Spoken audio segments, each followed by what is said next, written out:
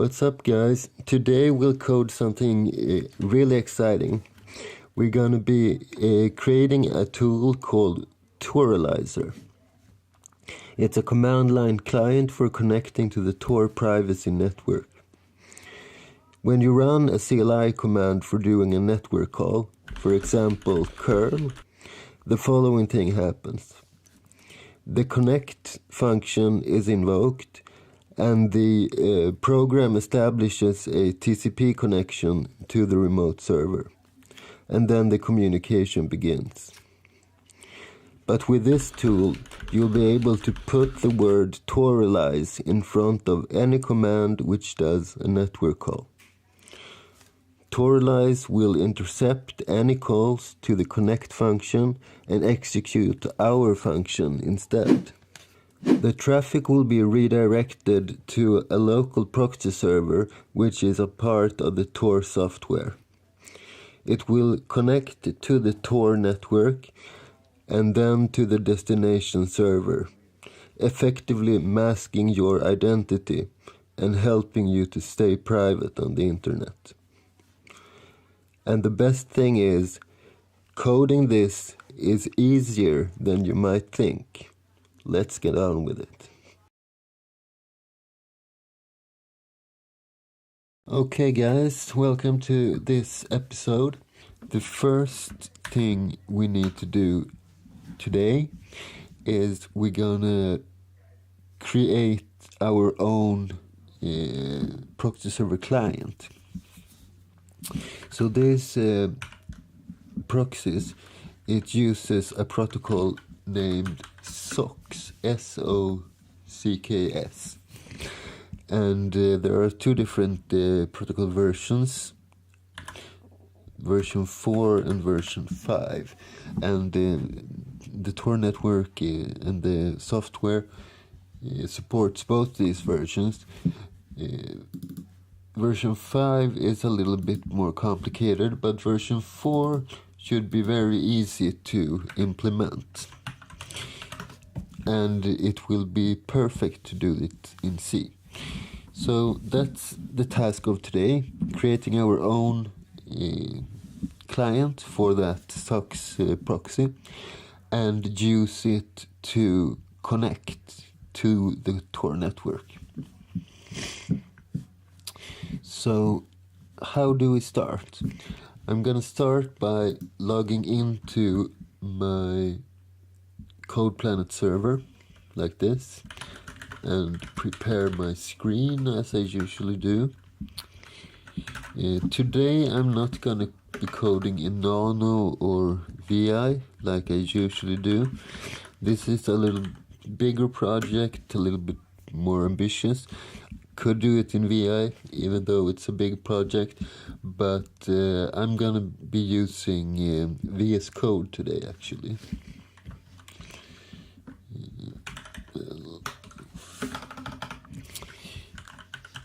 I'm gonna do my while true command so I don't accidentally close down my screen window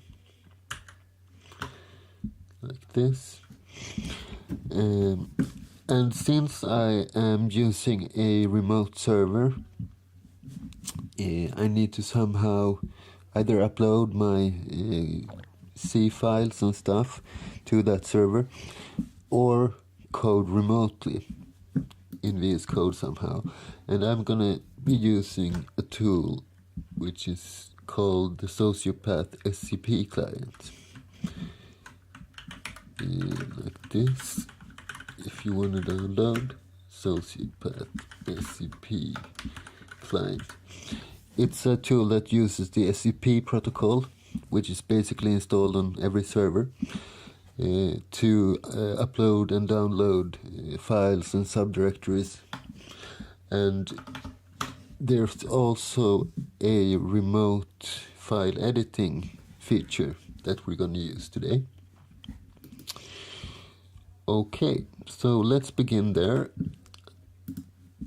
I have started up the program, which looks like this. So I connect to my CodePlanet server and I go to my code folder. So on the left side is my local hard disk drive, and on the right is the files and directories on the server. So I'm gonna right click and create a new directory, which I'm gonna call Toralize, like this. And now I'm gonna select the Toralize, I'm gonna right click and I'm gonna click open in editor. Then it's gonna download everything in that folder, which is currently empty, but if it were any code files in that folder, it would download it to temporary directory and open it in VS Code. And each time you save or create a file or a directory inside of VS Code, it automatically updates on the server. Okay, so now I have this emptied here. So I right click and create a new file, which I will be calling Toralize.c.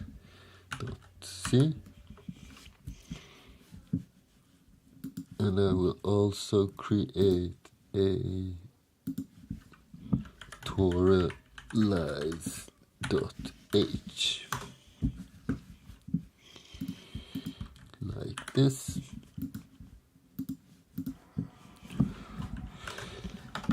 And I will begin by putting a small header. So Toralize.c, and I will include stdio, create a main, and this time I will type out the longer signature for this main function.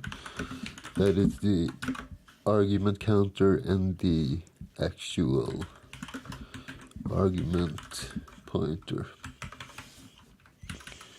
like this, because I'm not going to be using that in the final version, but the client that we're going to code today, that will be it will be used like this. So if we run it by doing ./Toralize, we're gonna enter an IP address like 123.4 and a port.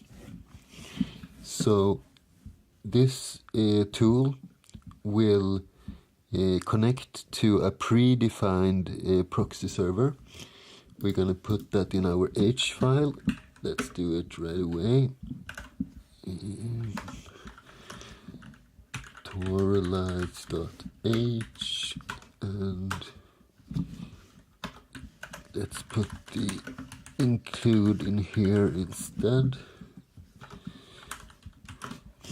And in this file we're gonna include our local file. So when the file is in your directory, you use quotes around it, like this. And I save this file. Now, if we go into the Sociopath window, we can see in the status bar down here at the bottom, Toralize.c has changed, successfully updated to server. And if we go into our terminal and go into the directory and check the contents of this file, we see that it has updated. The .h is not here yet because I haven't saved it. It uploads on save.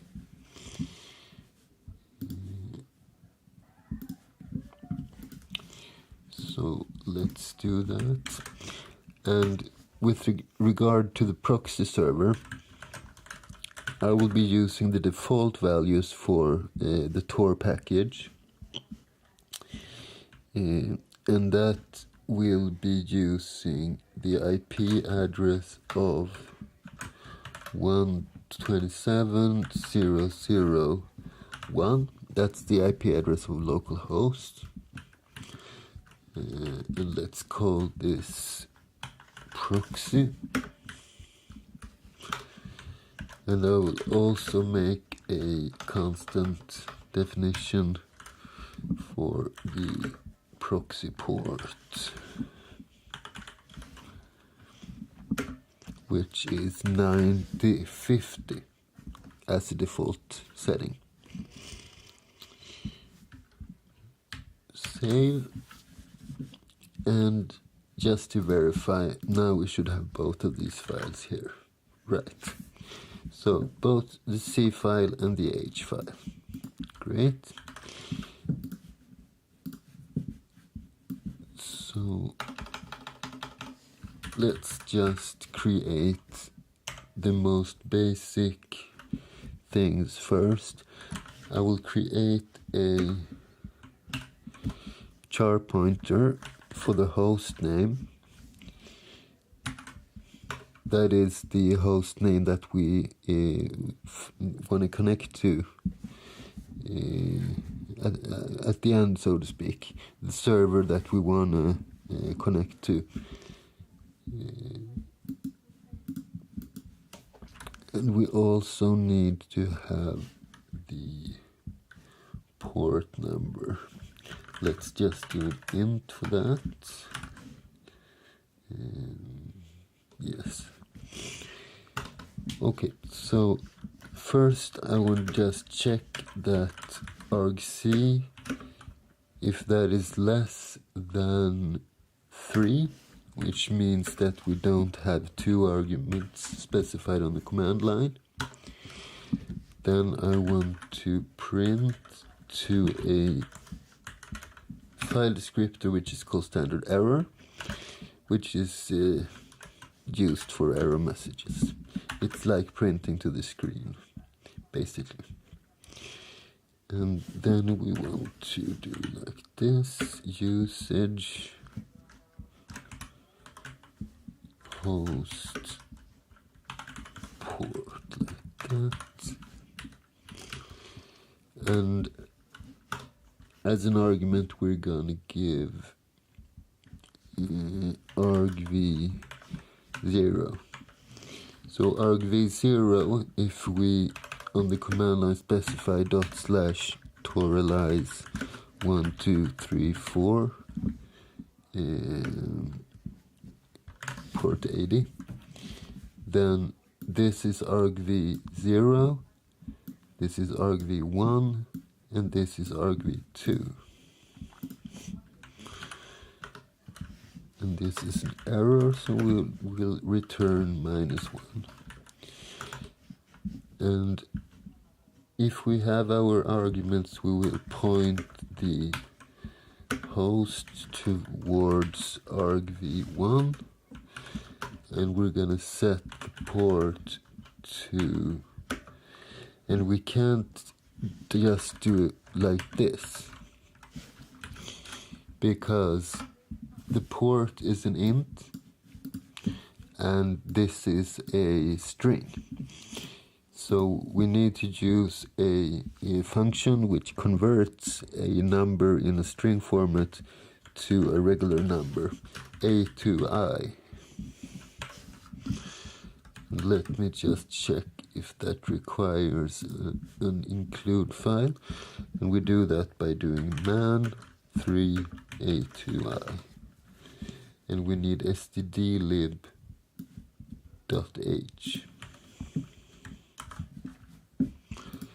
which I will put in our header file. Include stdlib.h,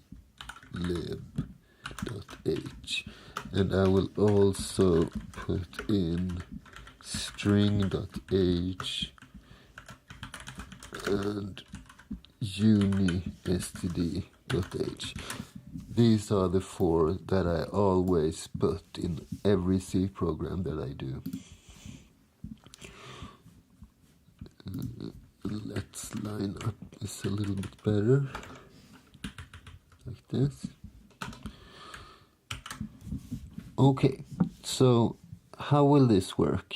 We need to figure out how the proxy protocol SOX version 4, how does it work?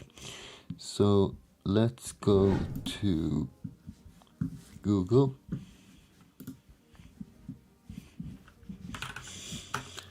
And if we want to have the technical specification of a network protocol, we do like this. We search for the protocol name, SOX4 in this case, and we add RFC. That stands for request for comment and is the standard way of describing an official protocol. So that way you will always get the right one.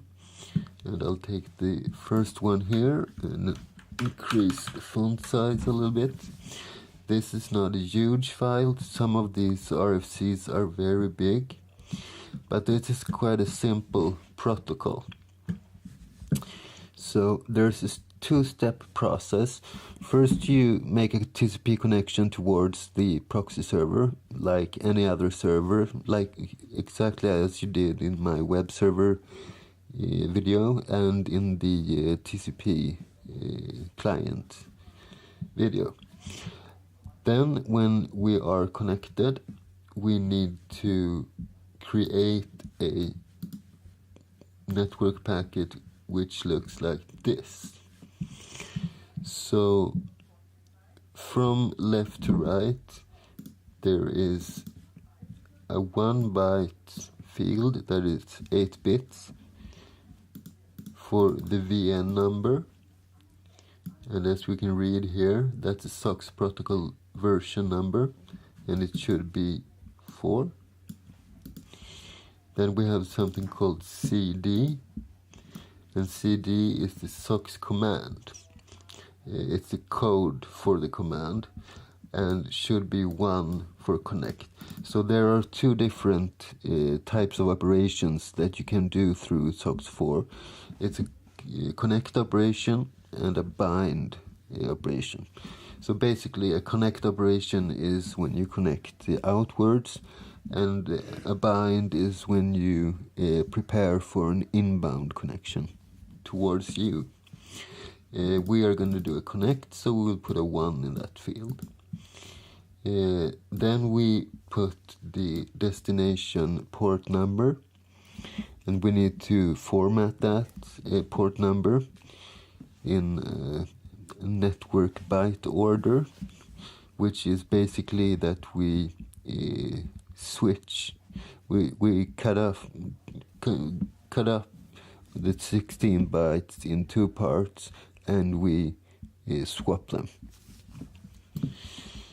And same with this destination IP, but this is a 4 byte field, so 32 bits, regular int size, and that's where we put the IP address of the remote server that we want to connect to. And then we need to put a user ID, and I will just put Toralizer there, doesn't matter. And then we need to end that string with 0 byte as usual. And that's basically it. We send that packet, we get a reply, which looks like this, and the only interesting field is this CD field. If that is 90, then the connection has been established, and then you can just send whatever you want. If we get another number than 90, then something went wrong, and we need to deal with that. And then we will send some data just to see that it works. So that is what we need to do. Okay, so I will do like this. I will copy this, and inside our header file I will create a comment block and paste in this one.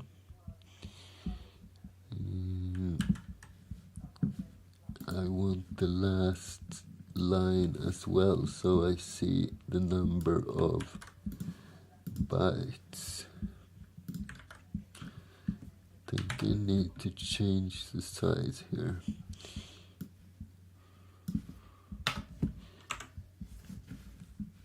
Okay, this way we see enough. But in order to be able to create a structure that corresponds to this design, we need to be able to create fields that has the 8-bit size, the 16-bit size, and the 32-bit size. So let's start there.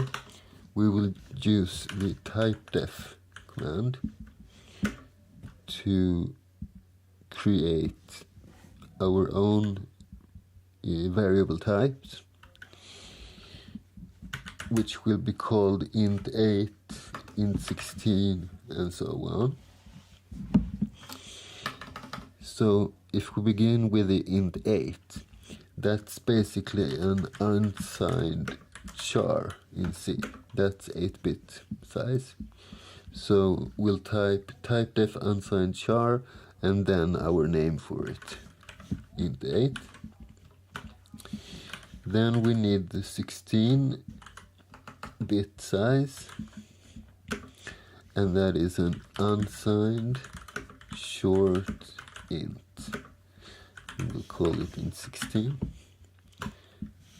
And then we need a regular 32-bit int. So that's an unsigned int. And we'll call it int32. Okay, so now we have the different parts that we need. Now we're going to create the actual structure for this packet. So we'll create a struct, which I will call proxy request. And the first is vn, so int8 vn. And the next is cd, which is also an 8-bit. Then we have the destination port, which is 16 is port. And then we have a 32-bit destination IP field. And then we have the user ID, which has a variable size. But I'm going to create a username of 7 characters, because that way we can have a 64-bit variable here, which ends in a 0 byte. So that's why 7 and not 8. So basically I will do unsigned jar user ID 8. And this is all we need for the first structure. Let's create the other one at the same time.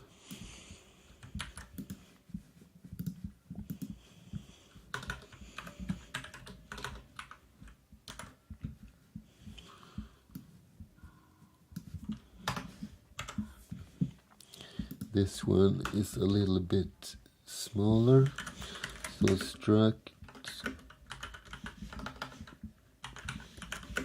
proxy response.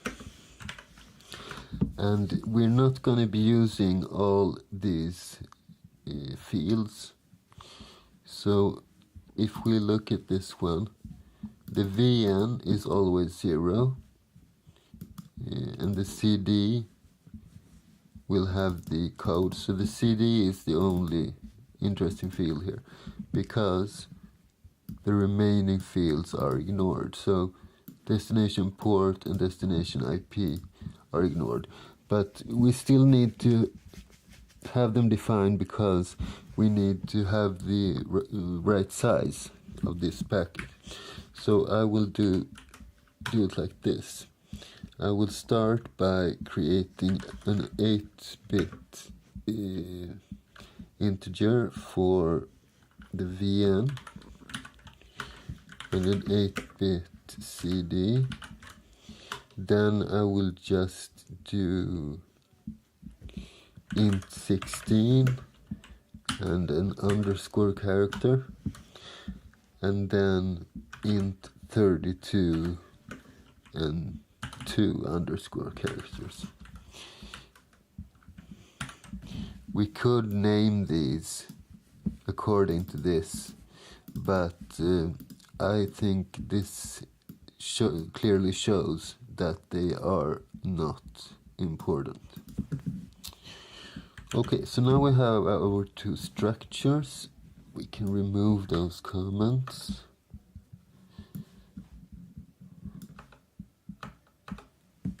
And make this a little bit bigger again. And I want to create a type def for these structures, so we don't have to type the whole proxy request every time.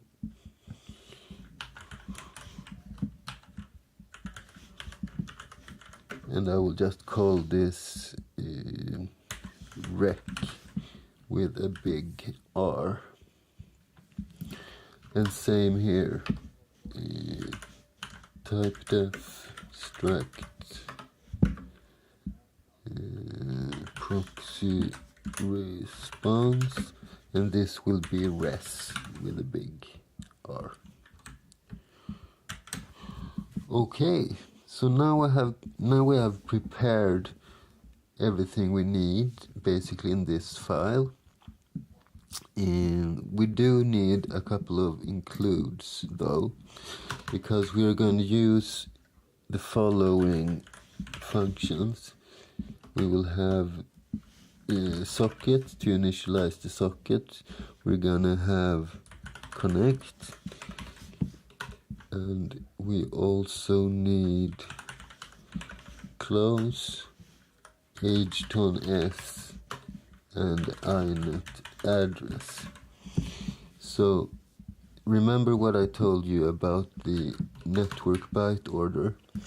So if we have a port number, for example, like something like this in binary, so this is a 32-bit,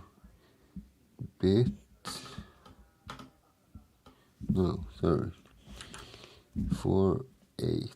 This is a byte. So if we do like this, let's say this is a port number, and I don't know exactly what it corresponds to, but let's say for instance that it's 9050, because it's a 16-bit field, so it looks something like this. Then we need to copy this right part and put it to the left. That is network byte order, that we have the most important bits first. And that is what these two functions are for. h-ton-s does it for the port number, and the inet address takes a string and creates a big. So basically it first takes this IP address and translates it to a big number, and then it makes this network byte order. So these are the functions we need. Perhaps I have forgotten any other ones, but that will be clear when we get to that point. So let's find out what include files we need. Let's begin by socket. We do man to socket and y2 because this is a system call. That's what. How do you know if it's a system call or a library call? Try a library call first, a 3. If you don't get a hit, or if you get a hit that doesn't seem right, try the 2. Okay, so we need syssocket.h.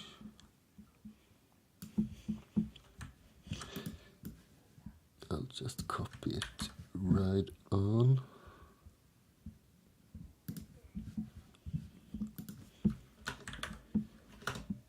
This, and then we need the connect. That's also a system call. So man to connect, and that's the same. We don't need it again. And what else did we need? Close. I think that's UniSTD that we already have, but let's see. So the close, that is also a system call, and we use it to close down the connection. Can also be used to close down a file.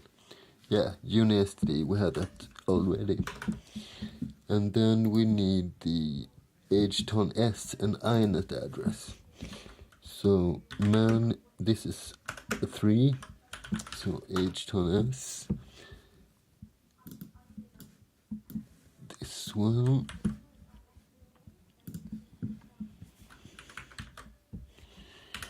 And finally, inet address. Also a library call. So 3. Here we need a couple of include. Syssocket we do have already. ARPA inet we do also have, but not net inet.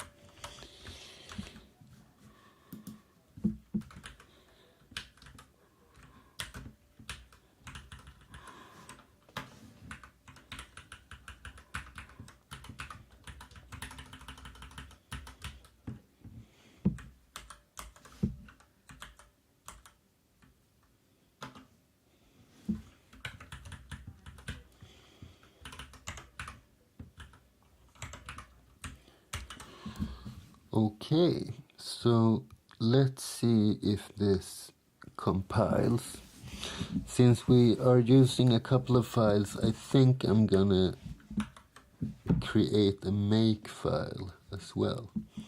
So I will create a new file and I will name it make file with a big M. And then I will just put in all gcc toralize.c-o toralize. We're gonna be adding a lot of stuff here later on, but for now this ought to do it. So let's save. And when we have a make file like this, then we don't need to issue the gcc command every time. We can just do make, and then it will try to compile. Okay, typo. So let's go into the toralize.c, and this should be an if, not an int. Let's save, and we'll run make again. This time it compiled our tool. Okay, so the next step is connecting to the proxy server, because we're not gonna create a TCP connection directly to this host and port that we specify on the command line, we are going to connect towards the proxy IP address from the H file and the proxy port 9050. So that we have done before, creating a TCP client. It's exactly the same as before, so I'm gonna make it quite fast. If you need to learn how to do that, you can watch either my TCP client episode or my creating your own web server series. I will explain by haste though. Okay, so we need a couple of variables. First of all, we need an int, which is called s, for the socket file descriptor return value. We also need a structure,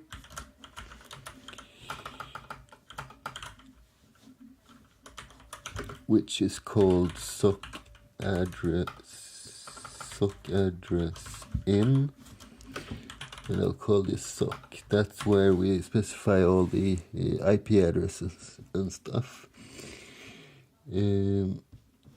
Okay, so let's start by creating our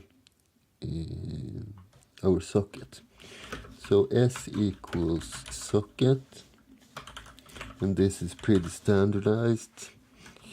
We always put in sock inet, and second argument is sock stream for a TCP connection, and then a 0 for the third argument. And if this s is less than 0, then I will use the p-error command to easily print an error, and we will specify which function that produced that error. And then I will just return -1. When we create the final version of this, I'm going to use more accurate error codes, but for now we'll just do -1 for everything. Then we will prepare our structure, and that's 3 things we need to add in order to make a TCP connection. First of all, we need to put the SYN family to AF inet. We need to put in the SYN port and use the hton s, so we get it in network byte order. And then we will just put in our port variable here. And finally we will put in our sock SYN address s address, and that will be equal to inet address and our, no, not our port, it should be our proxy port, and it should be our proxy IP address, nothing else. Okay, so these are the 3 things. Now we need to initialize the actual connection with the connect command. So we do connect, and we reference the socket. The second argument is our structure, and we need to create an explicit typecasting, because we need to change it to sock address struct, a pointer to a sock address struct, and we also need to send the reference. So let's put an ampersand there and the sock, and then we need a size, and I will just do size of sock. That ought to do it.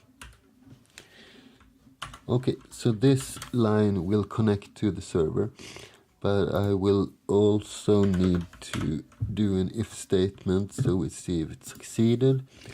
And this should return a 0 if it works. If we wouldn't remember that, we can go into the command line and do man to connect and go towards the bottom, and here we will find a section for the return values. If the connection or binding succeeds, 0 is returned, otherwise -1. So I will just do a simple if statement. There's no need to save this to a variable. So if this is not 0, something went wrong. And then we do p error.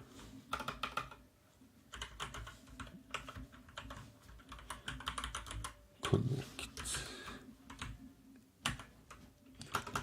And return -1. Otherwise, we are connected to the proxy server.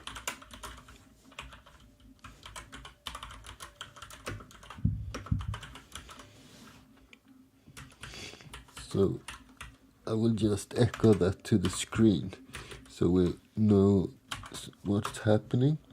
Then I will close the connection because I want to see if it works. So close S.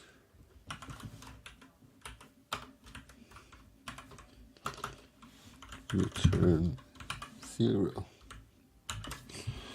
Okay, let's see if we did something wrong. Make it compile on the first run. That's not every time.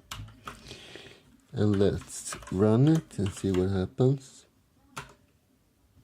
Right, we need to put something here. We're not going to be using that information at the moment. Connected to proxy. Great, so it works. So now we have successfully created our TCP connection towards the proxy server, and the next step is to create the proxy request packet according to this structure that we created before. We haven't created any function declarations, so let's do that as well. So we have a main function, takes in an int and an argv pointer, and when I create those signatures, shard, of course. So if we look at our regular main function, we use this format right here. So a char array of pointers. But when I create the type signature, I usually use this format. Doesn't really matter. Okay, so that's the only function that we have this far. Our other function is going to return a pointer to a request. And let's name this function request. And as arguments, we're going to take in a char pointer, which is our destination IP, and just a regular int for the destination port. And let's make both of these const as well. The const keyword means that we cannot change these variables inside of the function. So it's just input values. So this is the signature. I'll copy this and then I will strip it down so it looks like our main one, because we don't need to have the names of the variables when we do a function declaration. And why do we do these function declarations? Do we have to? No, we don't have to. But imagine that we put our main function in our C file at the top. If we then try to reference the request function, it's not going to find it because it hasn't been defined yet. But if we put our request function on top of the function declarations, then it will work. So that's one reason. But I think a more important reason is so you can have like a better look. You can just watch the .h file and you see the entire structure in a very good way. So always do this if you have multiple files or a big .c file. Okay, that was a small parenthesis.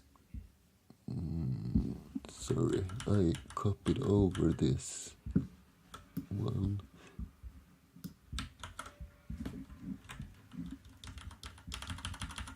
There we go.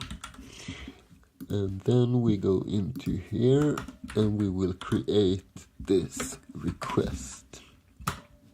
So what do we need in order to do that?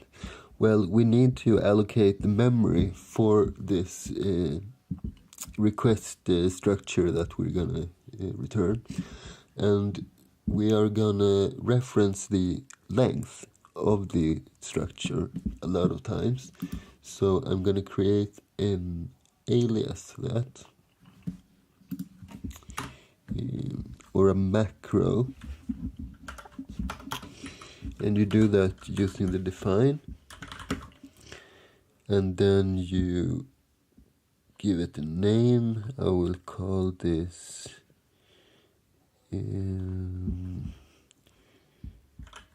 rec size. And what is rec size? It is the size of struct proxy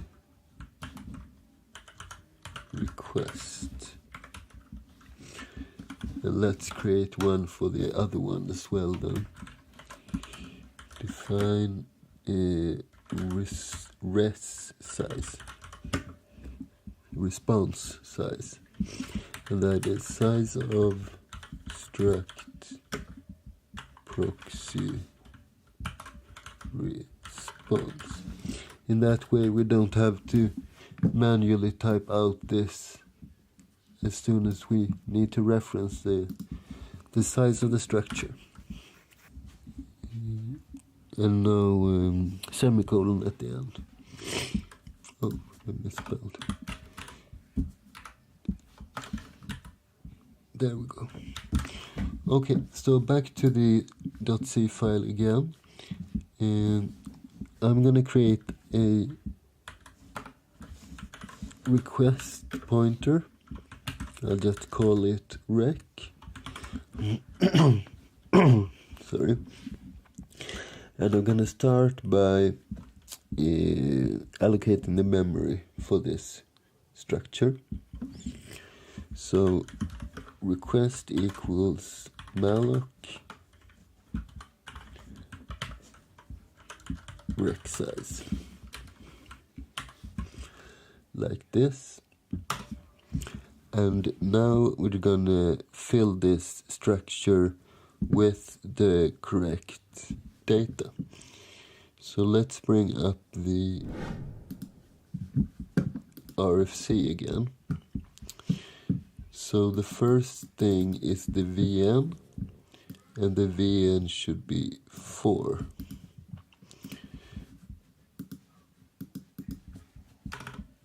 So rec VN equals 4. And if you're not familiar with this arrow, that's basically the same as the dot format. But when you're using a pointer to a structure, you use this arrow to indicate that we need to grab into the reference in order to get the value, or set the value in this case. Okay, so VN is 4. Then we have the CD, and it should be 1 because we're making a connect request. So rec CD equals 1. Then we have the destination port, and we need to put it in the correct format. So rec dest port equals, and now we use this hton_s function that I talked about before to switch it to network byte order, and it is the destination port. Then we take the destination IP,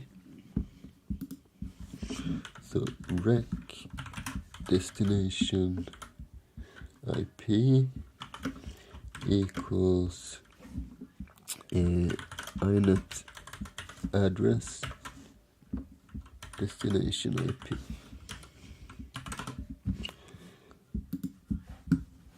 And then we need to have a null terminated string with our variable, and I want it to be 8 characters. So let's create a definition for that. Find username Toralizer, because we need to remove this E. So 1, 2, 3, 4, 5, 6, 7, and then a 0 byte at the end.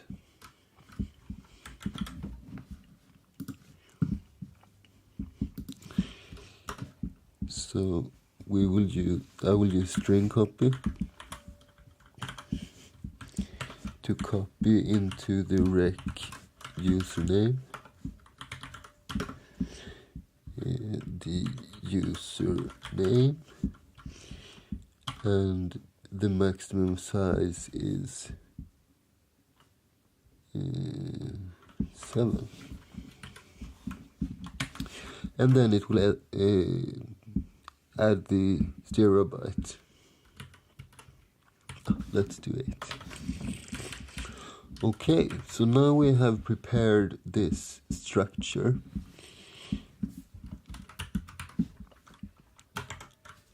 And now we will simply return it like so. And now it will be very easy to handle this, because we have a function which just creates the entire data that we want to send, and we know the size of this structure, so we can just use the right system call in order to send it. Okay, so now that we have our function which creates the packet that initializes the proxy connection, now we're going to use it. So let's go into our main function and let's create a pointer of our structure request type, so we can use it when we want to send the data. And instead of just closing the connection like we have done here, we're gonna set our request variable and use our function. And our request function takes two arguments. It is the destination IP and destination port. And we do already have variables for that. It's the host and port variables. So we'll just use them. So host and port, like this. So now the rec variable is pointing to our packet, and we just need to send it using the right system call. The first argument is our socket file descriptor, which we named S. The second argument is the buffer, and I think we only need to do rec. Perhaps we need to do, yeah, we probably need to do a type definition, typecast, I mean. But let's put it like this to begin with, and watch the warnings and errors when we compile it. That's usually the best workflow. And we need the size of the packet. And since we know that we always want to use a 8-byte an 8-byte buffer for the username, we have a constant size of our request packet. So we will just use that definition that we put in here somewhere. It is, I think we created a macro. Yes, rec size, that's the one. That is the size in bytes for how big this packet is.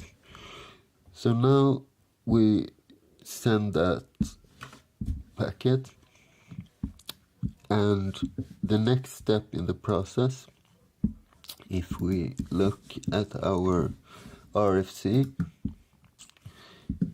it is accepting this structure back.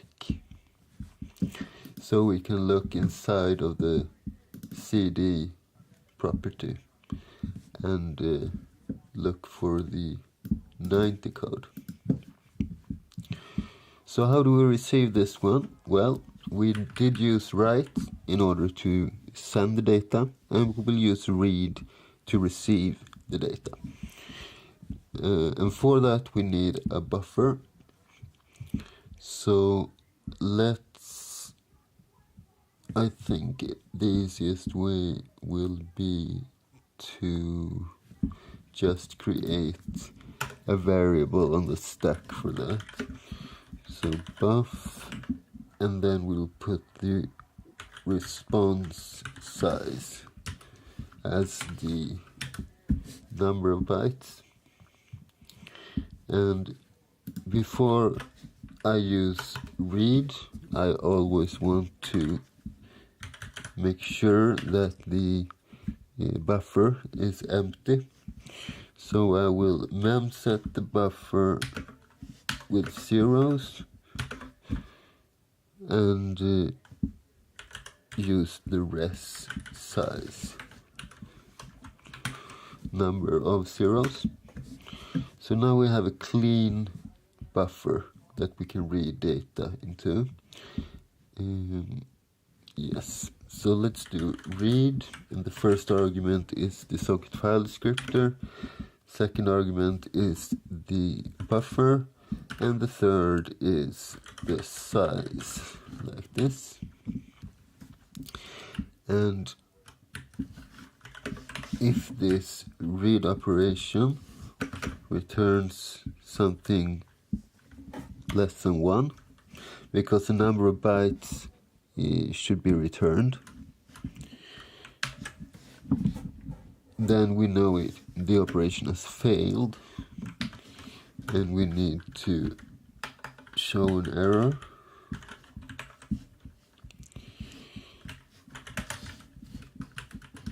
Sorry, I'm a little bit used to the JavaScript strings.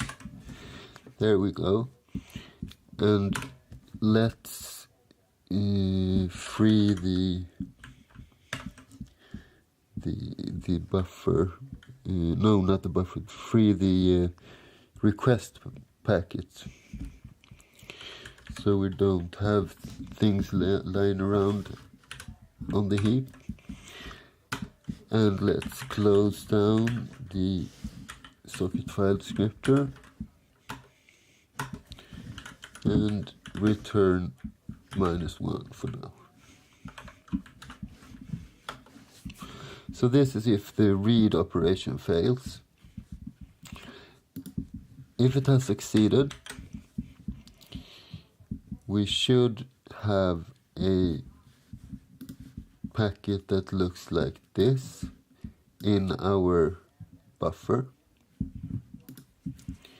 but we can't easily access the values inside of it if we only have a string pointer.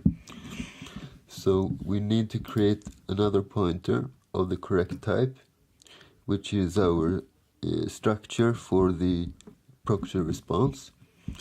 So we will create a res as well as the rec. And we should just be able to point this towards the buffer. And that's what we'll do. So res equals buffer. I think this should be enough. And now we should be able to grab this value, the CD value, and I like doing it like this. I will create an int, which I will call success,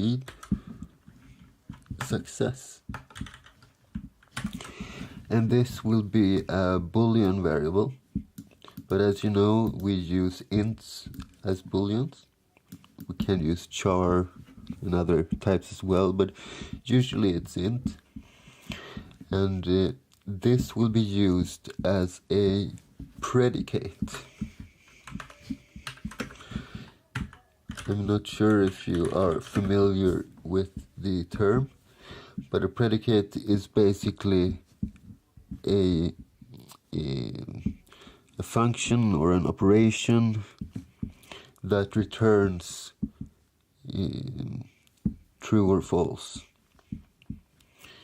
And this is American English. I think in the British world they use the word property for this.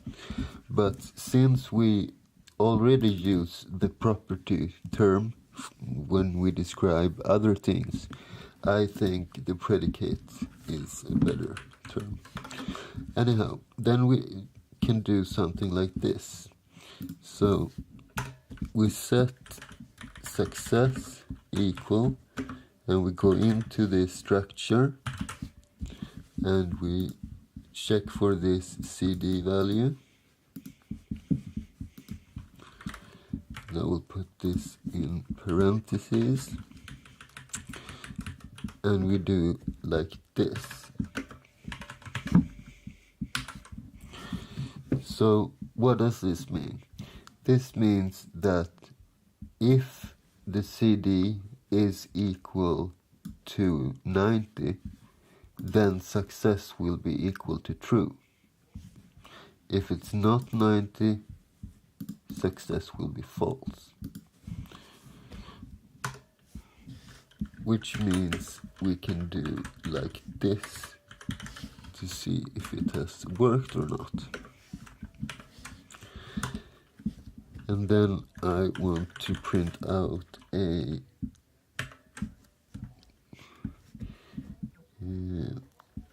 error message of my own. So I use the fprintf to the standard error way. And I want to say something like unable to traverse the proxy error code, and then the error code. I need to divide this a little bit. I'm not sure you know it, but if you have a large string, you can always divide it by smaller strings and put them on different lines. Make sure to encapsulate them in quotes on both instances.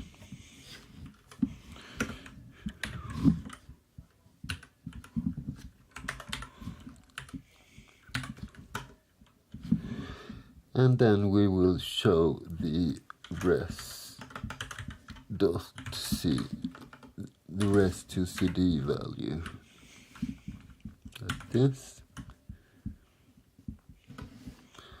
And we can also do, let's close the S and let's free the rec and return -1. And unless this if clause happens, we have successfully traversed the proxy. So let's inform that with a printf, at least for now. Perhaps we will remove these messages when we are done. Okay, so successfully connected through the proxy to and we will have a %s:%d, and then I will use host and port like this. And now I will close down the connection. When we finish this program off, we will not be closing down the connection. But since we are only checking right now if it works, if we are able to connect through the proxy, we can close down everything and terminate when we are done. So this code will be removed in the final version. And we will free the rec and return 0 like this.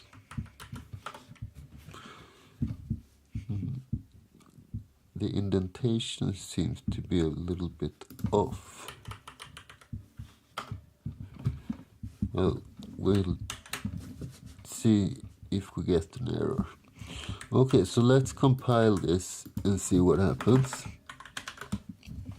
Okay.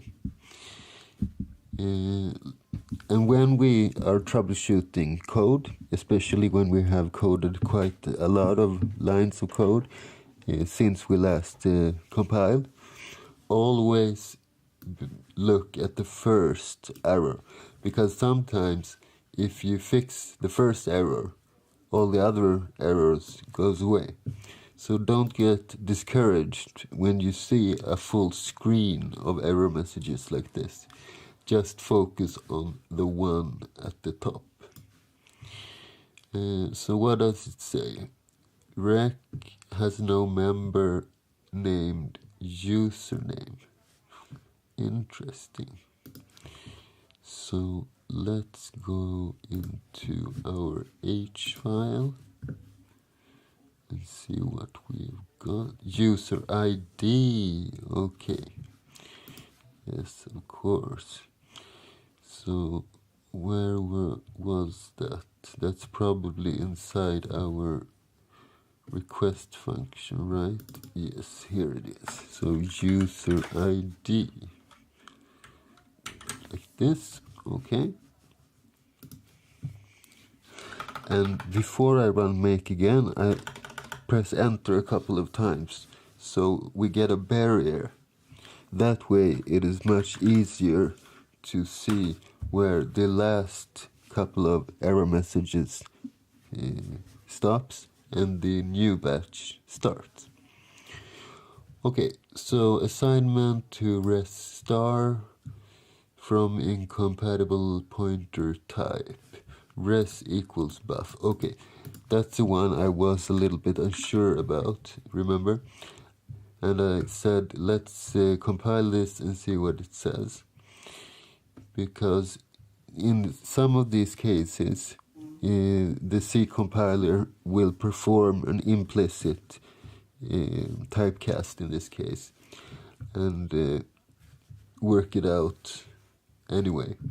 But not this time. So okay, so res is a struct pointer and buff is a string pointer. So what if we were to just do res like this? Let's try that first. Seems like it worked. Okay. So close S, data definition has no type or storage class. That's an interesting error message. Data definition has no type or storage class. Close S.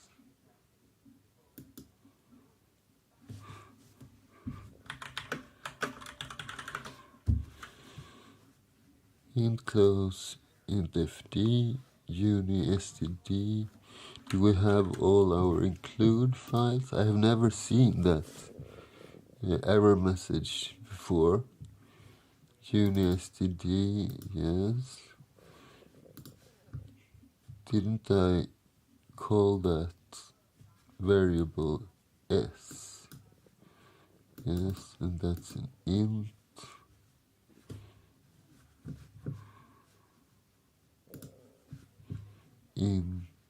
Int. It was only a warning, but a very weird warning. Perhaps something else is wrong in its proximity. If success, fprintf and the parentheses, then we have the string and then the end parentheses, close s. What line did it complain about? 94. Okay, it's not this one. It's complaining about this one. Well, there is. Okay. So, let's see. If success, and then we have this, close S, close rec. Yeah, this shouldn't be here. Okay. Let's do this again. Okay, it's compiled. Let's see if it works. So what shall we connect to? I will just do one of my web browsers, and you might have noticed that we didn't put any DNS related stuff in this one. So I can't just put in www.networktechnology.org or something like that. That's something that you probably can add by yourself. See that as an extra task. But for a proof of concept, it's not really necessary. Okay, so I will take the IP address of my web server and let's run Toralize against that on port 80. And if this works, we should see a message that we have successfully connected to the proxy, and we should also see a message that we have successfully connected to the end host through the proxy. Connected to proxy, successfully connected through the proxy to blah blah blah blah blah blah. Okay, very nice. So this has accessed the web server through the Tor network. And let's add some functionality so it can send some data and read some data, so we can see that it can communicate with the end host as well. That is also stuff that will be removed in the end result. So let's create another buffer. Let's call this temp, and let's do 512. Since it's only temporary, I will not think much of it. So here we are successfully connected, and now I want to send something.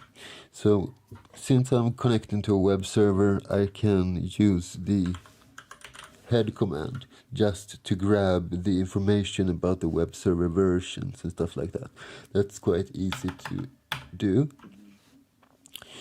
So I'm going to use the smprintf in order to create the buffer.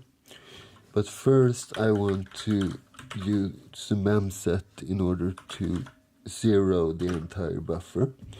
So, no, not buffer. I need to remember I call it temp. And 0, and the number is 512.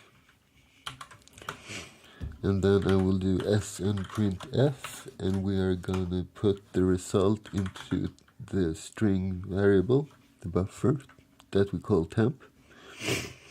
And we won't be writing more than 511 characters. And what do we want to put there?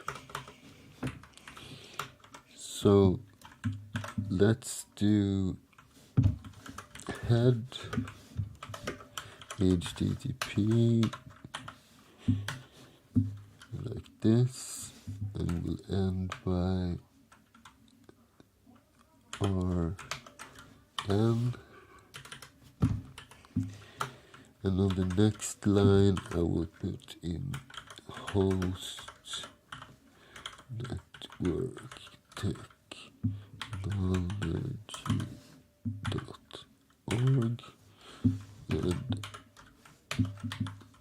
And if you wonder what this RN is, sorry, that is the Windows standard for new line.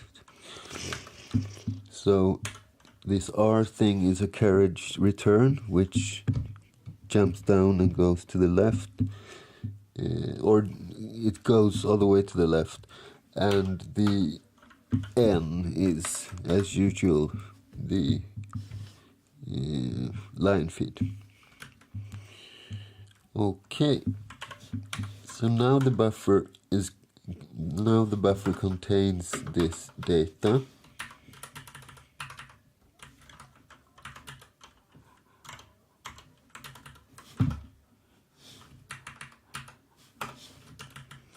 And then we will just simply send it. So write s temp, and I'll do the string length of temp like this.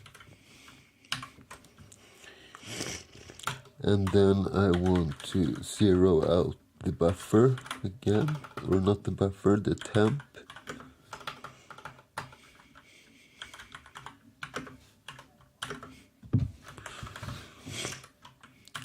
And then we want to read the results. So we read from S into temp and no more than 511 bytes. And then we'll just print that to the screen with a regular printf like this. Let's put it in single quotes as well, so we see if there's something weird going on. That's a good tip, by the way. Like if there's a line feed before the data or something like that, then we will see it like this. So this will be on one line and this will be on the next line.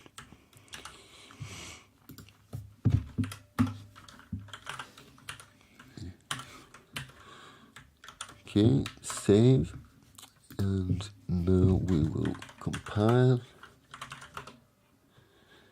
and let's run it again.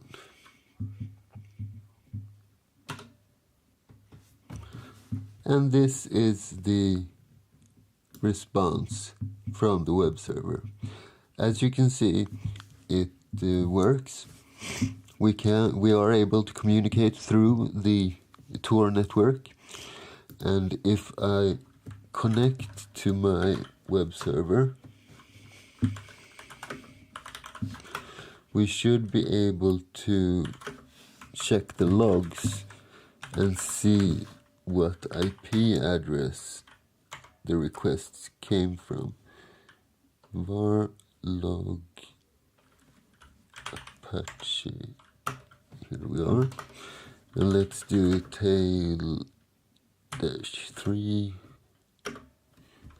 access.log.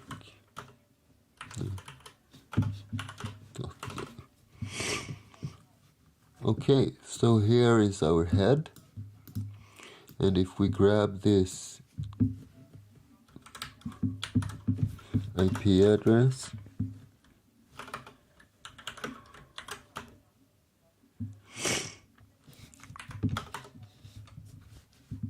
we see that it's some kind of German address. And we can also do, if we restart the Tor server, so we do etc init Tor restart as root, restart like this.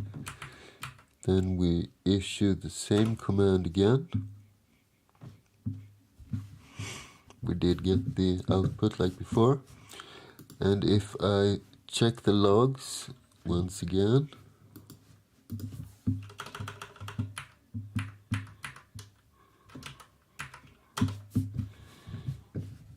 we get another IP address this time. And if we do a host on that IP address, we see that this time it's in the Netherlands. So our program works fine this far. But at the moment it's just a proxy server client. It's not doing what we intended it to do from the beginning. You remember, I want to be able to do something like Toralize and then run any command like curl against some IP address, and then I want to intercept the connection.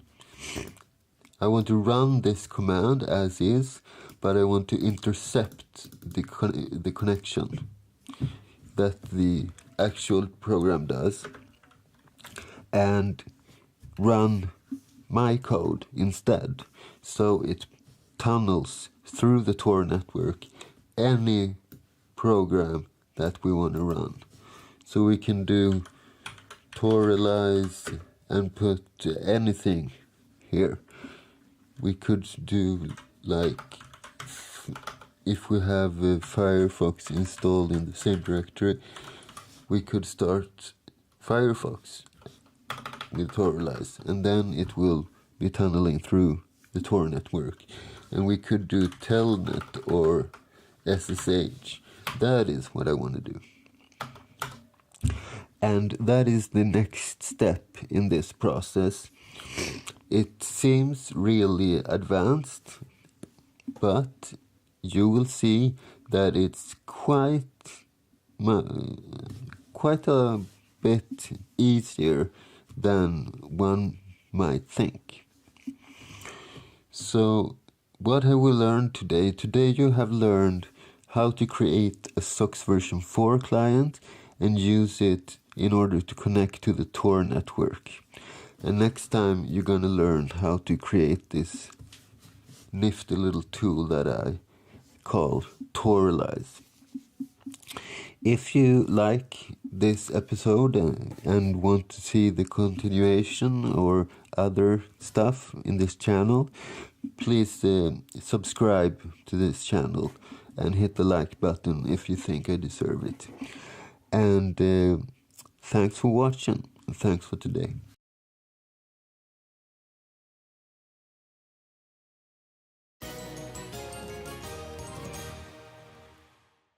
Okay guys, welcome back. Last week we began creating this Toralize tool, which tunnels any Linux application through the Tor network. We wrote the first part of it, which is a SOX version 4 client. So this is what we have this far. We can supply the destination host and port. So let's take my web server as an example.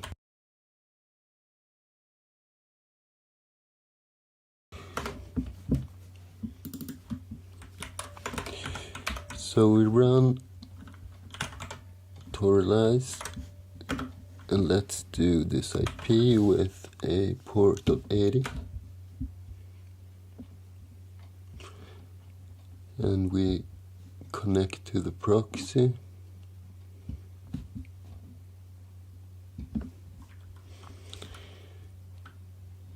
Maybe it's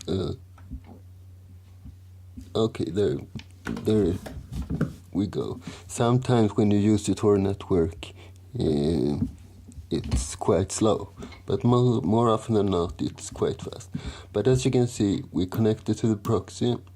We successfully connected through the proxy to the destination, and we communicated with the web server on the other end. So the biggest part is done.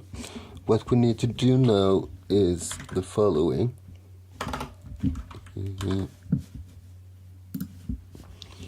We need to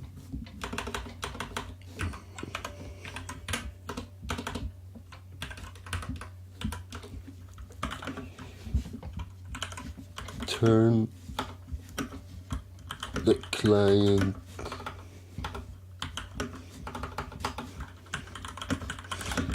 to a library.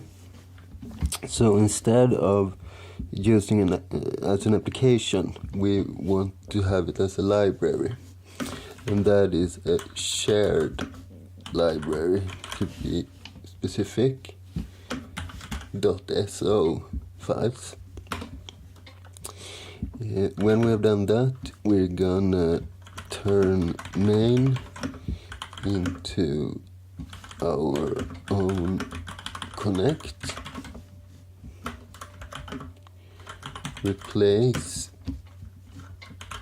regular connect, and we're also gonna save a reference to the original connect so that we can use it ourselves, because our current tool is using connect. If we look right here, so we connect to the proxy server using that system call, and that's why we need to save a reference to it so we can use it ourselves. We also need to grab the IP and port from original connect.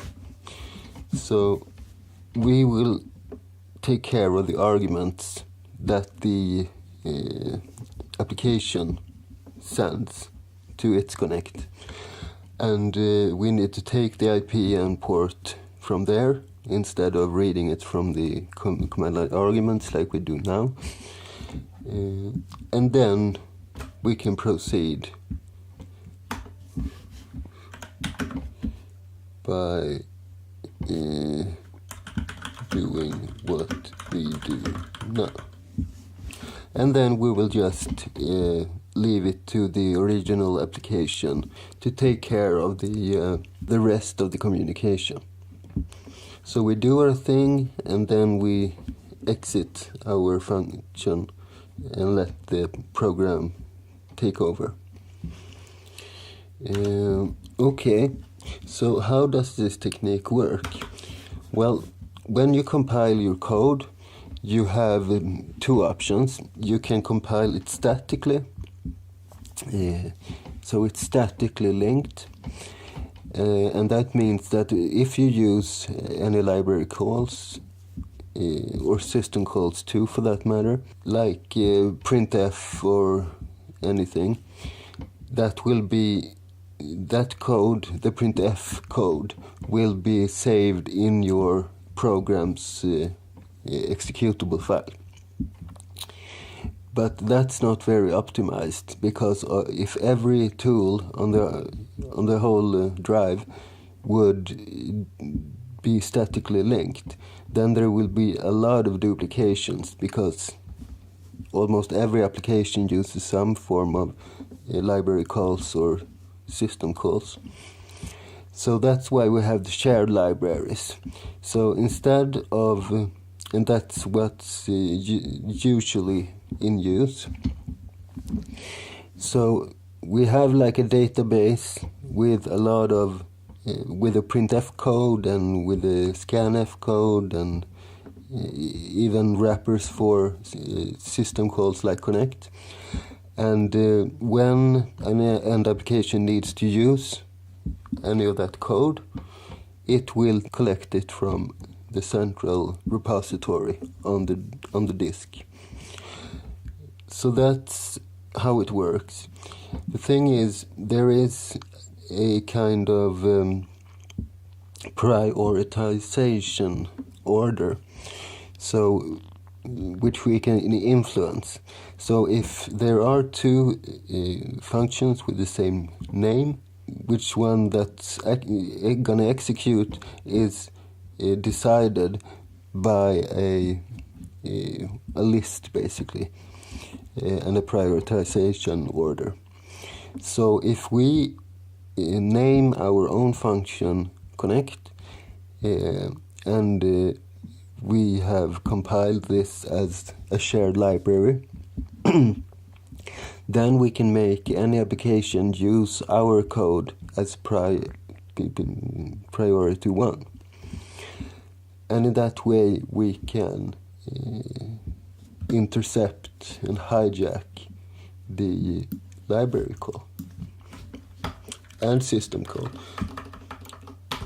because all system calls have wrappers in the libraries. Okay, this will probably be a little more clear when we have written the actual code, tested it. And this is not my own invention, this technique. I am following a website, let me just find it, C shared library function hook. Here it is, at R. Jordanes. So it's pretty simple actually. So put s is a function which basically works like printf, but not as advanced. It prints a single string on the screen. So that's the one that he uses in his example. So as you can see, he creates a function with the same name and same signature. He creates a function pointer also with the same signature, and that is for saving the original put s in this case. And then he gets the reference from this DLSym function. So basically you give the RTLD next and the name of the function, and it gives back the memory address where that function is originally located in memory. And then he just does like this. So he checks if you send the argument hello world, and in that case he hijacks the original put s call and changes the message. In other case he just runs the original put s with the same arguments. So this is basically what we're going to do. We're not going to have a condition because we are always going to hijack the original one. We are, however, going to use the original connect function to make our connection to the proxy server. And then we compile it as a shared library. So there's a couple of additional switches we use. And then we get a .so file. And then we basically tell the system to use our library instead by this ld preload environment variable. So we're going to create a small bash script, in our case 3 lines big, and that's what we're going to name Toralize. And then we're gonna use that to set the environment variable and run the command. And yeah, that should basically be it. So let's begin. Let's start by grabbing the signature. So we do man to connect and just copy this exactly as it is, and then we go up to our main and we just paste it right here.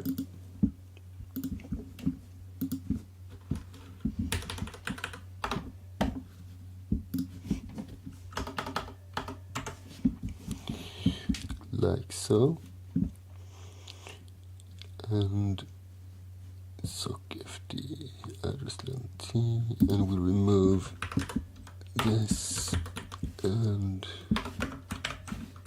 so we basically turn our main function into this connect function.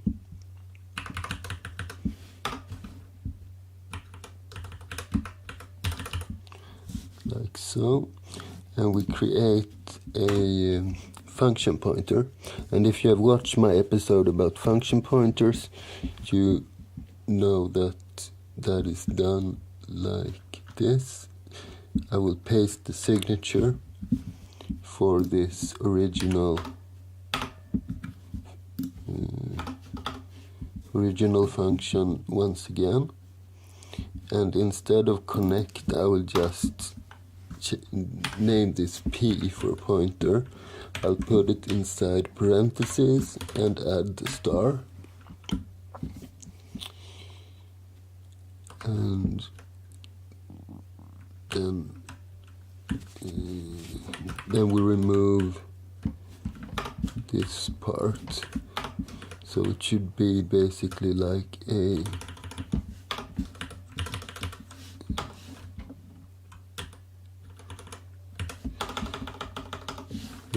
signature function declaration.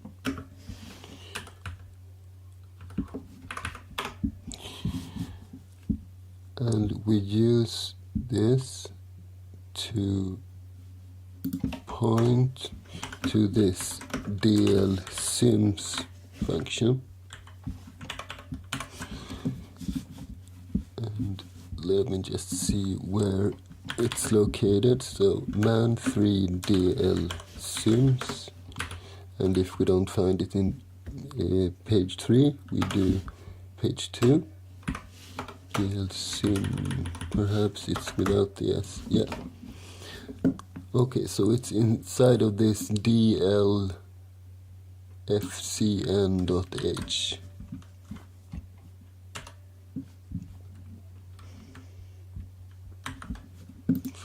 So let's add that to our list of includes, and let's see if he included anything else, only the string. So, and I need to grab the first argument, rtld_next. And you might ask why I don't copy paste, and I try to avoid that when possible, because if I type this a couple of times I will probably remember it. rtld next, and the name of the function is connect, like this.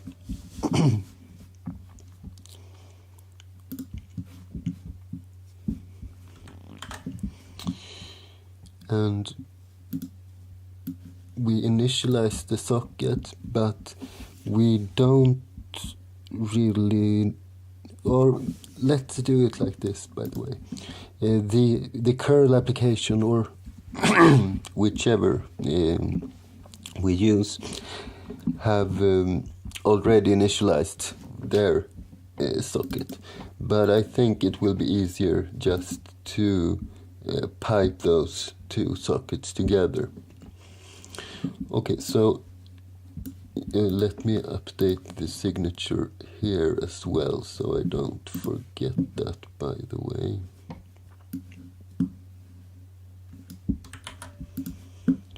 Because we don't have any main anymore. We just have int connect. It's int, right? Yes. Did I do int here? Yes. Okay, so int connect, int construct sock address star, sock len t. So we don't have a main anymore, because that's only for applications, and this is not an application. This is just a couple of functions which are free. Okay, so the application runs connect, and we don't need any of this, and we save this, we initialize our socket, and here we make the connection to the proxy server. Nothing will change about that, but we're not gonna call connect because we would be calling ourselves. We will be calling this P, the function pointer, like so, connected to proxy. And we also need to change our request function. Instead of sending host and port like we did before, let me remove that. So we have int s, and we don't have this host. Instead, we need to grab the IP and the port from the arguments. So this is what the application provides. We have the socket file descriptor, we have the length of this structure, and we have the actual structure. So I think the easiest way would be to, I don't want to name this address. Let's call it soc2 and s2 instead. So S and soc, that's ours, and S2 and soc2 are the provided by the application. So we need to look inside of this and get the data that we need. So let's pass the whole structure of that instead as host and port. So we'll just do soc2 right here, and we need to change the signature for our request function, and that is of type struct soc address in and star. Struct soc address in star.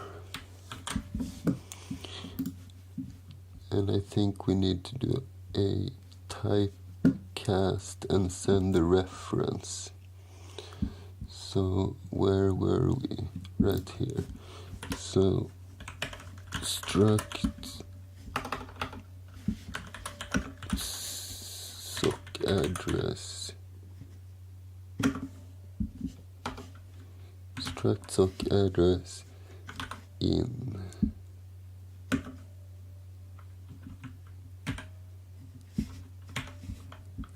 soc2. I think we need to do it like this. If we get a warning or error, we will change it, but it should be alright.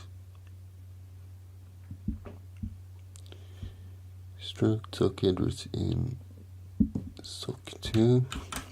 So we send that whole structure to this function, and we need to change this as well. So that will be struct soc address in, let's call it soc. No, let's call it soc2, so we know what's what.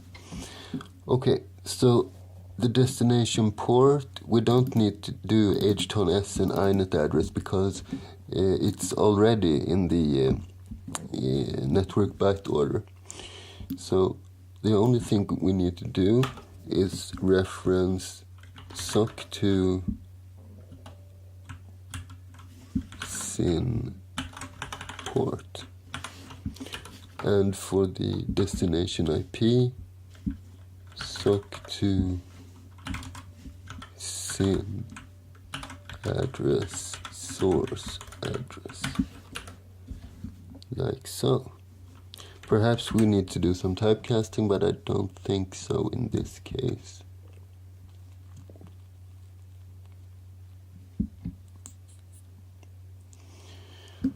Okay, so now we have the correct packet, and then we save that, then we send that packet.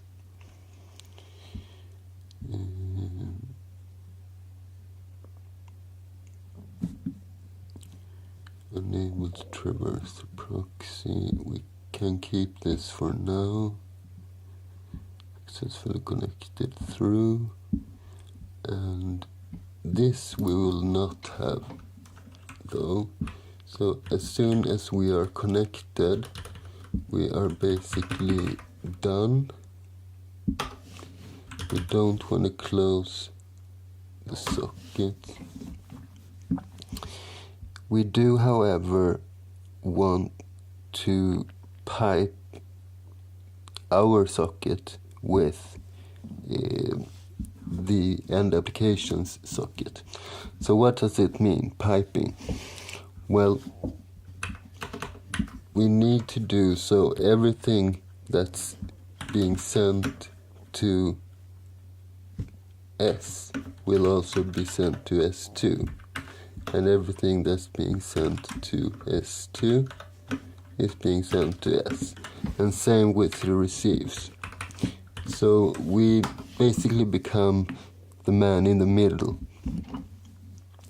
And there is a good system call which is called dupe2, which does exactly that. So it creates a new file descriptor, and it will be the same value as the second argument, which means that this will be pretty seamless if we give S2.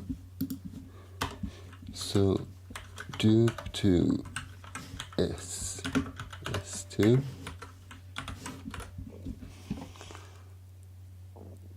and then we return. Did we forget anything? I think we did most of it. Let's copy the compilation flags from this one.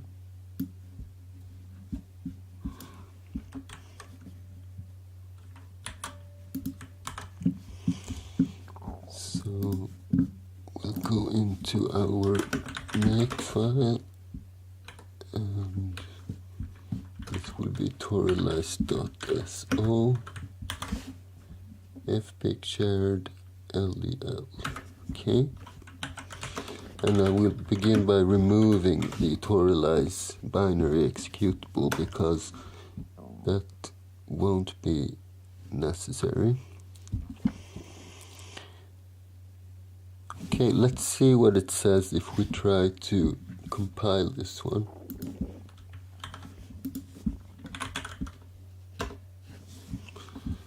Okay, dlsims, it should be dlsim.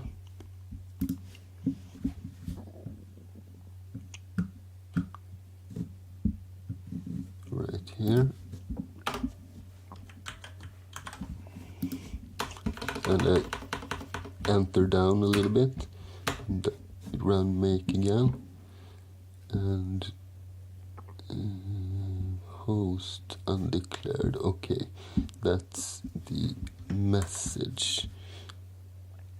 I don't think we actually need that one. Where is it? Unable to traverse the proxy. Successfully connected through the proxy. Let's just say through the proxy. Enter.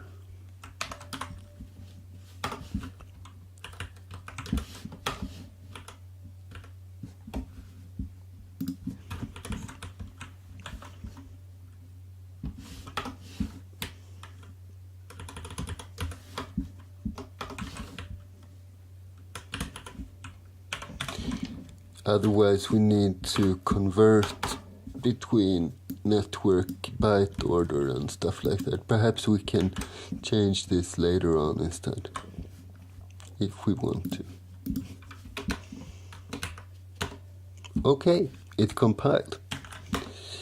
So how are we going to test this? We haven't really created our bash script. We can do that now, by the way.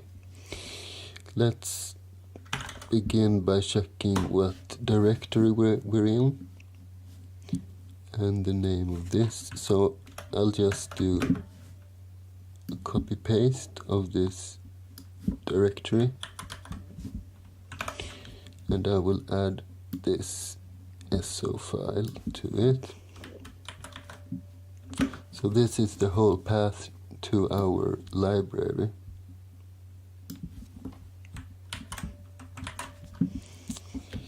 And I will log in as the root user. I will go to user bin,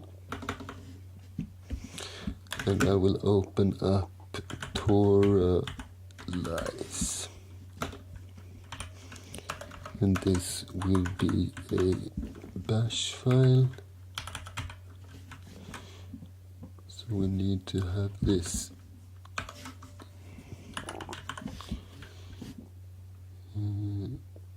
interpreter at the top, or the hashbang. Okay, so let's export LD preload to this one, and then we want to run the commands, because we're going to run this as Toralizer and then curl or whatever. So we need to send everything that's on the right of this Toralizer. And there is a way to access all the arguments at the same time, and I think it is done like this. Okay, so first we export the LD preload and point it towards our shared library. Then we do the $, and I think it's the @, which will run all the arguments to this script. And finally we unset the LD preload like this. It's probably not necessary to unset it because it's the end of the script, but I think it looks a little better. Alright, so we save this and give it running permissions. Toralizer, and then we test it out and hope that it works. So network technology.org.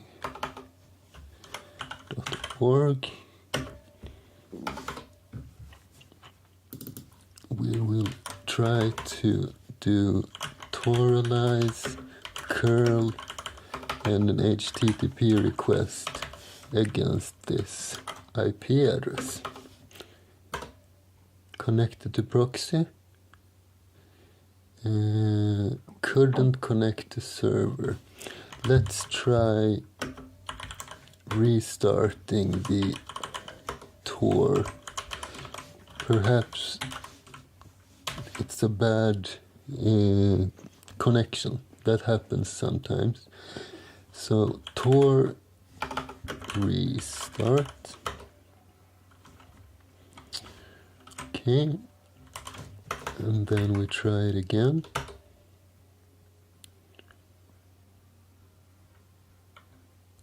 Okay. Connected to proxy.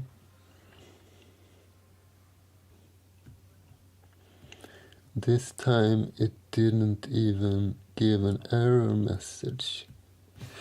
Let's see what this error code 91 is. If we go back to the RFC, so RFC SOX 4.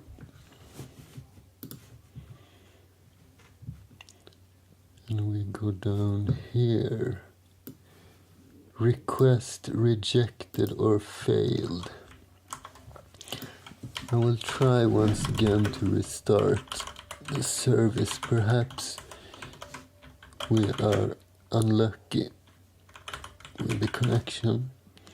So let's do like this.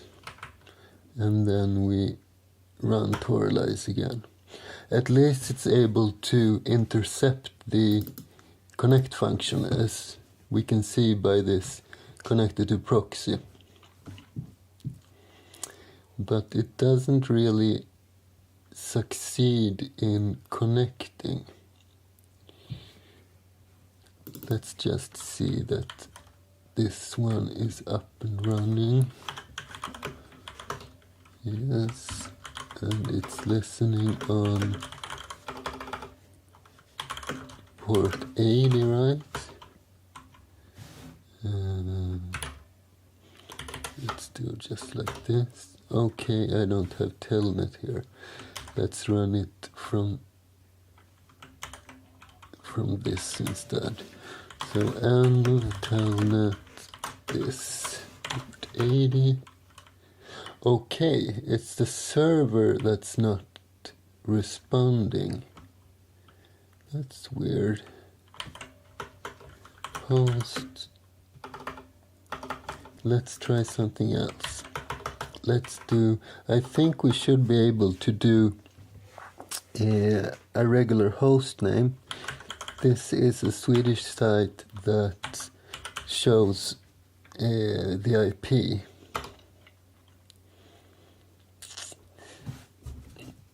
If we do make this work though, that's not going through the Tor network, the actual DNS request. So the DNS request probably goes outside of the Tor network, and then the actual IP connection goes through. So couldn't connect to server.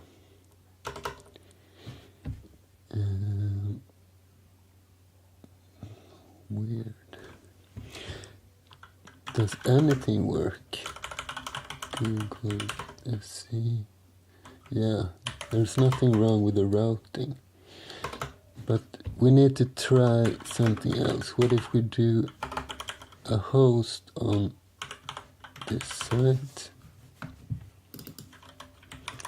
And we Toralize a curl HTTP and this IP instead. Are we able to connect directly to this one? Okay, that works.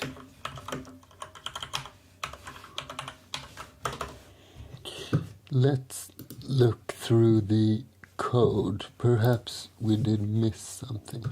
So what happens right here?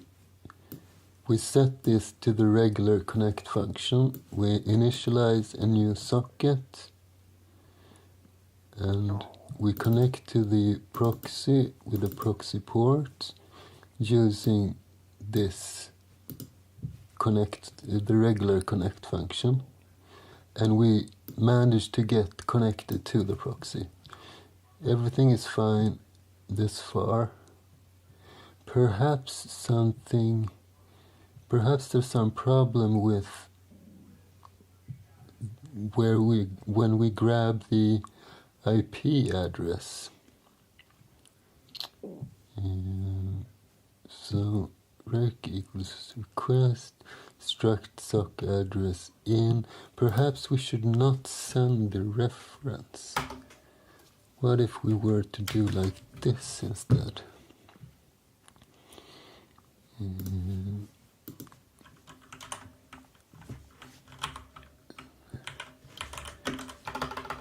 cd code and Toralize, and we need to run make and then we do host ip.sc, and we do Toralize curl http and this IP. Okay, so now it works, and we should be able to see the IP here, I think, somewhere. Okay, it seems that we go through some kind of middle server. It probably only works against Swedish IP addresses, and we probably don't come from a Swedish IP through the Tor network. We need to try something else. What if we were to do... First, we can test regular first. So if we do host... what is my IP.com, we do a regular curl,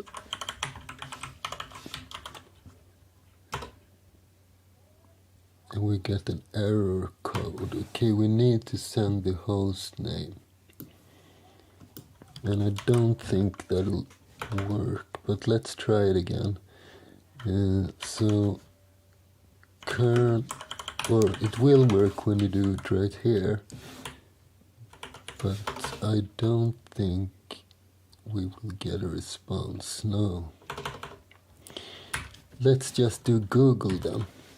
So host google.com,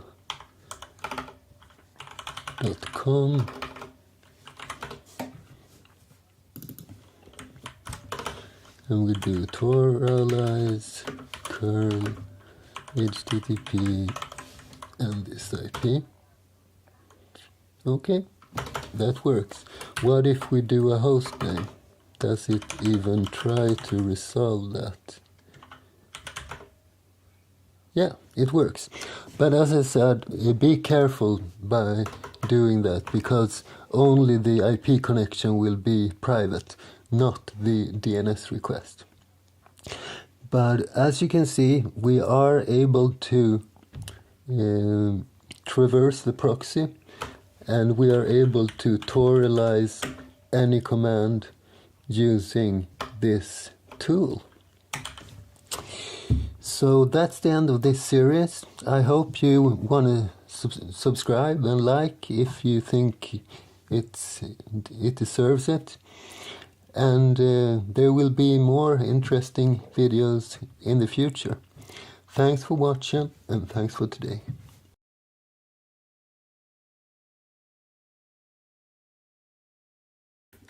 What's up, guys? In this episode, we are gonna code our own encryption library. It is loosely based on the ARC4 cipher, but with some improvements which makes it more secure. We're gonna expose a couple of functions from our library, and it's an initialization function which takes a key as an argument. There's a encrypt function, and there's a decrypt function, and finally an uninitialization function. So it's very easy to use, and let's get started.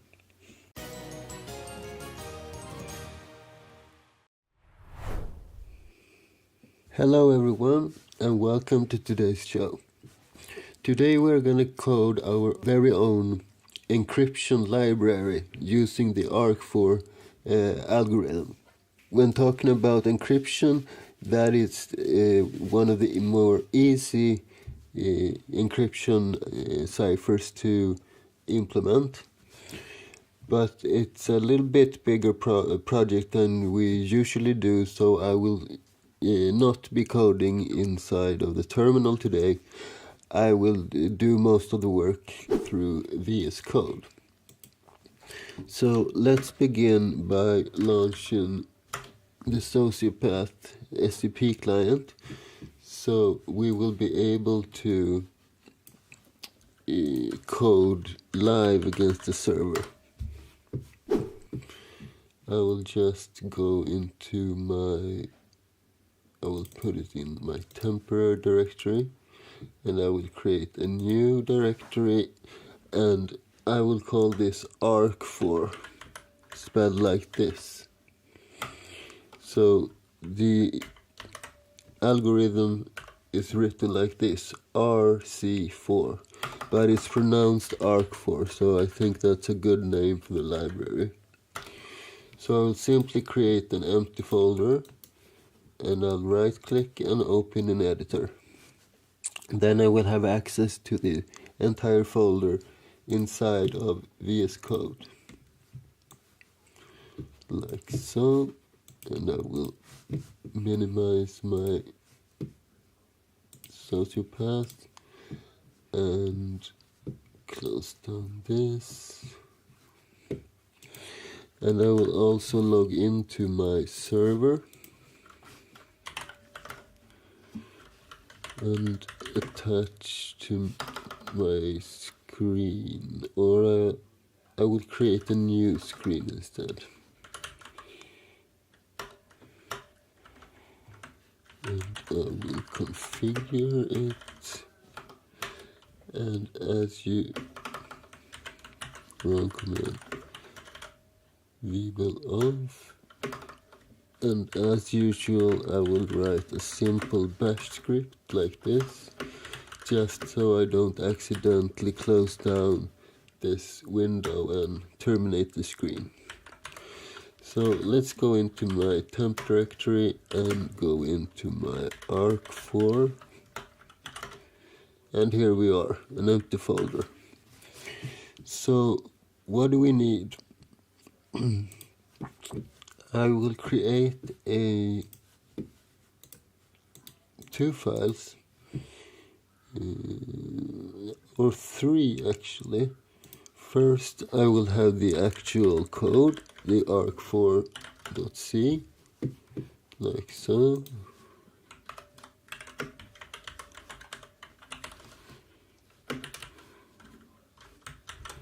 And as I save, we can see here it's successfully updated to the server.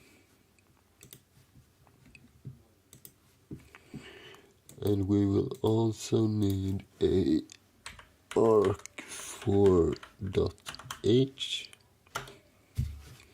for our structures and includes and definitions and macros and such.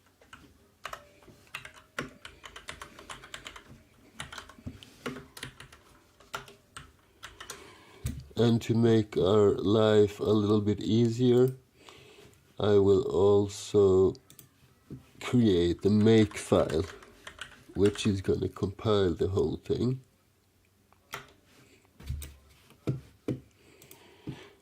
And actually, I will create a fourth file as well. This is just a temporary file. We won't need this file when the project is completed. But as we are implementing this encryption, it will be easier if we have an example program which we can use to try things out. And I will call this example.c, because we are creating a shared library. So this library will be used by different C projects, and that means that the arc4.c file will not have a main function. So this example.c will provide our temporary main function so we can run it. Alright, so in the make file I will simply define the stuff that needs to be compiled. So the first thing will be arc4.o, and you write it like this. So the file that's the target, and then a colon, and then you write the dependencies. So this file will depend on arc4.c, like so. And then you tab and you write the command. So I will do gcc-c arc4.c, like this. And I will also turn on optimizations at the highest level, as well as log messages. And when that file has compiled successfully, we will have an arc4.o, and then we will create the actual arc4 library. So this depends on arc4.o, and I can't really remember how to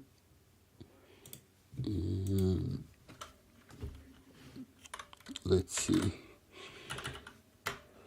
all the flags necessary to create the shared library. So I will check how I did it in my Toralizer makefile. And I will simply copy this part right here.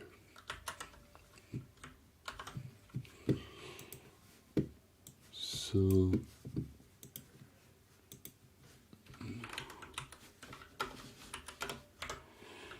I will do gcc, and we are compiling arc4.o, or linking actually, and the output will be called arc4.so.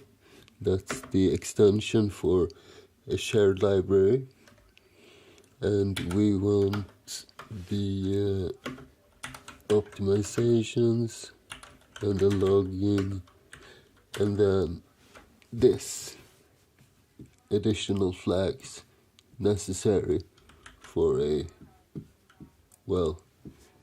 shared library. Okay.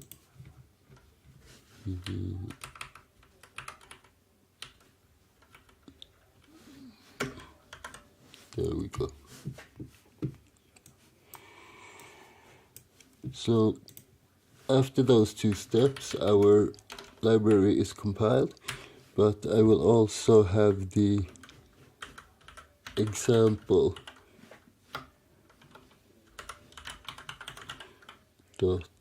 .o dependent on example.c, gcc-c example.c,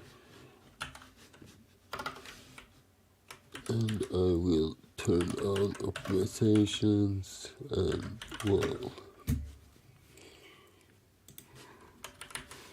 And when we have the object file, we can compile example, which will need example.o,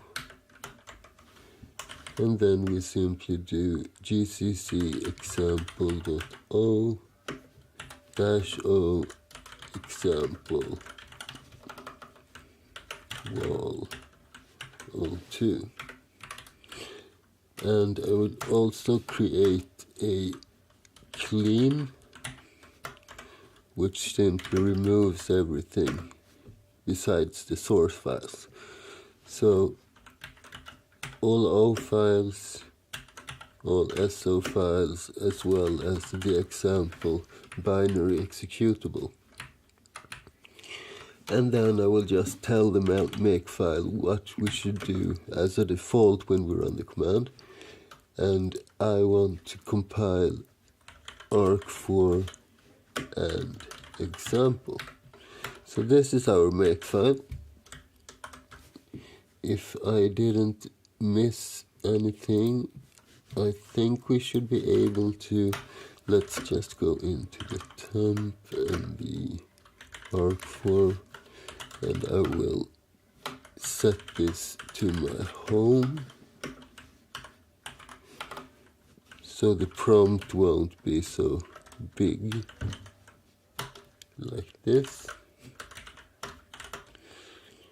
And I didn't save the .h file, I think, and the example and the make file.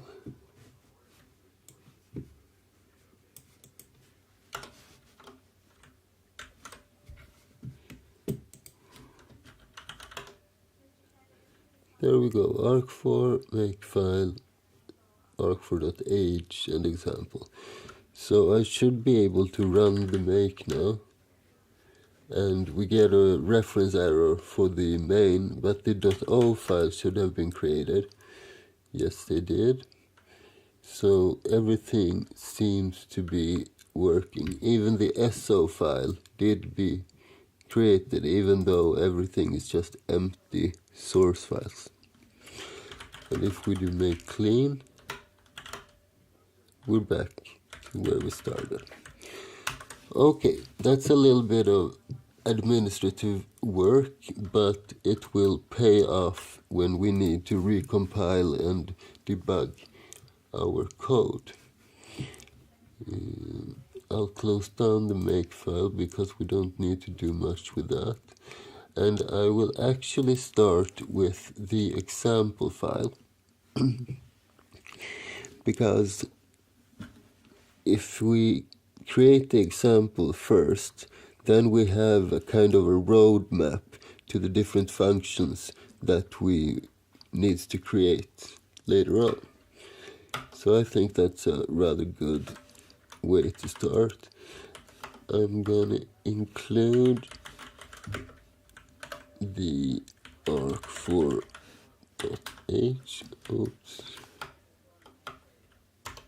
arc4.h,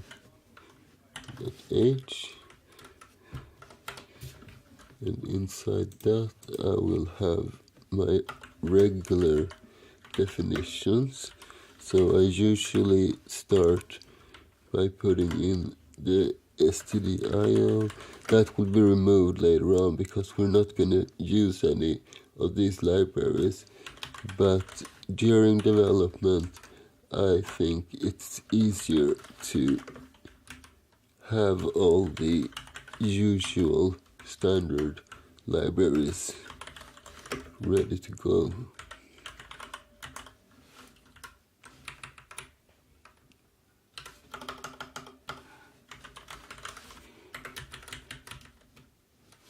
Like so. Okay, so how will this example file work? I'm gonna start by just creating function definitions. So we do everything in the order that you should, even though this is a small file. So we'll have an int main with no arguments, and that'll be all for now. So I'll create the actual main,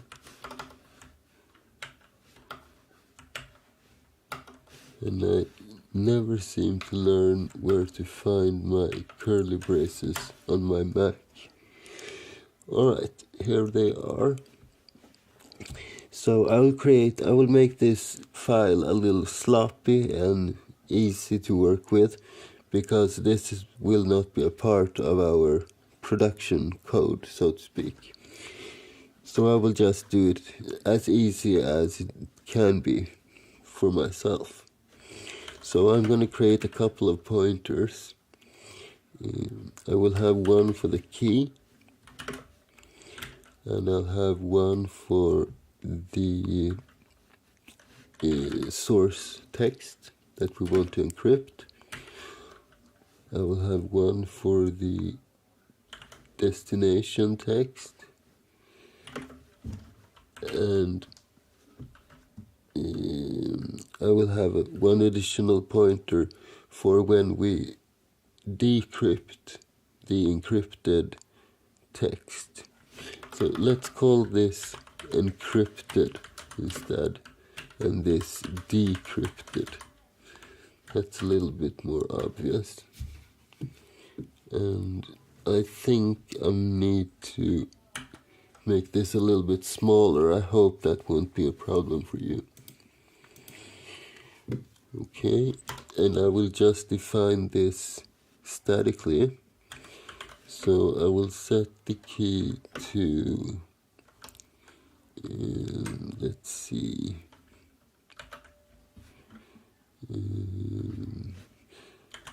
something easy like tomatoes.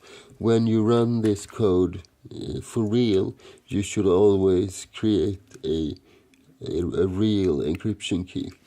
So this can really be anywhere from 8 bits to 2048 bits according to the standard. But this will do as an example. And the text I want to encrypt is a part of a Shakespeare poem. Shall I compare thee to a summer's day? Okay. We will also need to, before we do that, I need to define a couple of type definitions, because I'll be using 8 bits integers, and I will use 32 bits and possibly 16. So I'm going to define those first. So let's define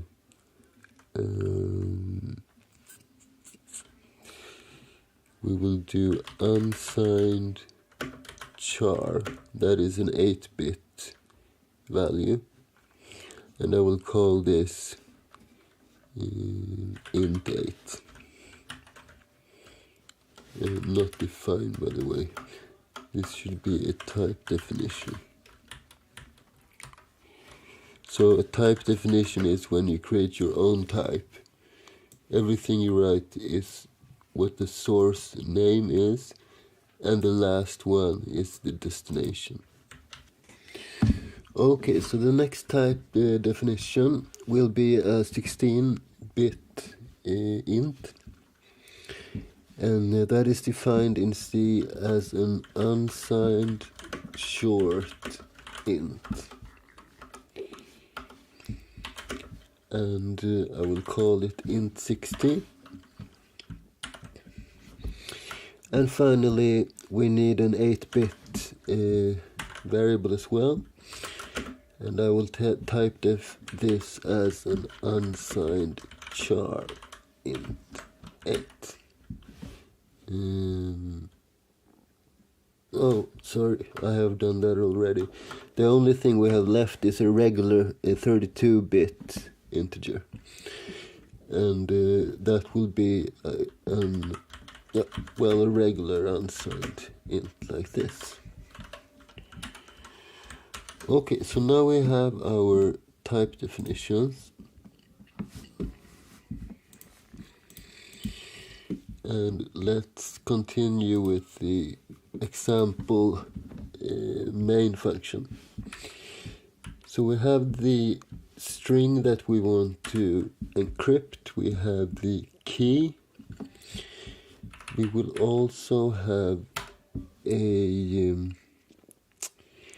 pointer to a structure, which I will call arc4, and I will call this pointer arc4 like this. So this will contain the internal state of the encryption engine, so to speak. And I will define this as a, let's do it here. I will do struct s. I usually prefix my structures with an s. That's a stylistic choice though. So s arc4, and what will this contain? Well, we will actually use the Wikipedia page. It's a very good Wikipedia page which tells exactly how to implement this encryption. Not in a specific language like C, but with pseudocode. Okay, so we have this, and now that we have the key, by the way, we also need two size variables. So let's do int 16, and what do we need? We need two size variables. So let's call those size key and size text.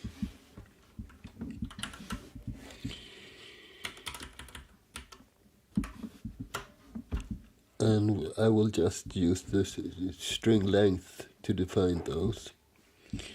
So s key equals strlen key, and s text equals strlen from. Okay, so now I have all that I need in order to call the first arc4 function, and that is called, let me do the function declaration. It will be called arc4 init, because it initializes the arc4 structure. So this will be of type arc4 pointer, and it will take two arguments. It will take a key. Let's do it like this. Unsigned char. No. Let's use our int 8. It's not really an integer because this is a string, but every character is an integer, so it will be okay, I think. So int 8 key int 8, because if I don't do it like this, if I do sometimes char and sometimes int 8, and then I will probably get this signedness wrong, and I don't want that. And we will have an int 16 for the size of the key. And I don't need those.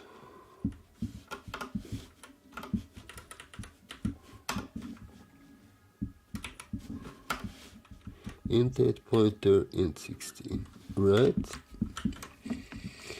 Then we go back here and we will set our arc4 equal to arc4 init, and we send our key and our s key like so. And this is a function that might fail but that's very unusual, so I won't care for that during this example program. But if you write a real production grade program, check if this arc4 returns 0, because in that case the malloc returned error.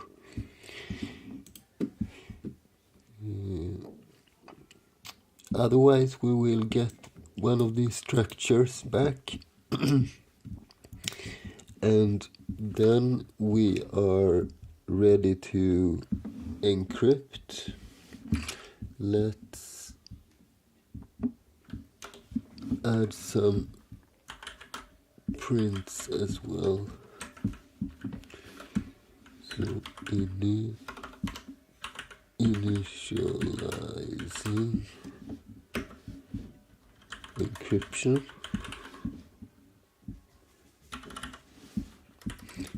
And I want to have a way of putting this to the screen instantly. So I will create a definition which I will call f.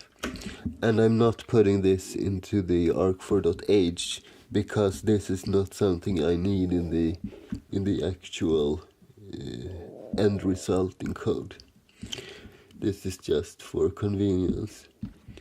So f will be f flush std out, and that basically flushes the standard output buffer, so that if I do a printf like this, which is not ending in a new line, it will, and if this takes a couple of seconds to initialize, then this text will not be printed before this delay, which kind of defeats the purpose.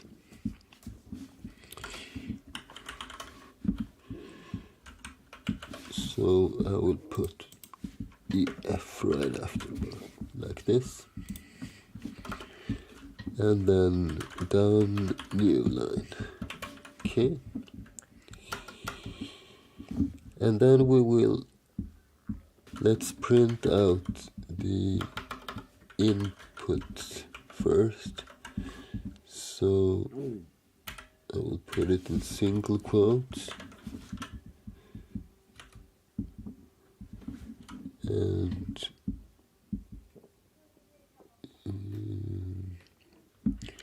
let's do it like this, a new line and then an arrow. And this is the from text, like so. Then we do the actual encryption. So we will use our encrypted variable.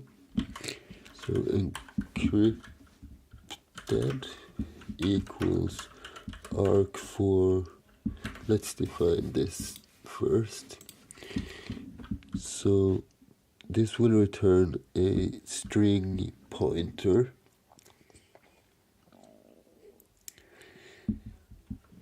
But I will call it an int8 pointer. And it will be called arc4 encrypt.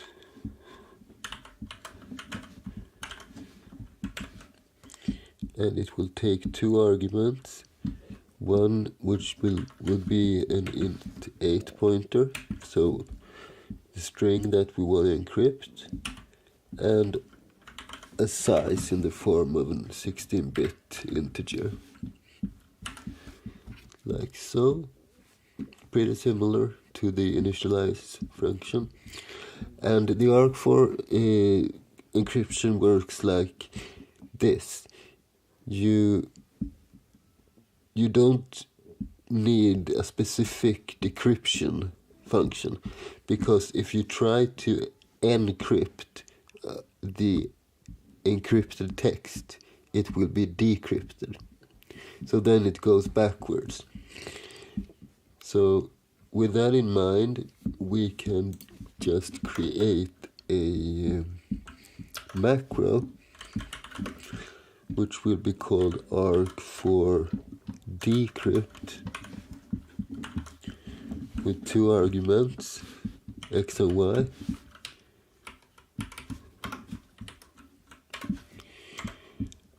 And this will just call arg for encrypt with x and y. So it's not really necessary, but it makes it a little easier to use. And in order to make this encryption function work, we need another function called arg for byte, which produces one single character of encrypted text. So this will be an int 8 and not a pointer, just a value. Now that we have our data types and our function declarations done, we can continue with the example.c file. So the encrypted variable will be equal to arg for encrypt, and we will send in the from text, and we will also send in the size of the text, like so. And this is a function which shouldn't be able to fail, which means that the encrypted variable will now contain the ciphertext. The next thing we need to do is create a function which will make it possible to output the encrypted text in some format, because the encrypted text will not be printable characters. It will be any number of different integer values. And I'm thinking about using an output like this. So 1 byte will be represented by 2 hexadecimal characters, like this. So this is 1 byte, and then 2 bytes per group, and each group will be separated by a space. Okay, so this function will not be a part of the library itself, only this example file. So it shouldn't return anything, and let's call it print bin, because it's binary data. And it will take in an int 8 array pointer. Let's call this text. It's not really text, but whatever. And then we will have an int 16 for the size, like this. And all we need to do is iterate through the text and print those bytes 2 at a time. So how do we do that in the easiest possible way? There are several approaches, but I think I will just create an int32 as an iterator, and I will have an int 8 pointer as well. And I need to assert that size is bigger than 0. And what is assert? Assert is a function which checks if this predicate function is true, and if this is not true, the whole program halts. So it's quite good to use in situations like this, both in this example file, because it's easy and it doesn't matter really if the program exits, and we can also use it in our production code in some places, because we are coding a library and the programmer should send the right arguments. If not, the program should halt, I think. Alright, so we need to go into this arc4 and include what's its name? It's assert.age, and in order to get all the functionality we also need to include rnumber.h, like this. Now we'll jump down a little bit, same here. Okay, so we know that we have an input which is, let's call it input instead. That we have an input which is, which contains something. Length is bigger than 0. Okay, so let's do a loop then. So for, and we will do, let's make this an int16 instead. That will work better together with this 16-bit size. So let's, and I want to make this const as well.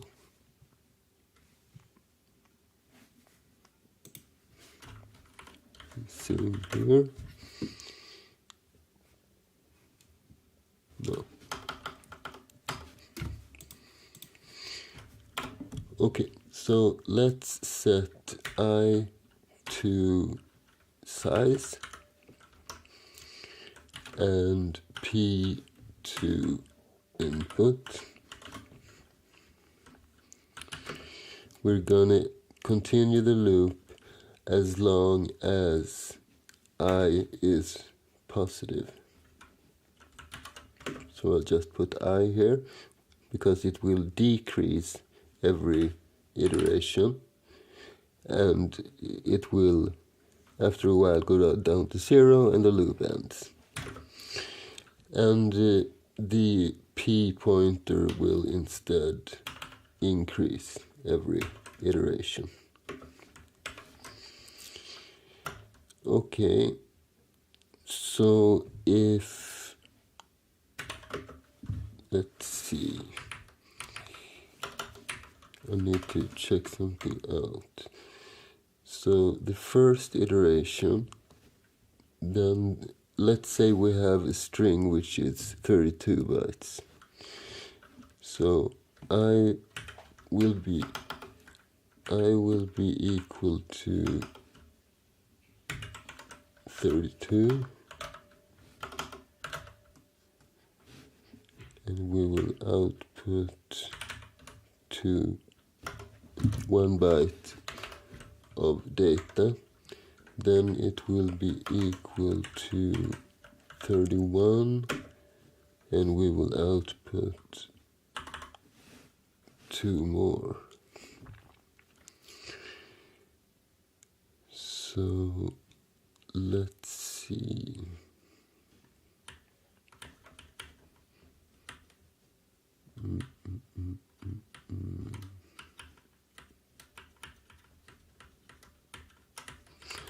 I think we could write it like this.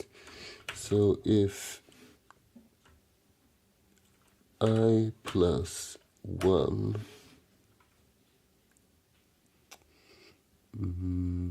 let's see, if I plus 1 modulus 2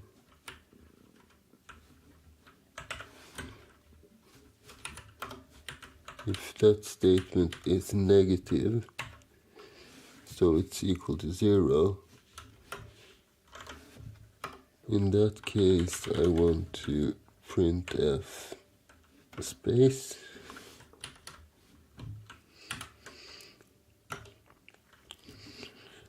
and in any case I will print out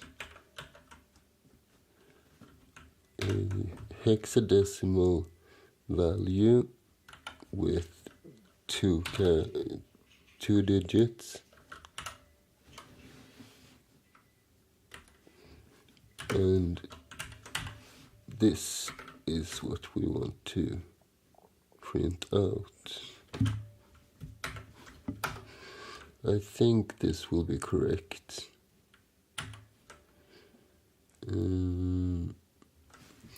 So this basically means that if we are even, so if I plus 1 is even, then we will put the space.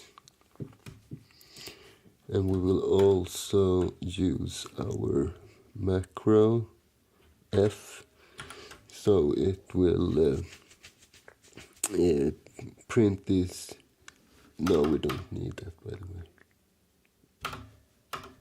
because we will end this with a new line anyway, so that will flush the buffer.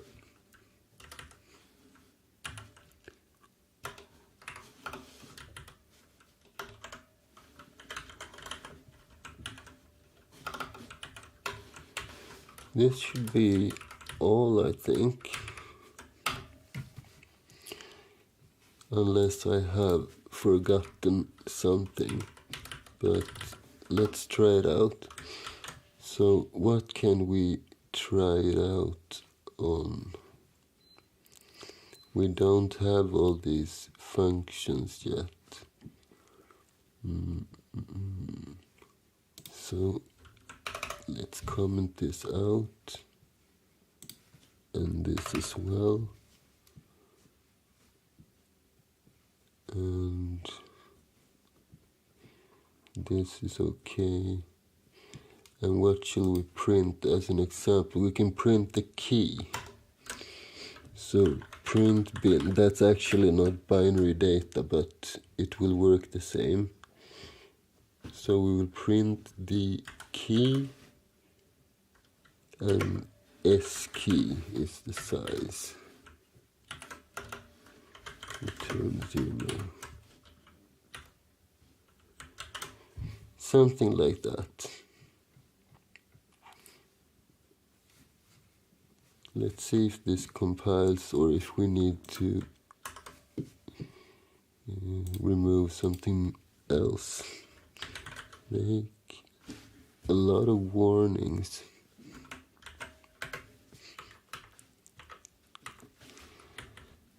Type def unsigned sure expected before unsigned.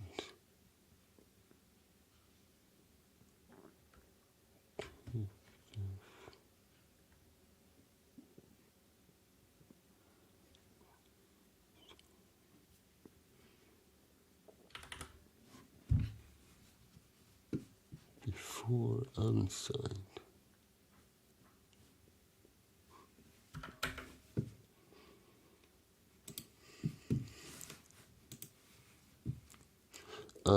I have an empty struct, that's probably it. Let's just put something temporary here then.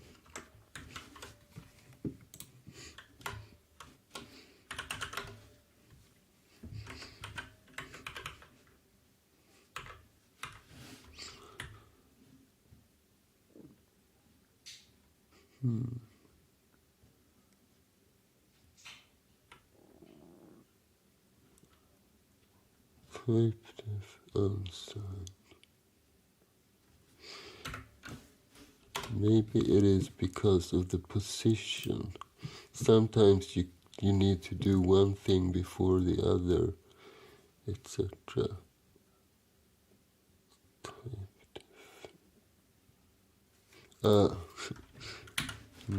forgot to end the struct with a semicolon.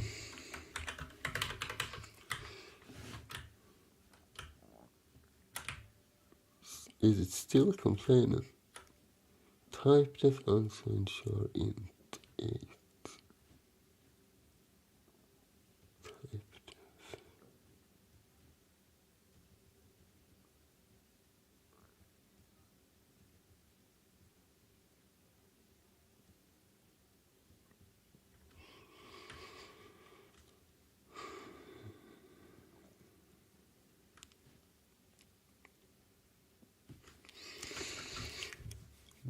If we add our type def for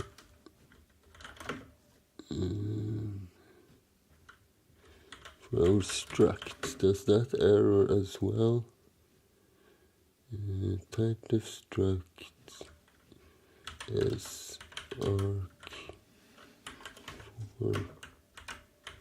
arc4.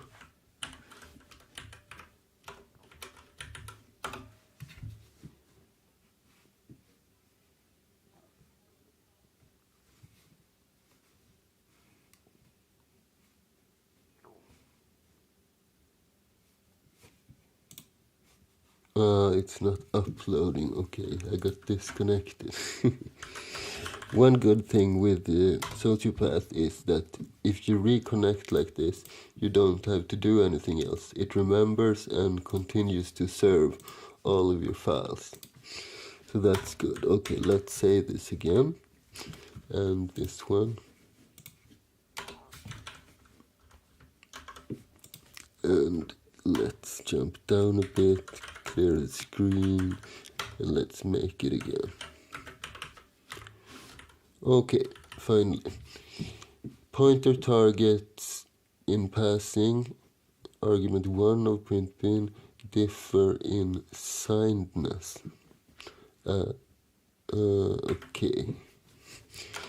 So this is what happens if I don't use my int 8 everywhere. So where did I not? Here. Let's just change this to int 8 and everything should be okay. Okay, we're down to one screen of errors and warnings. Almost.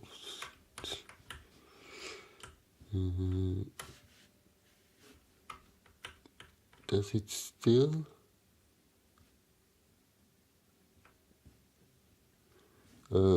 Seems like it needs a typecast because the strings are generally not like these static strings inside of the code. They are generally not unsigned. So let's do a typecast int 8 pointer, and same here, int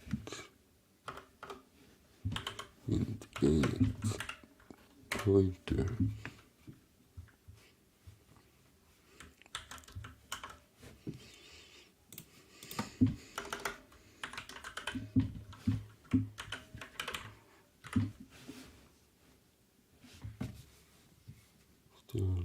Key. So strlen needs it as well. I could just make these strings signed, but then I would have the same problem in the other end instead, because the encryption standard requires them to be unsigned. So let's just typecast this as well, int 8 like so. Do we use them anywhere else except our own functions? Printf shouldn't care, right? Let's do it just for the sake of it. Int 8, like this. Okay, let's try it again. At least we have very clear and precise error messages in C. Did I go too far?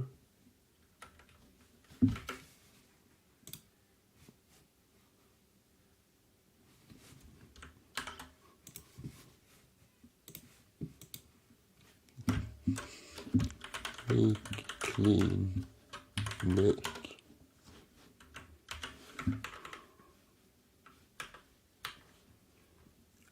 S key equals S. Didn't I save?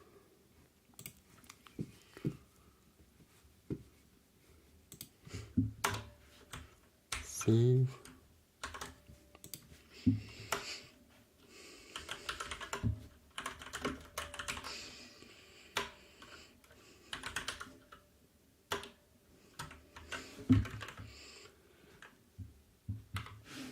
Why does it? Okay, it's higher up in the code. Right. Int 8 star.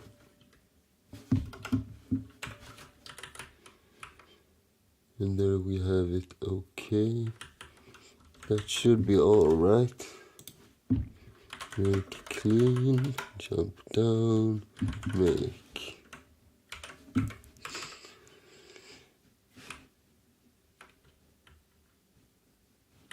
What does it say this time? Pointer targets in passing argument 1 of string length, difference, different. I did it in the wrong direction. Okay. That's kind of funny. So instead of int 8 here, let's see. There,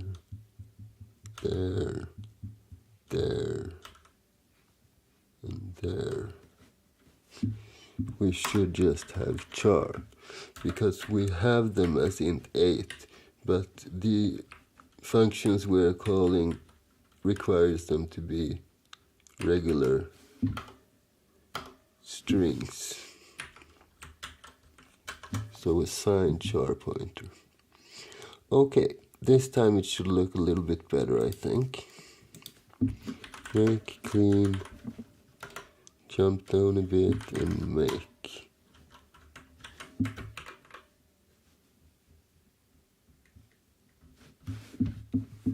Warning, pointer target in assignment from char to int 8, aka unsigned, different sign does.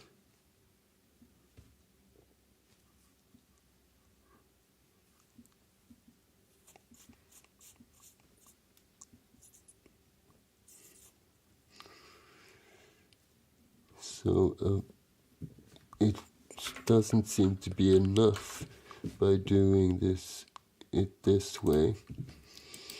Okay, let's do it the other way then.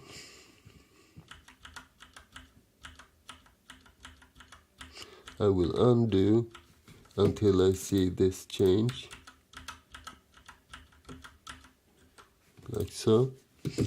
So now all of these are okay, and this will probably not be, but here we can do a conversion in the other direction instead, and that should be all. Make clean, jump down, make. Okay, now we're talking. Warning, unused variable. That's an annoying message. If I don't want to use my variables, I don't use my variables. But okay, so let's do something like key equals from equals encrypted equals decrypted equals key equals 0.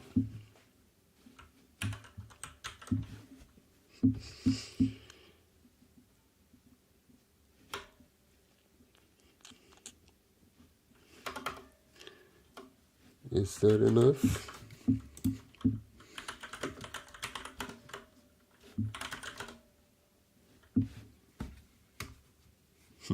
Maybe I should end it with a semicolon.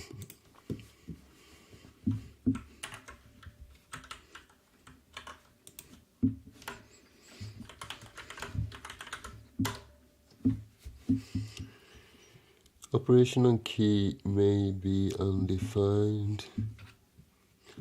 Variable as text set but not used. Right. So it wasn't enough to mention the key twice.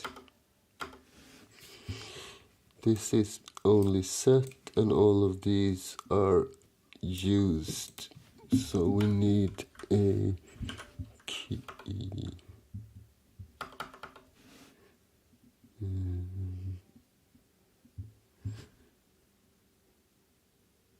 What about from equals key?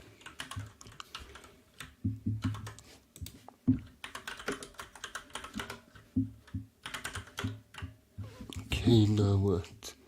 S text. But that's an int, right? Yeah, I haven't used that yet because we haven't gotten that far. These are only warnings, by the way, but when I try out my code, I want to remove everything of the sort. So which is this? This is the S text. So we will change the key later on. Let's just do S key equals S text equals 0.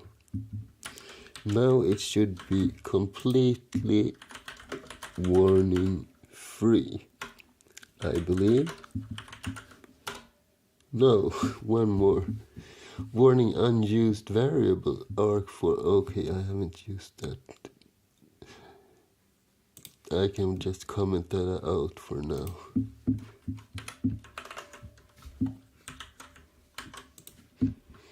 Make clean make. Okay, finally. Let's see if this works as intended. Example. Okay, so shall I compare the to summer's day, and then I am showing some of the key, but I am showing half a group here and half a group here.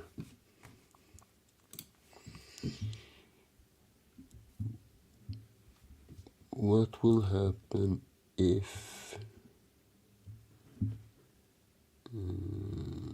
where is it?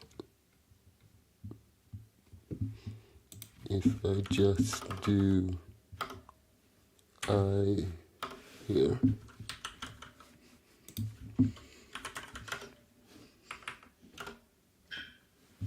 Okay, now it looks good. It prints out in hexadecimal characters in nice formatted group.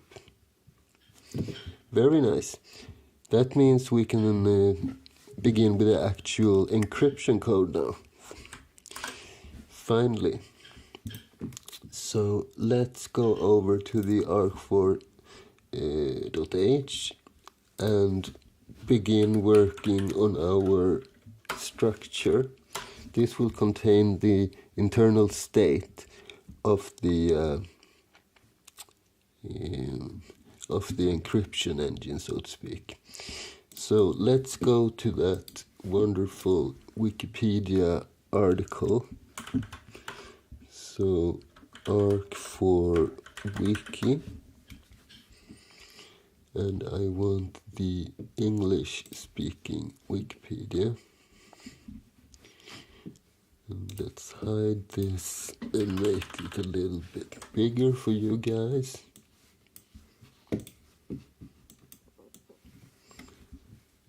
And let's do something like this.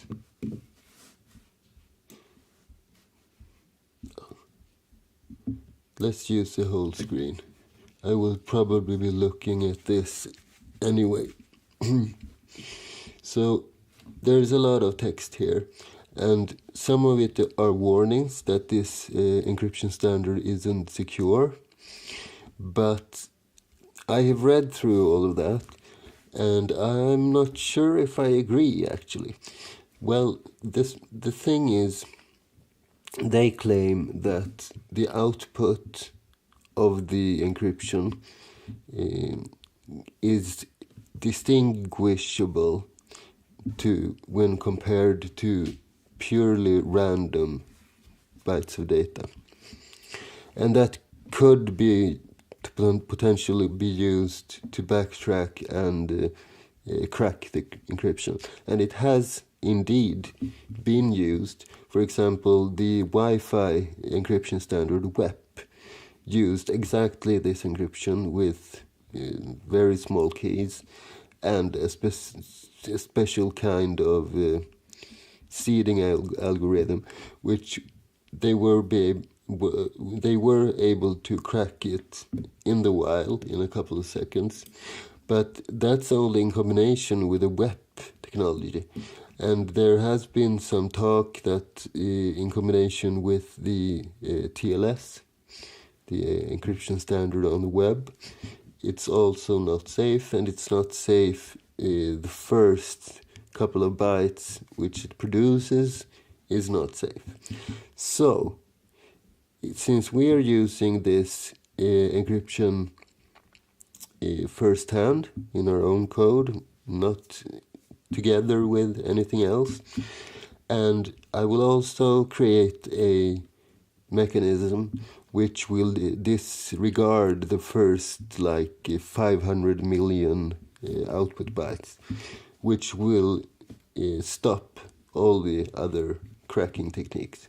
So I think with a big enough key, which is randomized in a secure manner, I think ARC4 is still secure. Okay, so you don't need to read through the whole shebang, but those gray information boxes are very good. So there's two steps. Step one is what I call the initialization of the crypto. That's when you only take the key and you prepare the internal state of the encryption engine. And this is what you do. And then the next stage, which happens every time you need to encrypt 1 byte, or more exactly, produce 1 byte of key stream data. So then you do this. So let's start writing. No, let's begin by creating our ARC4 struct. I will zoom in here a little bit, not that much, temporarily, so we can have both on the same page. So if we look through this, what do we need? We need an 32-bit, or we need an 8-bit int, which will go from 0 to 255. We will need an array called S, which will be consisted of 8 bits values and 256 of them. Then we have the j value, same as I, 1 int 8, and then we have the key, and that's basically it. So let's summarize. We need int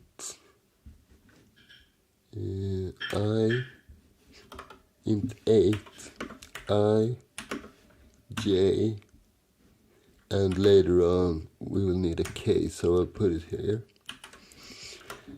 And then we will need the array, so int 8, s, and 256 of them.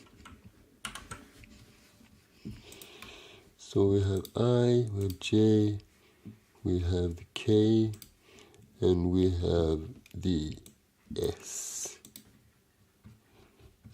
Do we need anything more down here? We need temporary variables as well, but then I won't put them in the struct. So okay, this is all we need for our own structure. So let's begin writing on our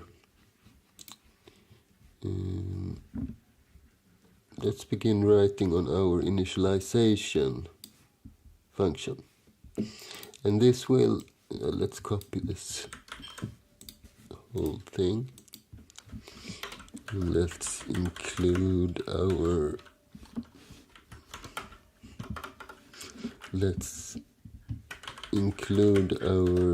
arc4.h. There's something weird going on with the caps lock. Include arc4.h. I wonder if you can disable the caps lock. I never use it anyway. I use shift. Okay, let's see. Include arc4.h, and then we will do the initialization function. So it will return an arc4 structure pointer. And the first argument is the key.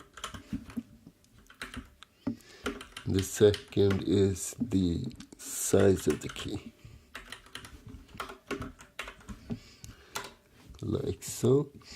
And the first thing we need to do is allocate space for the actual structure. So I will create a pointer for that. I'll just call it P because we're going to reference it quite a lot. And P should be equal to Malloc, and it should be the size of struct S arc4. So the size of our struct, that many bytes of memory we shall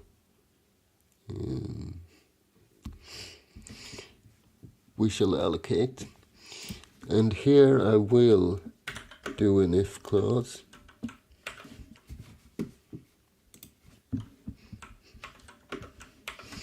So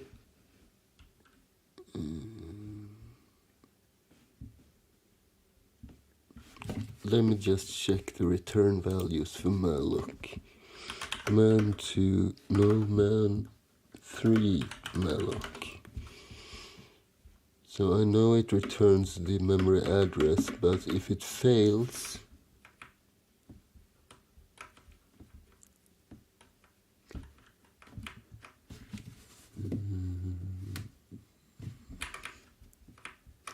return value.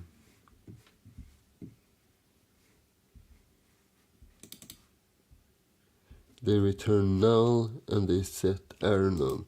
Okay, so let's just do something like assert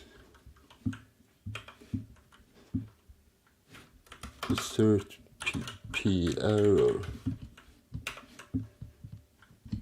number. Then it will check if this has errored out, and if so, display an error message and quit. Because if you can't allocate memory for our structure, there's no point in continuing the show. Okay. So now that we have allocated our structure, now I will just do this. And I will work in the following manner. Let's close this down and change up the size a little bit. And then I will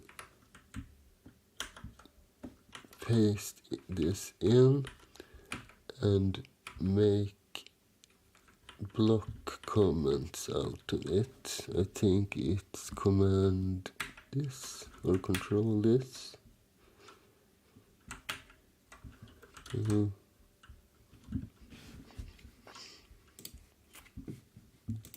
Let's do something like this instead.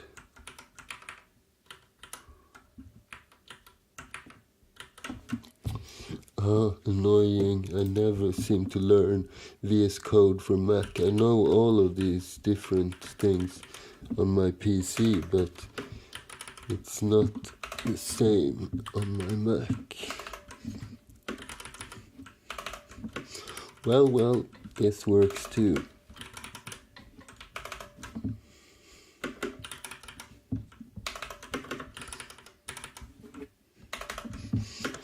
Okay, so now I have in the comments what needs to be done, and then I will just do it.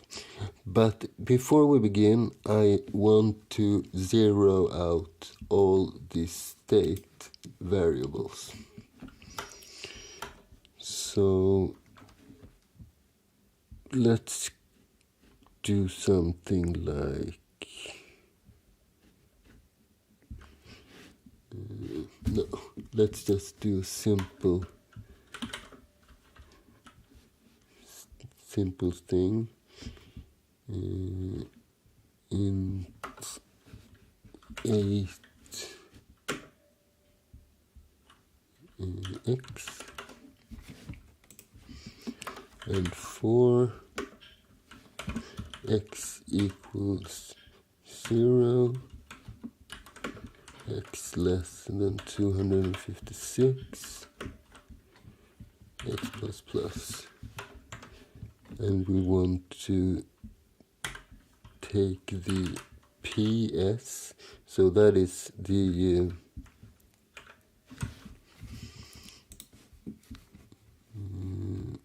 this array. I want to zero that out.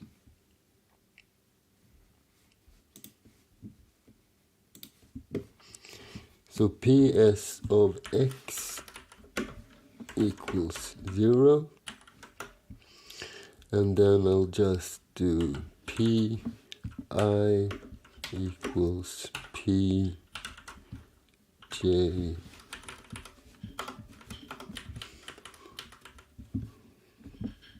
equals PK equals 0. I like starting from 0 instead of randomness. Okay, so the first thing is this loop right here. We'll iterate through 0 to 255 with this I variable, and we will set s of I to I. Pretty simple stuff. The code will look kinda difficult though, but it really isn't. Why is this not? Oh, never mind. Okay, so for P I equals 0, and pi less than 256, pi plus plus, and ps of I equals I. Okay, this is done. So if we do one thing at a time, it's quite simple to do this actually. Can't say that for every crypto. And then we will set j to 0, but we have done that already. So we will jump into this loop and we will let the I variable do another identical for loop.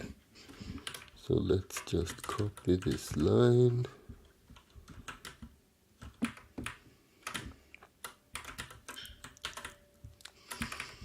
Like this. And what will happen then?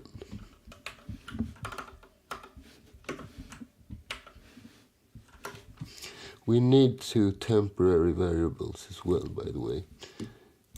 So we need int 8, I will call them temp1 and temp2. And I want to 0 them as well from the beginning. So let's just do temp1 equals temp2 equals 0, like so. Okay, so what will happen inside of this loop? Let's remove the things we have done already. Okay, so this is a rather difficult line. I want to break them down. So what's the first thing that happens right here? Well, the parentheses is evaluated first. So let's set, let me see, key I mod key length. Actually, let's evaluate this first. I mod key length. So temp1 will be equal to key. So it will be key of I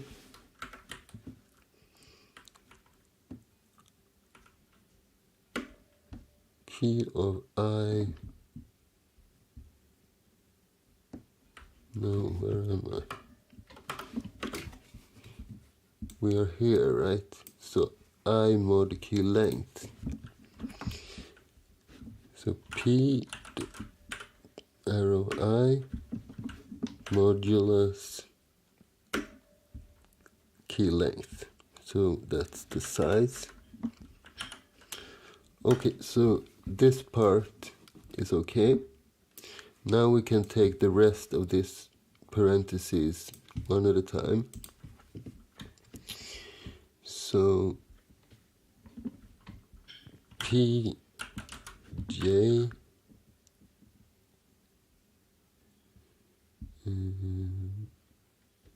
no, temp2 equals pj plus ps of I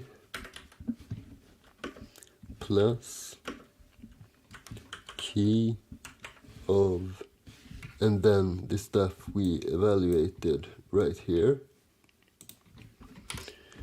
So key temp1.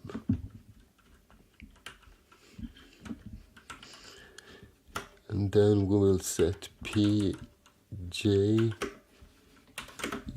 So now we are doing this part. So pj should be equal to everything in this parenthesis, which was temp2. and mod 256. Modulus 256. Like this. And finally we should swap the values of s of I and s of j. So let's set temp1 to ps of I. No, not just I. We need to change those occurrences to pi. And pi. There's a lot that can go wrong here, as you can see. You need to be very precise. So temp1, and that is why I could do everything in one line if I want to, but it's very error prone, and that's why I break it down with these temporary variables. So temp1 is equal to ps.pi,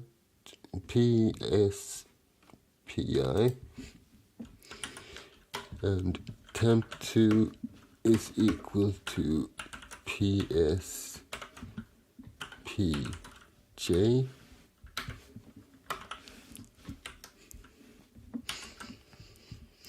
and then we will just swap them. So ps of pi equals, and here we see that temp2 equals this.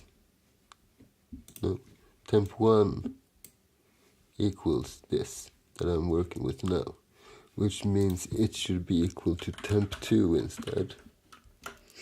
And then we have ps of pj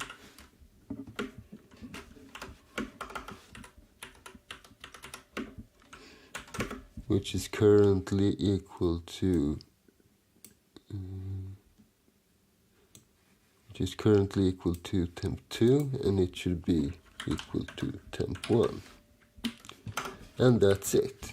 The code is very difficult to read, but it's quite simple, and it's quite easy to follow it step by step if you break it down into smaller steps.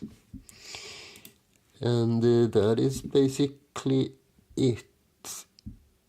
I'm gonna do one more thing though, because if we go back to the Wikipedia page and we go to the next step, we see that they zero out I and j, and then they have an endless loop which happens every time you encrypt a character. So we have a function which encrypts a character, which means we only have to worry about this. But this part we should put here in the initialization function, because then we can just do several consecutive calls to our arc4byte function. So p of I equals p of j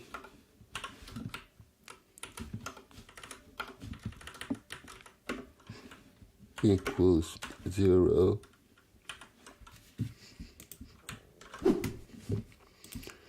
like so.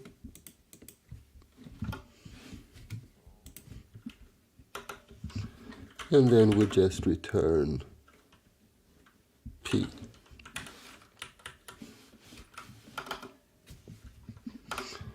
I think we did it right.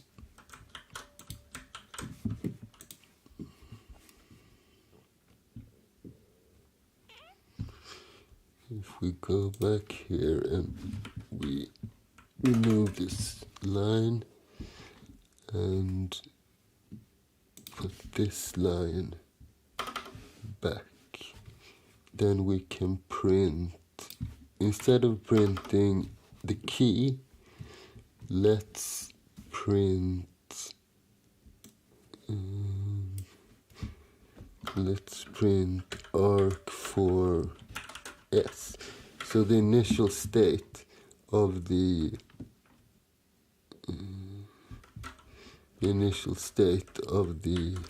encryption engine, and I will put one of these on top as well, so we may see the difference.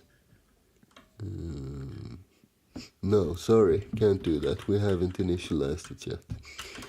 But okay, let's see what happens. Clear, jump down a bit, make clean, and make. Okay, couple of errors.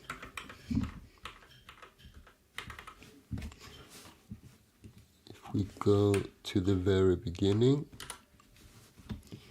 warning suggest parentheses around assignment used as truth value. Well, I want to use it as a truth value. I don't really care for warnings like this. If I want to code it this way, I will code it that way.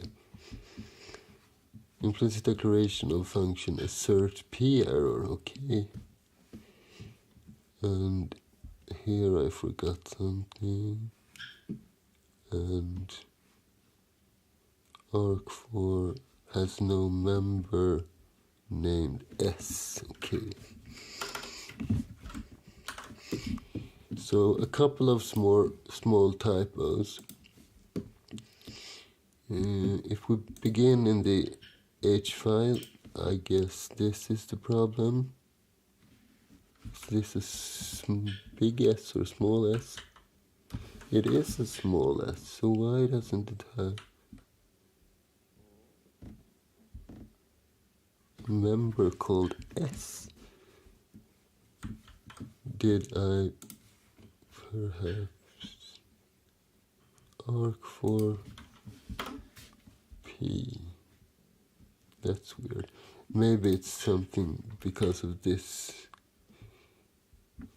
We should check if x is less than 256. So that was an easy one. And what else?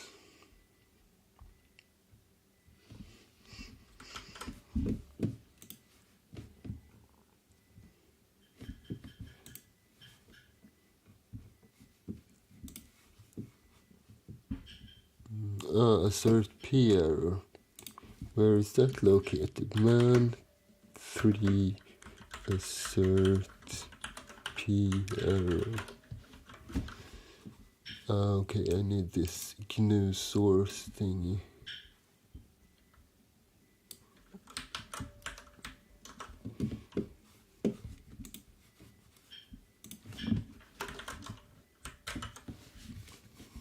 Let's try it again.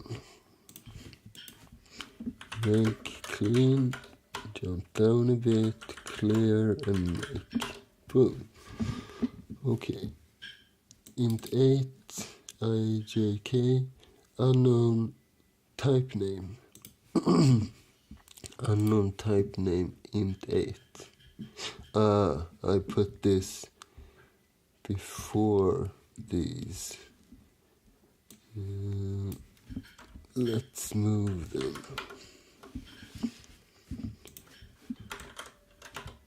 Like so. I don't like I have to break this up, but what can you do?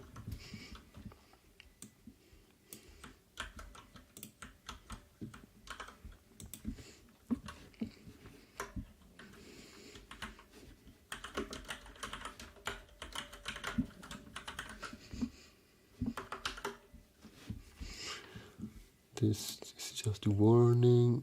Error I undeclared. Okay, I missed one. Line 18.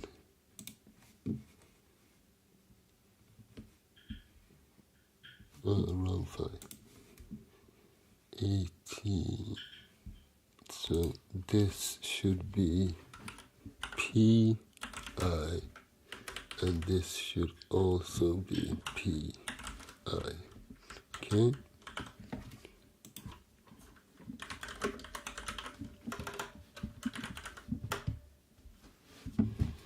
What now?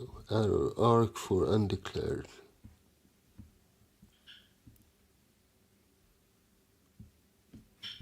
No, the problem must be higher than that.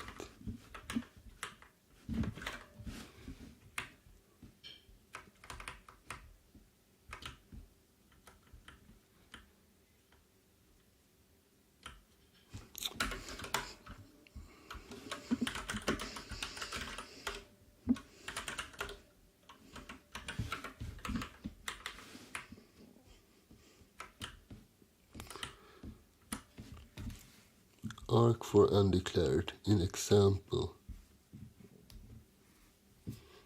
And pointer targets in passing. Arc for init key. Char*. That's weird. Didn't I use my int8 for that function declaration? Let's check it out.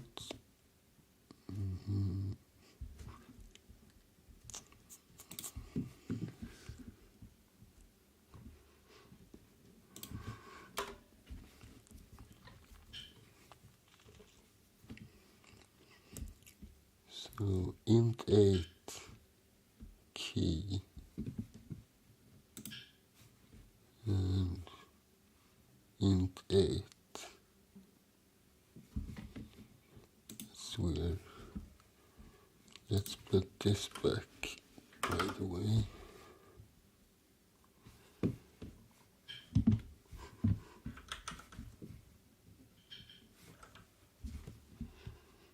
And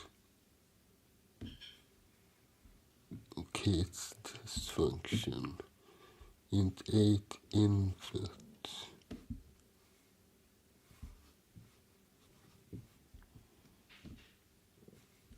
int16.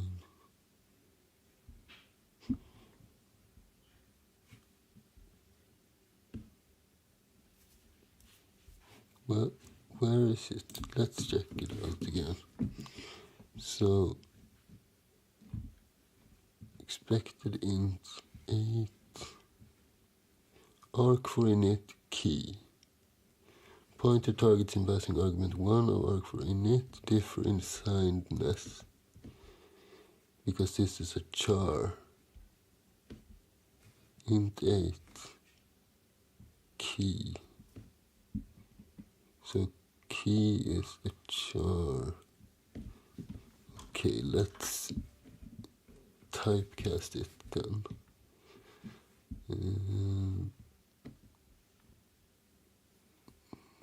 Where do we have it? Right here, okay. So it's currently a, let's see, it should be an int8 pointer, like so. Okay, let's see what we have.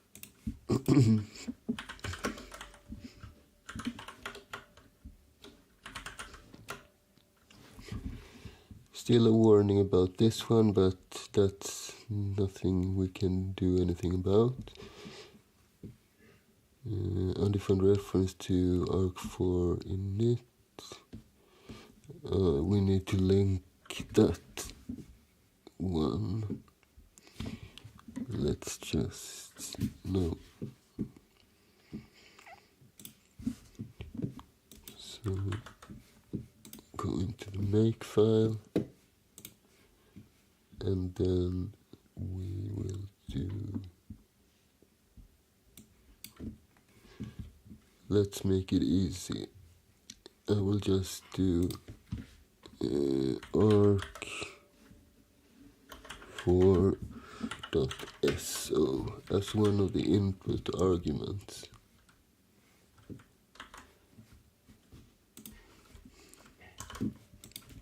So make clean, clear, jump down a bit, make, and now it still doesn't compile.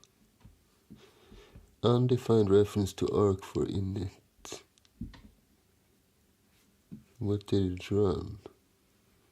GCC arc4.so.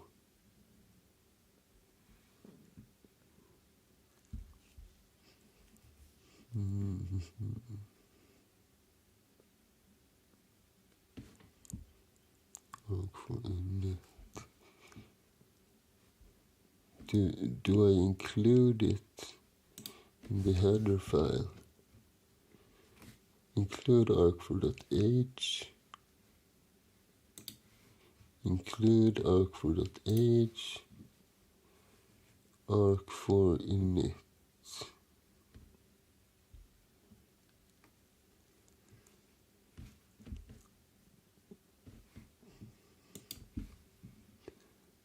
Undefined reference. Okay, for the time being, let's cheat a little bit. I will fix this later on. I don't have the patience right now. So I'm gonna go and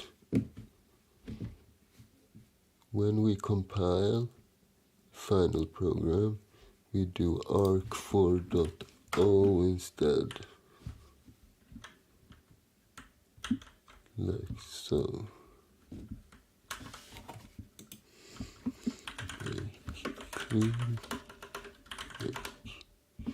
Okay, this time it worked. We probably need to explicitly export the functions when we use the shared library. I will dig into that in a little bit, but now we do have ourselves a binary. So let's try it out.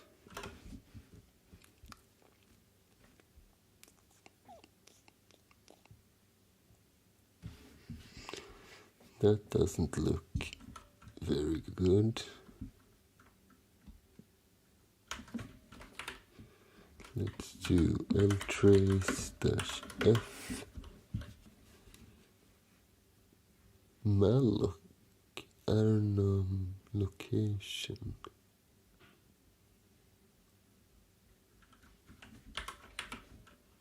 Let's try the strace. Right, initializing encryption.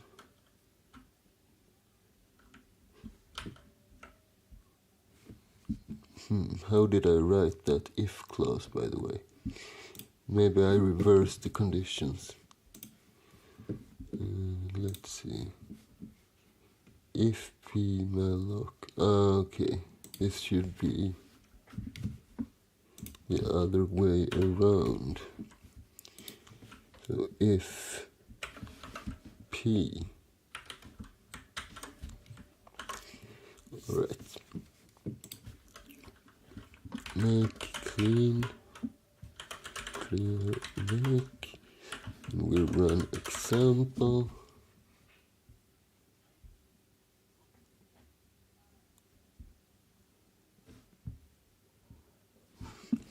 Did it remove everything when I did make clean?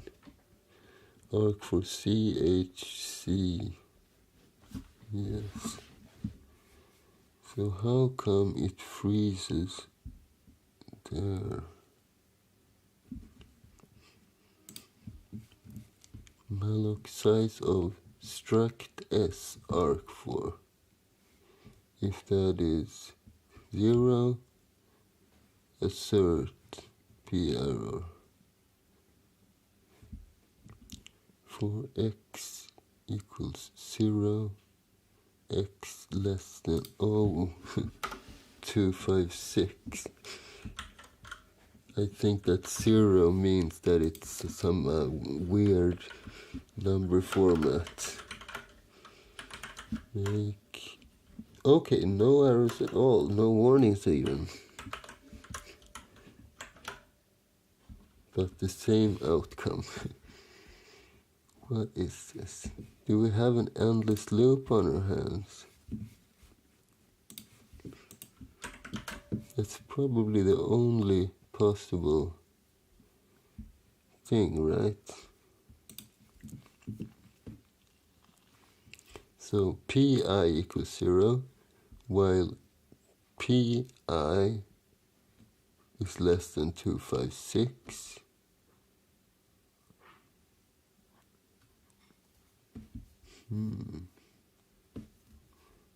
Maybe we should do this with a little bit bigger structure.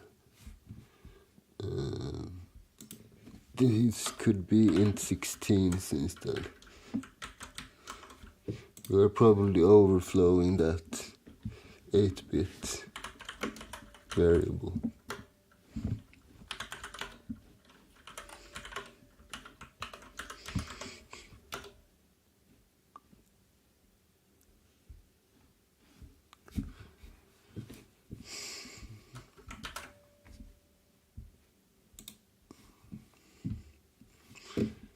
So that wasn't the case. For x equals 0, and what is x? X is also an int 8. So that should be the same problem then. Right.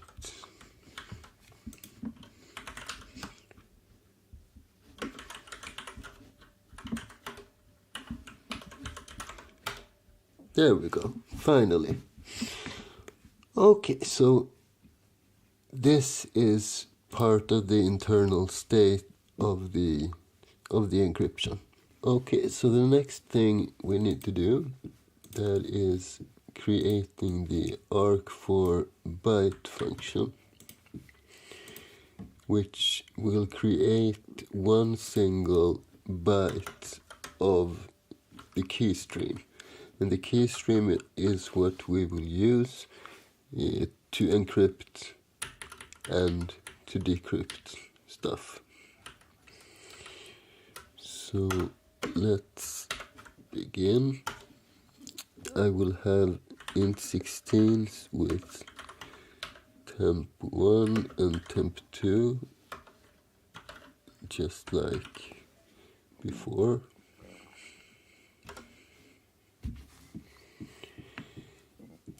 And we do need an argument, by the way. We need to attach the structure. So let's alter this and put in the arc4 star, so we can have access to the internal state of the encryption. And just like before, I will go to the Wikipedia page, and this time I will copy this part. So in this pseudocode right here, they use a while loop, and they loop as long as it's generating output.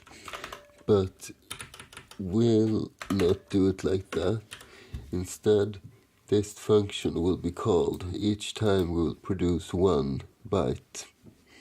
So we don't need this loop. That will be handled in the encryption function. So let's do it like before and take one line at a time. So we will do pi equals, and then pi plus 1, and we mod it with 256. First one is done. Then we do similar with the j part. So pj equals pj plus ps of pi. So we just replace the variables with our variables inside of the structure, and we mod this with 256, just like before. Okay. Then we will swap the values. So this is like we did previously with the initialization function. So I will let temp1 equal ps of pi, and temp2 will equal ps of pj, like so. And then I will just I missed the s right here. And then I will just do ps of pi equals something, and ps of pj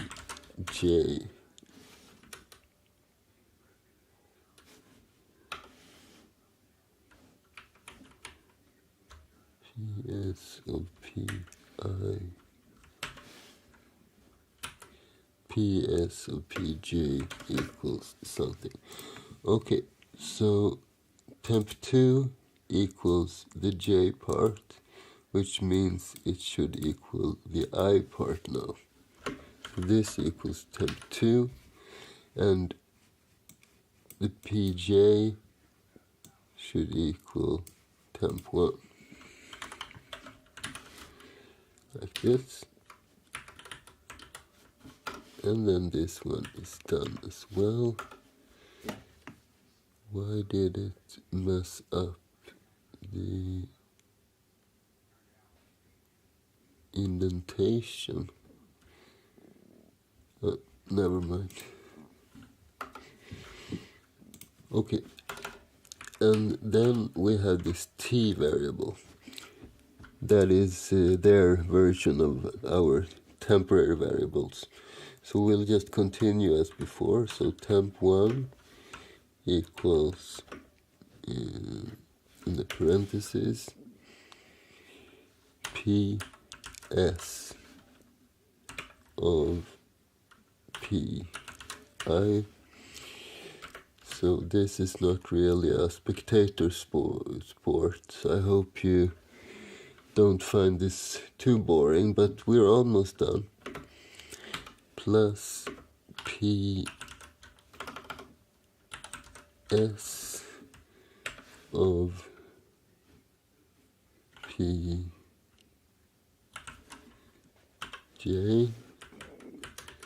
and then we mod it with 256.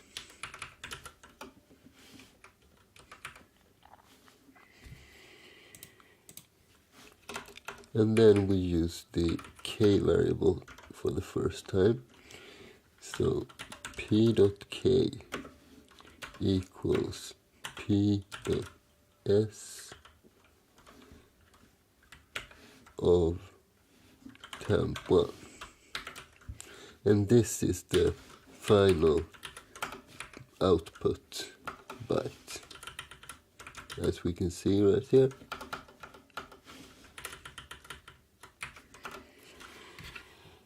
So let's take care of these indentations.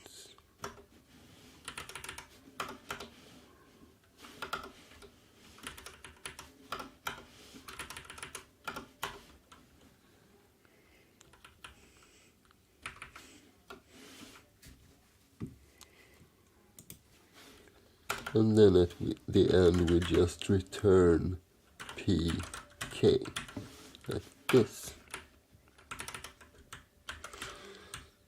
And then we have our arc for byte function, which is the most important in this entire project.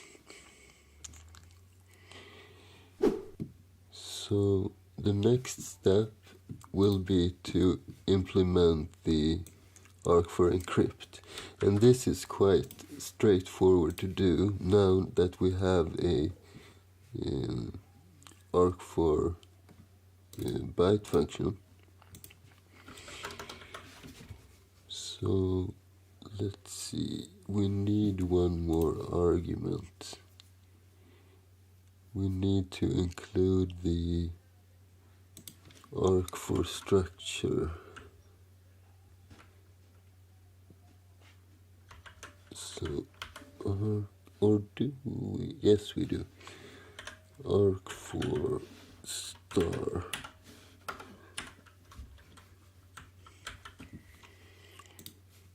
And we go here and do arg4 p and int 8. This will be the what shall we call it? The thing we need to encrypt the clear text. Let's call it CT for clear text. And int 16, this is the size of the clear text that we want to create. And we'll return this as a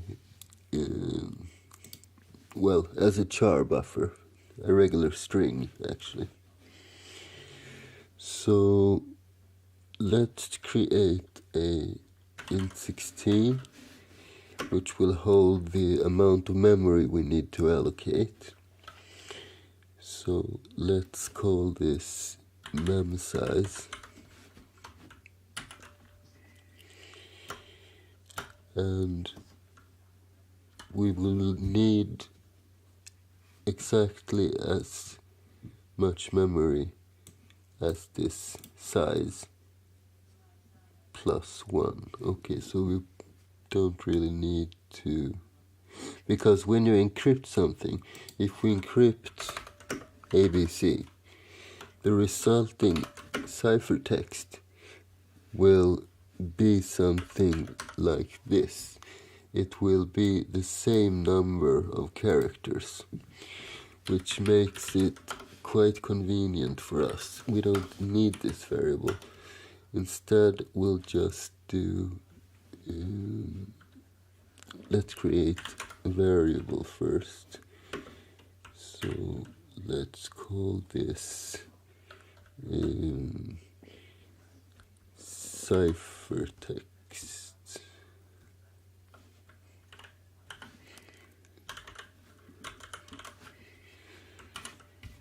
And let's call this clear text, because both will abbreviate to CT, and we can't mix those.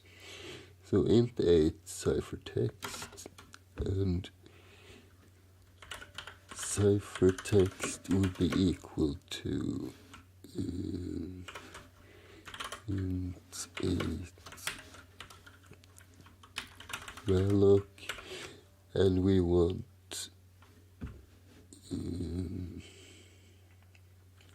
size plus 1. Size should be enough really, but I like allocating one more just in case. We will also need something we can use as a counter. Let's call this int 16x.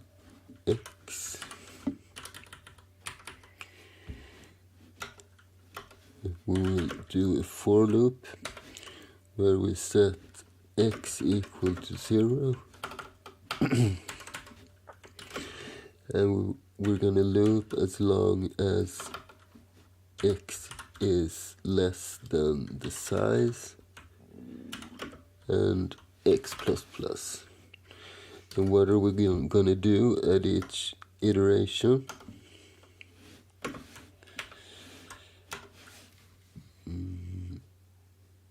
Let's create a, let me see, we need this and that.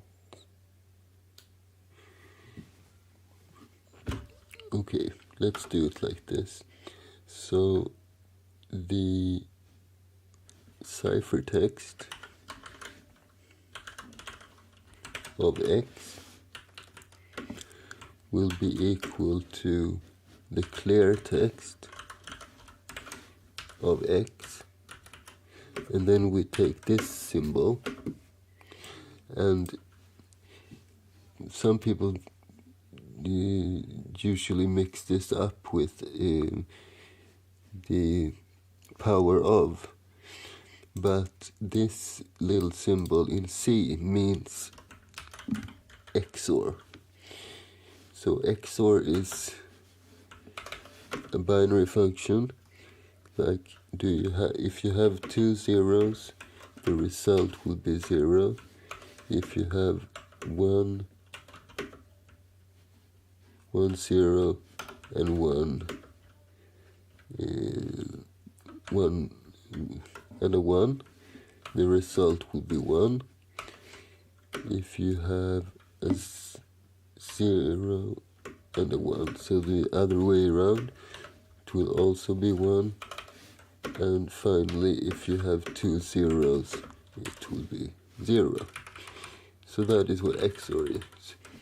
It's usually used in conjunction with the key stream that a stream cipher like ARC4 produces. So here we will just call ARC4 byte with our P, and that will return 1 byte of key stream, which we will XOR with a clear text, and that will produce the ciphertext.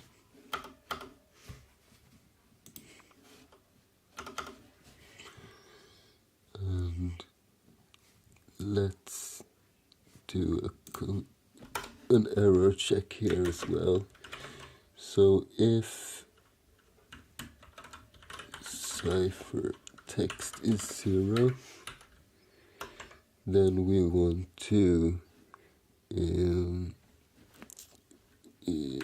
assert P error R number, like so. And if everything goes well, we will simply return our new buffer ciphertext. Quite simple, straightforward encryption function. And we need a decryption as well, but that we have already defined because it's the same function, just that we give it the ciphertext instead of the clear text. And the key is the same, so basically this part is the same. Okay, so that is done as well. And before I forget, let's see, encrypted equals ARC4. So we can take this back now, and we encrypt the clear text, and we print out the encrypted.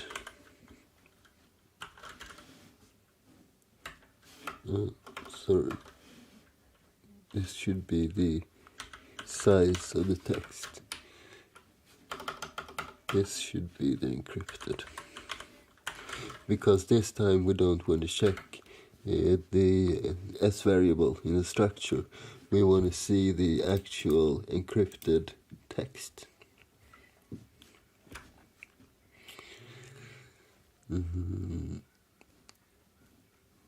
Yes. Okay, so after we have printed the text, what do? Do we just use the decryption function? No, we can't do that, because in order for everything to be the same, we must uninitialize the ARC4, and we need to reinitialize it with a key again. So we start everything from scratch, and then we can start to decrypt. otherwise it won't work. So let's create our uninit function as well, and that can be a void arc4. Let's make it easy for us for the time being, because there's only one thing we need to do at the moment when we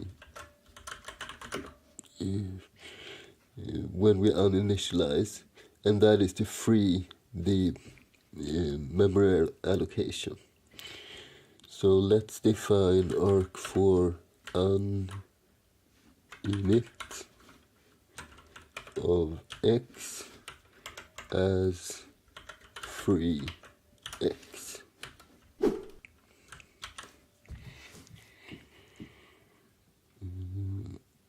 I will also need to find, let me just do a fast googling after export C shared library function, because there's a special string we need to use to export the functions. Let's see.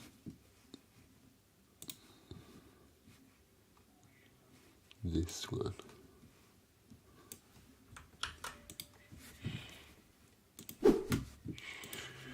So let's make a definition. We define a keyword named export, and it will be the same as this.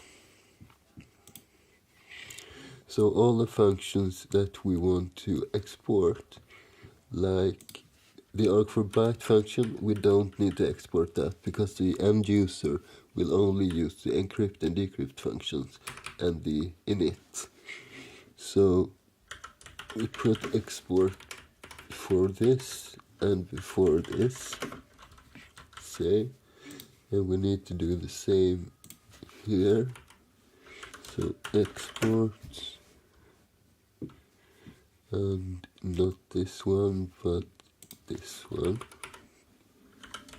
Export.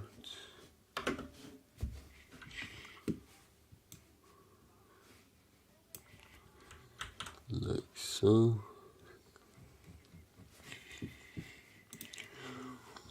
Okay, so that is done as well. Now we may continue our example. So we have printed the encrypted strings. Now we're gonna uninitialize.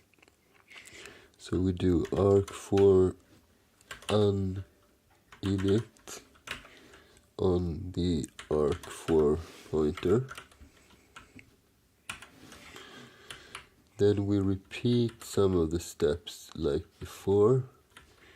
So let's copy this part for init. There we go. And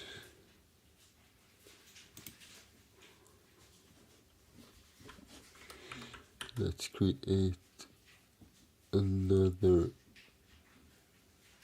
one of these. Encrypted.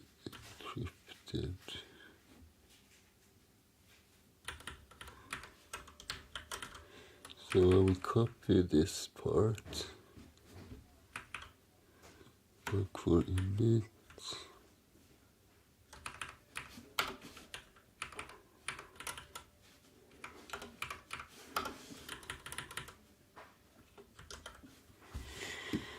Okay, something like this, and let's put the arrow 1, 2, 1, 2 like this instead. Okay, so we initialize and we need to change the order of these.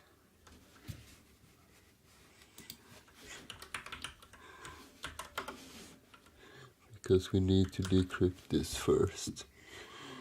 So it's initialized. Now we will create our decrypted. So decrypted equals, and we will use the decrypt function, but as you know, it's the same. The only thing we're going to change is the from. Here we had the clear text before.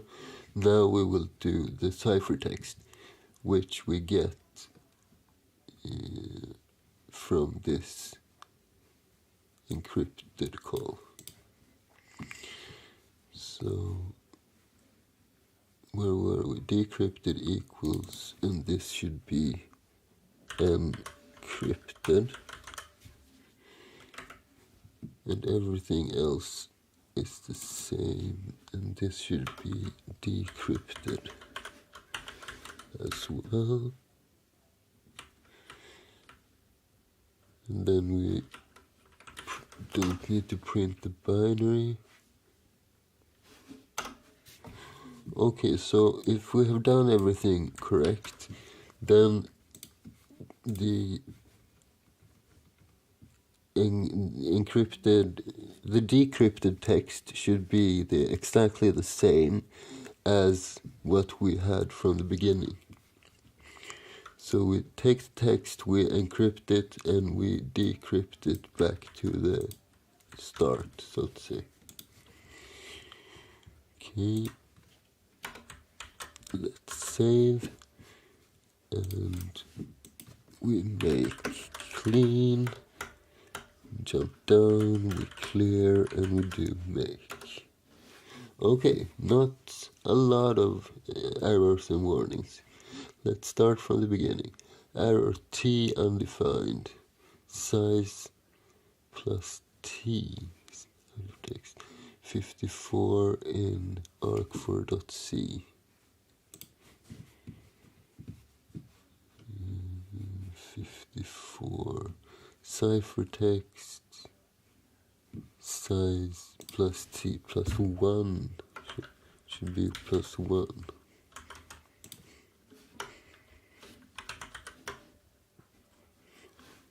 Okay, we got more errors. Let's do make clean first. Make.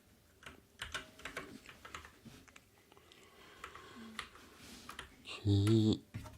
Warning, this for clause does not guard for x equals 0 while x is less than size x plus plus. X equals 0, x is less than size x plus plus. That shouldn't be a problem. This state doesn't guard this statement and return ciphertext. But the ladder is misleadingly indented. Okay, so it even checks my indentation thing.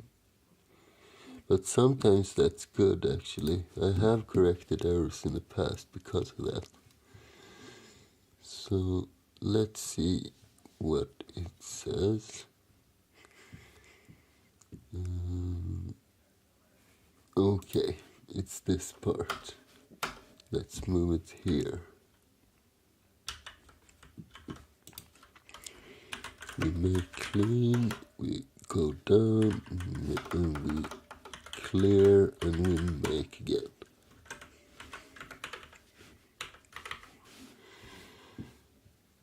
Okay, passing argument 1 of our for encrypt from incompatible pointer type.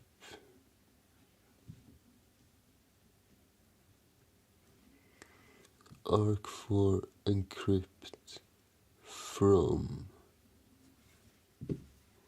Okay.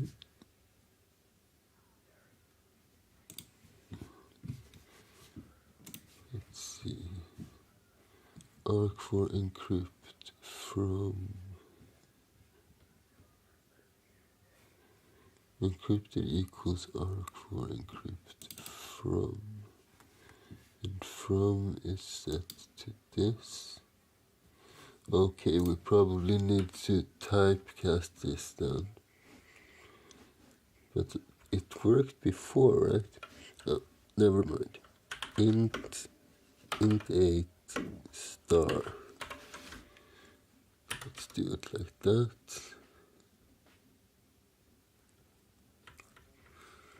Do we have any more occurrences of the same?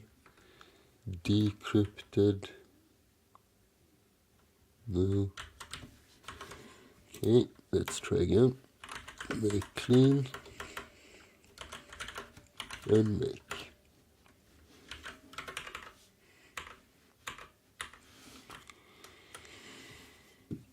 arc4 encrypt from incompatible pointer type. Encrypted equals. Wait a second. I forgot to attach the structure. Right?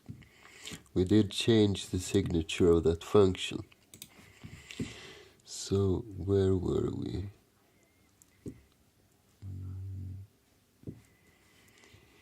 arc4 encrypt. The first argument should be the arc4, like this. And same with the decrypt. So arc4. And we need to add a variable to the macro as well. So x, y, z, x, y, z.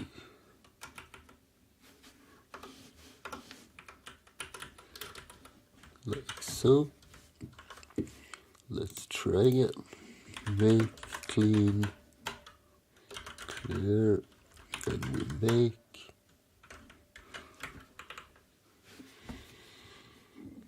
And we have this signedness problem again.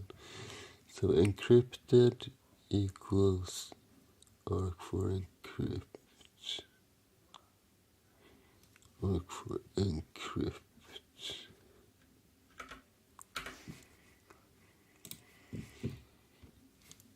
So let's see.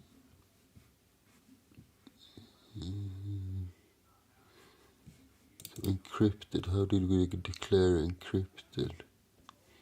Okay, let's move this to its own instead. Decrypted. Decrypted as well, I think. So int 8 encrypted, decrypted.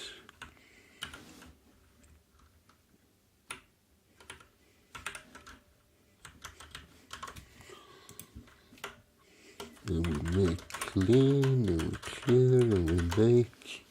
Okay, almost there. Another, okay, that's our temporary assignment. We don't even need that anymore. So let's just remove this part and this as well. Save, make clean, clear, and we make. Okay, it compiled. Let's see what happens. Okay, initializing encryption done, and then it shows the string that we want to encrypt, and it shows the hexadecimal version of the encrypted text. Then we reinitialize, we feed it with the ciphertext, and we end up with the same string as we had from the beginning. So everything works. The only thing we should add to this, that is the, remember when I talked about some people think that the arc4 encryption is not safe. one of the biggest concerns was that the first like thousands of or millions of bytes is not good enough, so to speak. So we need, when we initialize, we need to, like, I call it to whitewash. We need to whitewash away the first like 50 or 500 million of these. Yeah. So let's go into our encryption function. No, our initialization function. This one. And I want to create an int32, which I'm going to use as a, well, I'm going to use it for a for loop, basically. I don't really want to call it I, because that makes it interchangeable with this pi. So let's just call this C for count, N for number. N is good. And let's go into the, let's see, arc4, and we create a macro for this.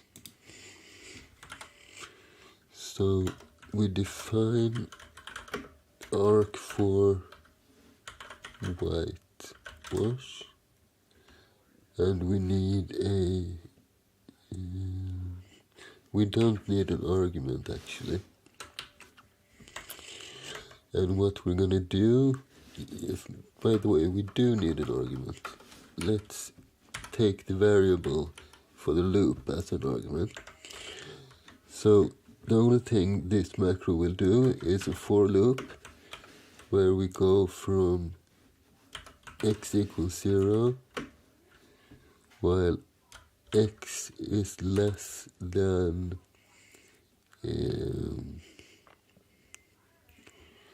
let's call it whitewash count, or whitewash, let's call it m's. So these are millions of iterations. So x is less than ms times 1, 1, 2, 3, 1, 2, 3. And I plus plus. And the only thing we need to do is, okay, we need one argument more.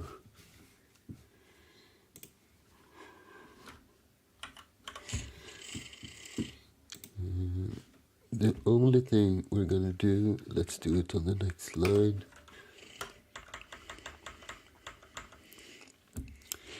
We will call arc4 byte with the structure or a pointer of the structure as an argument.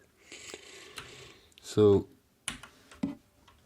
basically that. We will call this, which it will generate a byte, and each time it loops it will do that. But we're not going to do anything with that byte, because all we need to do is getting ahead in the, well, in the state, so to speak. But if we do it like this, then GCC will recognize that it's redundant, and it will, as part of the optimization, it will just remove this. So we will need to typecast this to something called volatile int8, like so. and that basically means in this context that the GCC should not optimize it. Okay, so let's put this as part of our initialization. So when we are done with the rest of the initialization steps, at the end here we will simply call the arc4 whitewash and specify our variable for the iterations and the name of our structure, which is P, like this. Okay, and if this works, we should see that it takes longer when we run this initialization, a couple of seconds. We also need to define the m's. So how many million iterations should we have? And I want 500 million. I think that ought to do it. If you think it takes too long when you run this, try changing this to 250 or 100, because I have a quite fast CPU, so this should go quite fast. And we save everything, and hopefully we haven't introduced any additional errors. Make clean, and we clear, and we make. Yes, we did. Okay. What does it say? Okay, I++. That's wrong.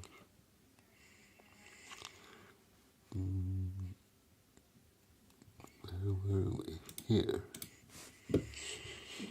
So it should say X++, right?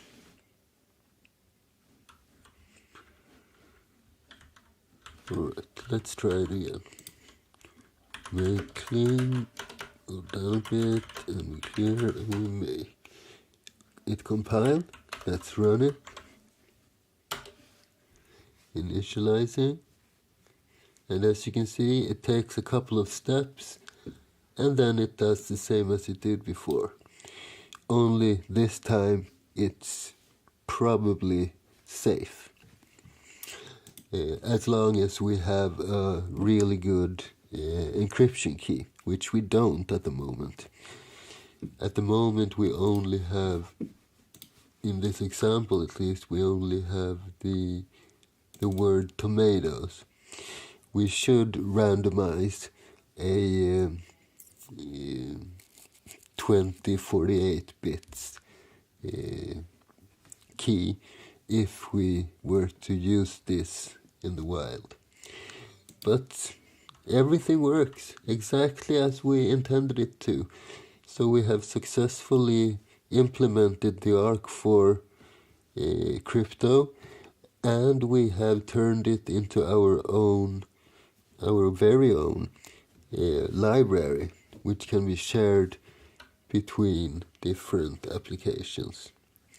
And when I create a project for transferring and encrypting files, I will use this library for that. So then I will show you how to use this library in your code. But I hope you enjoyed this, and don't forget to subscribe if you like this and want to see more. There is a lot of advanced C videos coming forward, so don't miss out and stay tuned. Thanks for watching, and thanks for today.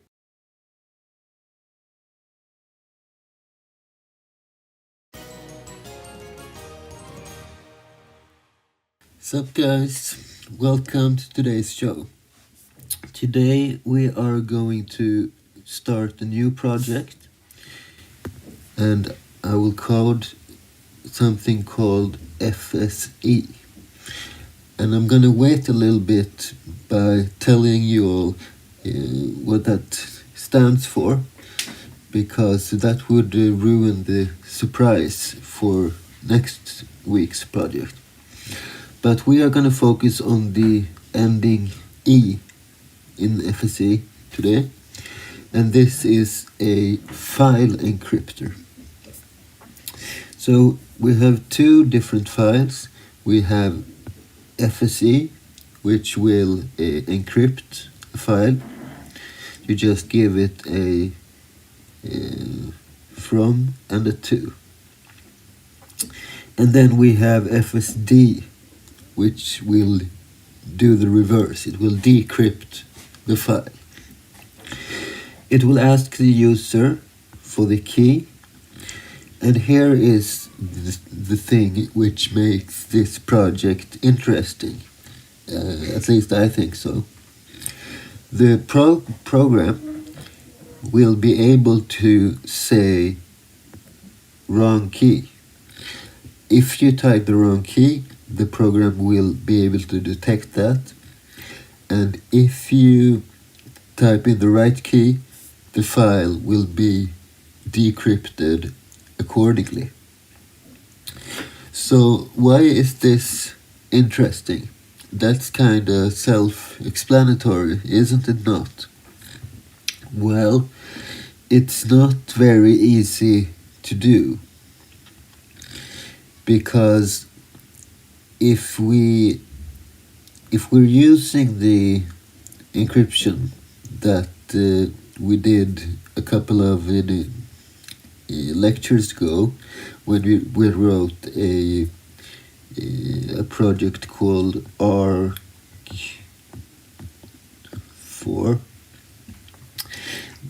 If you missed that episode, that was an episode about an encryption library, which uses the RC4 stream cipher.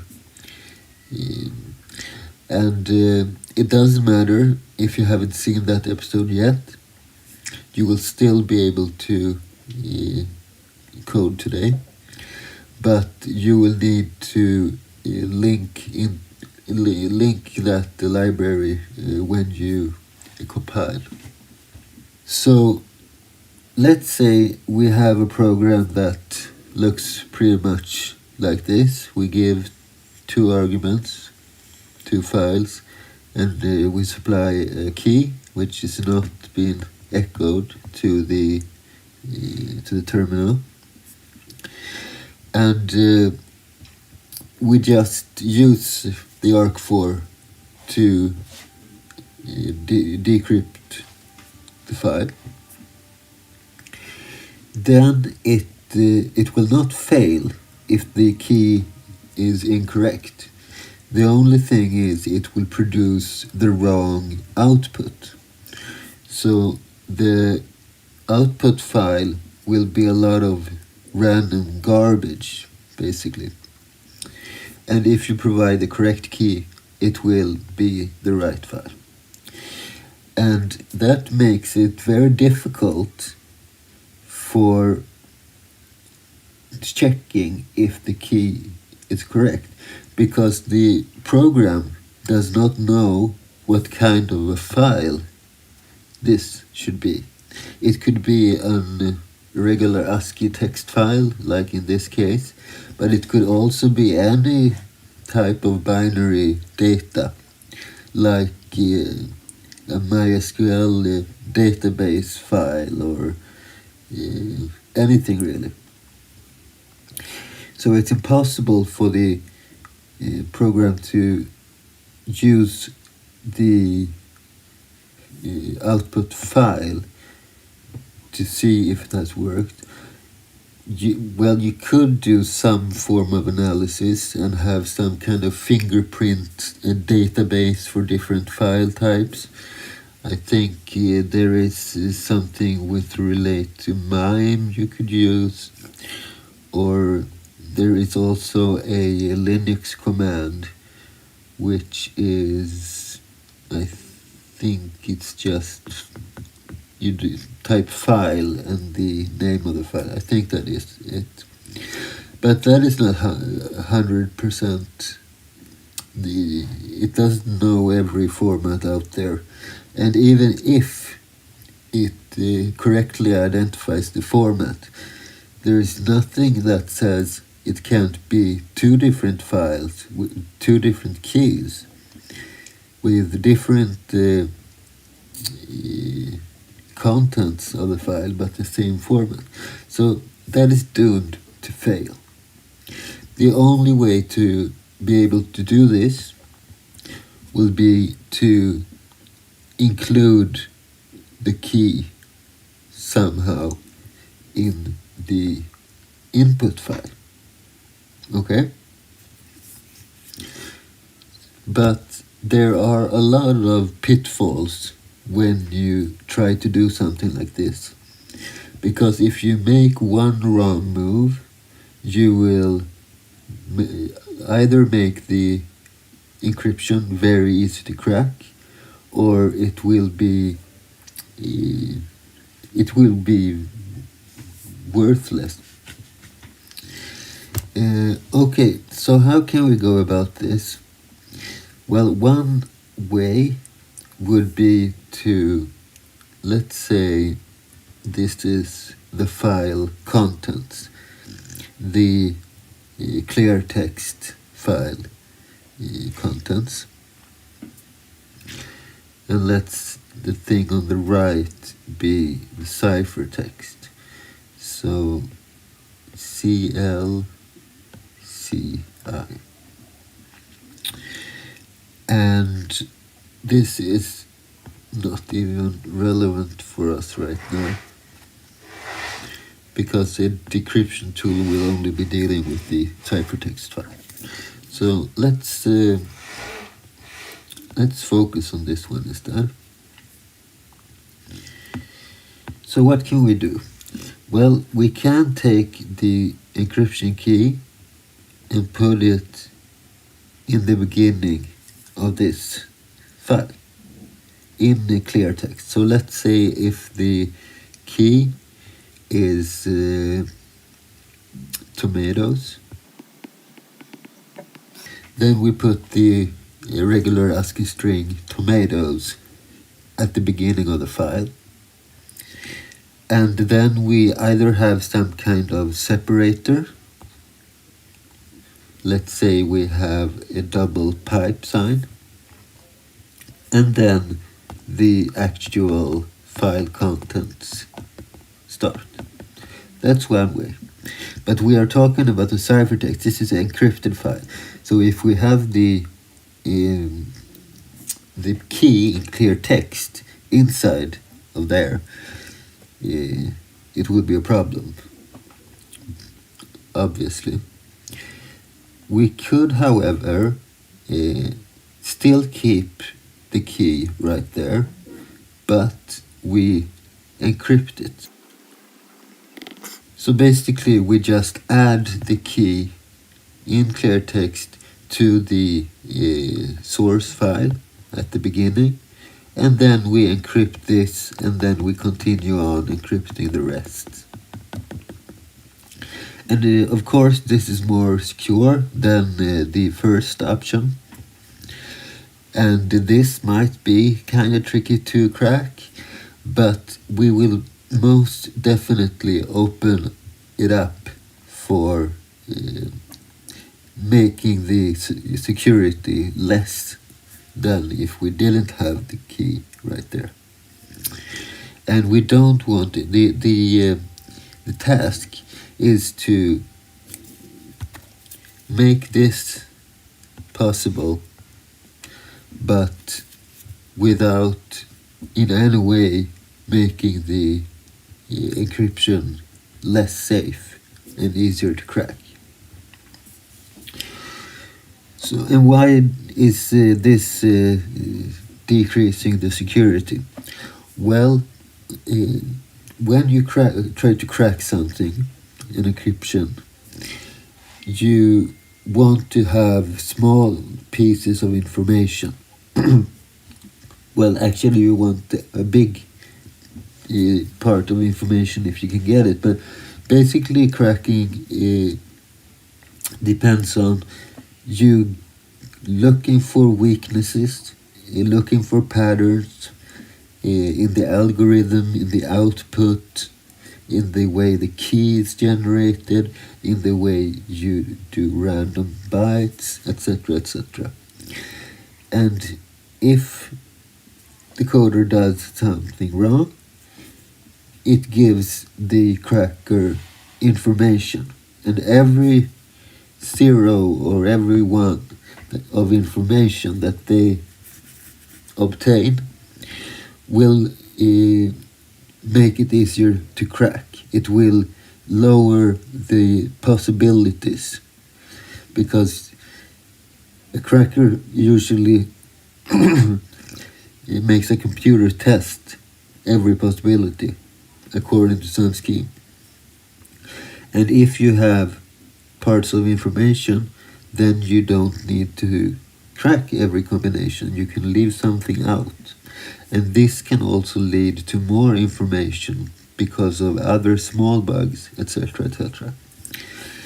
So if the cracker knows that the beginning of the file, and we know how big the encryption key is, it's somewhere between 1 to at most 2048 bits. So in the first 2048 bits, we know that the key will be stored, encrypted in the same way as the rest of the file. And this is a lot of information, and it's a very, very important information. So this will most definitely lower the lower the security of the encryption suite. Okay, so this is not a valid way to do things.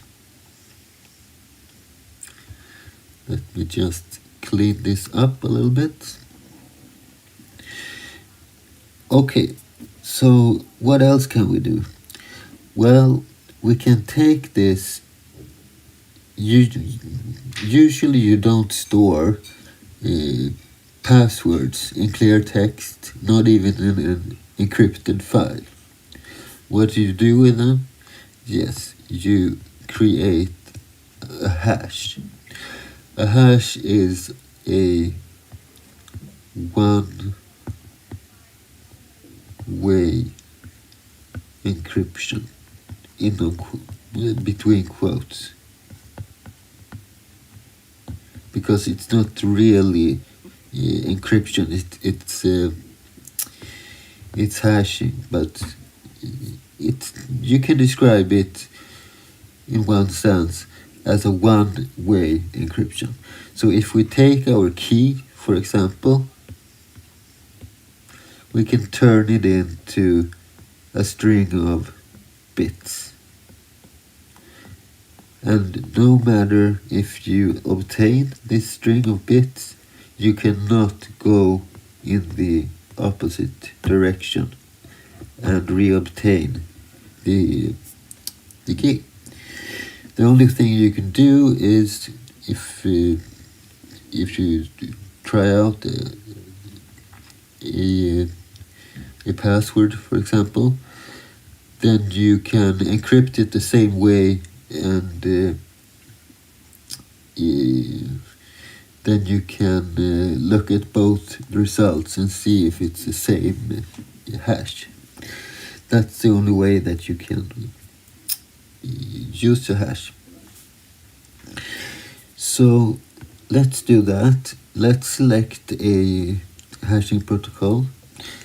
It will probably be some of the SHA hashing algorithms. There is SHA1, and there's I think 128 is one of the more secure. I need to check up on that. But one of these SHA ciphers, and I don't know exactly, but this probably means that it's 128. But anyway, let's say the first 128 bits of the file will be that encrypted hash. Well, that makes it better because the SHA hashing algorithm is most definitely stronger than what we had before with just arg4. Okay, but this is still not good because of the same reason as the last time. If we do this, then the crackers will have absolute knowledge of the first 128 bits of the encrypted file, even though it's hashed, and they won't be able to use that per se in order to turn it into an encryption key, but they may still use informational parts of it in order to crack the cipher in other ways. So we don't want to do this, but we still want to use the hashing algorithm, SHA. But where do we store the hash? What if we put it on line 5 or something, a couple of characters in? Well, we still would have the same problem because it's an open implementation. The crackers will still know where this will be found. So we need to store it somewhere in this file, but different places every time. How can we do that? And how can we find it the next time? My idea is when we encrypt a file, the first thing we do is we produce a random value. Let's take a new page. So first we do a random value of 16 bits. That will mean a number from 0 to 65,535. And I will not use a 0, so this will be 1 to 65,536, I think. I haven't decided that, by the way. Let's do 0 for now. Okay, and where are we going to put that number? Well, first of all, we're going to put that random number, let's call that the offset number. Yes, this is the offset. So the first 16 bits will be an offset. But now you might go, wait a minute, isn't this the exact same problem like we had before? That the crackers will know exactly what this part of the file will be. Well, will they now? First of all, this is a cryptographically secure random value, which means it can be anything between 0 and 65,535, which makes it 100% impossible to do anything with, because you cannot turn it into something else, you cannot reverse engineer it in any way. So this should be secure. And what do we need this number for? Well, let's say we randomized the number 650. The next step will be to produce 650 encrypted random bytes. So the same cryptographically secure way that we created this random value, we will create a padding. And that will be somewhere from 1 to 65,535 bytes this time.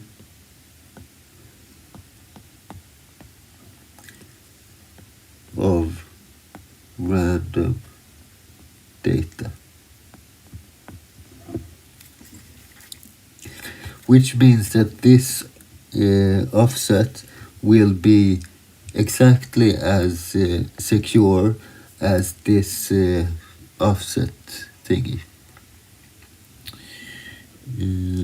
Let me color this in. So the offset will be this yellow part, and then we will have our padding.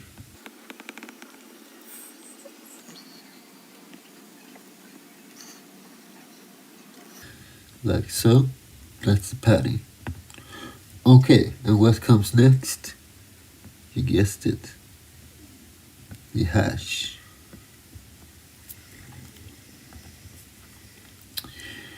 And let's color the hash green. This is a little bit smaller.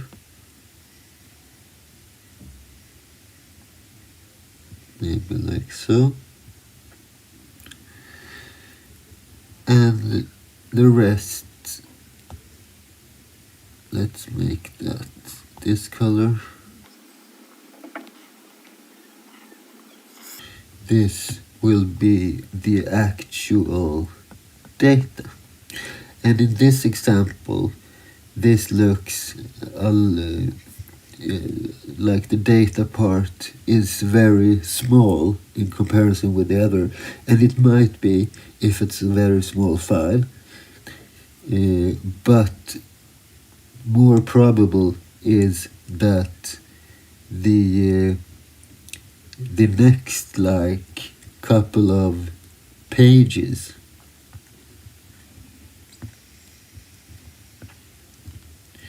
will be the data. So the data can be like several gigabytes. It can be any length, and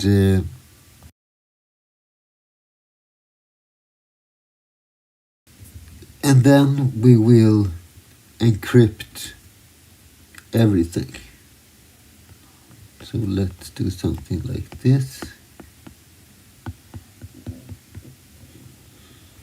So even the random data will be encrypted as well, and then written to the file.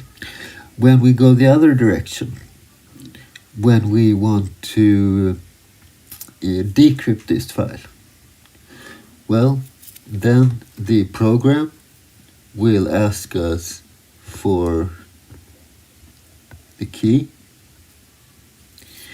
When we input the key, we will initialize our encryption engine with that key, and we will begin by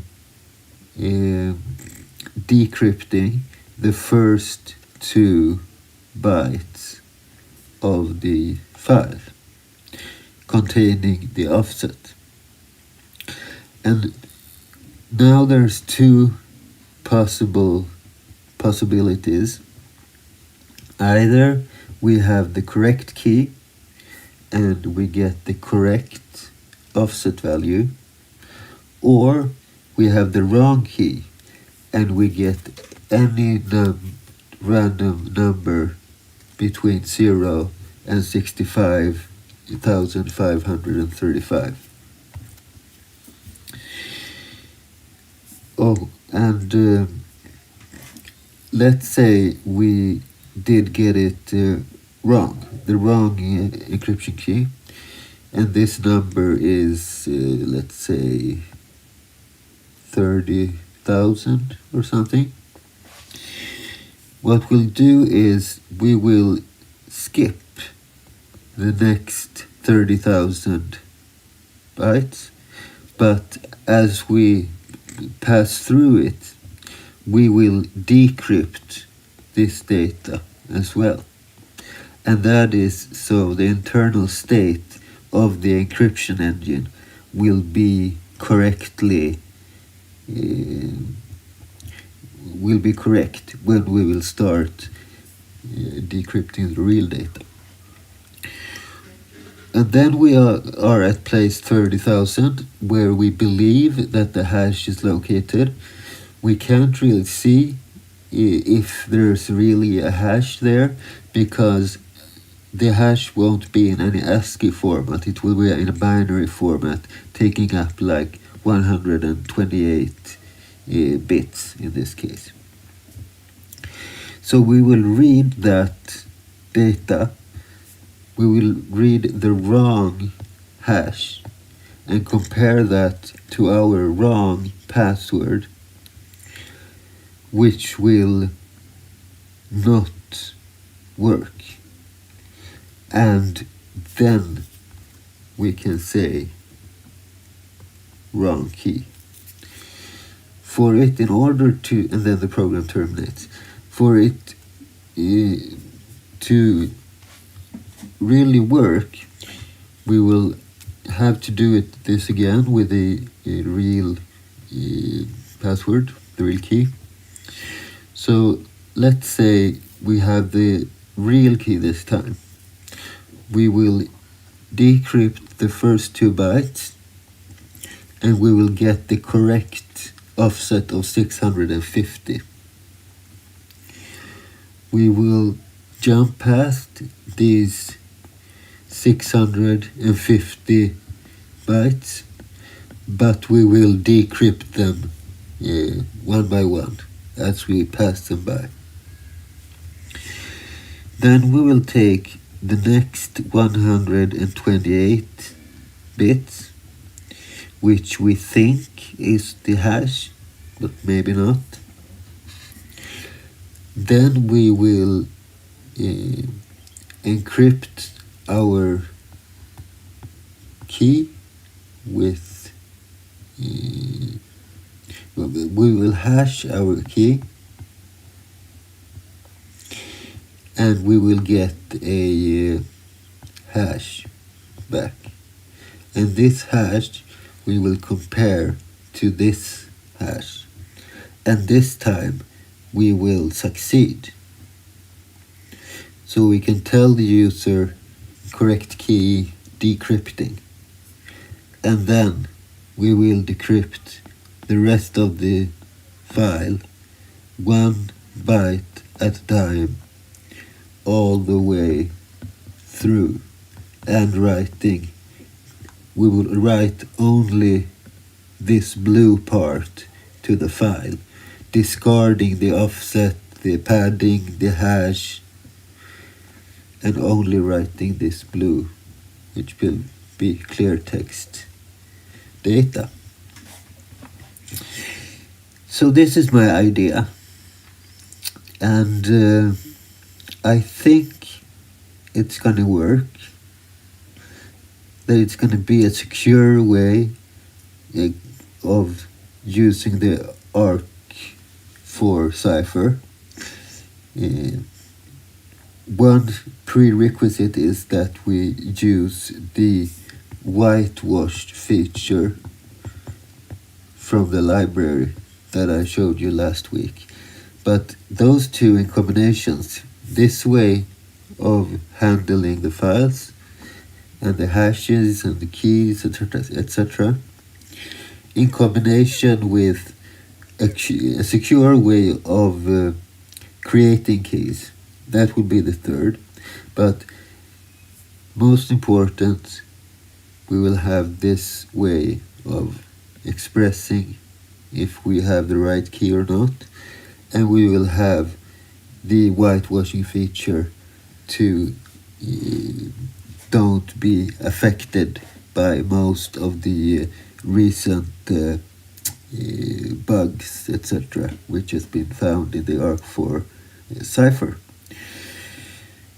So I believe that this is the solution to creating this ability to say wrong key if it's a wrong key without in any way decreasing the security of the encryption engine.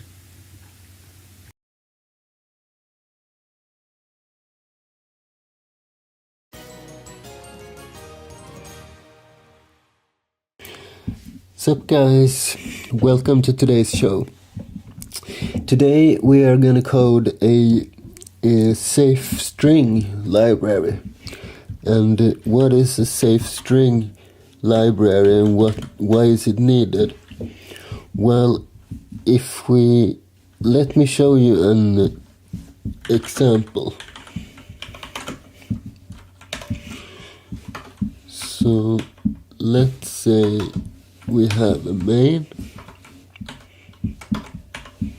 and I'm not going to do any error checking now, so I will simply take the argument. If this were production code, I would of course do a check so we don't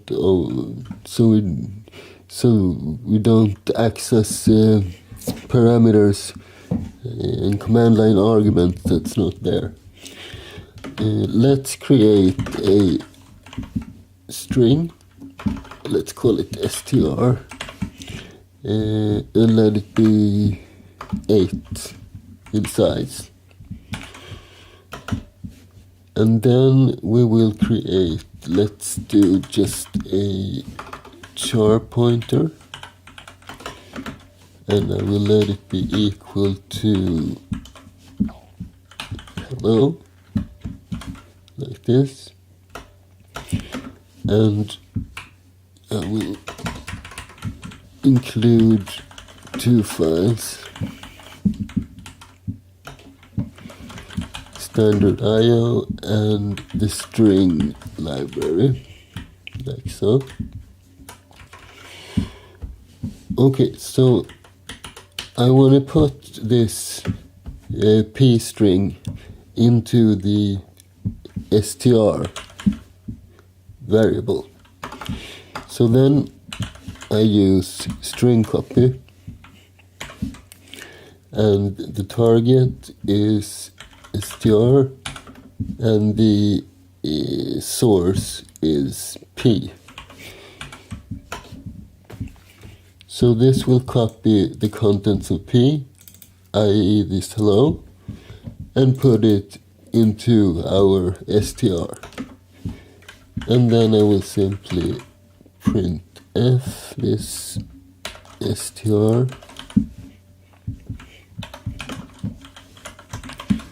like so, and return 0.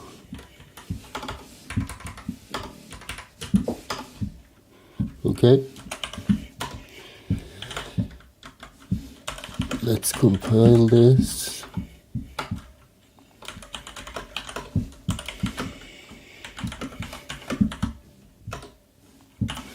And we run it.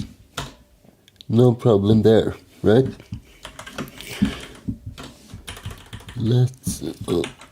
Sorry, I'm gonna use nano today so you get syntax highlighting. Okay, so let's instead, well, let me do like this. If argc is less than 2, return -1. Just a simple check. And we're going to take one argument from the standard input. So instead of doing p equals hello, I'm going to do p equals argv1. So we take the first command line argument. We compile again.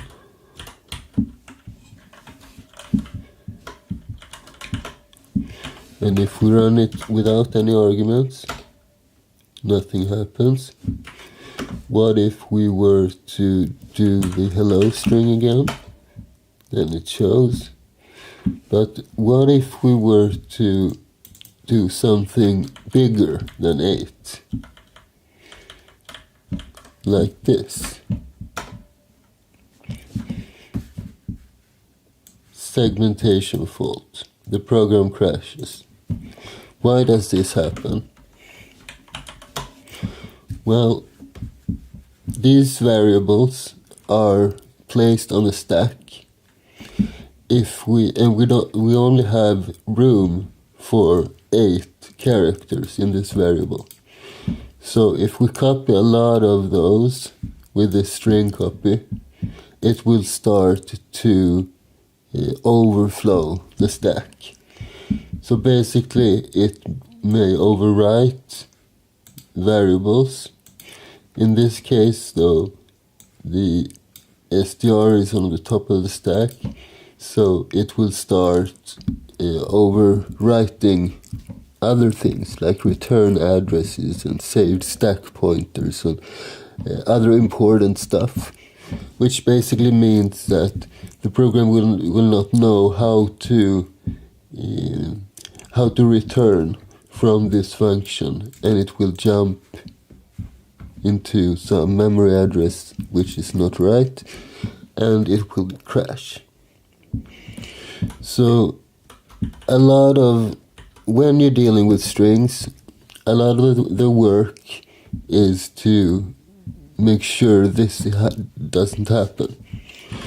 One possible solution to this is that instead of using the string copy like this, you add an n in the middle, so it's string n copy. Because then you can add a third argument, which is the biggest number of characters to copy. So if I put 7 in here, it can never copy more than 7 characters. So let's try this again. Hello, it still works. And if we do this,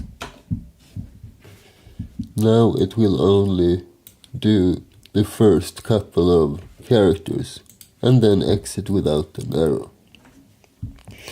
So if it's this easy to fix this problem, why bother with it? Why make a video about safe string library? Well, this is only one example. A lot of the times you don't use functions like this. You edit the strings yourself. Or what if you need to read all the lines in a file, for example, and put it inside of a string variable? How would you do that? You need to allocate and reallocate memory so you have the correct amount of memory all the time. So it's not that straightforward to create a safe library for this. Okay?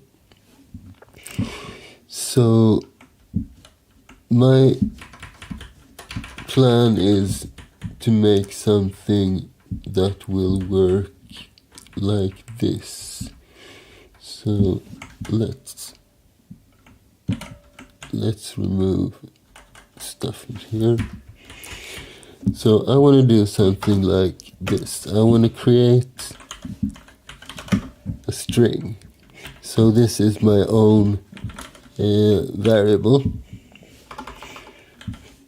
str, and I will initialize str with some initialization function, like let's call it init, and and it will take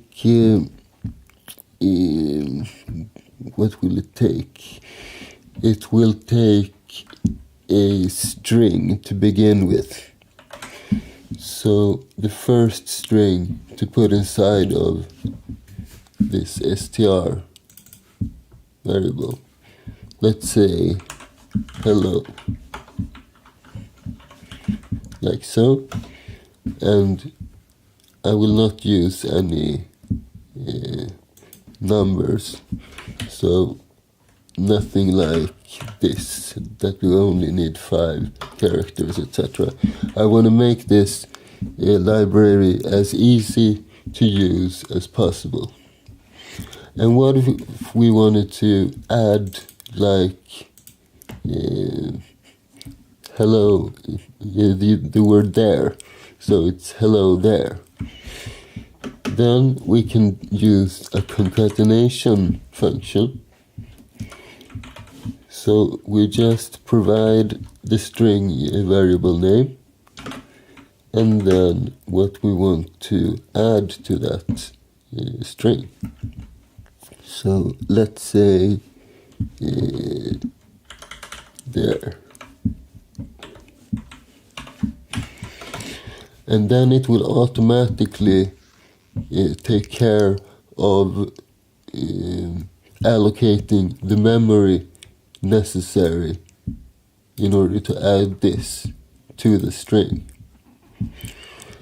And if we want to print this string to the screen, we can do this by just referencing, let's say,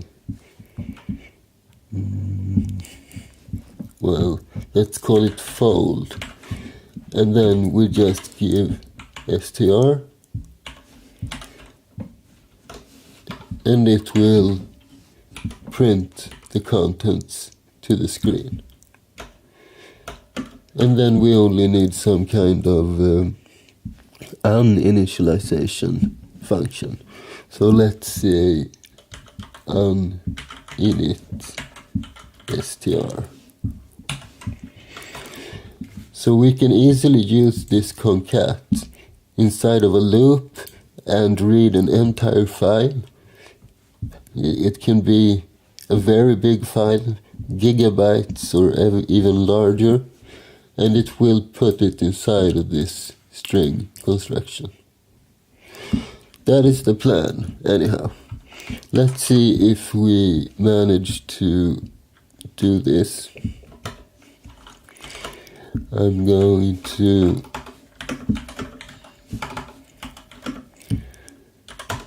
clean up a little bit here and create a simple makefile. So what do we need? We're gonna have a file called safestr.o,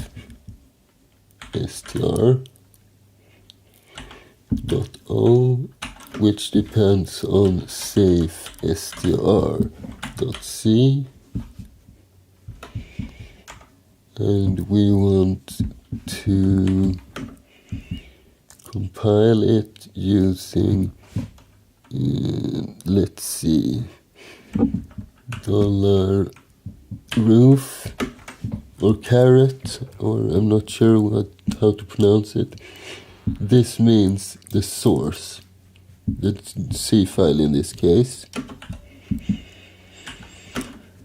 and this means the target, the .o.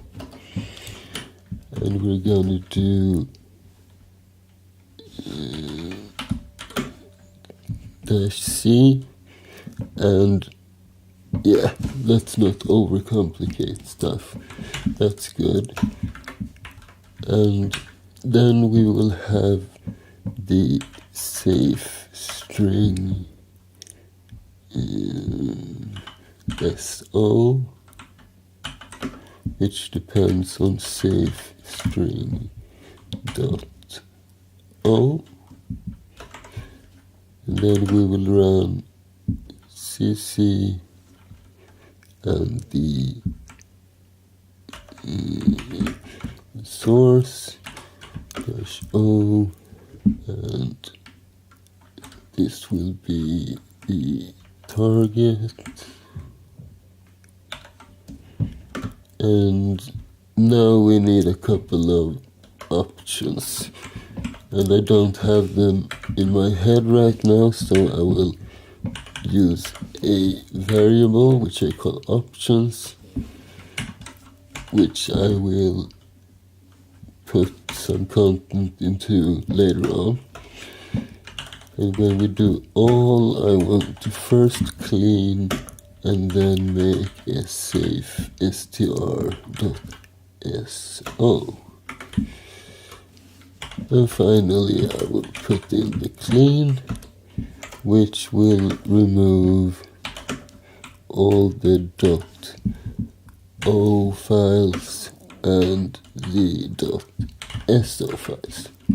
So something like this.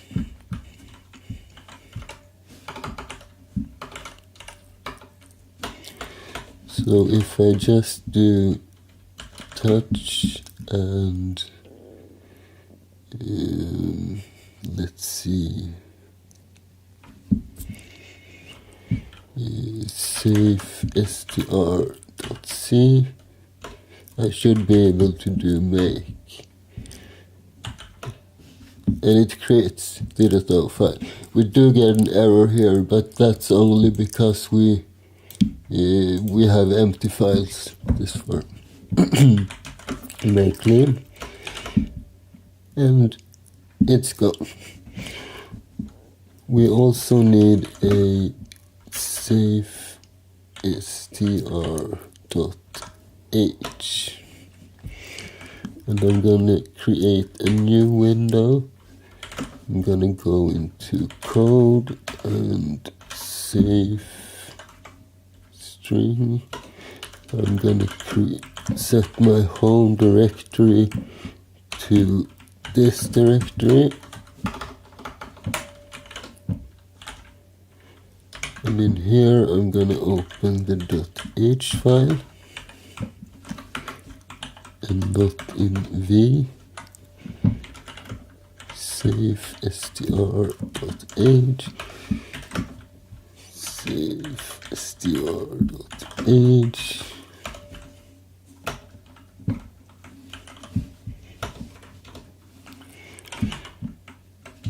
and in here I'm just gonna open the C file. So safe str.c, safe str.c, and we're gonna include our safe str.h like so. And as usual, I will begin by defining my main. So we'll see what I want this to do. So let's create a string which we'll call str. We're going to initialize it like before using an init function which we hasn't made yet, and we will put in hello, and then we want to concatenate the str with the word there.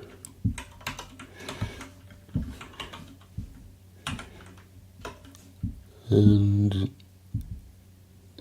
yeah, let's do something like that to begin with anyway. and then we want to uninit str, and in between we want to print it. So printf %s and fold str.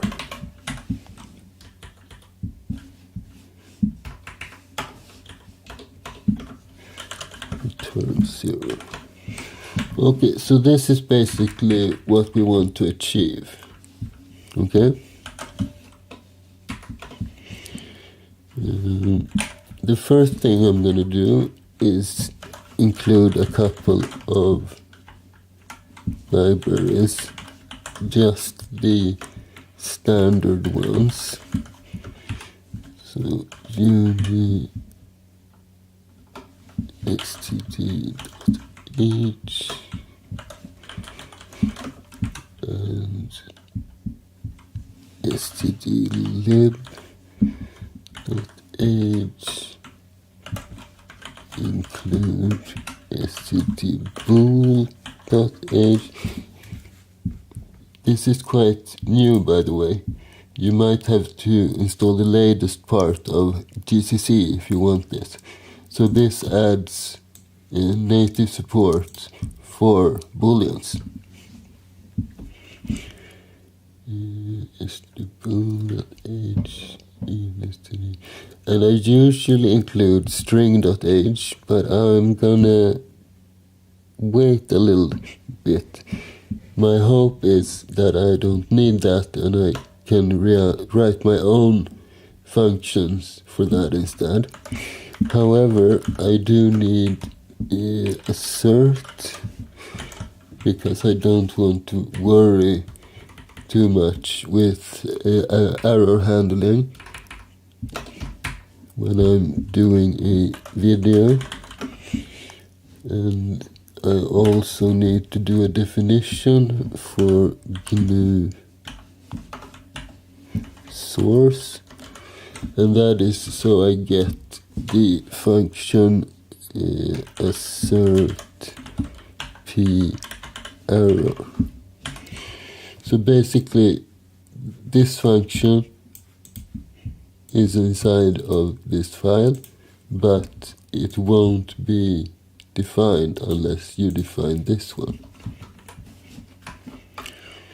And it's basically a combination of the assert function and the p error, the print error function, which is quite nice, I think. But then you also need to include the rnumber.h, like so. Okay, so let's define our structure, our string structure. So I'll call it s string.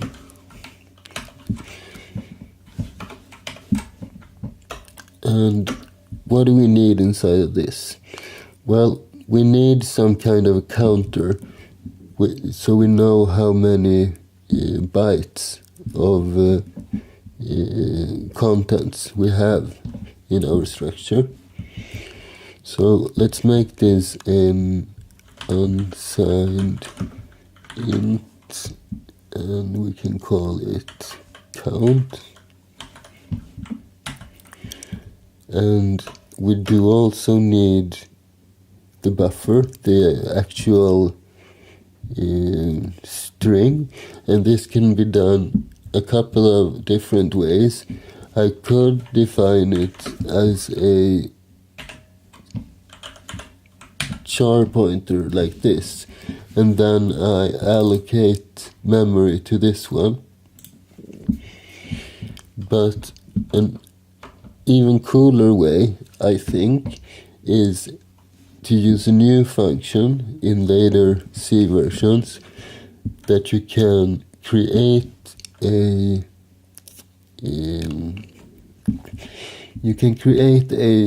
char array, basically a string, like what we're gonna call it, data. And usually you do something like this. So you put like 64, so it will have 64 bytes in it.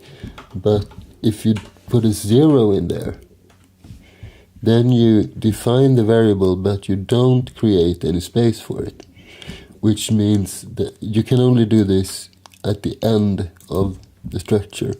So this entire structure will be variable length, and we can just increase and decrease the entire structure when we need to handle the strings, which is kind of nifty, I think. Okay, and I will type def this struct s string to string with capital S. I will also create a couple of function definitions. We have a main with an, I'm not sure if I'm gonna take any arguments, but let's put them here to begin with anyway.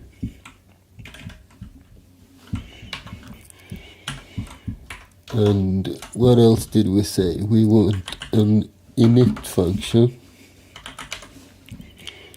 and that init function will take a string, an initial string, and we want to return a pointer to a string, so our own structure, like so. And then we want a concatenate function, which will take a string pointer and another string, and this will return a bool if it was successful or not. And we also need an uninitialization function, but for the time being I think I'm going to do a macro. Perhaps I need more intricate functionality later on, so I'll change that, but for now I will just do this. Uninit x will be free x, like so. So let's start by creating our init function.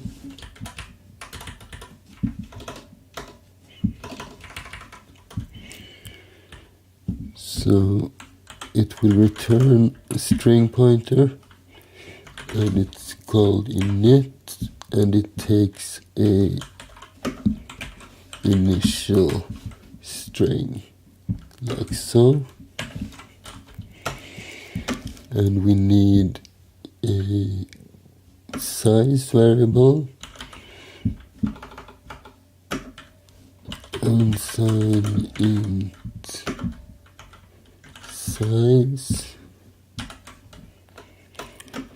and size will be equal to length of str. So we do also need to define that length function, and that will basically be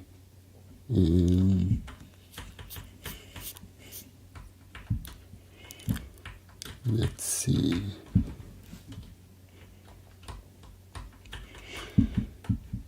that will basically be, well, it will be pretty much the same as the regular strlen, right?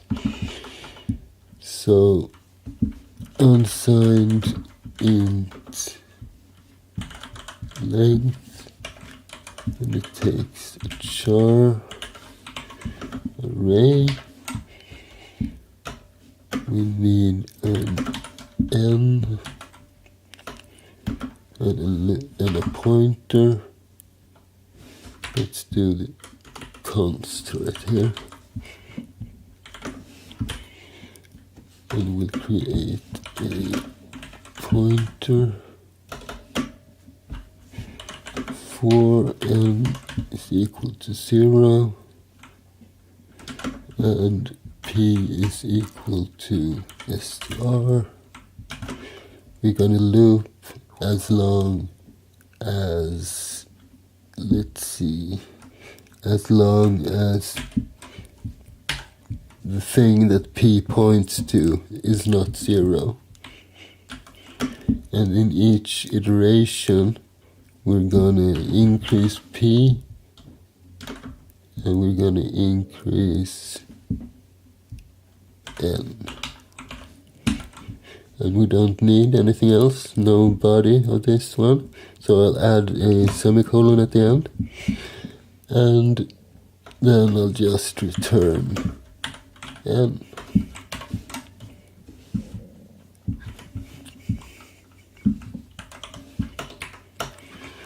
And I want to create a function declaration for that as well. So unsigned int length, and it'll take a char star, like so.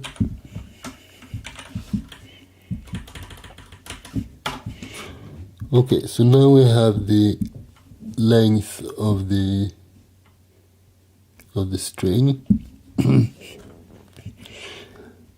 And since this is the initialization function, this will be the first string, so we don't have to think too much about it. I do have, however, one additional byte allocated, and let's allocate no.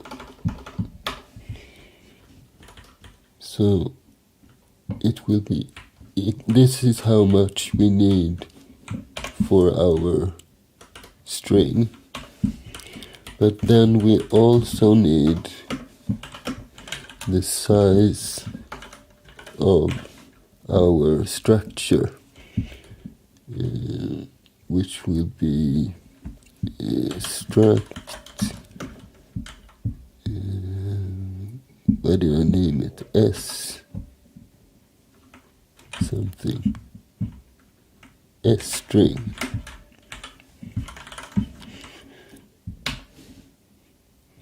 Okay, that should be enough memory, right? So let's create a string p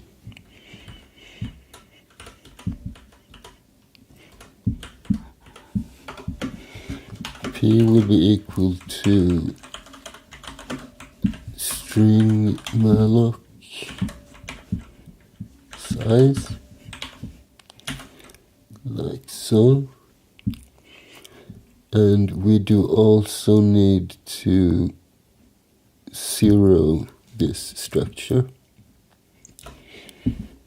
So one new way of doing that, first we need to assert that p is not 0. Then we're gonna do a, let's see, p, I think it's something like this. P equals this. I think you do it like that. Maybe we need to dereference. Let's see if that works. Okay, so we have the empty structure. Now we want to copy the actual string into there. So mem copy and into p data, we want to copy the string, and let's see, we need a variable for the length. So let's do an n as well. So n and size, and we let n be equal to the length of the string, and we substitute this by n, which means we can copy n into the string. And then we'll just return p. Okay? So let's comment these out because we're not done with them. And not this one either.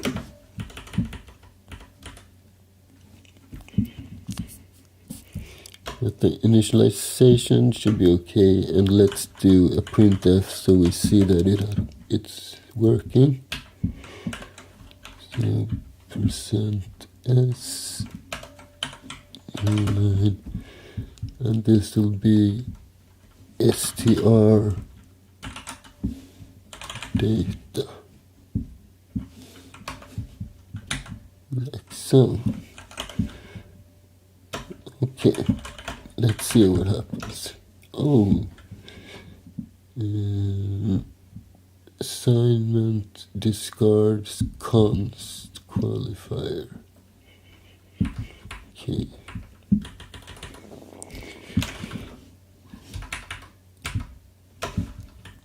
So let's do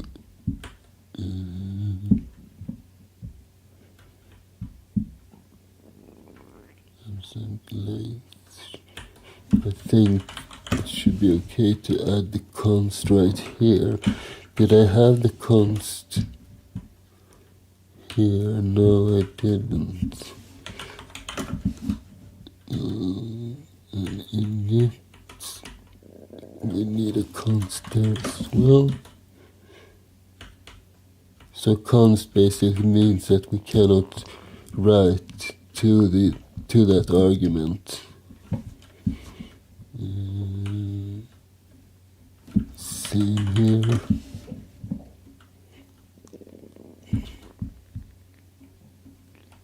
Okay.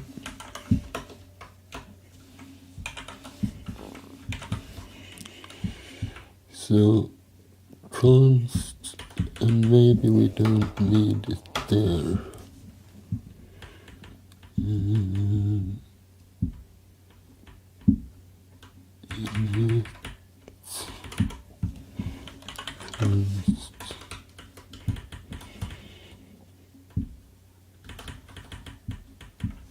Okay.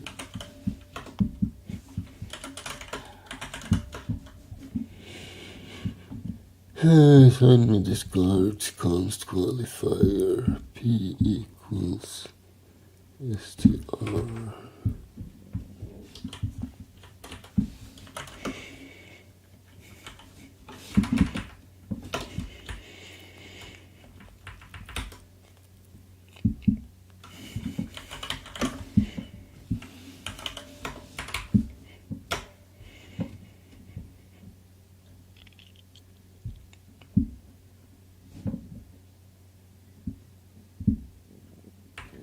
Okay.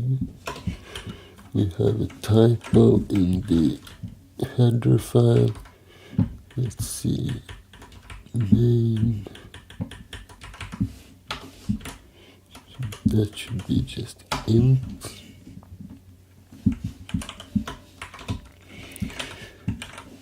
And what did we do wrong here? Let's see. It's in the length function, I think.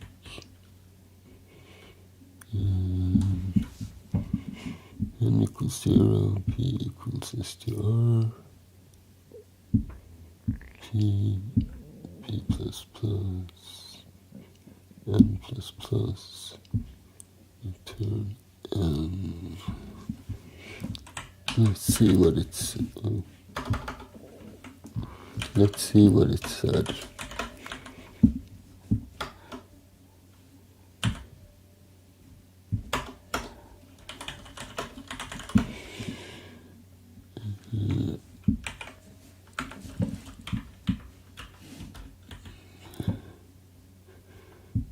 Okay, it didn't like this construct. Perhaps I need to add some options so it uses the new standard. Let's see.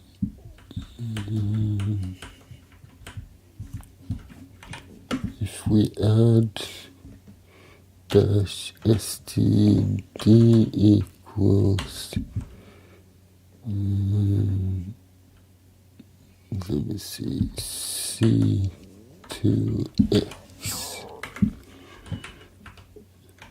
and let's add it here as well, std equals C2x.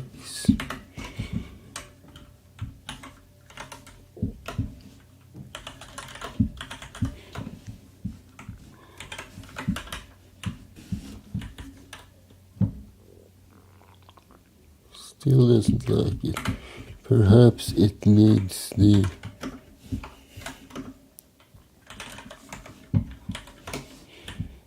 space there.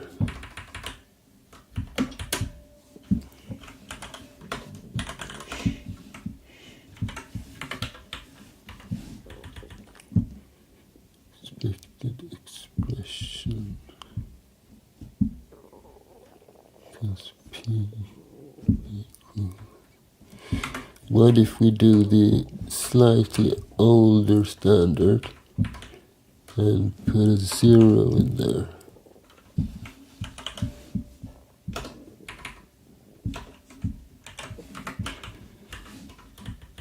No, still does not like that. I think I need to typecast. That's probably it. So let's make it so, and then I do string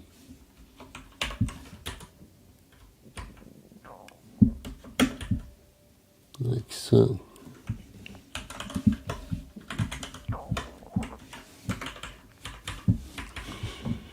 Okay, now it works. Mem copy, okay, what do we need for that? Mem cp, okay, it's side of the string dot age. Let's create our own. No, safe string. Let's see. So we have a void pointer and let's do bool instead. And we can name it copy. It's gonna take a void pointer to a destination. It's gonna take a const void source and a const unsigned int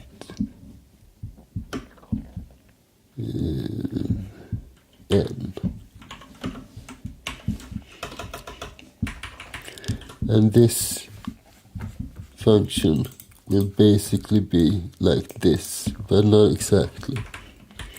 But let's start there anyway. So const char p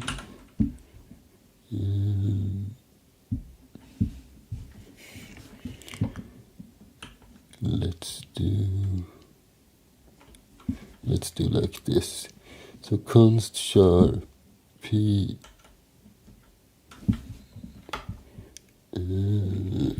p source and just char, no, not char, void.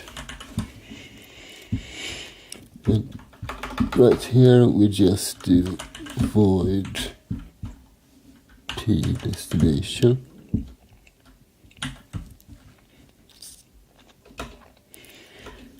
And we do a for where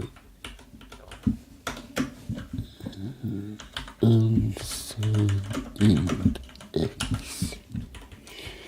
And inside here we set x equal to n.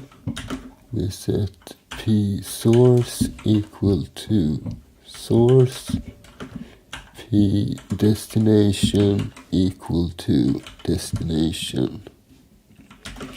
We're gonna iterate until x is 0, and each iteration we will increase p source, p source, and p destination. And what are we going to do?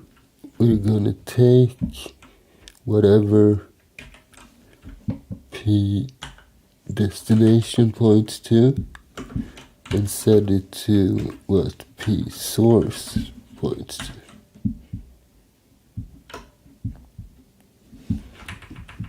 We can make this a void because not much can go wrong, and if anything goes wrong then the program will crash. So like so.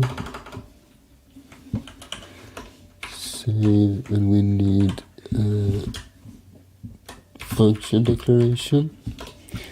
So void copy, and we have a void pointer for the destination.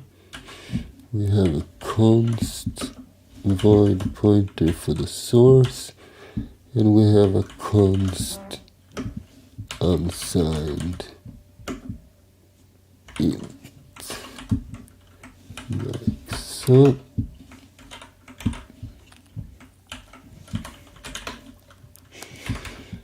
Also we need to change so we use our own function.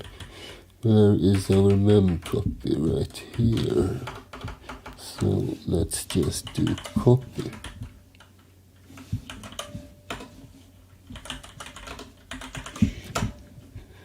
Okay, it's getting better.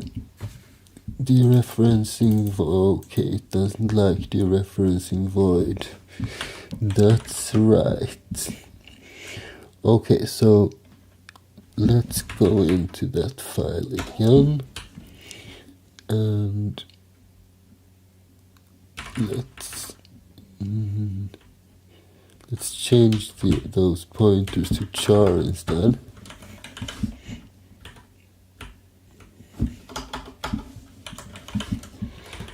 And let's typecast a little bit.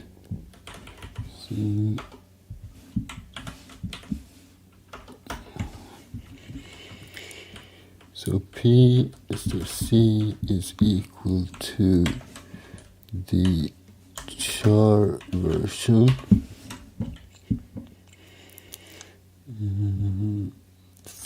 or the const char version, and this will be equal to the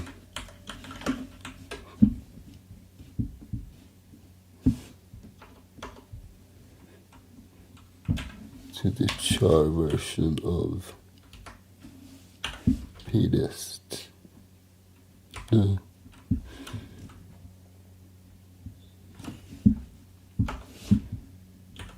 Like so.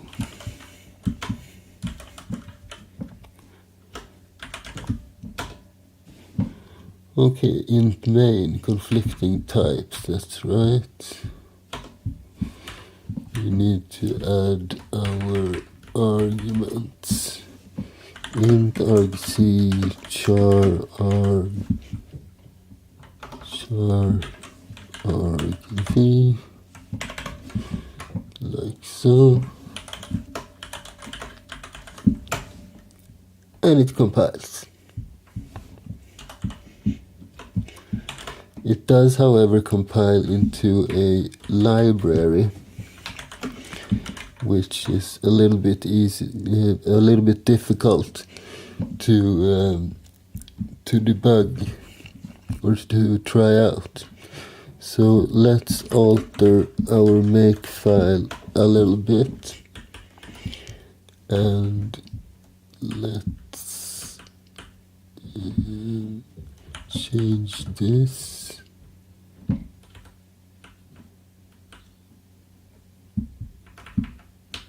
And this. I don't think we need to change anything else actually. Okay, let's see what happens. Segmentation fault.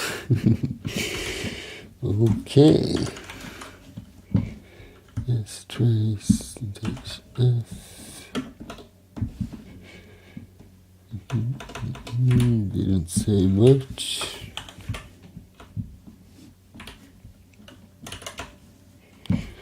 And ltrace didn't say anything. Let's double check the code. Let's see. Save string.c str data.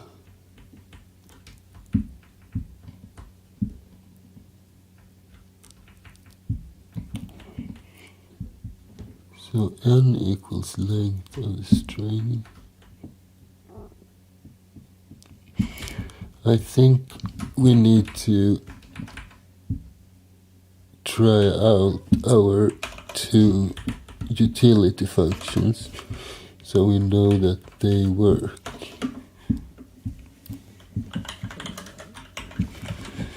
So we have our length,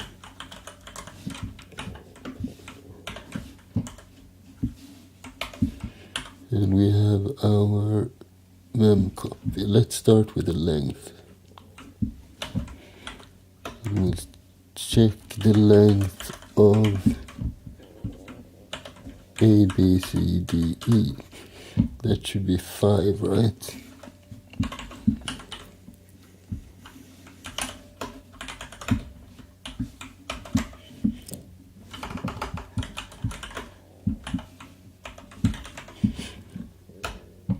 Okay, no problem with that one.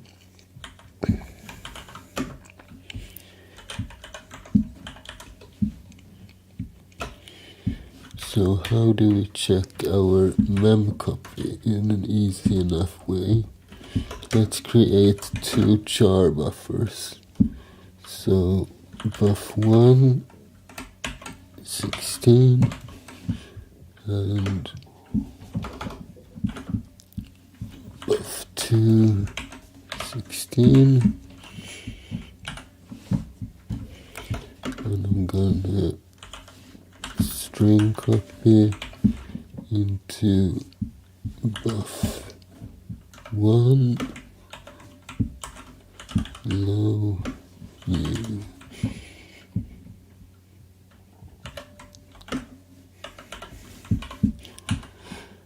And I'm gonna mem copy into buff2 from buff1, and let's see, 1, 2, 3, 4, 5, 6, 7,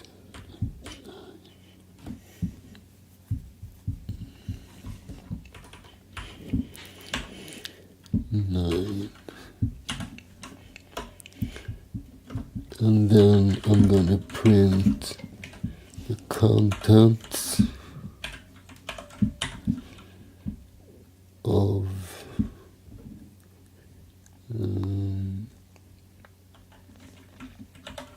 buff2.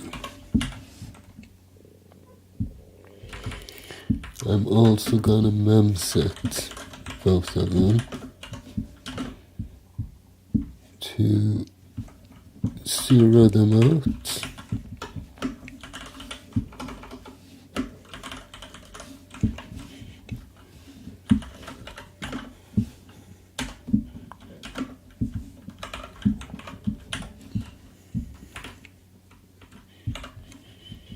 Like that, and I need to temporarily add the string library.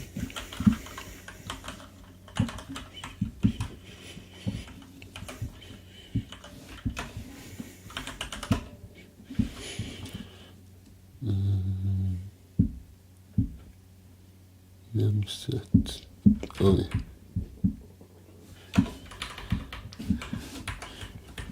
Wrong punctuation. Memset. There we go.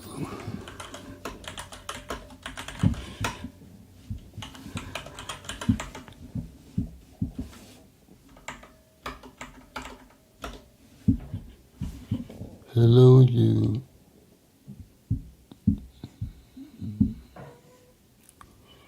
Okay, so both of these functions seem to work.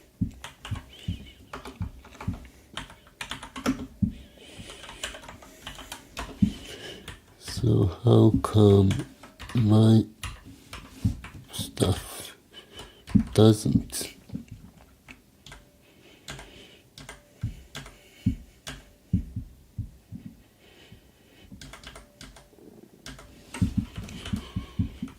Str equals init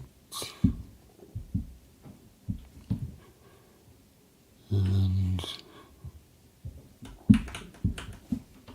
printf str data.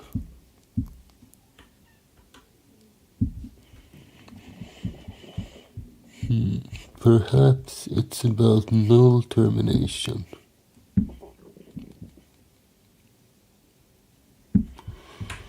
Yeah, that's probably it. So, where's the init function? How much am I allocating? N plus 1 plus size of this. So there's room for the null terminator.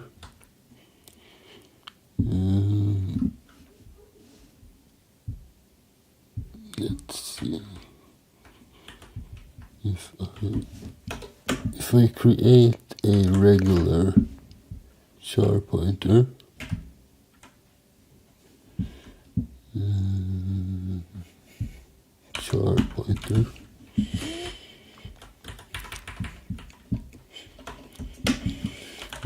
pointer should be equal to p data plus n, and that should be a 0. It should work, I think.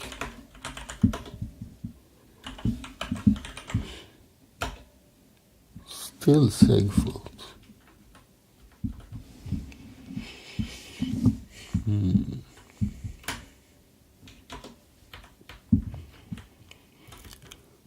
Init hello. And take this string. N equals length string.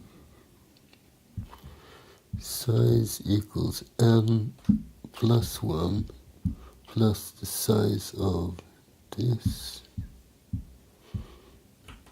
P equals string malloc size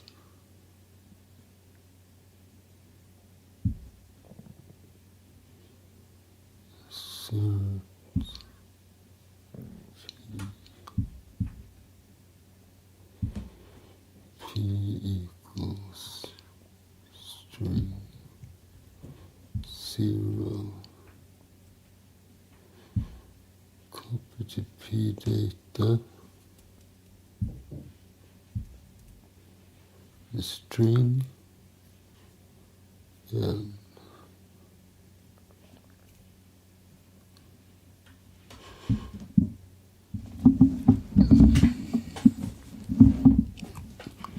what happens if I remove this line?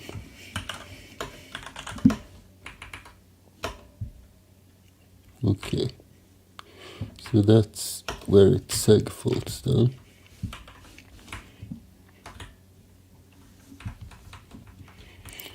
Even though the copy function actually works. So pdata string n, and n is the length of the string.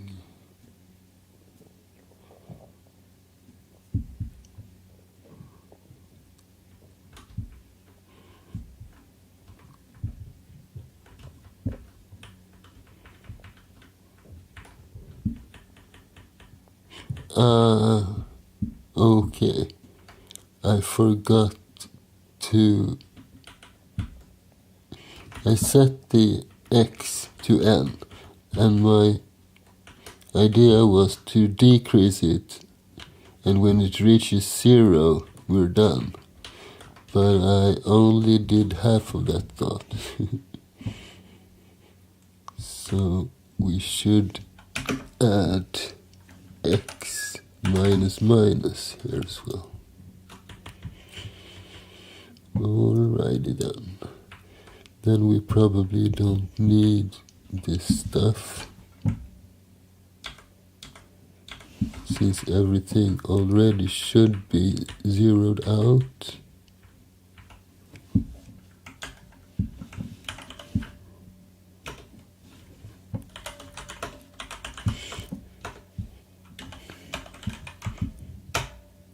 There we go. Yeah, now it works as intended. Good. Sometimes it's those small little things that makes you have to troubleshoot forever. Okay, where were we? Safestring.c. The only thing we have left actually is to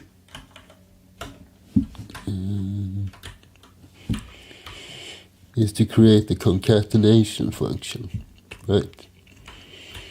Which basically merges one of my strings with a regular string. So let's do that.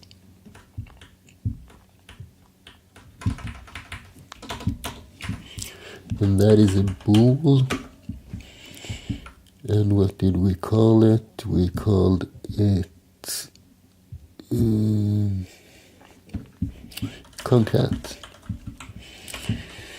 And it takes a string pointer as an argument,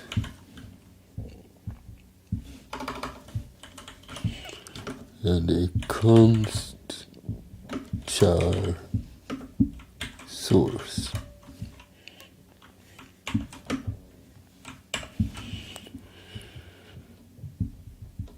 Okay, so first we need to calculate the memory consumption, and we do need an unsigned int n, which will be equal to the length of source.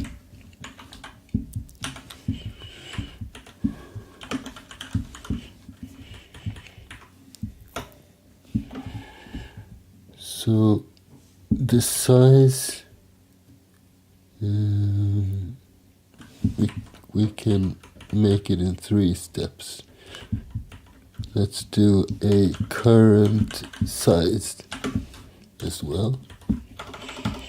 So the current size is equal to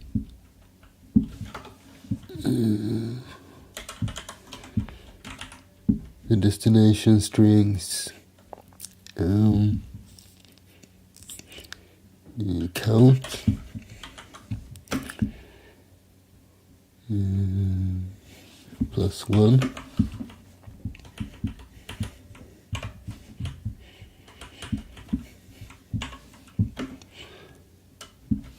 plus size of struct s string. So the size of the structure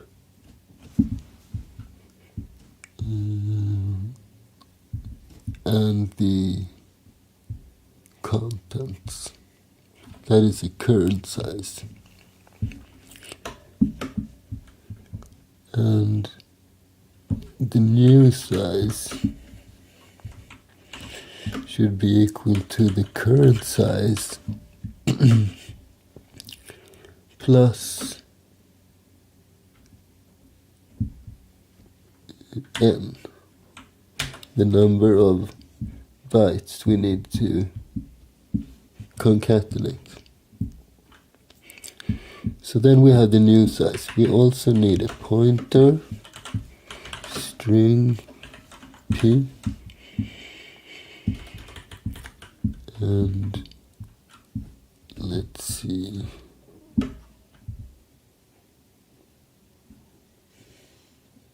No, do we really need that?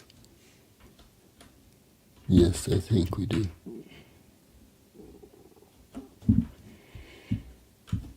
So P is equal to string, and this time we use realloc.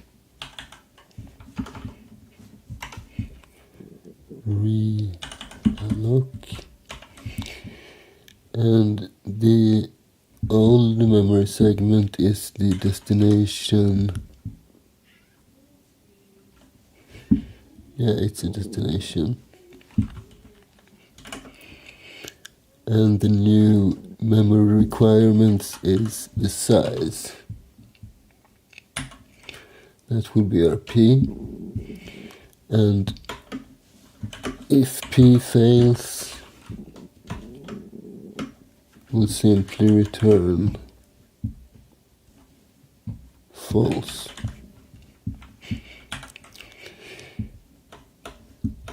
And if it doesn't fail, then we have the memory we need. So now we just need to copy the new string. So let's do it basically like we did before. I will create an let's see. I will create a regular char pointer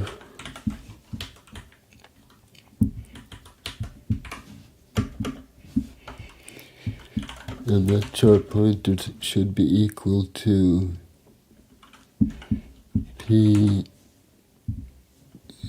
data plus p count. So basically it should be equal to the old count. We need to increase by with that, so we come to the end of the old segment, and that's where we will put the new data.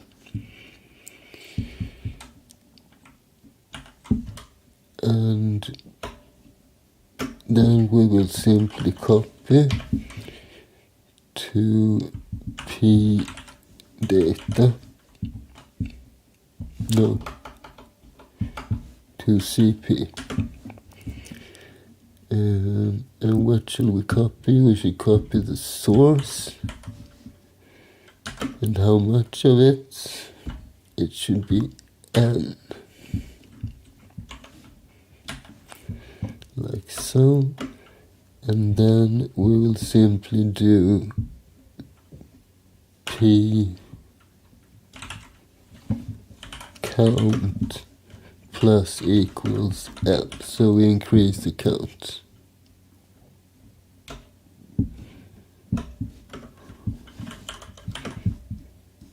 And we return true.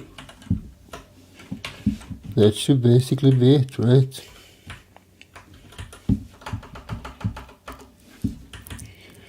So let's go down here.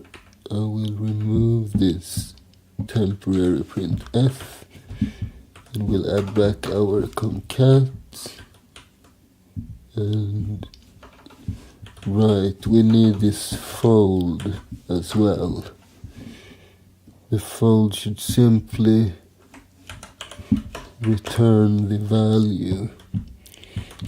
Let's do it quickly. Char fold, and it should take a string as an argument.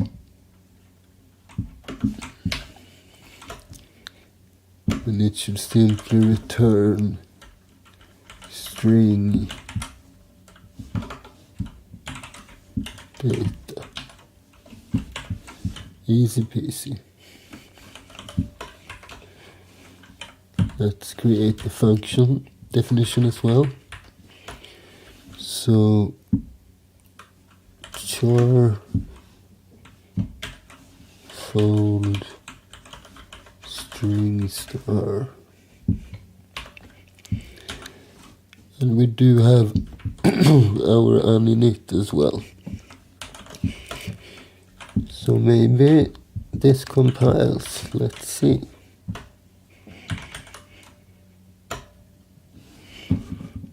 Okay, what does it say? It should be str, right?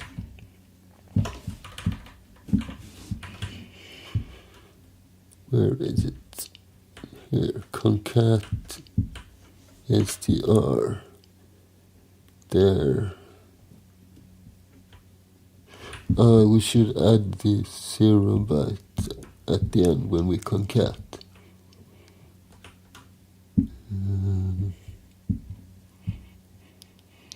So let's see.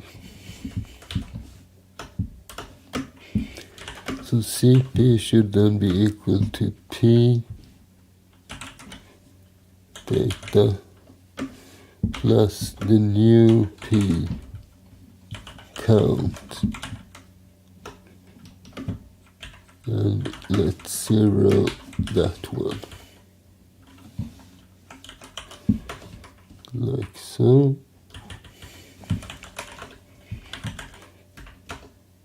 It compiles. Hold your breath.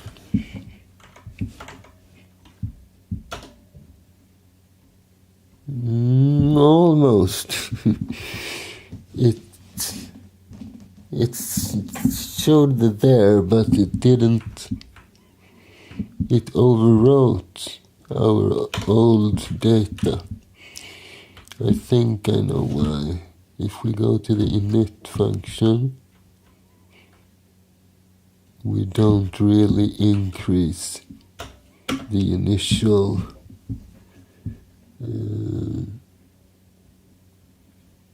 length. So P count should be equal to n.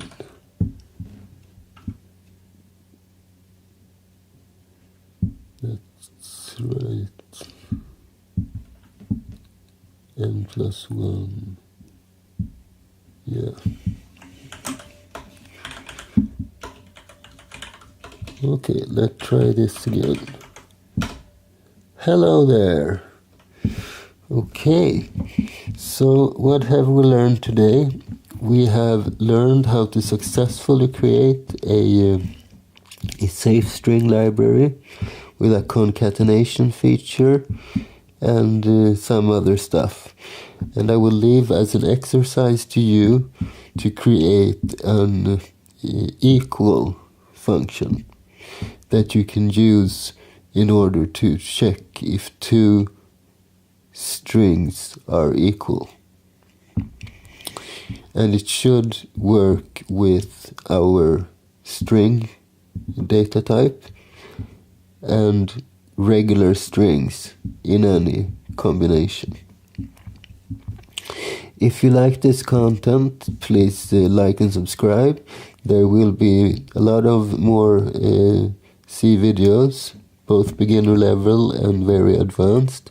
I have a lot of interesting stuff in the pipeline. So thanks for watching and thanks for today.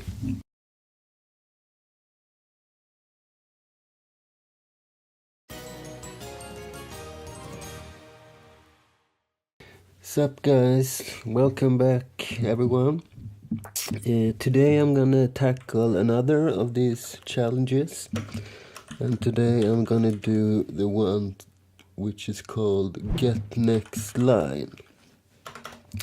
The task is we should read from a buffer, like from a file or from a network socket or similar, and we're gonna read until we get a new line.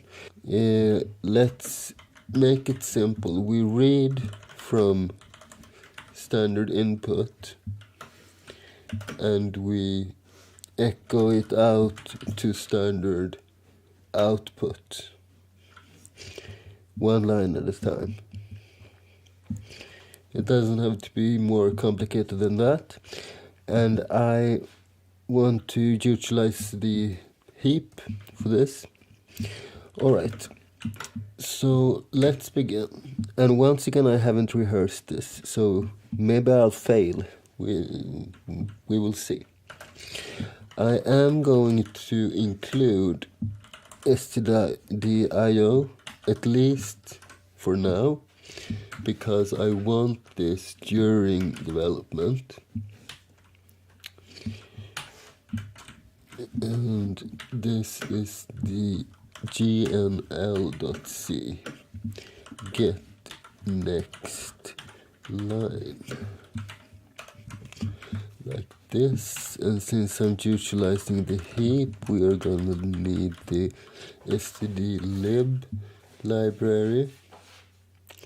I think that's the, let's see, man3 Malloc stdlib.h. That's right. Okay, so we're gonna have a main function as usual, and we don't need any arguments for this one. And then I'm gonna have a function called gnl for get next line, and we don't need any arguments here either, because we're always going to read from the standard input. So, well, let's see. Let's start with the usage. So if we go into the main function like this, and let's create 2 pointers, P1 and P2. So I'm going to read 2 lines, one at a time.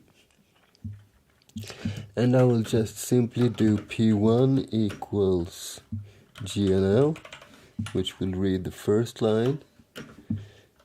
P2 will equal gnl again, like this. And then I'm simply gonna print them out to the screen. So I will put them in single quotes as well, so we see that we don't include stuff and characters that we shouldn't. And I will put a new line here because I am not going to include the new line in this string. So one of these, and I'm gonna paste in like this.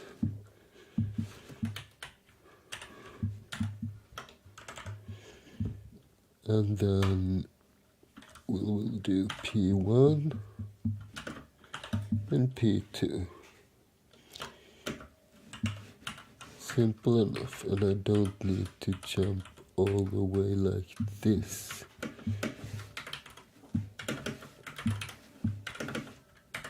This looks a little bit better, I think.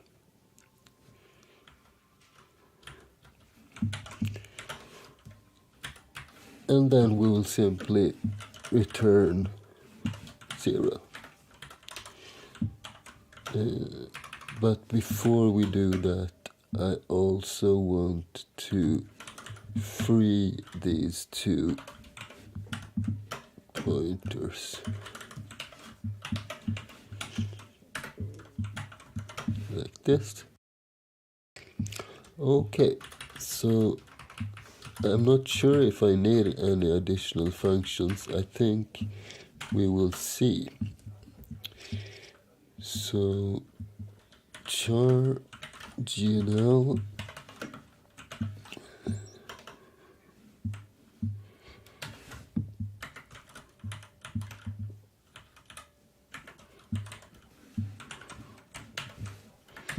like this, and I put some enter here. Okay, so what do we need? We need a pointer P.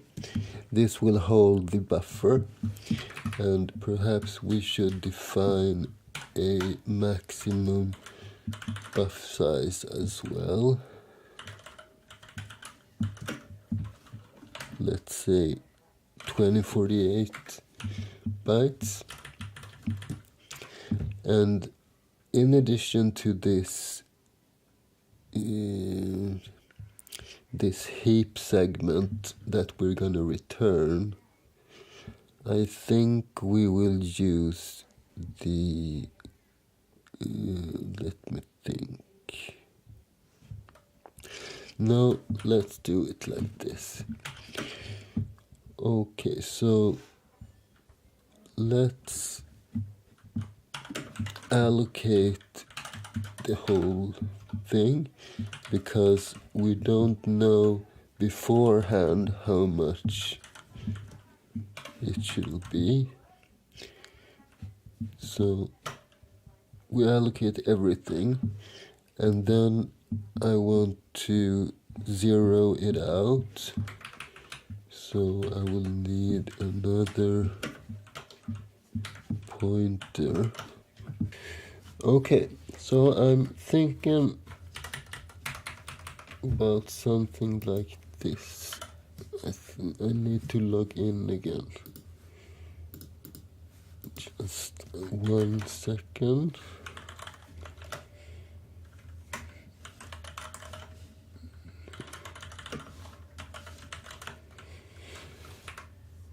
Okay, so let's read 1 byte at a time into this buffer, and I'm gonna create one additional pointer. Let's call it S for start. So this will have the same value as P from the beginning, pointing to the first byte of the memory segment. But we're gonna mutate P, so that's why I wanted to save it in S. And now we will just do a loop where we read with a read system call, 1 byte at a time. And if we encounter a new line character, what shall we do then? Well, we should do something like this. If we get a 0 byte, then we end and return. And if we get an error, then we also end and return, unless it's the first byte. So if we don't have any other result, then we will error out. Otherwise, if we get an error, we will just return what we have. But then we come to these new lines. We do want to return when we get a new line, same as above. If we have 0 bytes read, then we will also error out some way. But what if we get a Windows style new line like this? Well, we should tackle that the same way as a regular new line, but how do we read this?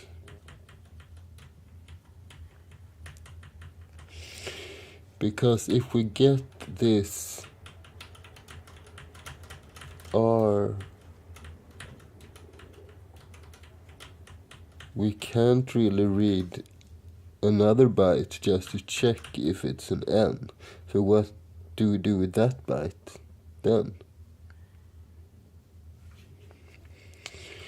So I think the best way is just to entirely skip those, so we don't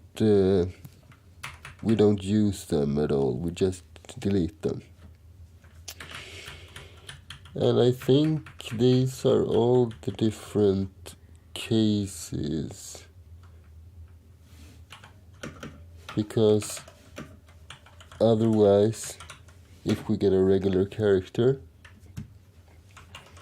we add to buffer and continue. So quite simple, actually.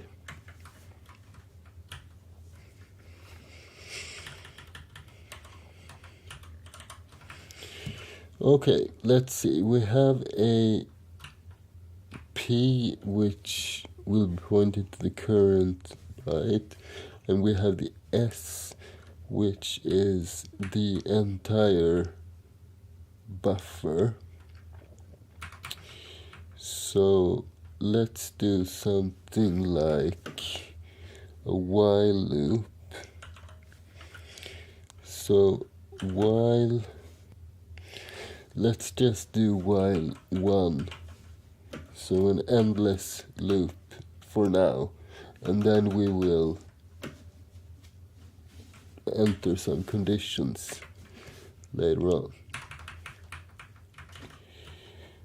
Okay, so what we need to do is similar to what we did last time when I did the Printf implementation. We will have a loop. So step 1 is we read a byte from a buffer, and we need to take care of the return value. So let's just do an int R for return value, and R will be equal to read, and we are going to read from standard input, yes, and we're going to read into the P,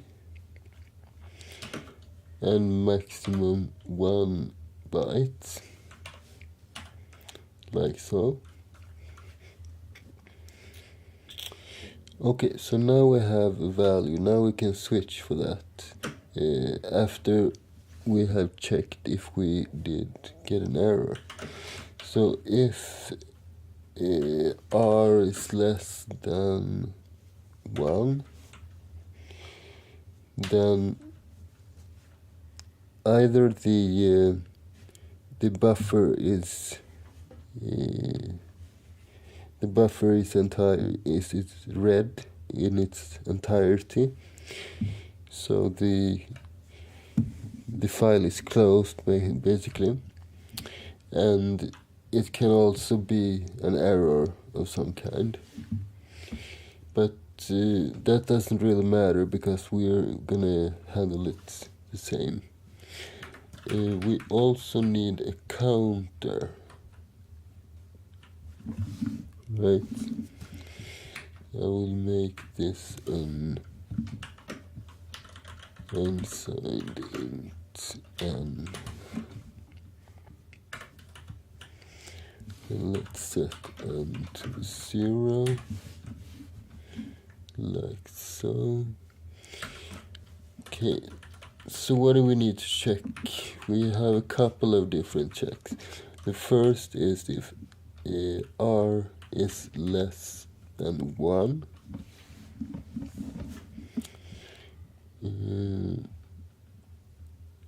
Which means we are going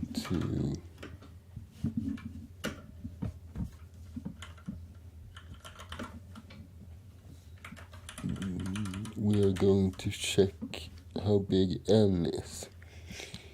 So if this errors out, and if n is less than 1,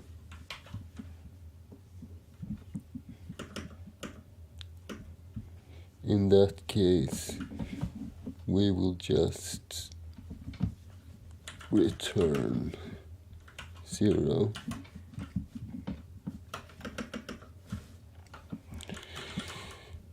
But if the read operation fails, but we have something in our buffer,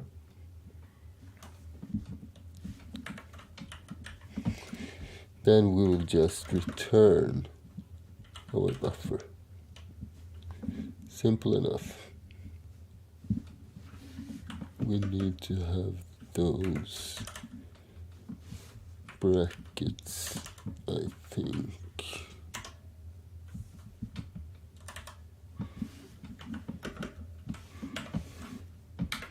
So we don't get any problems with this else statement here. Okay, so if we successfully read 1 byte from the buffer, then we can do another check. So else if n is more than buff size minus 1. So if buff size is 100, we check that n is not bigger than buff size. We should probably do buff size minus 2 just to be sure. So if n is greater than buff size minus 2, then we are possibly overflowing the buff. Okay guys, let's continue on with our code. So the last thing we did was we began checking that the character we read fits inside of our maximum buffer size. So in case this n counter exceeds the buff size minus 2, and I do minus 2 so we have a little space there, what shall we do then we can't really read any more characters, right? So we will simply return S, but we also need to add the 0 byte at the end. Or let's not, by the way. Let's just return the buffer like so, and S is the start of the buffer. And instead, let's zero out the entire buffer from the beginning. So let's just do 0 and send the reference of S, and then we will create this function real quick. So we will have a function called 0, which will take in an argument of type string pointer.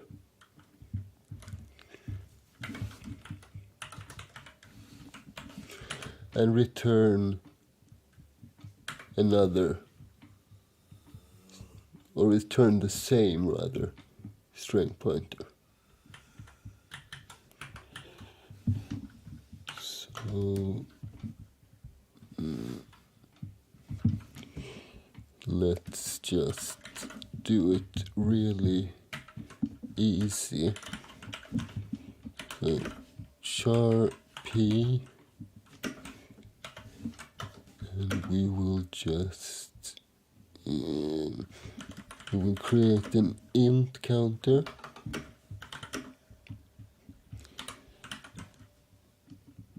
and we will just do a simple for loop. So we will set the counter to 0,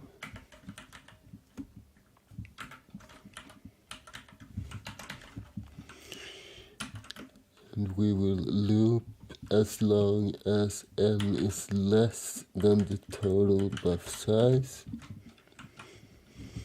And what should we do at each iteration? We should do star and p plus n.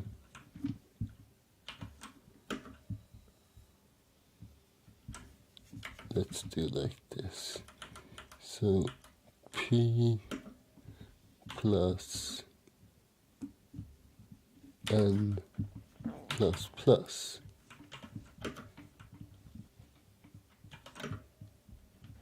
equals 0.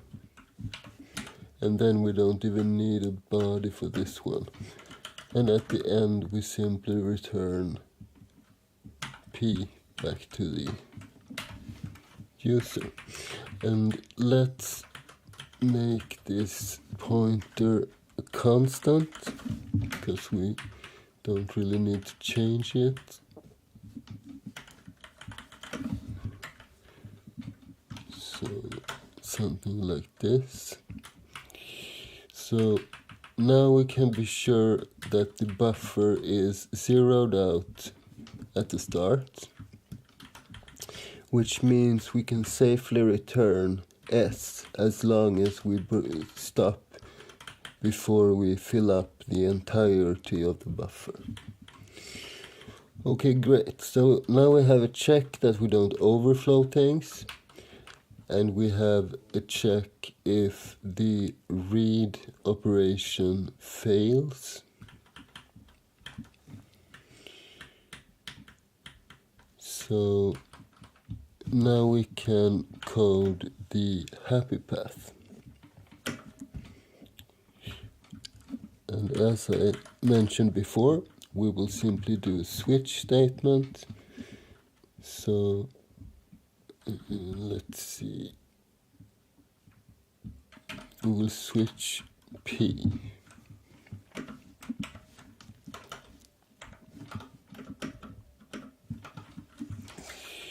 And what shall we check for? Well, what about 0 bytes? Shall we break at the 0 bytes? Yes, I think we shall. So if case is 0, we'll just return S. Easy.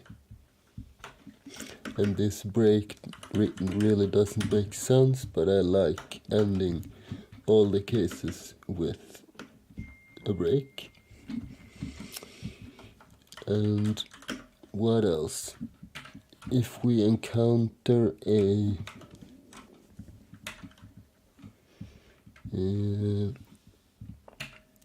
enter character, a Windows new line, then we will just continue, or we will break.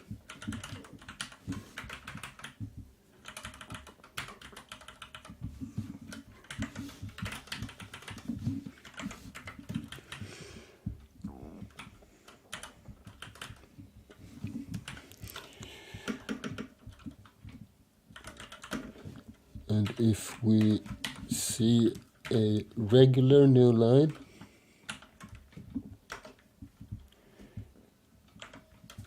we will return. Let's do it like this instead. So case 0 and case new line. Then we will return the string. And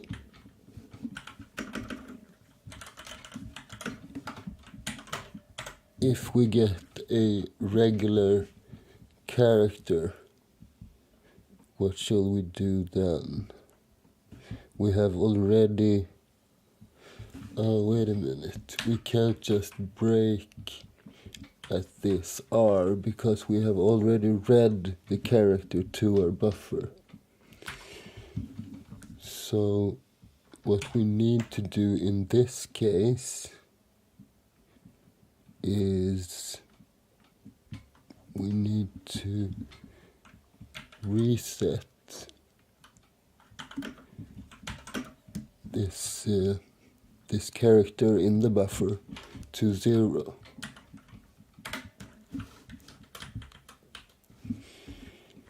And we will not increase the P, but in this case we will increase the P.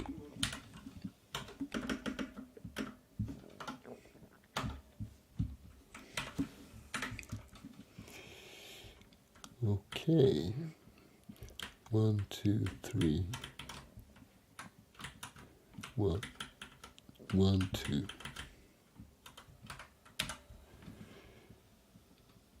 Okay, and we can end this if statement. If blah blah blah, else do. Okay. All right.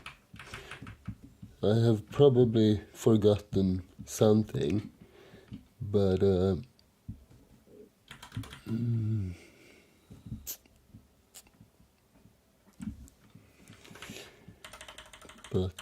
let's test this code and see what happens. So this will be ending the while loop.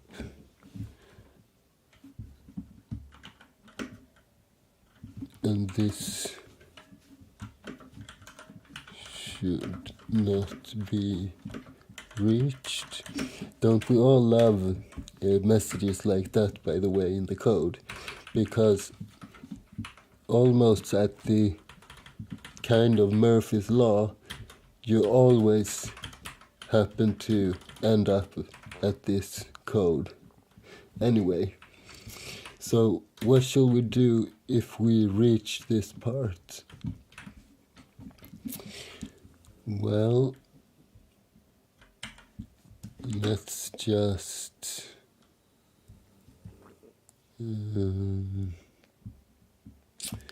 let's remove this stupid line and let's just return S in this case. Perhaps we should do a check of this n variable, because we are counting. We need to increase that counter as well. So let's do that here.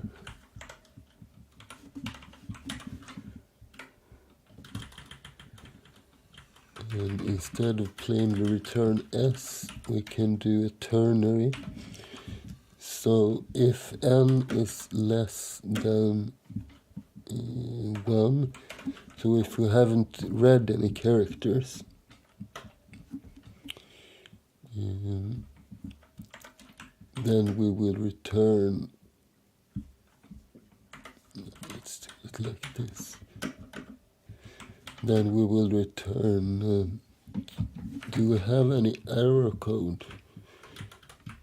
We did make it a char, and in this case we return 0, so let's return 0 if we fail. So 0, otherwise we return S like this.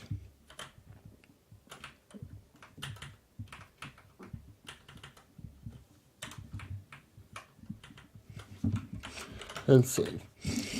Okay, so let's try this out. We have already written this temporary testing of a main function. So we read 2 strings and we print them out.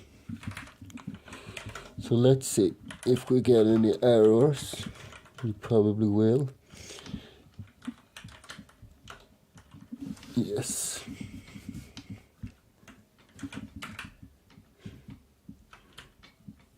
Assignment of read-only location.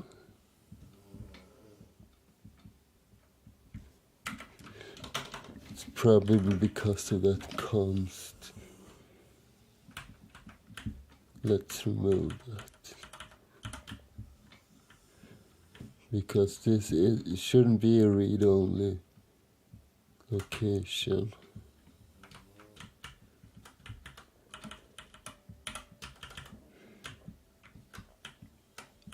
Let's remove this -1 stuff. Okay, let's try it again. Okay, a whole lot less errors. So passing argument 1 of 0 from incompatible pointer type. Okay.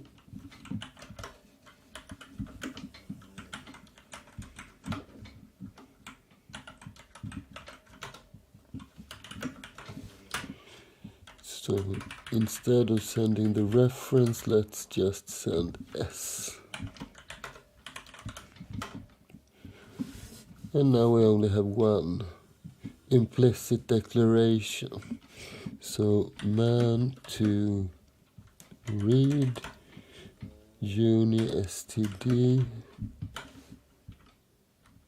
Right, we don't have that, so include uni std dot h.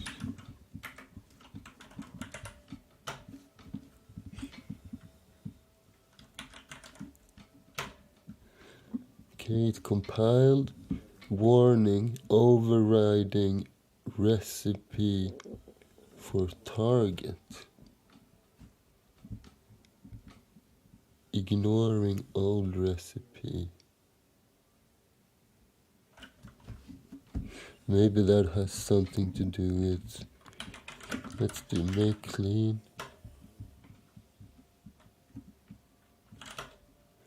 Because I have my printf code in the same make file.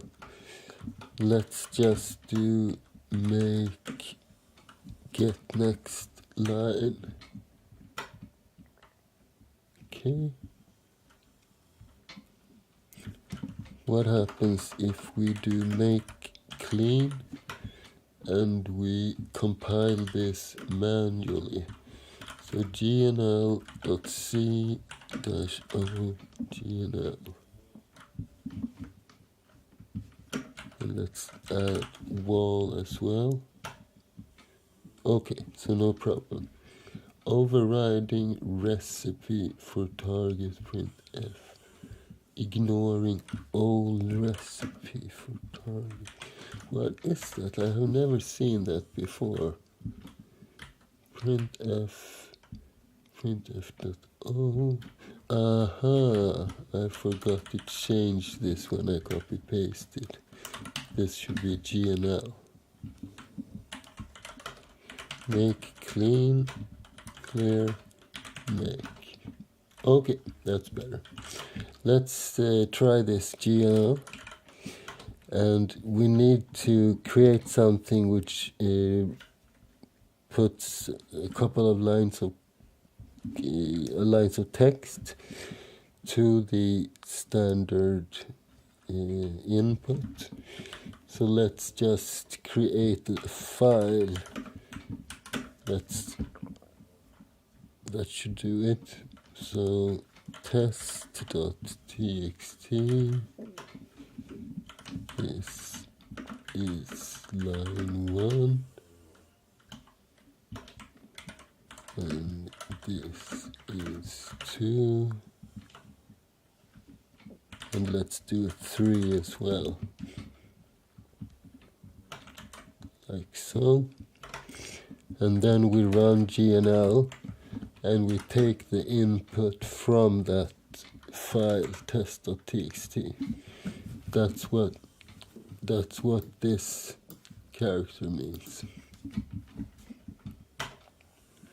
This is line 1 and this is line 2. It works almost perfectly, but as you can see, with the help of those single quotes that I talked about before, we see that we are printing out the new line, and we don't want to do that. So let's go back to this, and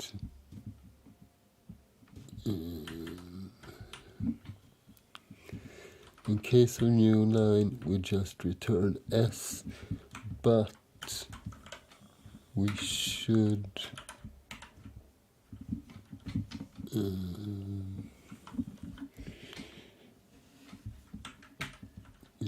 set P to 0 first, because we don't want that new line in our variable. Okay.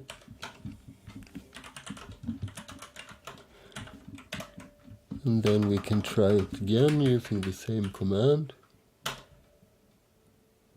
Okay. Still doesn't work. Why is that? Did it recompile?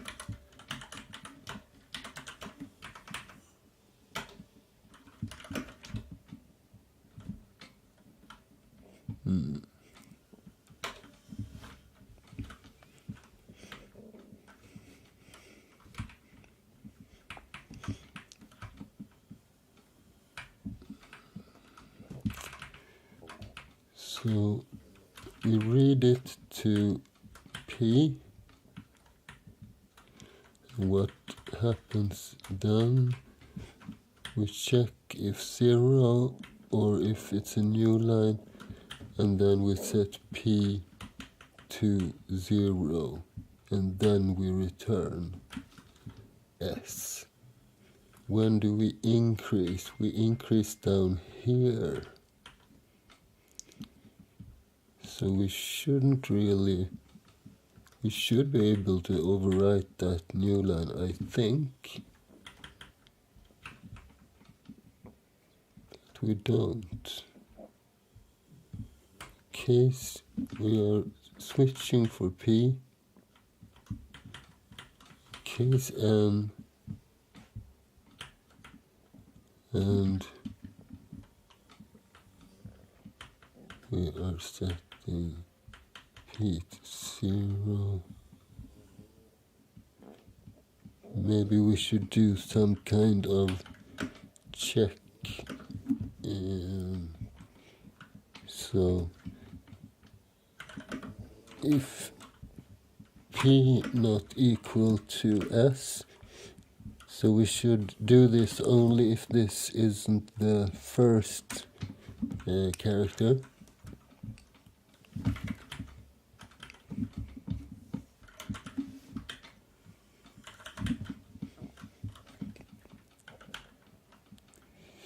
In that case, we're gonna check if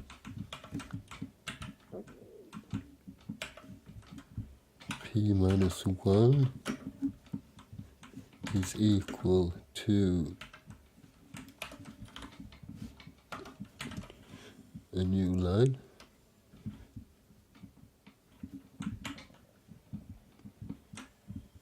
And in that case, we set P minus 1 to 0. And we set P to 0, and we return S. But this shouldn't really happen, right? Well, let's try this, at least as a test.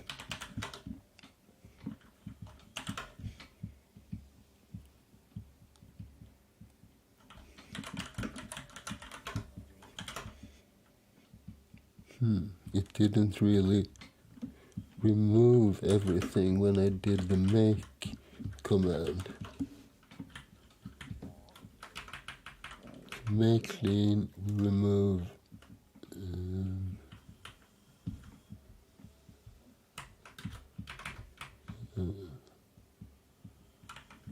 Printf and GNL.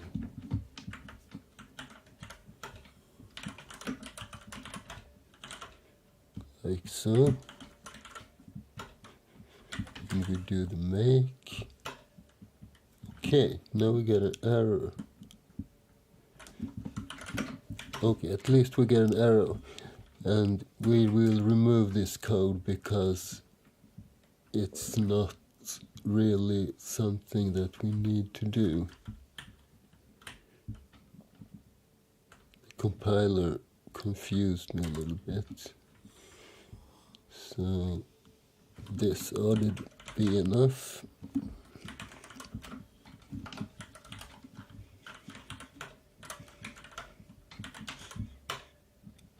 Okay, no errors.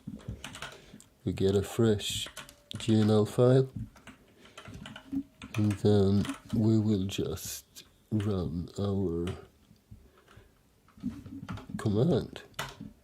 And now it works perfectly fine. Very nice. Before we end, I will just test sending it a lot of different characters and see what happens. So for E in dollar, let's send 10,000 occurrences of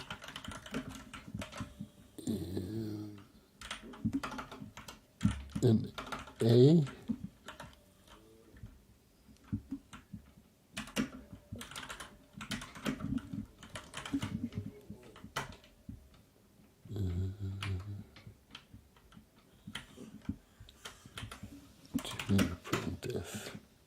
Okay, it works.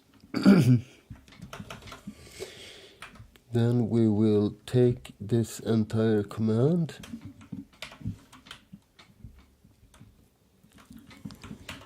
and we will pipe it into our GNL. And it doesn't crash.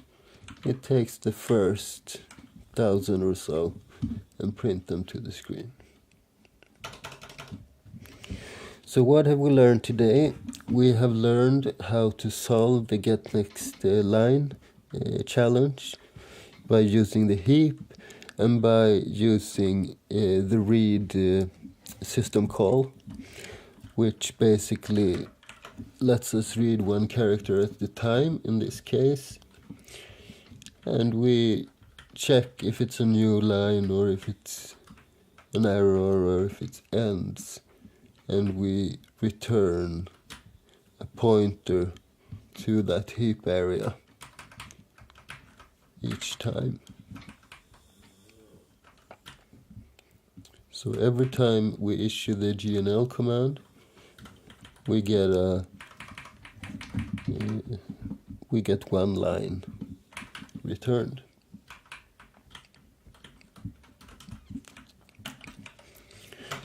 So that's all for today. If you are interested in this channel and want to see more, please check out the small red button at the bottom right of your screen. It's pretty small, but if you click on that one, you can easily subscribe to this channel. And if you like this video, you can also click the like button, of course.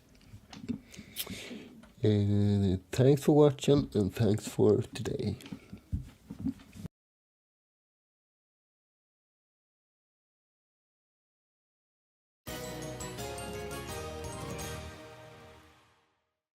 Sup guys, today we're gonna do some challenges.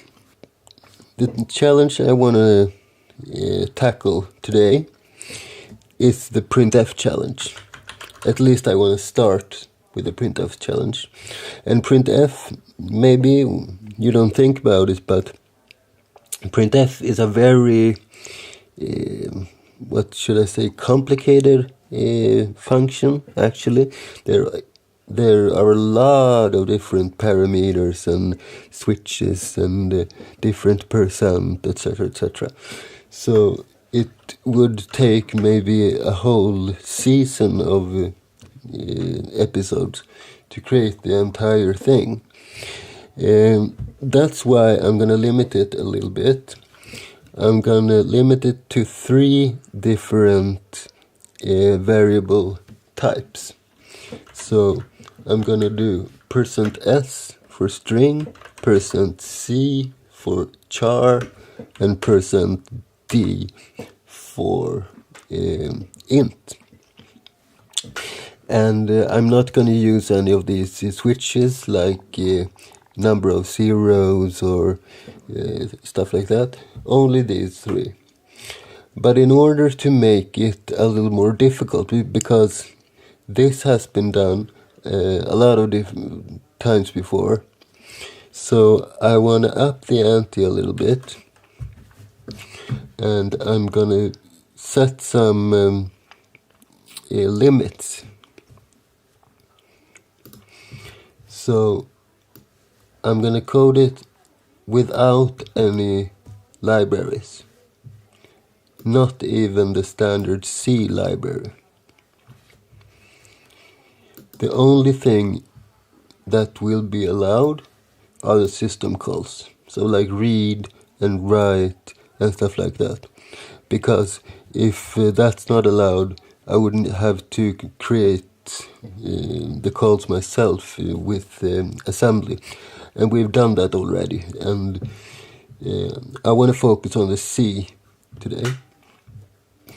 So system calls and their wrappers are okay, but nothing else is.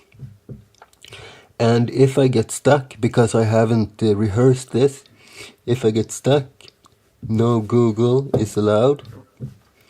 or anything of the sort. The only thing which is allowed when it comes to documentation is the manual pages. So the man Linux command. That is always okay. And my own libraries are also okay. I'm not gonna use a lot of those, but perhaps for one part of the solution. Okay, let's begin and see what we can achieve. So I will code inside the terminal today, and the only thing I have prepared is an empty Printf file. As you can see, it's empty. A symlink, which is called A, and that's just pointing to that .c file for convenience. And then I created a simple make file, which will compile everything. So let's begin. And I'm going to begin by creating a couple of utility functions, because if I'm not allowed to use almost any libraries, I can't even include the std IO. UniSTD is needed though for the system calls. Well, I need to define the following utility functions. strlen, because I need to be able to count the number of characters in a string. I will also need something like puts, which works similar to printf. It puts one single string to the screen, and no format strings and stuff like that, just one regular argument. And I need that for debugging, basically. And I will also create something like, I think I'm gonna name it putchar, which will print a single character, one char. And finally I will need something like char dupe, I think I'm gonna call it. It's a function which will take one argument. Let's begin with that one so I can show you instead.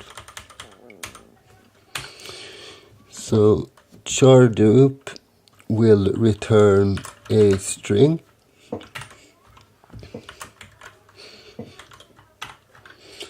and it's gonna take an input, which is a regular char.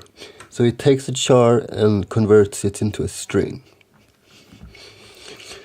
So, and this is quite simple to do. I will just create a static buffer of 2 bytes, and I will also create a pointer. Not really necessary, but I like working with pointers. I will point this towards the buffer, and then I want to change the first character to the C, and then I want to increase it so it goes to the next position. and then I want to put the 0 byte there. Go back, and then I will just return the buffer. So if I send a J, it will create a buffer of 2 bytes with a J and a 0 byte and return it. Okay, so one function is done. This was the easiest one. Let's test it. We need to create the put s so we can start testing things. I will let this be a void, I think.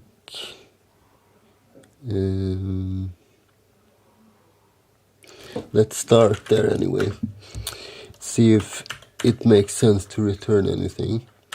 So put s, and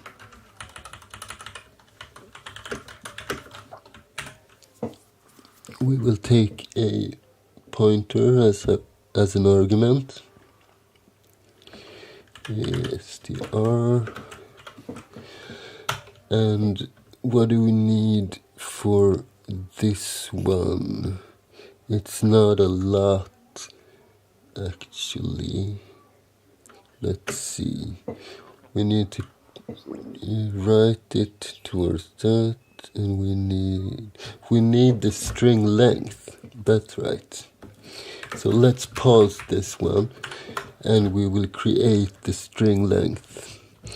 So a string length is an unsigned integer, strlen, and we will send a string to it.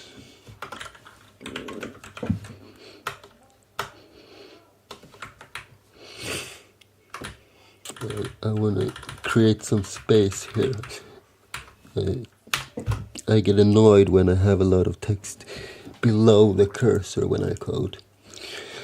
Okay, so strlen, what do we need? We need an int counter, so int n, and we need a char pointer. And then we can just do a for loop where we set the pointer. Let's point it to the str, and at the same time we set the n to 0, and we're gonna loop as long as the thing that this pointer is pointing towards is not 0. So we'll just do a star p, and each run we will just increase the pointer, and we will increase n, and that's it. We don't even need a body for this one. And then we return n. I think this should work. Okay, so what do we need here? We need to know the length. So unsigned int n, we set n to strlen str,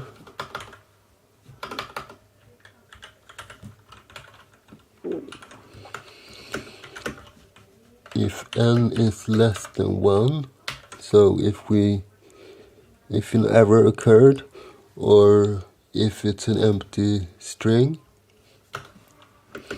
then we will just return -1. No, this is a void. Maybe it makes sense to... never mind. Let's just return void.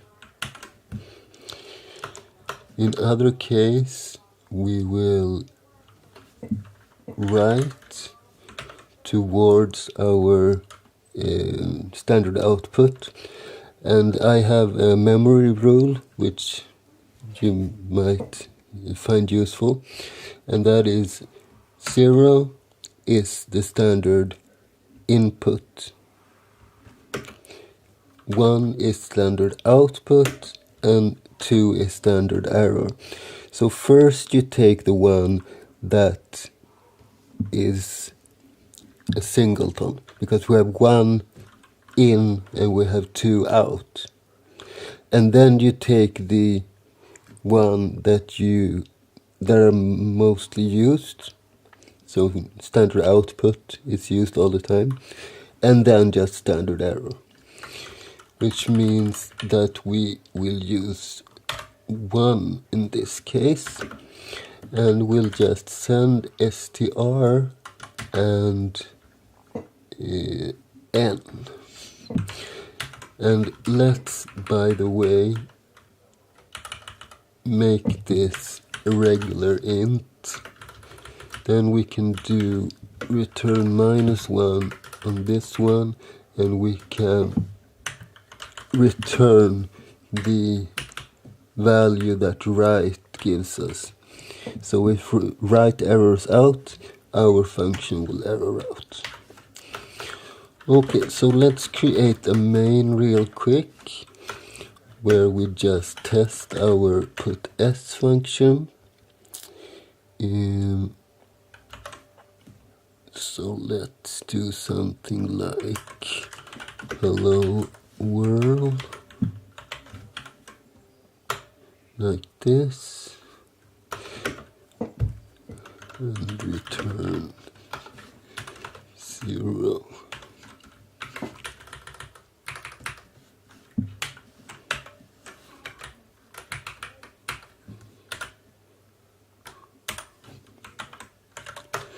And you make this one. Oh, that was a lot of errors.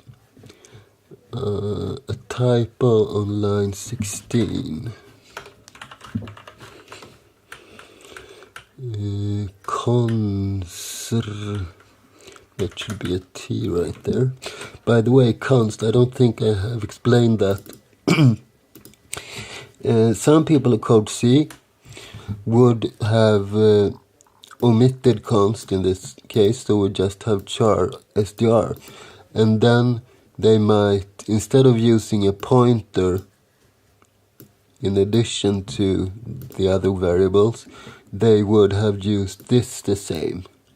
So increase str every step of the loop, etc. But I don't like coding that way, because I think input should be input and output should be output. That makes for less errors. So I make this const, which makes it impossible to alter this argument. Then we try again, and now we do only have 1. For p equals str, warning assignment discards const. Okay. When you use const somewhere, you need to use it basically everywhere. At least if you're using, let's see, where were we? It's here, right? So char p const char. Okay. Well, let's make this const as well.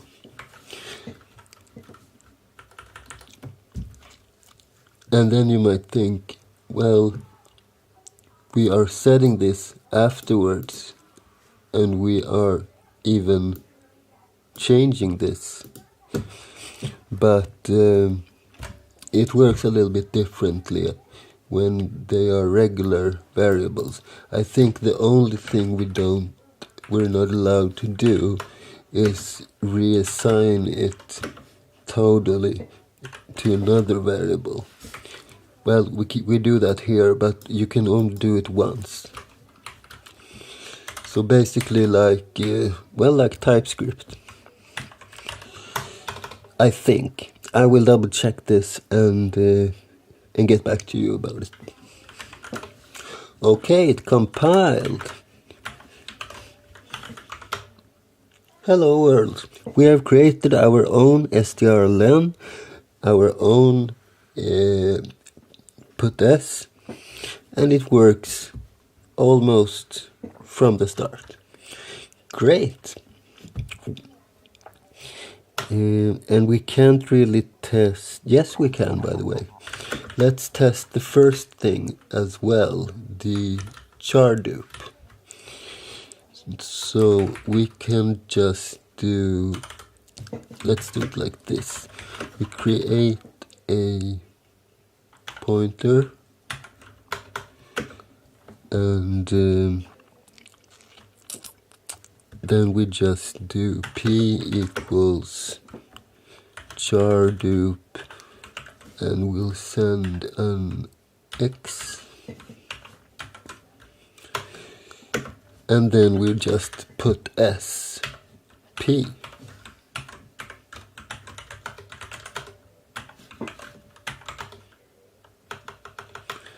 We need to start the program like this, printf and echo. There we go, x. So that function works perfectly well as well. I'm going to give you a tips, by the way. When you are working with a specific project in a specific directory, in a Linux or Unix environment like I am here, like I am in this challenges folder, it gets quite annoying if you're deeply inside a folder structure and this prompt is taking up most of your screen, like mine is now. One thing you can do, which is a temporary thing and it doesn't save that settings, you can do export home equals $pwd. What this means is it changes your home directory temporarily for this session only, and it sets the current working directory, which means my prompt is now this big and I'm still in the same directory. Alright, so what else do we need? I don't think we need a whole lot more. Right, we need one more function, or what we should call it, and that is the put char. The one function-like structure which will put only one character to the screen. And I say function-like structure because we don't need to create the function for that. It's basically a one-liner. And that's why I needed that char dupe thingy, because I'm going to create a function macro for put char.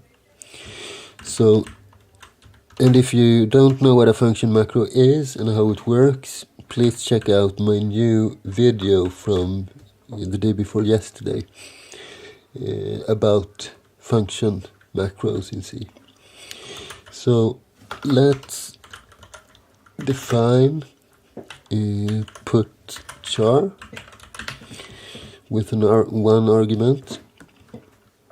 And what are we going to do?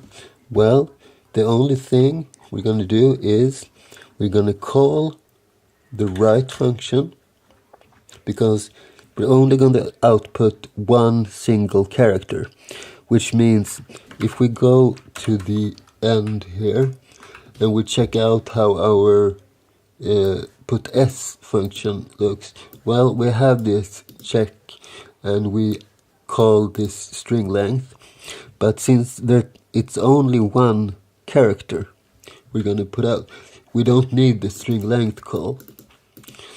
And if we look at the arguments here, this won't change. This is always a 1, and this is just a pointer towards what we're going to print. So this is basically the only thing we're gonna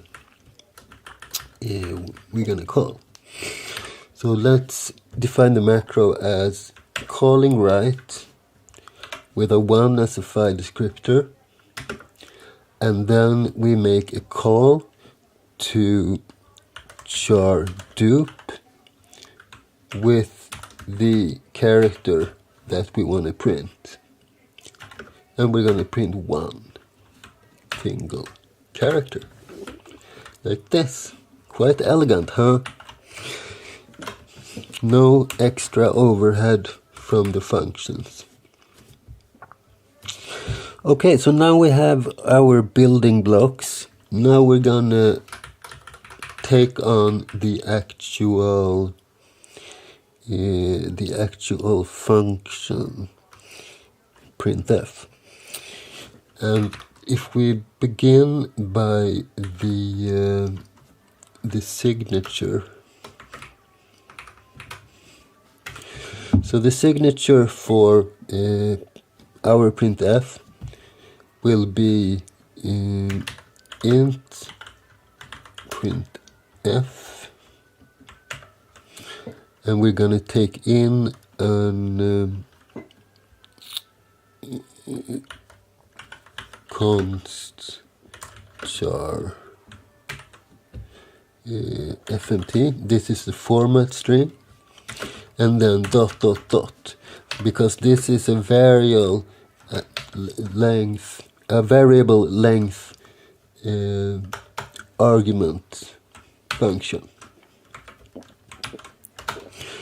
and that is what I need my own library.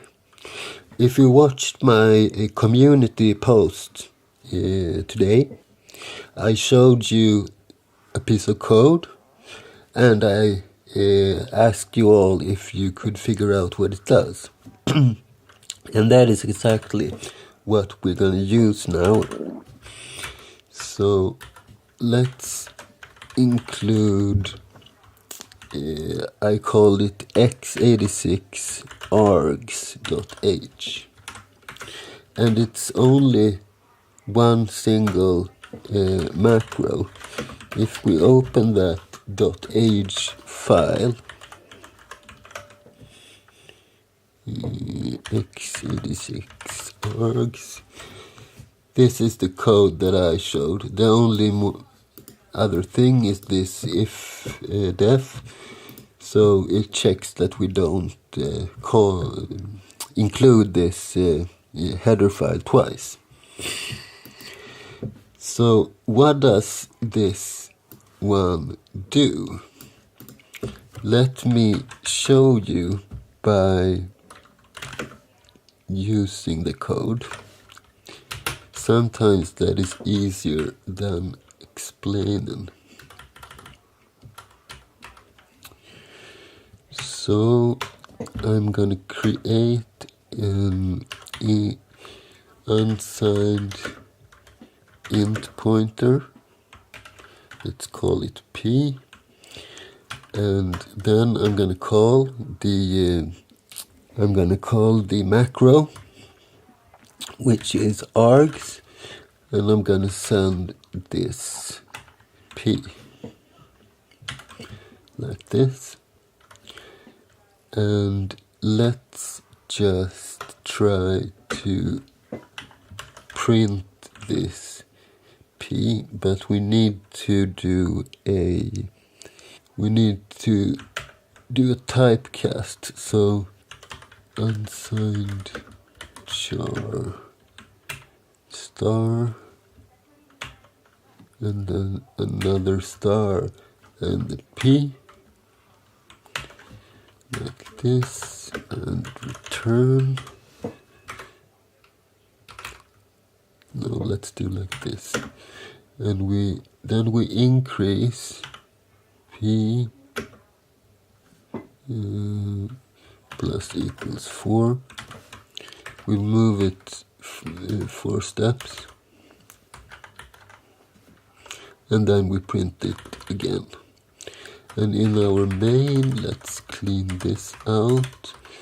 We will just call printf with something like %s.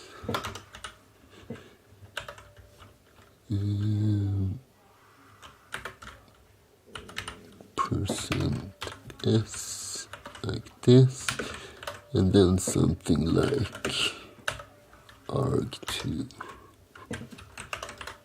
new line.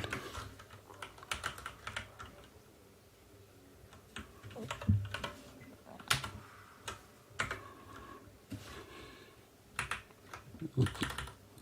Print, how do I spell printf? And this uses purpose. I think I did it right. Make return. That's not the correct spelling, right? I have a bad keyboard. We're still no value. We didn't make it a void function after all. We made it an int, I think. Yes, we did. So return 0.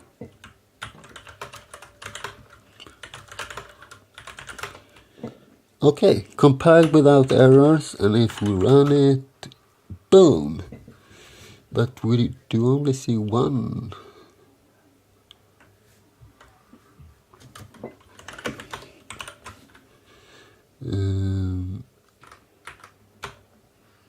arg1. Right. I remembered wrong, because we can, as you can see, we can already access the FMT, so we don't need that. This is only for the argument. So basically, this is my own implementation of what is called VA arg, which is a bunch of C macros basically, or perhaps some of them are functions as well, I'm not sure.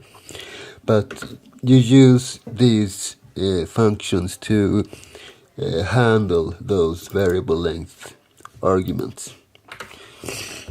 I have actually never used any of these, but I wanted to try to write my own implementation of it, and mine is a little bit easier. They are a little bit more complex with more arguments to their functions, etc.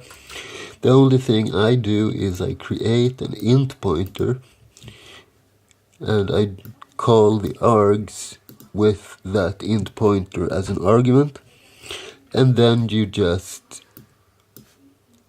reference that when you want access to the first argument. And if there are more arguments, then you just increase the p variable by 4 every time you want to point to the next argument. And in that way you can have basically an infinite number of arguments to a function. Okay, that's all for right now. I hope you want to subscribe. Okay guys, welcome back everyone. Now that we have our utility functions done, most of them anyway, we might need a couple of more. We will start coding on the actual printf function. So I'm gonna start to make it work for regular strings and string arguments, as well as char arguments, and then we're gonna tackle the numbers bit. Okay, so I'm gonna read one character at a time, And if we see a regular character, then we will just print it directly to the screen. If we see a percent sign, then we will enter another state, and we will wait for the next character and handle that one differently, and then go back to the usual state. So let's begin by defining the actual state. So let's create a definition which we will call, let's call it wait for a char, basically. So I'll set that to 1, and then I will define a wait for, let's call it format string, and I will set that to 2, and I usually do a comment like this just to show the bits, because this is a bitwise flags definition. We will probably only need to have one flag at a time, but it's always a good idea to define it like 1, 2, 4, 8, 16, etc.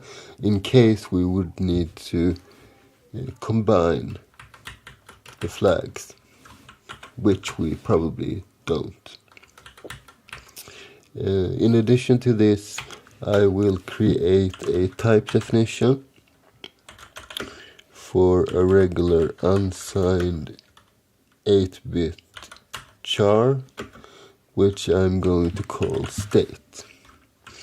So we'll keep our state in a regular char. Okay, so let's begin then. We will define our printf. We have started a little bit here. So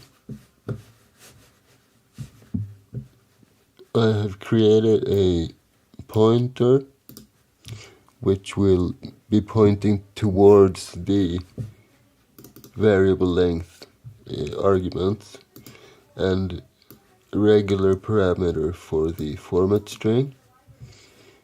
I have initialized my own library for handling variable length parameters, and we have tested it out like this. So let's remove this, and at this point this pointer is pointing towards the first argument. Okay, so let's see. What do we need? We need a couple of variables. I'm gonna create a unsigned char, which is the one we are reading. And what else?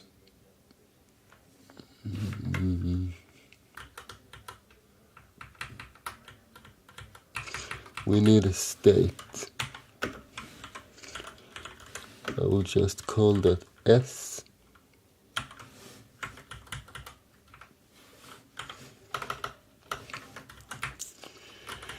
And let's create a regular while loop. We also need a pointer towards the format string. Let's call that, I will just do const char F. like this. Okay, so while we still have a value for this f variable,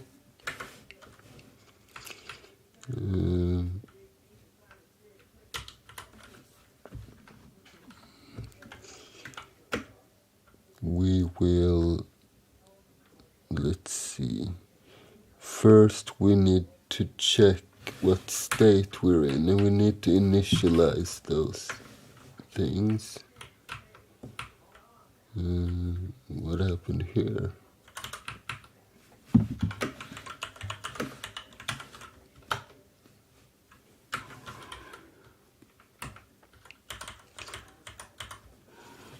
Okay, so first we initialize this, then we will set our state to wait for character.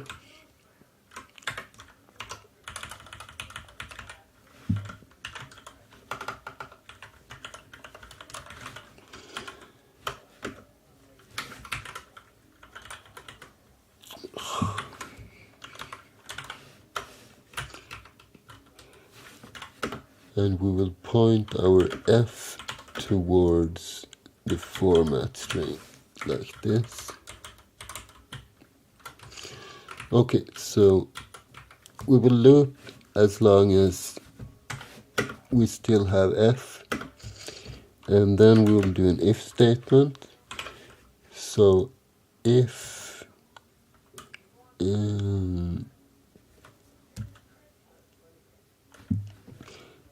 s and wait for char, and this single ampersand is a logical bitwise AND operator. So I could just as easily do this in this case, but since we are using flags, I like using this. Okay, so if we're waiting for characters, then we will switch F.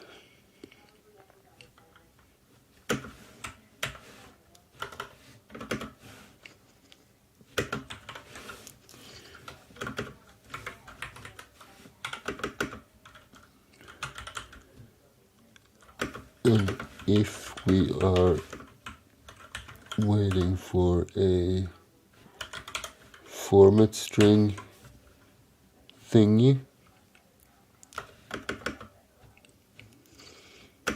then we will have a different switch.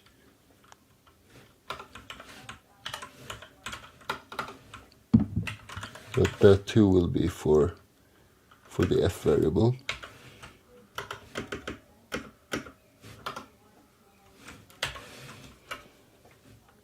Something like this. This should be a pretty good structure, and we want to increase this f pointer one time per loop, so to speak. Okay, so if we start with this switch,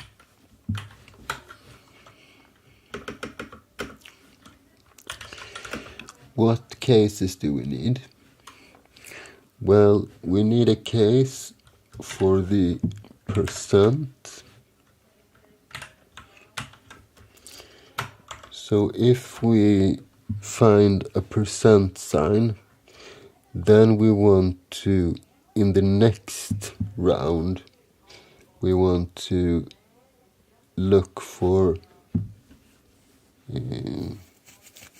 like an S or a D or something of the sort, which means we will transcend to another state. So I will just set S to wait for format string. and break to the next iteration of the loop.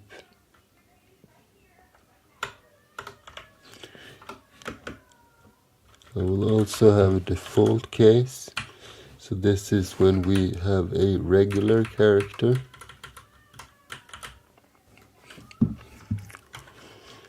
And if we do, I will just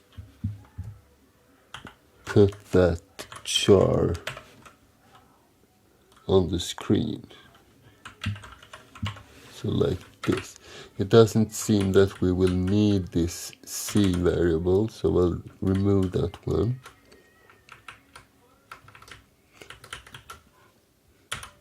Clean up the typos. So if we get a %, we change states and continue. If we don't get a %s, we put that char to the screen.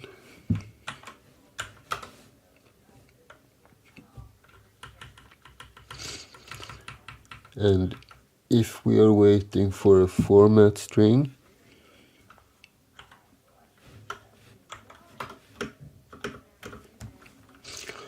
and we get a %sign, so that's if we have a format string that looks like this, then we want to print that %sign to the screen.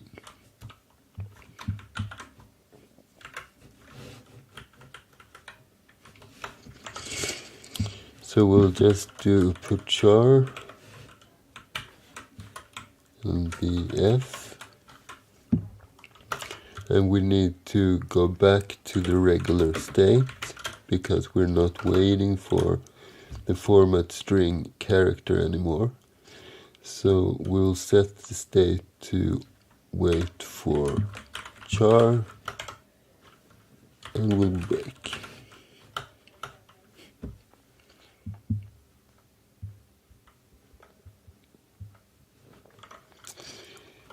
So what do we do if we don't get what we think we should get? Like if we have a %sign and something like %x which isn't supported, the only thing we should do in that case is change back the state. So I'll set s to wait for char and break. So we don't print anything.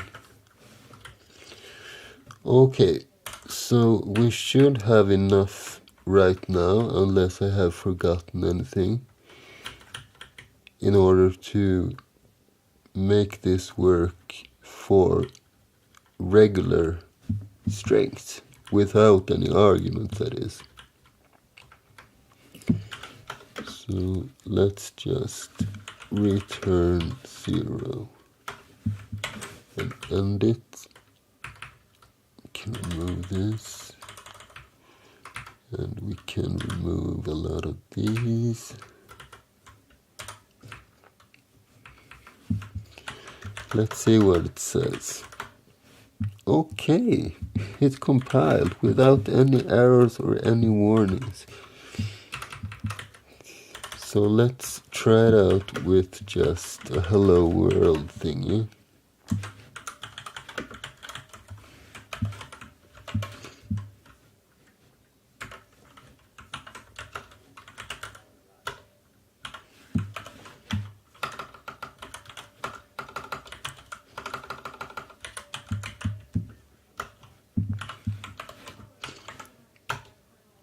Would you look at that? Beautiful. But what happened to the new line at the end? It didn't quite catch that, did it? Perhaps we need to do that manually then. So let's just create another case for when we are waiting for char. So case, and I think it's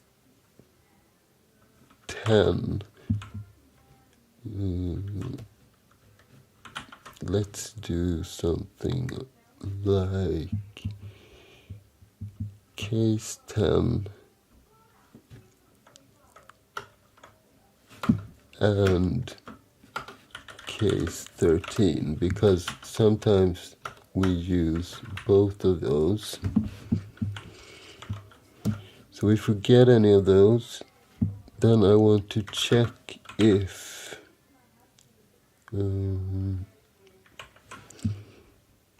percent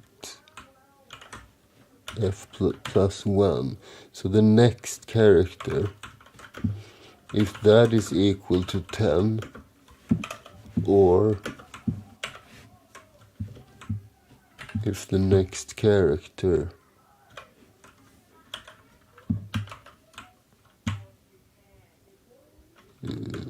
is equal to 13. So now I'm handling if we get like one of those. Then we don't want to handle both of them like a new line, because in that case we will not be able to, well, we will get a double new line, which is not what we want. So we will check if the next one is also one of these two, and if that is true, we will simply increase f once more, so we just make a jump over it. That should work, right? And we will put char 10 and break. I think this will work. Let's try it out.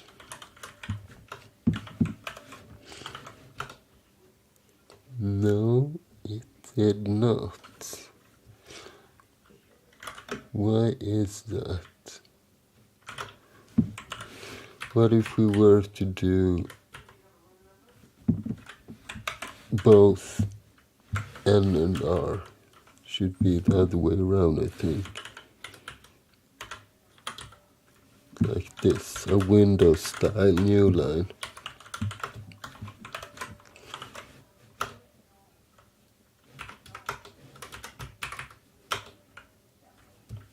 Okay. Printf hello world rn.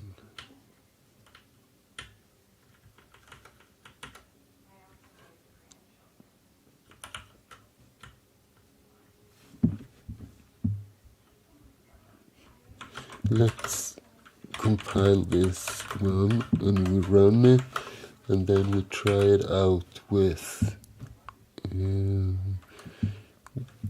strace.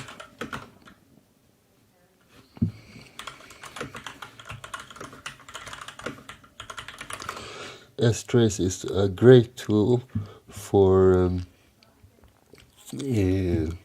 analyzing system calls.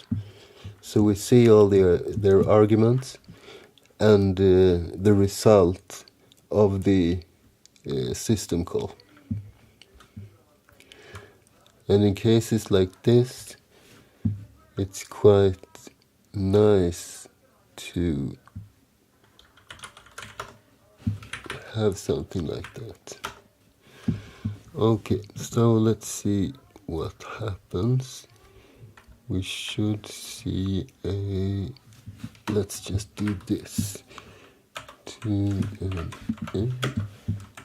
we grep for write one hello world.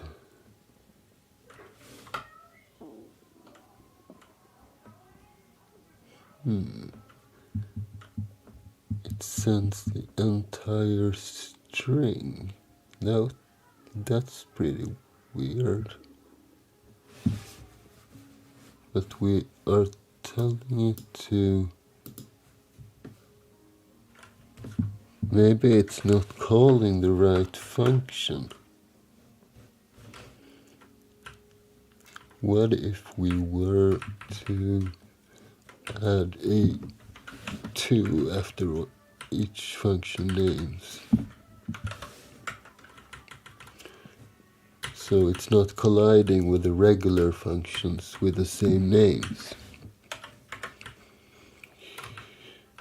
So this will be strlen2 and put s2 and printf2. This should also be strlen2 and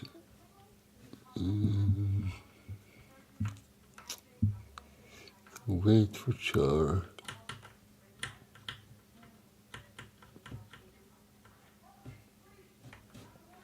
Put char 2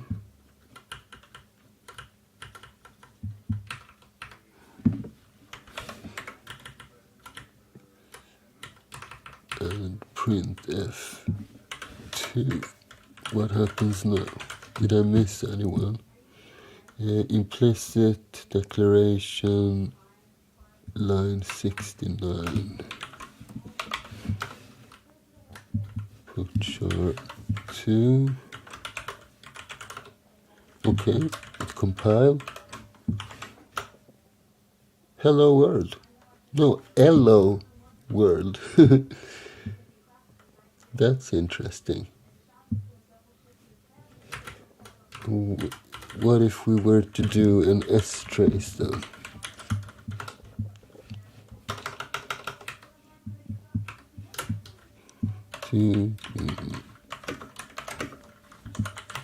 And if you wonder what this means,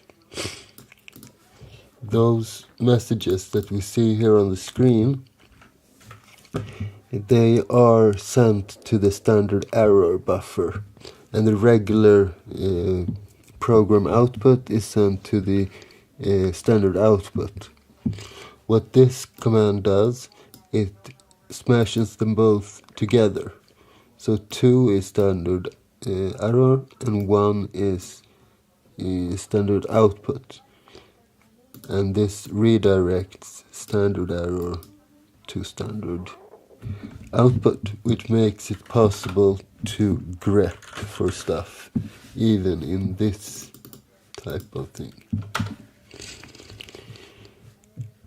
Okay, let's see. Write 1, write 1, write 1, write 1. Okay. Looks nice, but what about the first? Hello. What happened to the age? So f equals fmt while f plus plus. Perhaps we need to set this in parentheses so it not increments it directly from the start. And now I don't think we need this case anymore. Let's see what happens if we comment this out.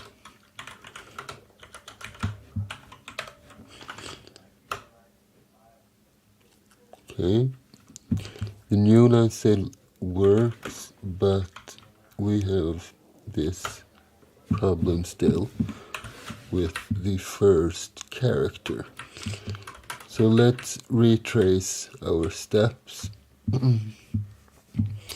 We set f to fmt while blah blah blah. This should not alter the pointer until the next iteration, I think. Perhaps it does it directly,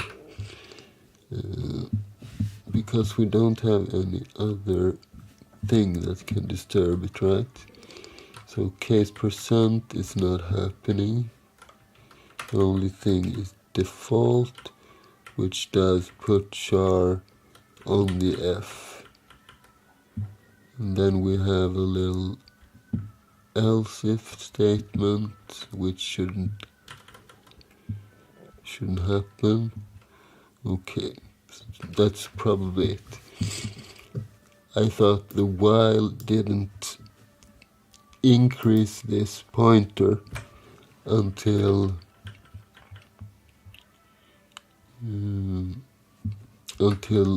the next iteration, but perhaps we can do something like this instead. Do and at the end we will do while percent %f plus plus.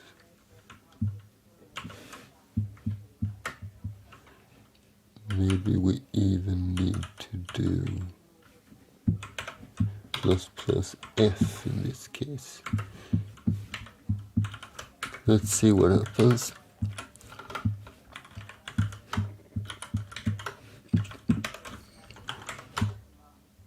Okay, now it works. Great. So, if you wonder what I did, there are two ways of creating a while loop. It's the regular way, like this, which will loop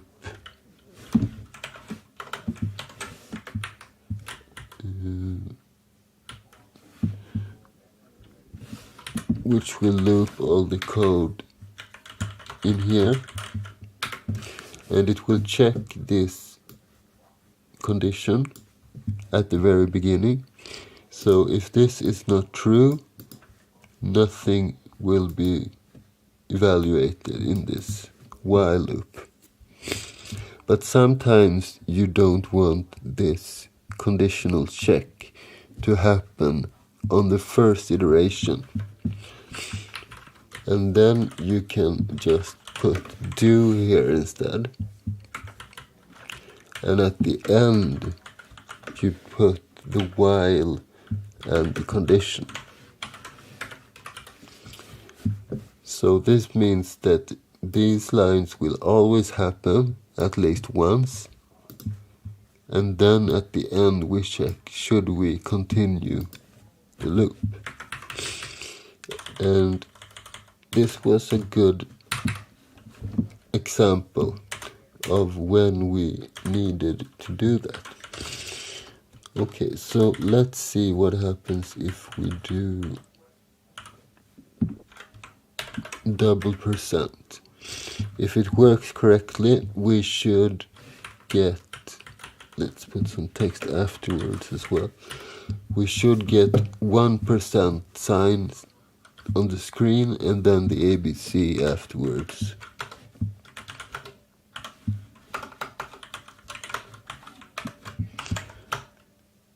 Yes, great. Okay, so that works. Now we're gonna do a little bit more advanced stuff. We're gonna take care of the arguments.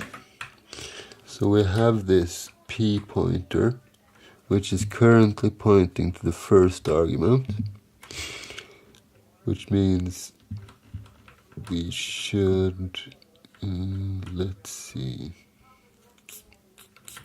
in the default case, when we have a failed % with a bad sign, we shouldn't print anything to the screen. Sorry, this is wrong. Default here. We shouldn't print anything to the screen. We should transcend into the wait for char state, but we should also increase the pointer, because if we are calling printf, and let's say hi %s,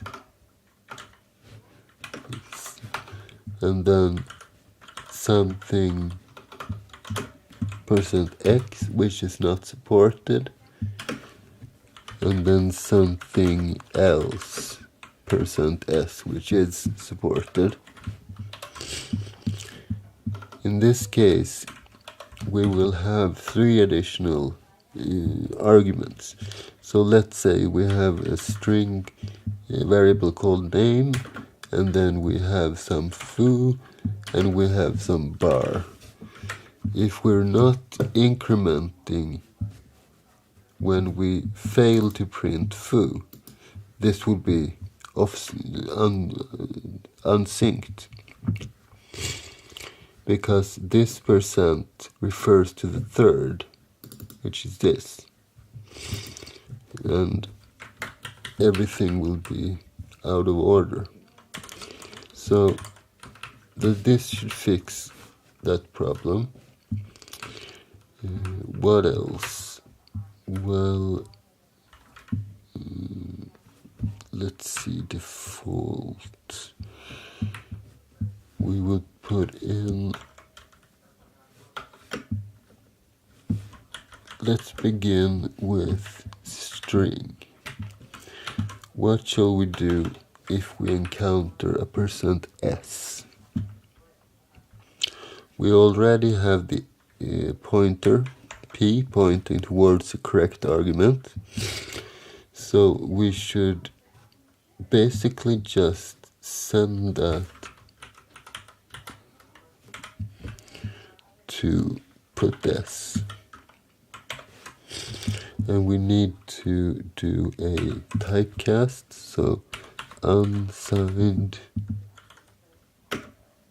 char star, and then another star, because we are pointing towards a memory space which contains an address to the argument. So we need to go into that address and grab the value, and that's why we need the double asterisks. So something like this, and then we need the actual pointer as well, and then we will just increase this one. Right, we need to increase it by 4, not this like this.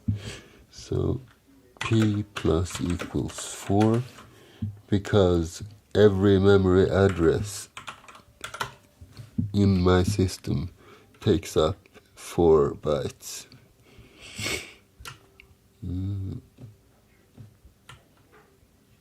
Okay. We also need to change state. We need to go back to the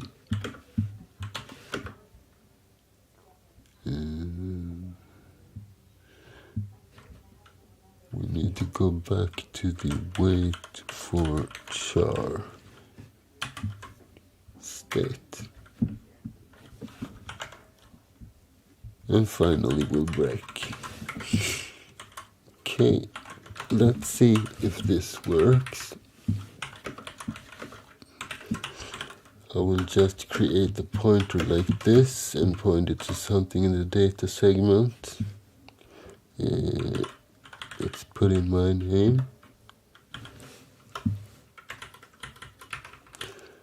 And then I will do like this.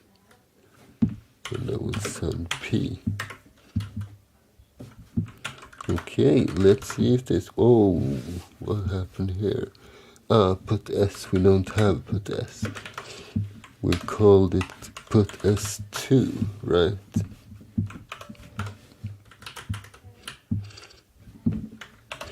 So put S2, and another typo at line 92. You probably caught that error,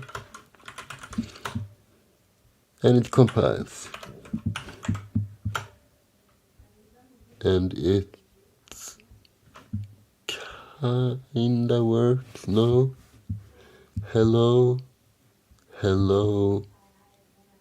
So what are we seeing here? It prints out hello, and then it prints out the format string. Okay, so we are probably off by 4 bytes.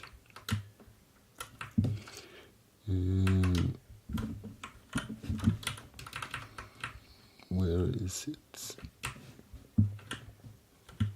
Here. Let's do an increase of this plus equals 4 from the beginning.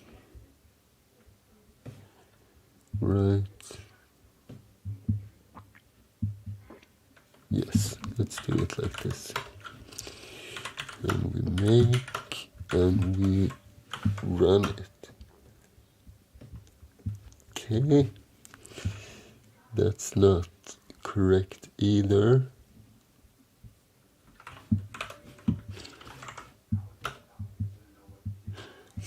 I just came to think about something.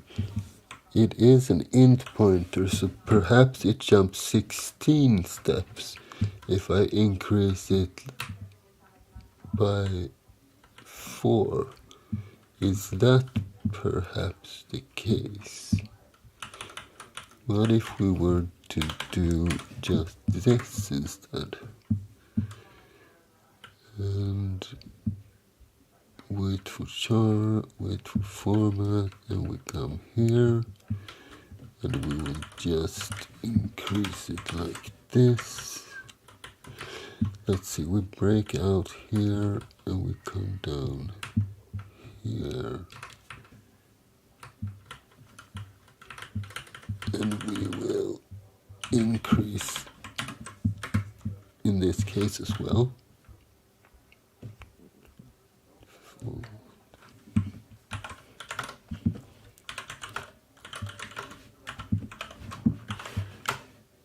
Okay, there we go. So when you increase an int pointer, it jumps 4 bytes because an int is 4 bytes. And when we do what I did, we increase it by 4, then we jump 16 bytes, and we end up totally wrong.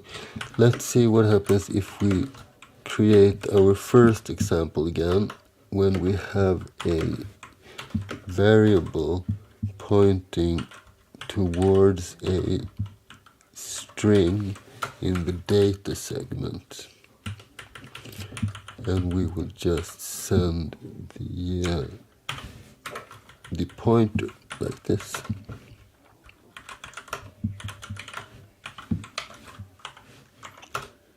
Still works. Beautiful.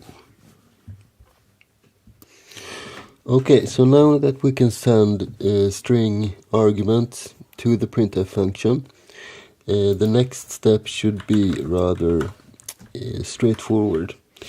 We will do the same with chars. So let's go into our switch statement for the wait for format string section. And let's create a case for the C character. So what shall we do if we get a C character? In this case, we should call our putchar to a function, and we shall send the next function or parameter in line. So this time we should typecast this as an unsigned unsigned char without the star, but still this star I think. Let's try that out first at least. And then we increase our pointer. We set our state to wait for char. And we break. So let's see if we can send the contents of a char. So let's remove this code and we will put in a char named C. I will set this to the letter X. And I will just simply change this S to a %C instead. And this I will change to C2.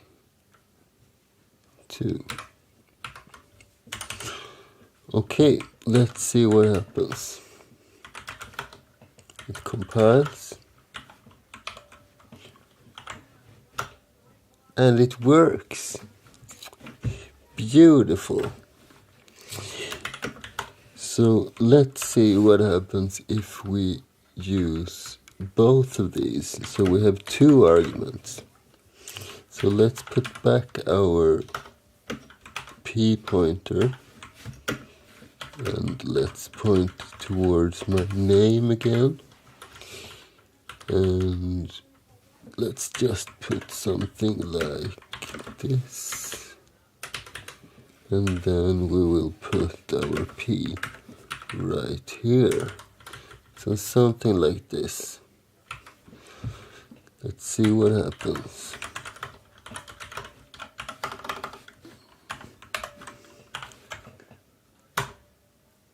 And it works.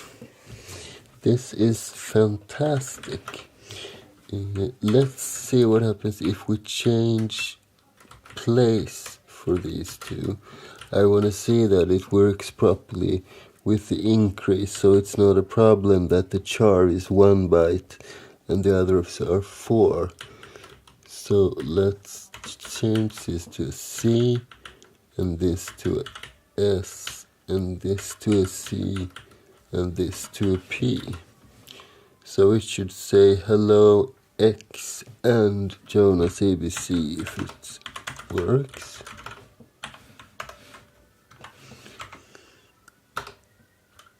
Yes, works perfectly fine. Great. Now we do only have one thing left, and that is to print out a number. And that sounds simple enough, right? Well, maybe not. Because in order to print out a number, we must convert that number to a string. And this would be very easy if we were allowed to use the standard C library, because there are a lot of functions like that. But we're not allowed to use that. So we need to code our own function which transforms an int into a string of number characters.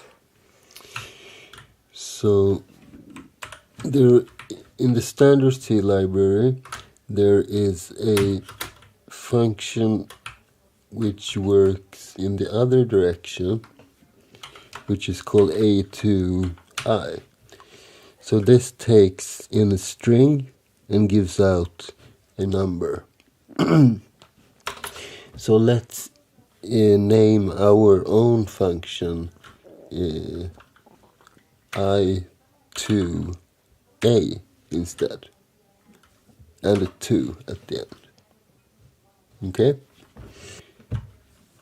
So int I2A2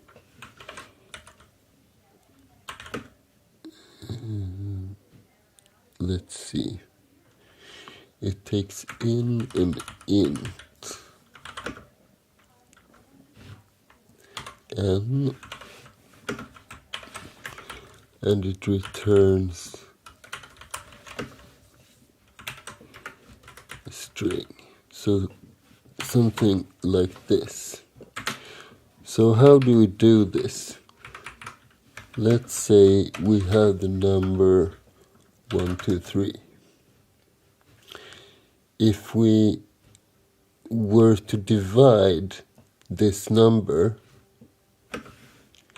by 10, what do we get? If we were allowed to use floats, we will get 12.3, right?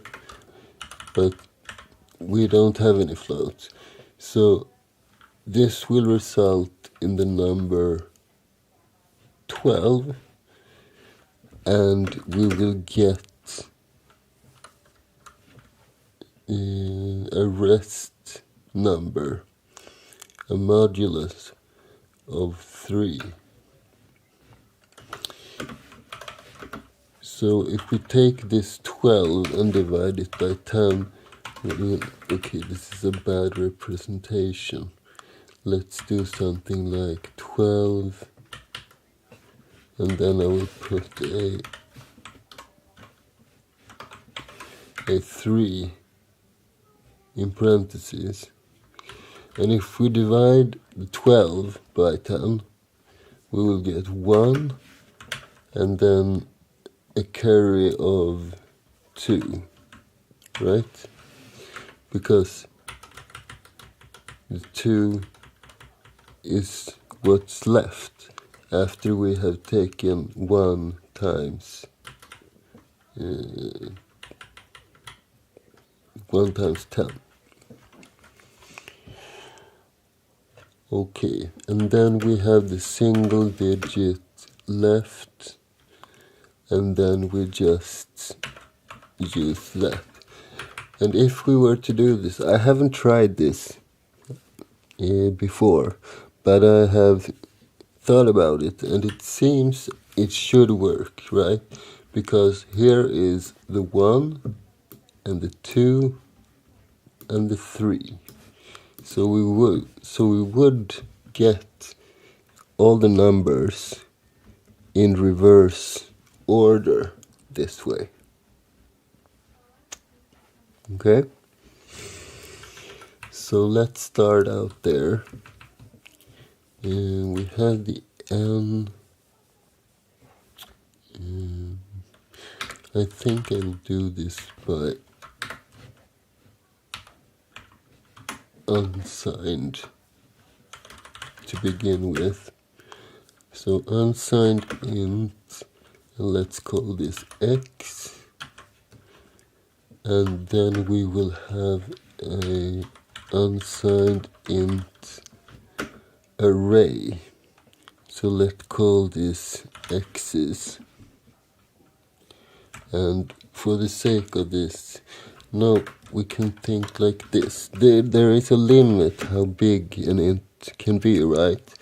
So it's basically 4.3 billion. And how many are this? We have 3, 6, 9, 10. So we will not need more than 10 numbers. So let's set x's to 10 as the size. And let's see what we can achieve. I will do this manually first. So I will just set the x to, let's use 1, 2, 3. And I think we might need a y as well.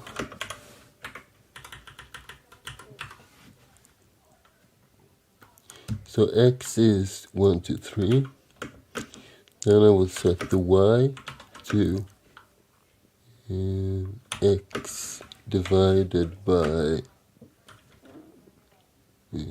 10. This generate the 12. So y has the 12. Alright, and we need to store the modulus, but we can put it in our buffer. So let's do x's, and we will worry about the reverse stuff later on. By the way, we don't need this as big as an int, because it's only one number, one digit per variable, so a char ought to do it. So I'll set x is 0 equals, and now we do the same thing. So x modulus 10. So the percent sign is the modulus, which also creates a division, but it collects the carry, the rest bits, the rest digits. Okay, so x's contains that. Then we go to the next step, and x, let's set x to y, because y contains the 12. And then we do the same thing again, y equals x divided by 10, and this time it's 12 divided by 10, so we should get a 1 in the y, and in the x's we should get the 2, right? If we do x modulus 10. And then we will just do something like if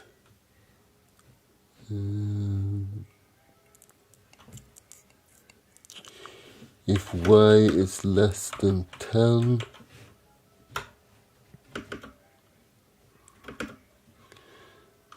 we will simply do x is 2 equals what we have left, which is y. Something like this. I'm not sure how well this will be working, but we'll see. And I will cheat a little bit and do the printf here. That's only because I need to know if this works or not. But as I mentioned before, during the development I am allowed to use libraries, but the final product can't use any external libraries.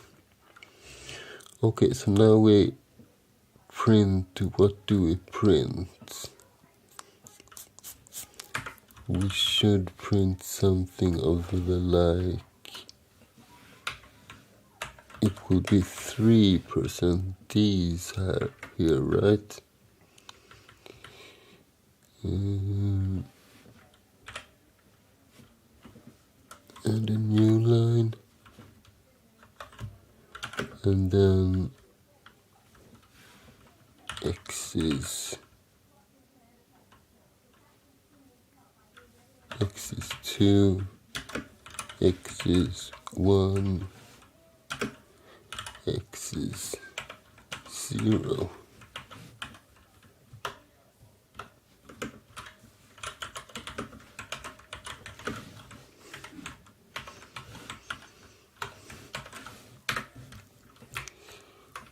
Okay,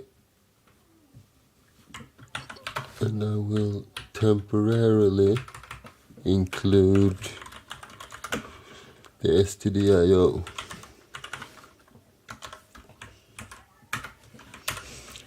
And then inside of main we will just call this function, and we called it a to I I to A2, and we supply number 1, 2, 3 like this. Oh, I didn't remove that, right? No.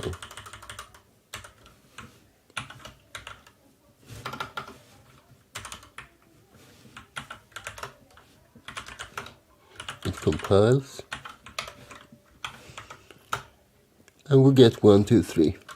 It seems like this is working just fine. Great. So now let's see if we can make this into a loop of some kind, because currently we did do every iteration manually. So how do we figure out where to put the respective numbers? Loop. Let's start there with the loop, I think, because we have this if statement here. If y is less than 10, then we should do something. So we can loop until y is less than 10. Let's do that. So while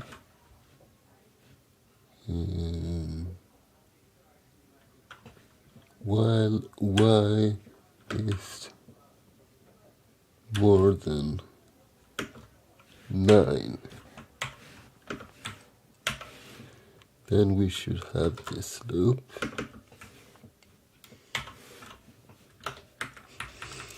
And the first step is always to put x to something.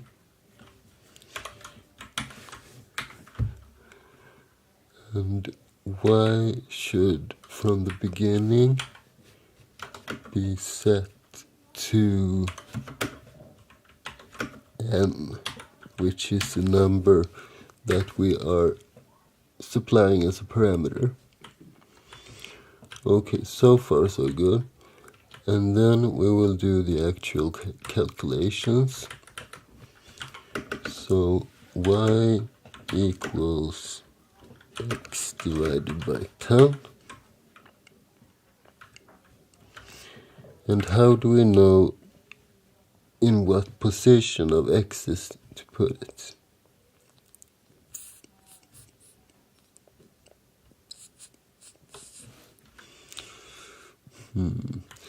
Let's just put it at the first position for now, and then we will worry about the reverse order later on.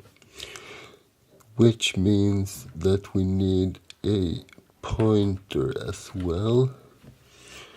So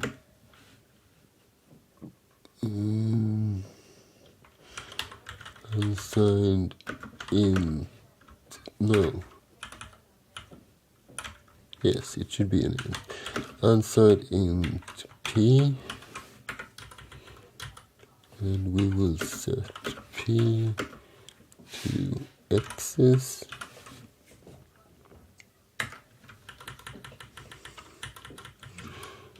So y equals x, and then we do x's plus plus equals x modulus 10, something like this. And this will loop until y is less than 10, and then we are down here, and then we should do one additional x's equals y. So x's equals y, like this. Can remove all of this stuff right here. Let's Okay, let's print out these just like we did before to see if it works the way we intended to. Okay, an error, x plus plus, p equals x's, incompatible pointer type. Oh, not x's, we are using the wrong variable.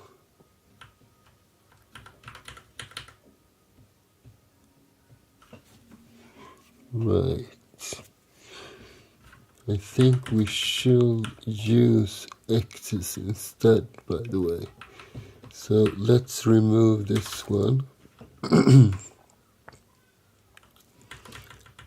And let's create a pointer out of x's instead and remove this pointer.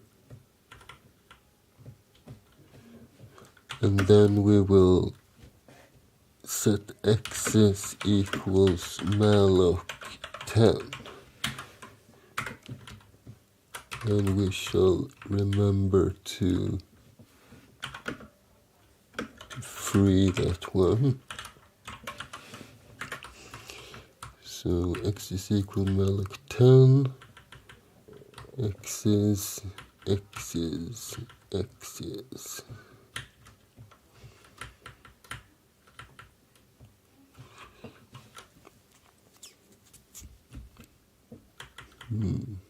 But now we have changed the x's.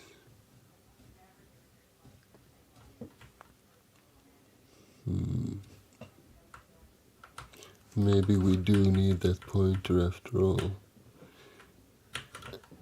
Let's just do it like this.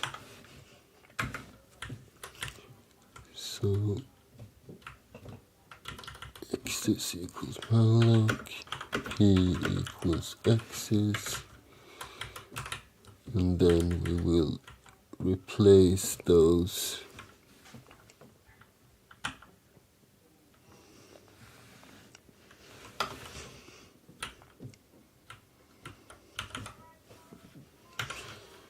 with p.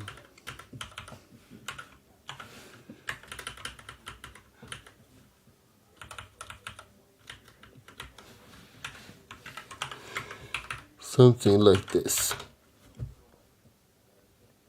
Okay. Oh, that's quite a lot of errors. What did we do wrong? Okay, we don't have malloc. We will include mallocs. Include stdlib.h,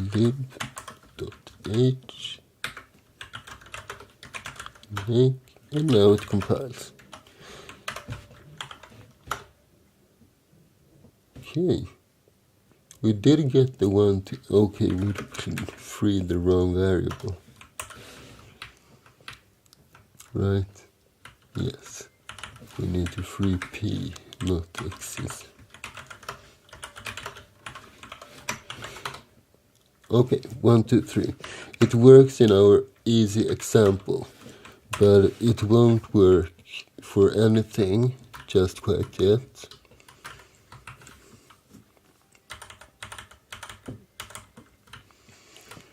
It will fill up all of these places.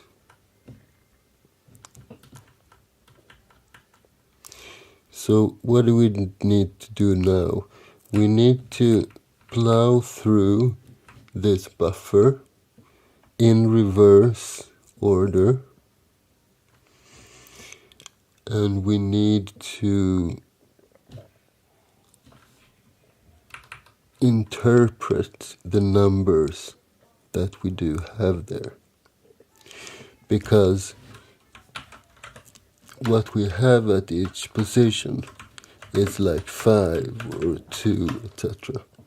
But 5 or 2 etc. has different meaning for a char, because char is using the ASCII table. So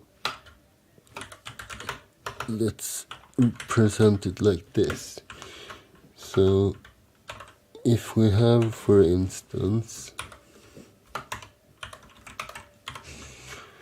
a %c and then 61, and we get a 6. No, doing it wrong. %c, I think we should do it like this instead. So 41 in hex, that is a big A in the ASCII representation, and it's B, etc.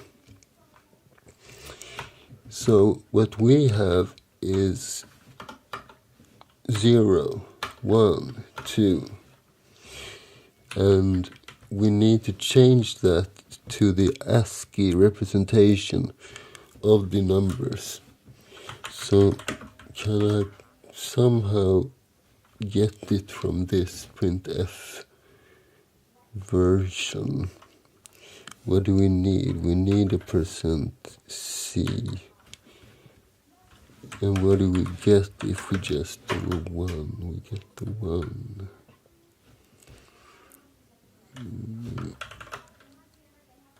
3.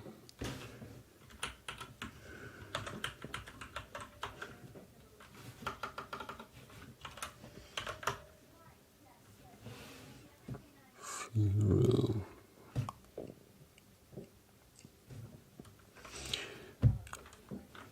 Do we have hexstamp installed here? Yes. Okay, let's do hexstamp instead. So let's printf the number 1, for example, and then we do a hexstamp.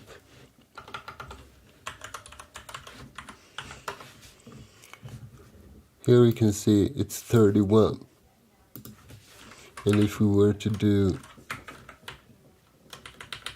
5, it's 35 in hex.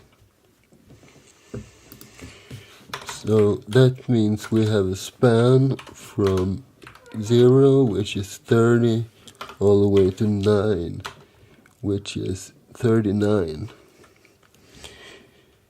So basically that means that we want to take a 39 of hex and turn that into a, no, the other way around. We want to take the 9 in hex and turn that into the 39. So we should just be able to add the hex value 30 to any of our numbers, right? Which would mean if we were to do like 32 here, we should get a 2. Yes, we do. Okay, that makes stuff easier.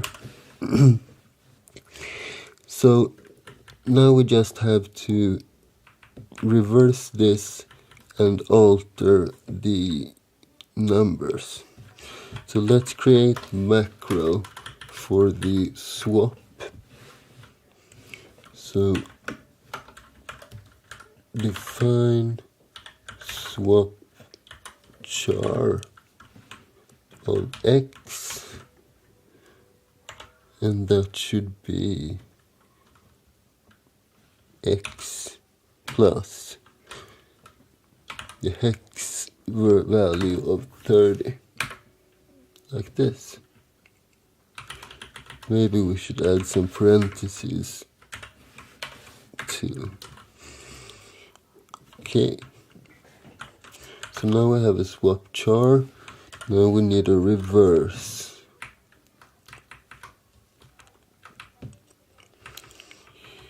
Maybe we should have some kind of ending character. Or do we need that? Because axis is pointing towards the last one. So if we start by axis and count down to P, we should be all right. So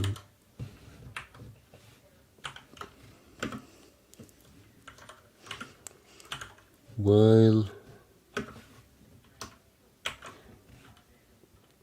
axis is not equal, or maybe we should do while axis is less than P. And we need an additional buffer that we can return. Let's make that static char.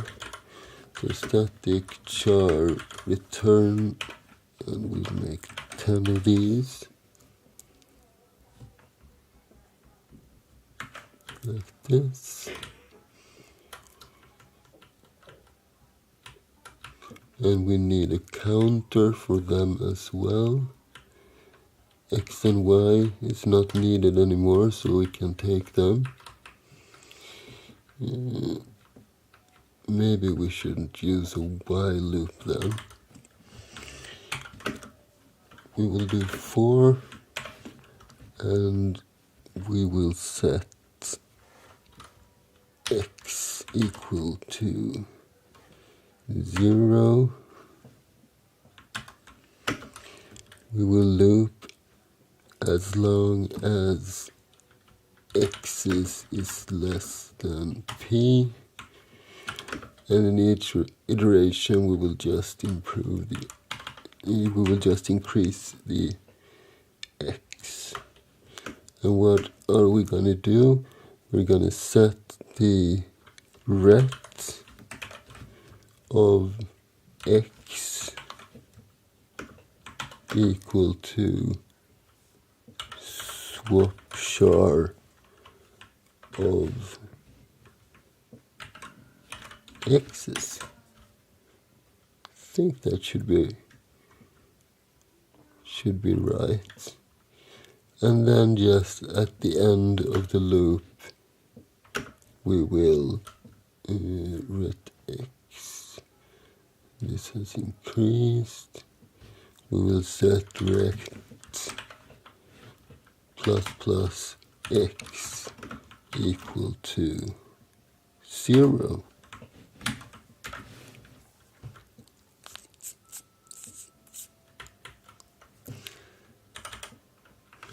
Something like that.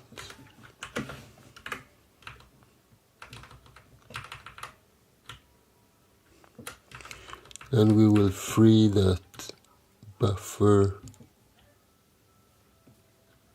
and we will return ret.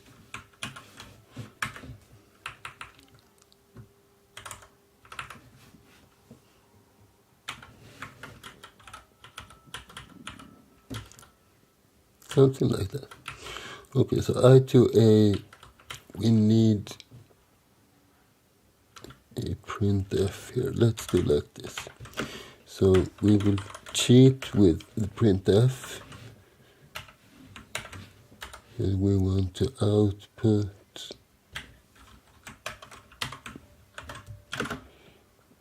I2A2 of the number 54321.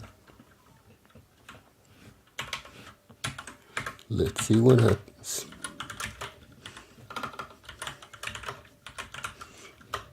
It compiles. Okay, we're on the right track, but it seems like the calculation didn't work out quite right. But let me try something. If we go back here and we do, let's do something like 121.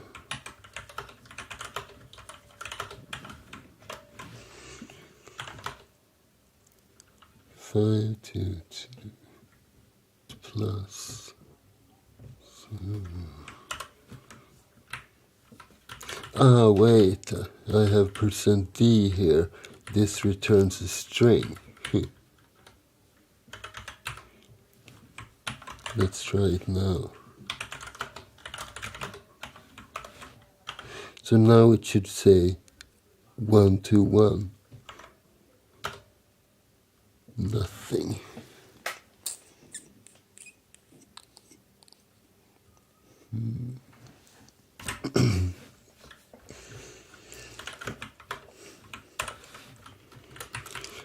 Who said coding was easy? Okay, let's try another number first.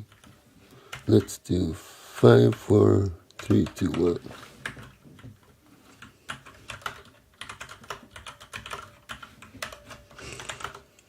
Nothing. If we were to do an S trace, we would probably not see much.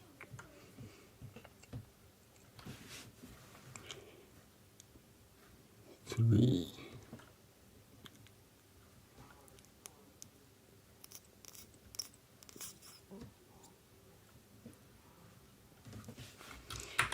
And an L trace. L trace is the same as S trace, but we see the library functions instead of the system calls. But I doubt that'll help us much because we're not really using any external libraries. But perhaps we see something here. So L trace.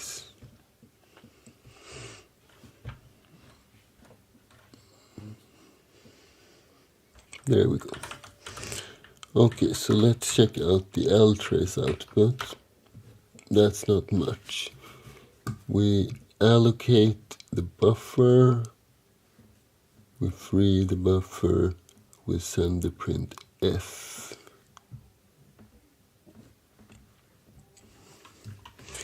So what went wrong? Let's go through the code again. So what do we know? We know that this part works. So we do get the numbers in reverse order into our array. Then what? We do a for loop. X is 0, x is less than p. Perhaps this should be in the other direction, less. I always forget how the memory is, or the memory addresses are growing. X is more than p. Wait a minute. Let's see. X's, p and x's are the same here. Then we increase x's. So x's should be bigger than p. Okay. Hopefully this is it. Segmentation fault. Okay. So let's do the L trace.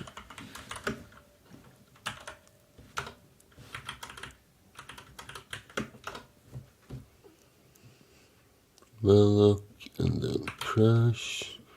And the S trace. So this is basically the negative part of doing everything ourselves with not using any libraries. It gets a little bit tougher to troubleshoot. But let's see. Why does this not work? as long as x, do we decrease x's somewhere? No. Okay. Because we definitely should. So each iteration will do x's minus minus. Like this. Okay, let's try it again. 5, 4, 3, 2, 1. Okay, we're getting close. We didn't get the 1, but I think we forgot about that actually. Because we do, so we loop until y is not longer bigger than 9. And then at the end, we put x is equals y. So that should be the 1. But, and x's should still be pointing towards that 1. So when we go into the loop, ret x equals swap char x's should be the 1. Or maybe we don't do the last iteration here. So my axis is more than p.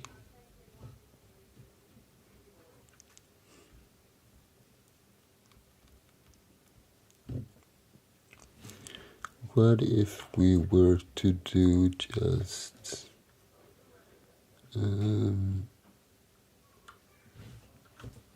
another one of those?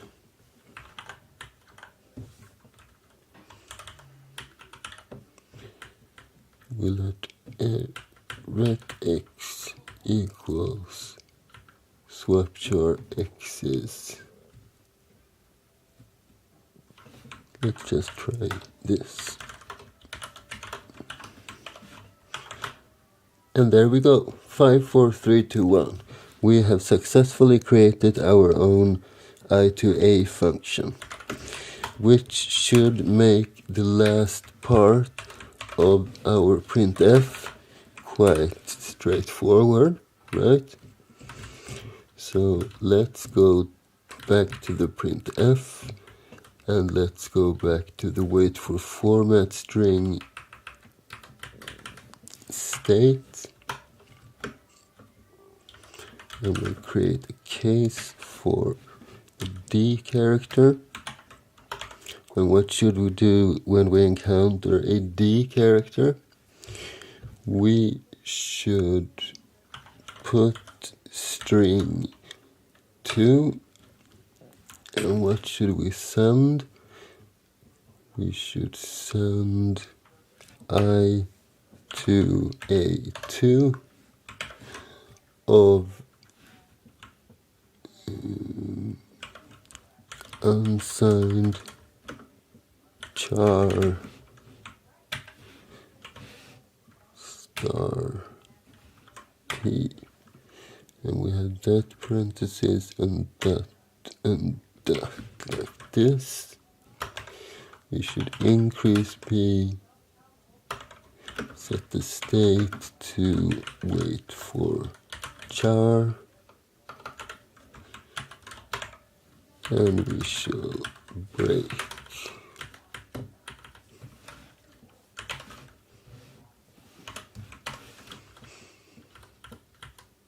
Something like that. Okay, so let's clean up our code. Let's remove this printf. Let's go to the beginning and remove standard IO. And let's test if this works. Let's create an int to call x. We'll set it to 501. No, 5010 is good. And then we will do printf. No, not printf, printf2, our function. And we will say something like the magic number is %d, congrats, something like that. And then we'll just give x as the argument. And x is a value, it's not a pointer. We need to take that into account, so we should strip one of the stars, right? Sure, like so. Unsigned char.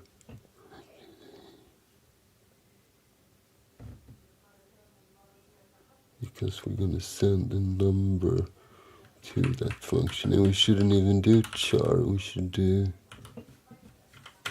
int, right?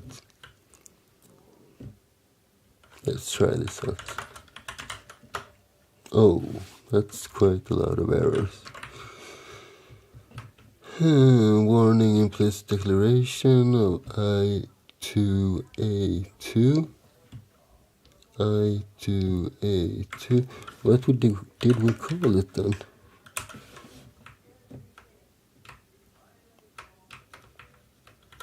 I2A2. Wait a minute, perhaps it's just the order of our functions that messes this up. Could it be so easy? Let's create some function definitions then. So what do we have?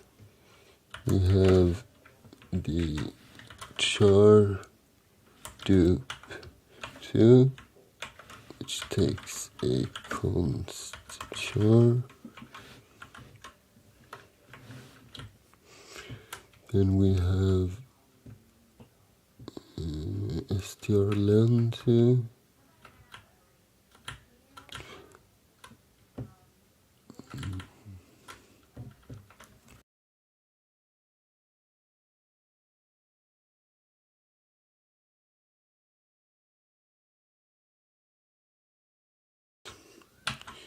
Okay, what happens now?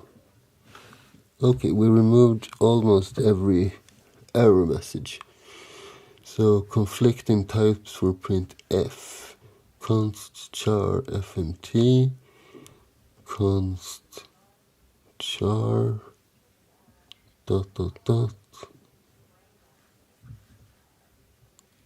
int.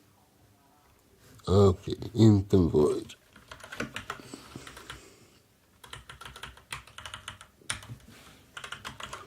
Forgot to change that. Okay, now it compiled. Let's see if it works. Okay, the number is not the right one, but that's probably because we messed around so much with the typecast. Because let's see where we have the %d. It's right here. It should, I think we should at least have let's see, unsigned char.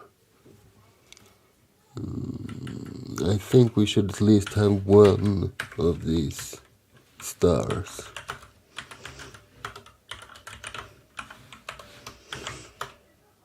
'5010, congrats.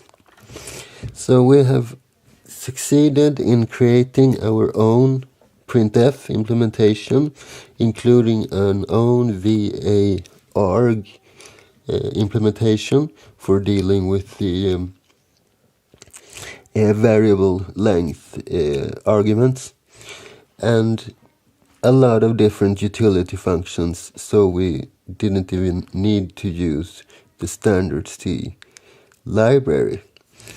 If you like this video, you should subscribe, because I will create some more C videos soon. And as always, I release an episode every week, and I lift up an older episode as well for you to take a look at. So that's all for today. Thanks for watching, and thanks for today.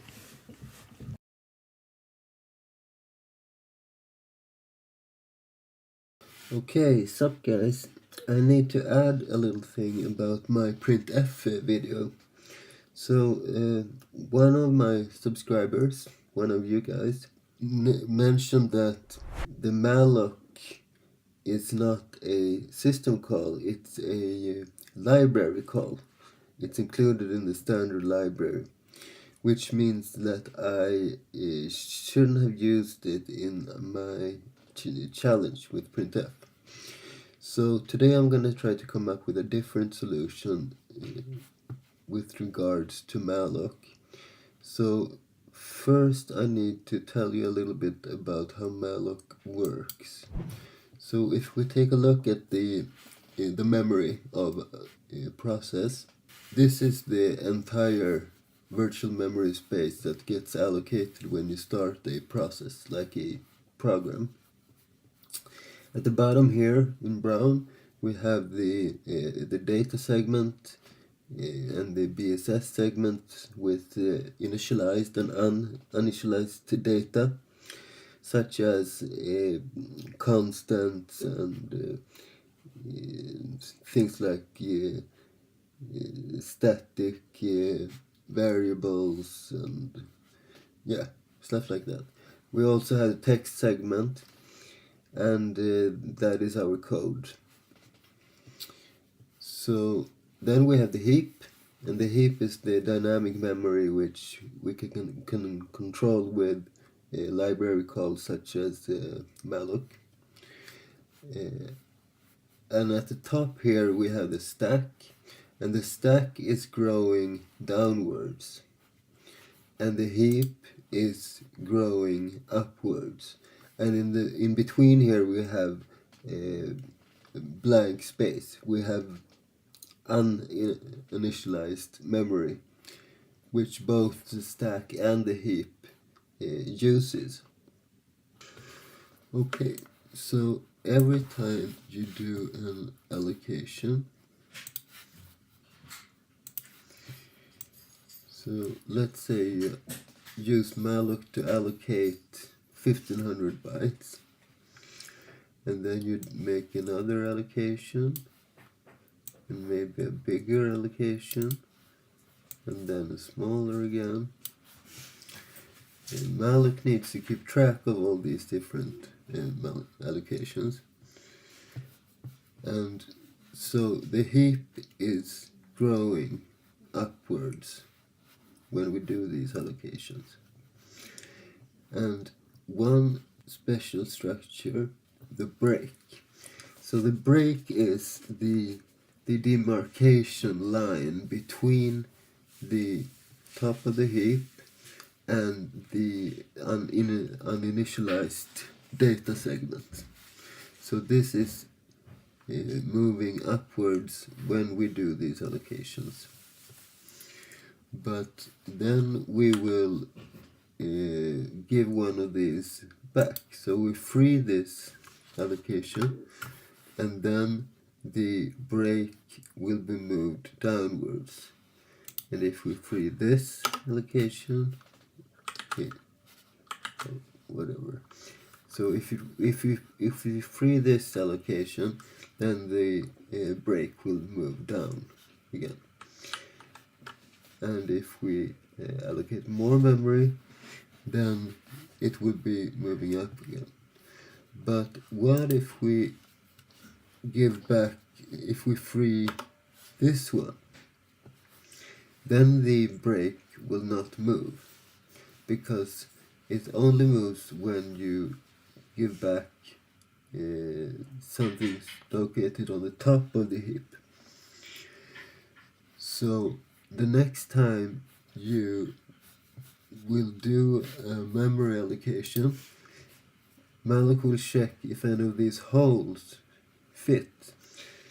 So perhaps you're asking for more memory than any of these holes can accommodate. Then you will allocate it on the top of the heap and the break will move. But if you make a smaller allocation, then it will fill this hole instead, and the break won't move. So basically we can conclude that Malloc is aware of these data structures that corresponds to these memory allocations, and it's a quite advanced function to keep track of all this stuff. But the kernel only has to be aware of the top of the heap. So the actual syscall is called sbreak. It's spelled like this, SBRK.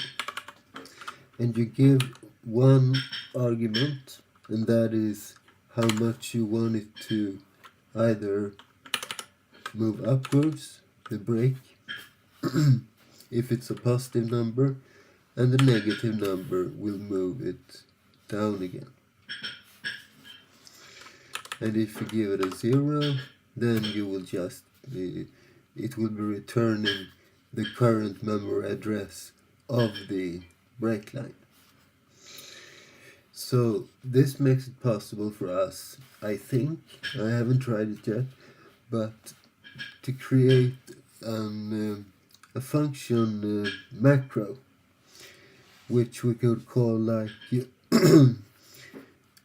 let's call it Malloc. Let's call it Malloc2, and it takes the same argument as the regular Malloc. So if we want 10 bytes of data, we do like this, and what will happen then is that this macro will just call sbreak and move the break 10 bytes upwards and return the memory address of the old break, which is the start of the allocation. So basically it behaves just like the library called Malloc in this case. The problem is if we want to free a specific hole, so to say, that won't really work because we're not aware of all the allocations. But we could make it like this, as long as we don't mix the real Malloc with our macro version. We could create another macro which we could call free all, which basically just does sbreak and minus x, where x is the total amount of memory which we have allocated using this macro. So that is the solution I want to try out. So we have two options. We can allocate memory and it will save it to a global state, how much we have allocated in total, and then we just free all of it at the same time.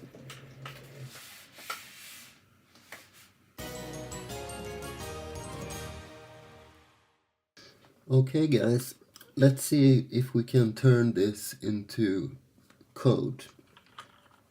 I will just log into my server real quick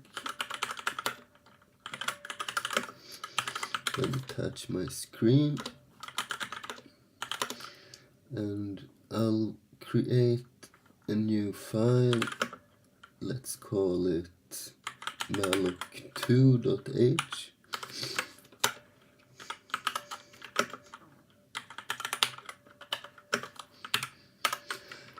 And we need a global variable which knows about the memory allocation. So it'll be an unsigned, let's make it an int. Perhaps in a later version we'll make it a bigger structure, but this will work for now. And let's just call it something like alloc, like this. And then we need two functions, or rather function macros. So let's begin with our malloc function. I will define this as malloc2, and we'll give an x, and the only thing we'll do is moving the s break like this.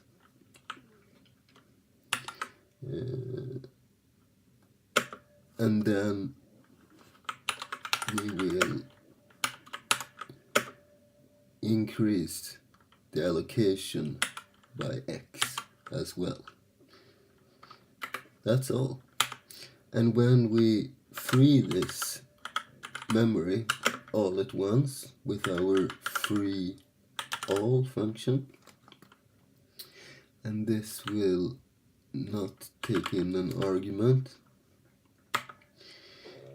and what this will do is it will move the s break to minus alloc, and it will 0 alloc. And this should be all, I think. I need to check where to find that system call, by the way. S break. It's in the uni.std.h. So let's put the include here as well.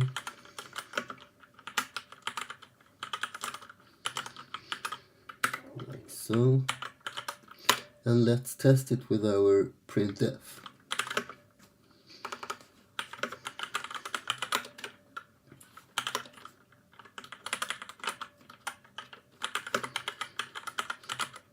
And if you haven't seen my printf video, please check out the creating your own printf that I released, I don't know, a couple of days ago. So instead of uni.std,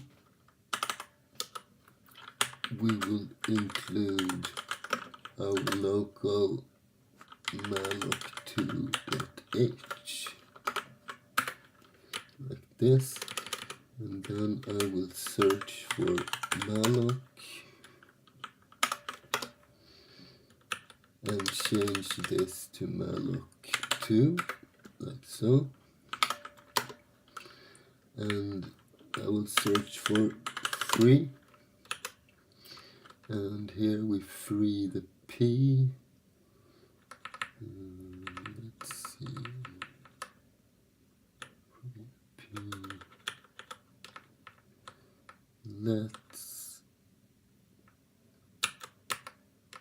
I think I will remove this. No, I think it'll work if we do free all here, actually. And we go to any next occurrences. Okay, there are none. Great. Let's see what happens. Make clean, and we will make printf. It compiles, and we will just run it. The magic's number is 5010. Congrats. Okay, so we have successfully created an own very simple and naive implementation of Malloc, but it works fine without any external libraries at all. And we've included it in the Printf, which is now completely free of any external libraries. And sorry for the sound quality in this episode. This is a bonus episode, and I needed to use another computer with a worse microphone. But I hope you learned something from this anyway. Thanks for watching, and thanks for today.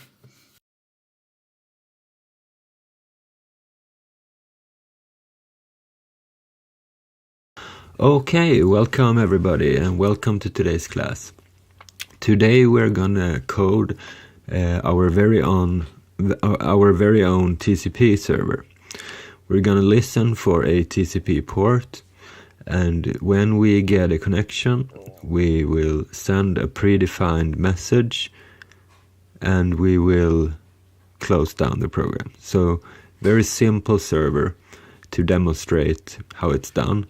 And then we're gonna build on that code later on. Okay, so last time we coded a file called sockets.c. This one. This did the opposite of what we're gonna do today. This is a TCP client that connects to, in this case, www.yahoo.com on port 80.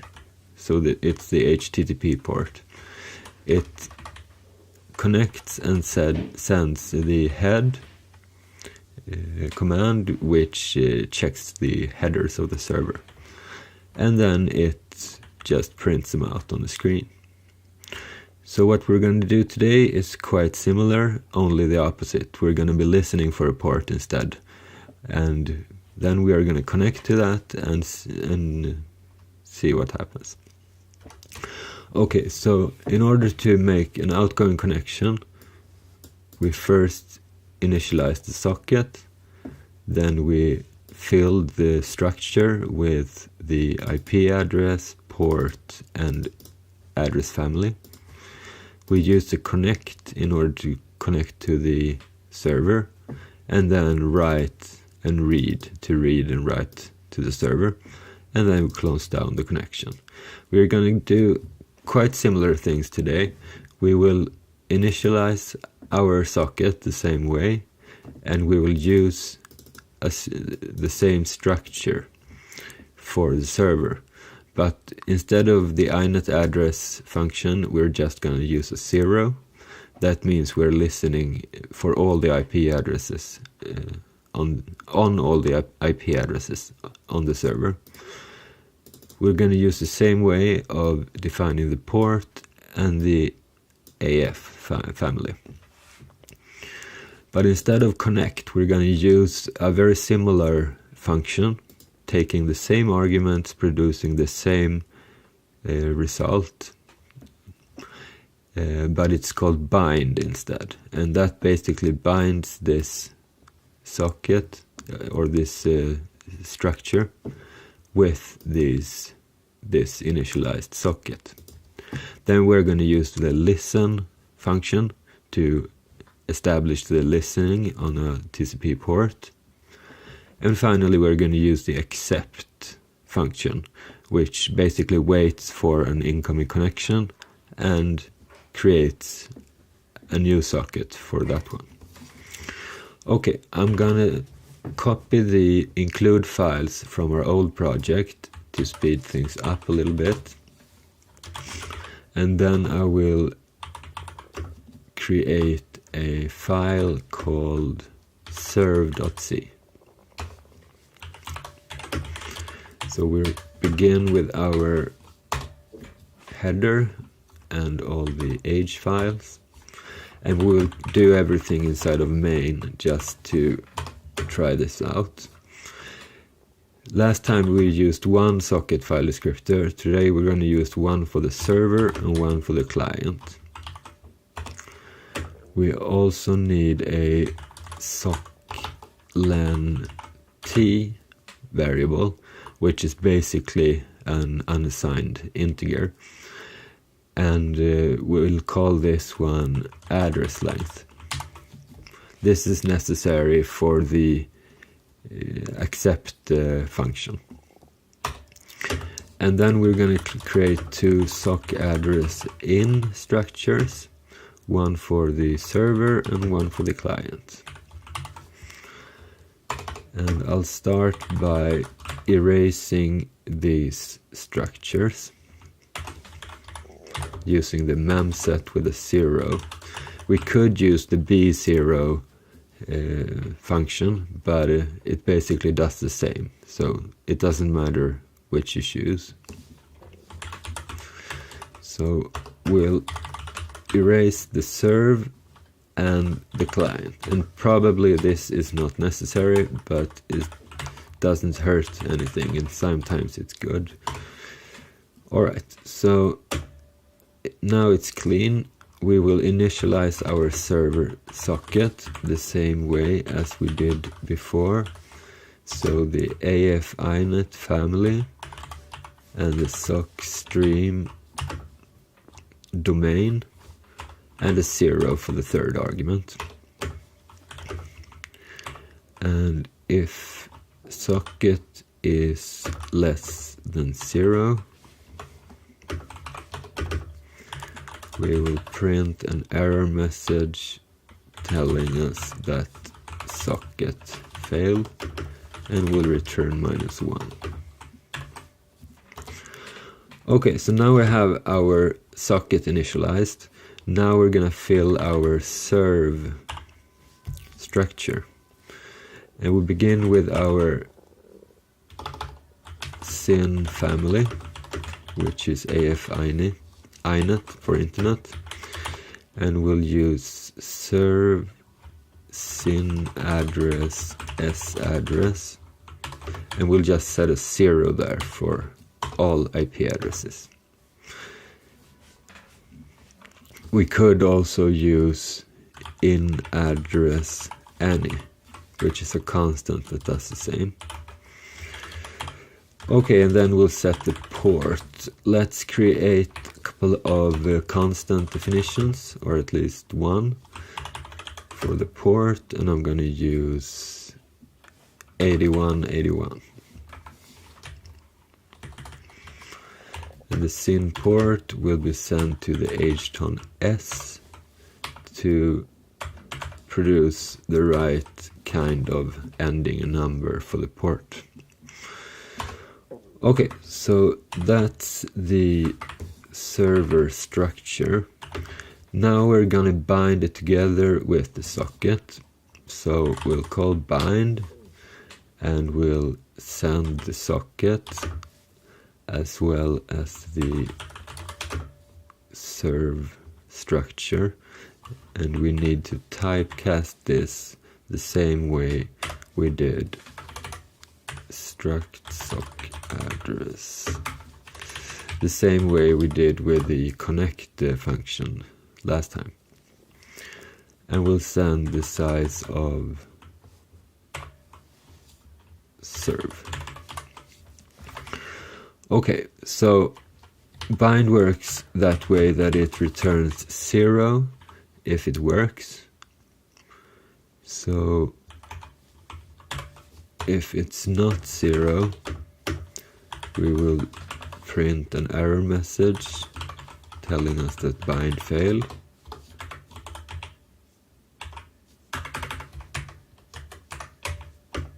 And then we will return -1.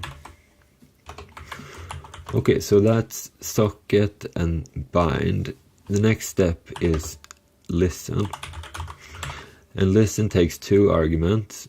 One is the socket, S, and one is the queue. So the queue is basically how many queued network connections are we going to keep before dropping them.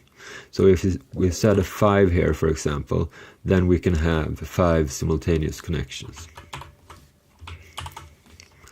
And for the sake of argument, let's put 5 in there. And I think listen works the same way, that if it... let's double check the return value. So, yes, it's a 0 if it works. So we can do the same way that we did with the bind. And we'll print out that bind failed. No, listen failed. And we'll return -1. So socket, then bind, then listen. Now we are listening to the port, and it'll show up in netstat, for example, that we're listening on 0000:8181. And now we'll just accept the connection. And accept takes 3 arguments. The first is the server socket. The second is the server structure. Same syntax as the bind directive. And the third is the address to an int. That's basically my address length. Let me just set this to 0 from the start. It doesn't really matter. So we'll send the address to that one. And why do we do that? Well, that's because accept will write the length of the address, how many bytes the address is, to this int variable. So we'll just put it right here, like so. Don't think we need to typecast anything. We'll see what it says. And we need to take care of the return value, because the return value of accept is a new socket file descriptor connecting the client. So if we pass the C to read, we will be reading from the client. And we will check if C is less than 0, then accept failed.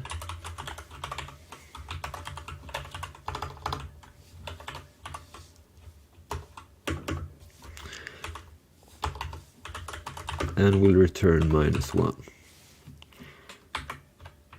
We will also close the socket. It doesn't really matter, but it's good to code it like that. If you open something, don't matter if it's a socket file descriptor or a regular file descriptor. Remember to always close it if you don't need it. Same with dynamic memory allocations. Always free the memory allocations. So we'll do the same here. We'll close S and return -1. Okay, so if it didn't return a value less than 0, it means that it works. So let's print something. Client connected.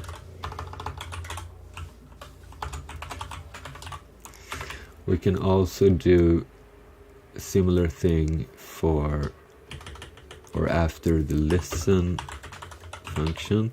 So listening on 0000:%d, and we pass in the port.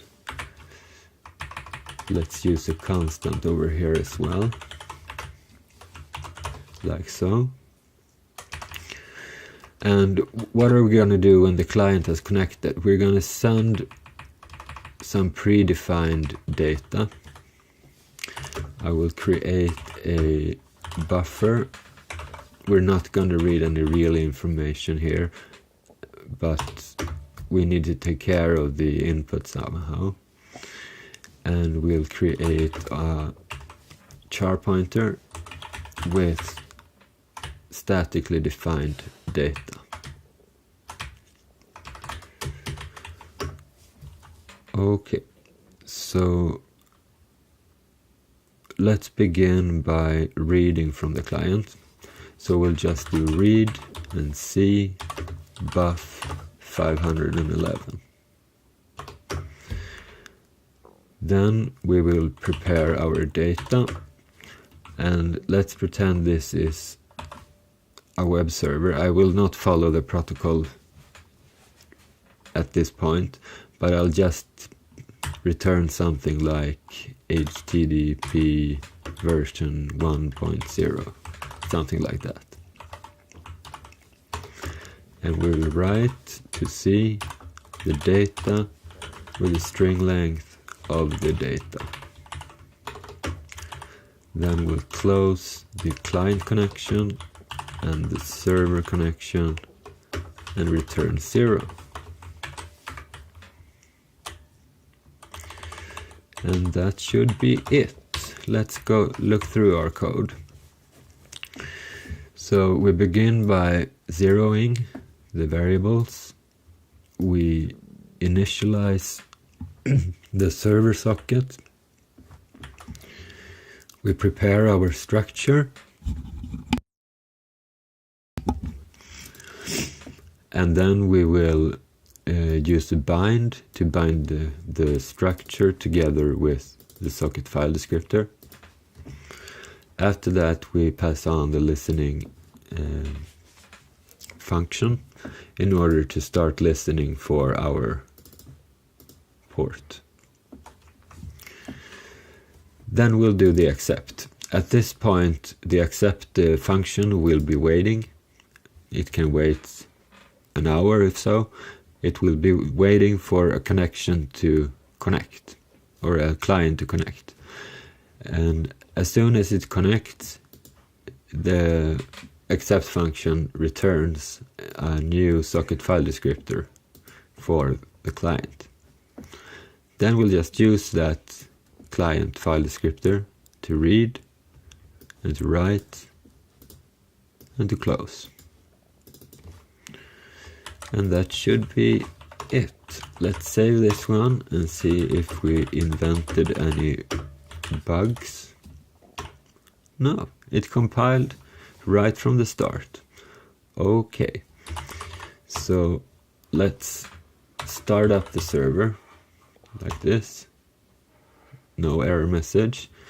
Let's do a netstat -an grep listen. And as we can see, we are listening for port 8181. And then I will just do a telnet connection to localhost. And I use this env stuff in order to clean the environment variables, because telnet has a tendency to send these environment variables through the connection. And I don't want any additional data sent to the server. So 8181, and we will send something like head, pretending to be a web client. And as you can see, we did get the HTTPD version 1.0 back. So our program works. What have we learned today? We have learned to create a TCP server by creating a socket file descriptor from the socket function, preparing the structure, binding them together, listening for the port, and using the accept function to accept the client. And then just use the regular read and write functions, or system calls rather, to send and receive data, and then we close the connection. We will be adding on to this client server, and we will be creating our own sample web server step by step. And this was the first step in order to try out how to create a TCP server in Linux C. Thanks for watching, and thanks for today.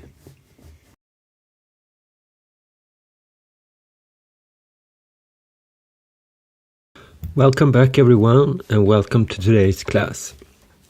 Today we are gonna create our own HTTP server, and we are gonna make it quite modular in different functions, and it will use the fork function in order to be able to receive several connections at the same time. We will also create the new route method of serving web pages. So we will disconnect the connection between the URL and the file part of it. So this part. Before, this was always connected to a real file or a real directory on that server. But nowadays, especially with the new cloud platforms, we use something called route instead. So we predefine different strings that's this part of the URL. And then we handle them with a different function, or at least a different part of the code, rather than serving a specific file. And if we need to serve a specific file, we usually do that dynamically instead. Okay, I will create a directory for this server, and I will just call it httpd. The D at the end means daemon, and a daemon is another name for a server software. So it's quite common that different types of services like FTPD and HTTPD and SMTPD, that different types of services ends in a D in the software. Okay, so let's begin by creating a file. I will just check my Vim config real quick. If I remember where I put it.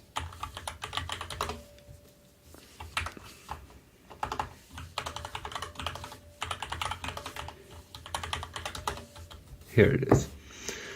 I will just copy this command so that my tab works the way I want them to.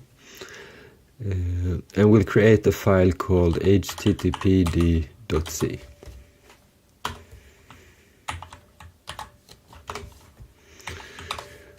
And I will just do a simple header, and I want to, let's do this. I will do head-15 and steal the includes from our last server project.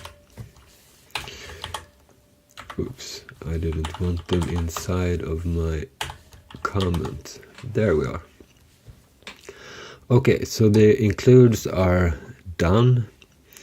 I will also define a I will define a static. I will define a static listening address of 0000. So we're basically listening on all interfaces.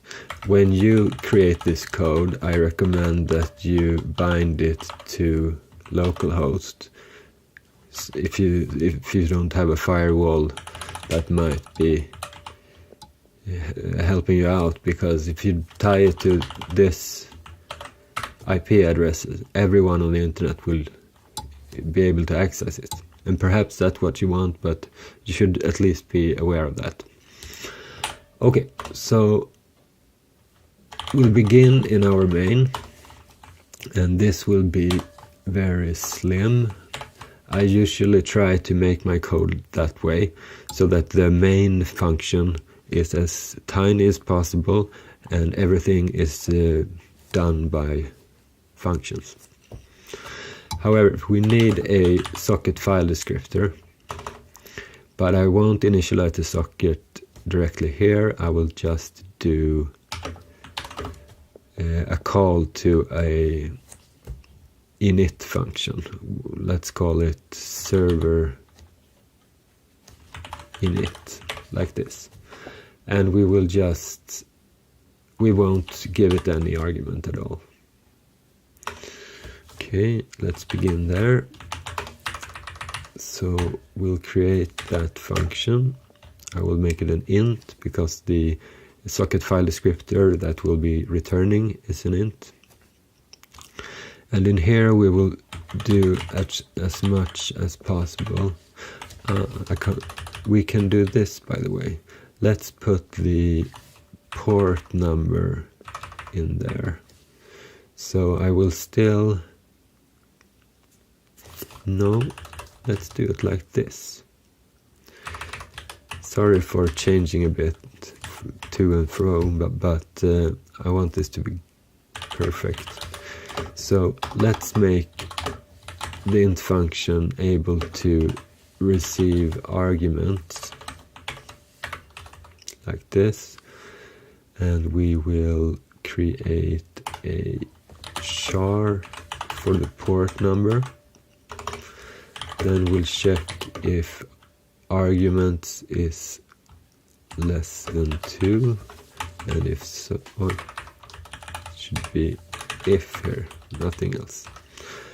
And if arguments are less than 2, that means that we're just starting the program like this with no arguments. So we will give an error message saying usage %s and the listening port, something like this. And the argument will be argv0, which is the name of the executable. And then we'll return -1. And else we'll just set the port to argv1,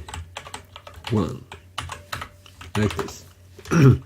Now we can send the port as a string to the no, not as a string. We will use the a to I in order to convert it to an int, and then we can use it in our function.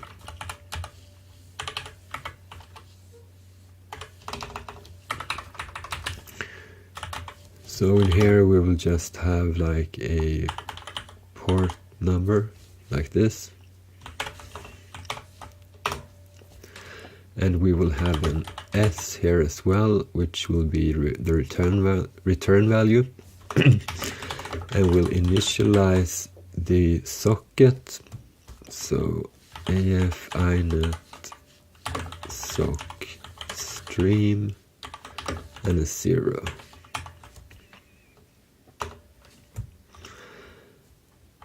And if s is less than 1, I believe, let's double check that part. I never seem to remember the return values. On error, -1 is returned. Okay. So let's do like this. And then we will just return our own 0. It's always a good procedure to put a comment on top of your function describing how the return value works. So returns 0 on error, else, or it returns a socket FD. Okay, so socket is done. We'll also need a struct sock address in for the server, like this. We don't need the client in this function, I believe. We'll see. Okay, so the socket is done. Now we're going to do the bind. After we prepare our socket struct. So sin family is AF inet serve. I'm not describing every part of the server structure, sock address in structure, because if you want details about that, you can watch the video about the sample TCP server. I will just discuss it briefly, and I will go deep on all new things in this video and stuff. So sin address source address, no, there should be a dot there. Sin address source address equals inet address, and then our constant listen address, like this, and serve sin port equals 8 on S and the port number. Okay, now we will bind the socket file descriptor together with the structure. Sock address, and we will put in the serve and size of serve, like this. And let's check the return value of bind as well.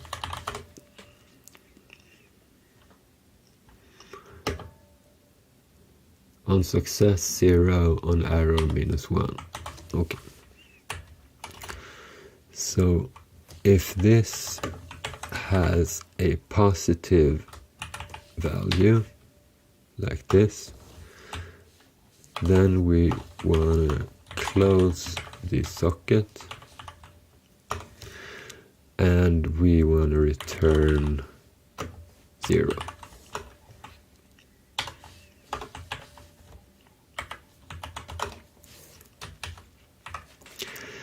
Maybe we should have a global variable for the error messages. We could do that. We'll just call it error. I'm not sure if that's available, but we'll see. Okay, so here we will set the error to socket error.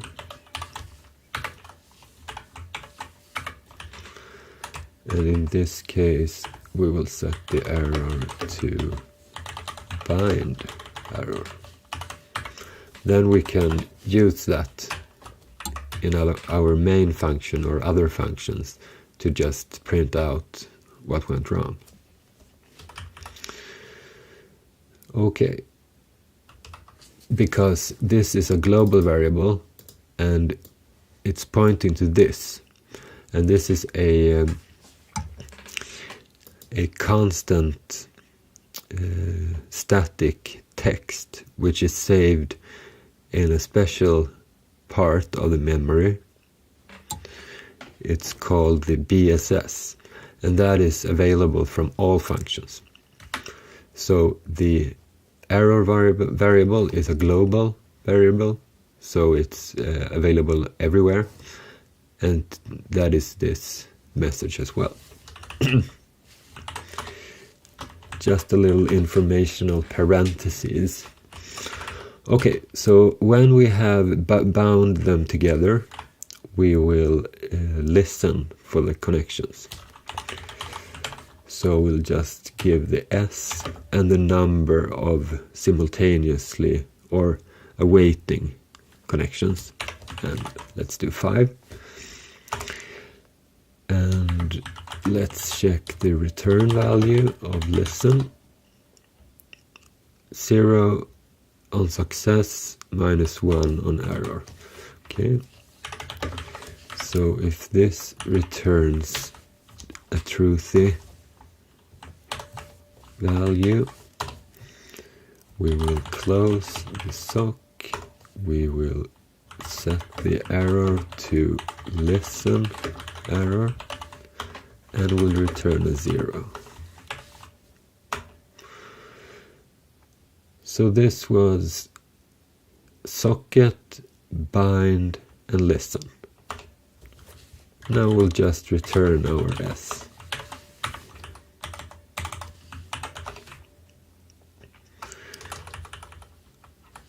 This structure is local to this function, but I don't think we're going to need it anymore, so that should be okay.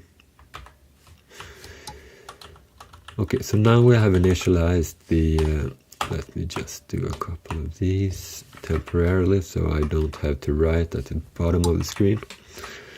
Okay, so now we have initialized the S, and let's see if it's false. Then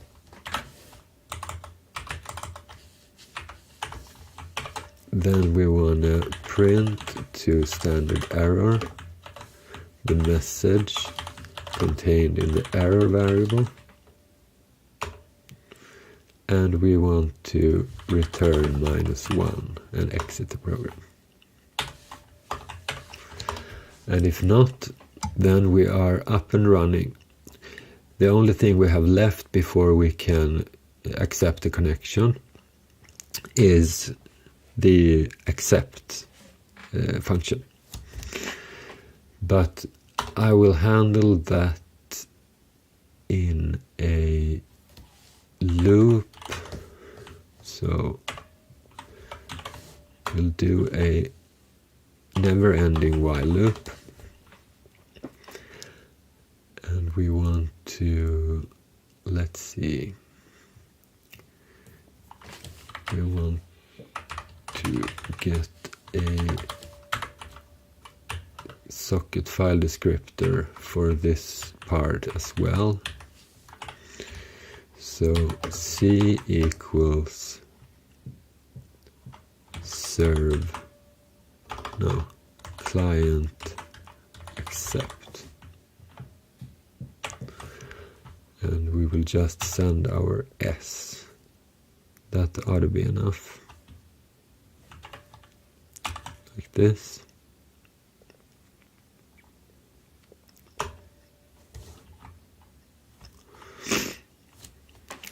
So we'll loop through this one, and we will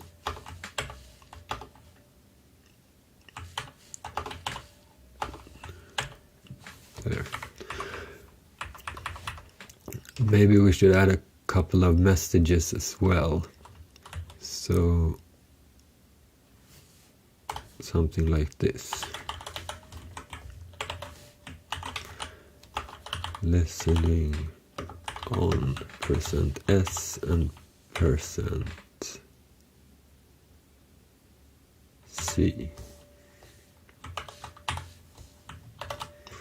and that'll be listen address and our port.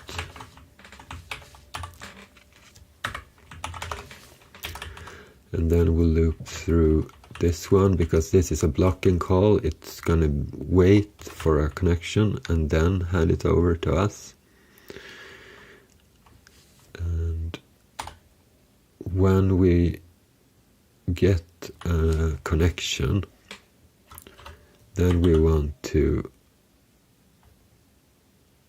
check if it's negative, if it fails somehow, and if so, we want to print out an error message,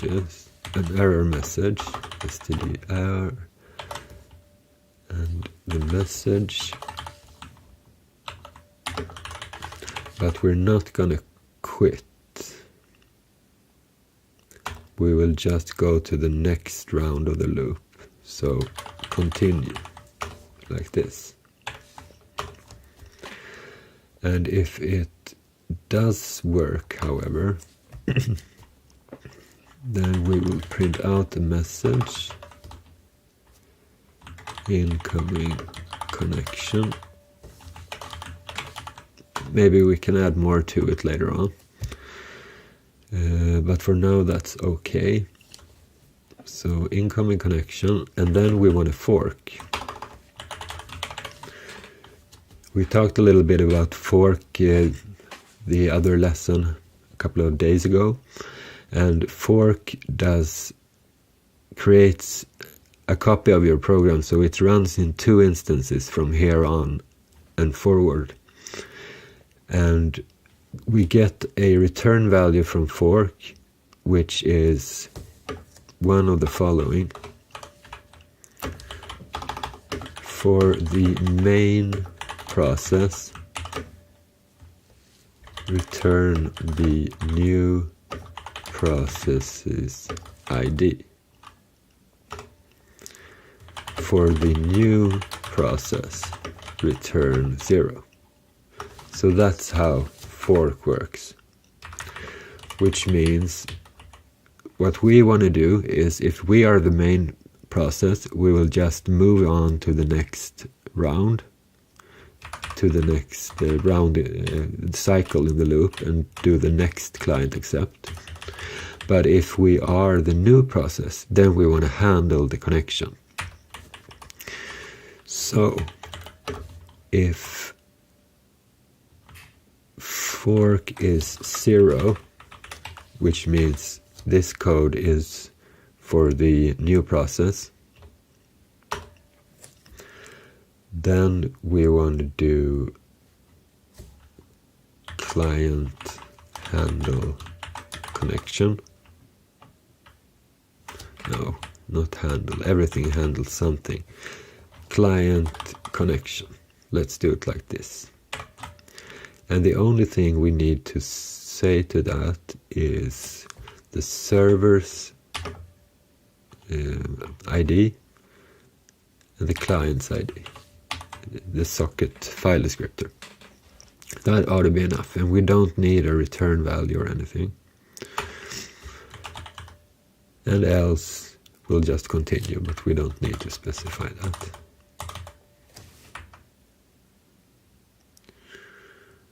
Okay, I think this should be enough. It will never come to this point, so it will return error if it does.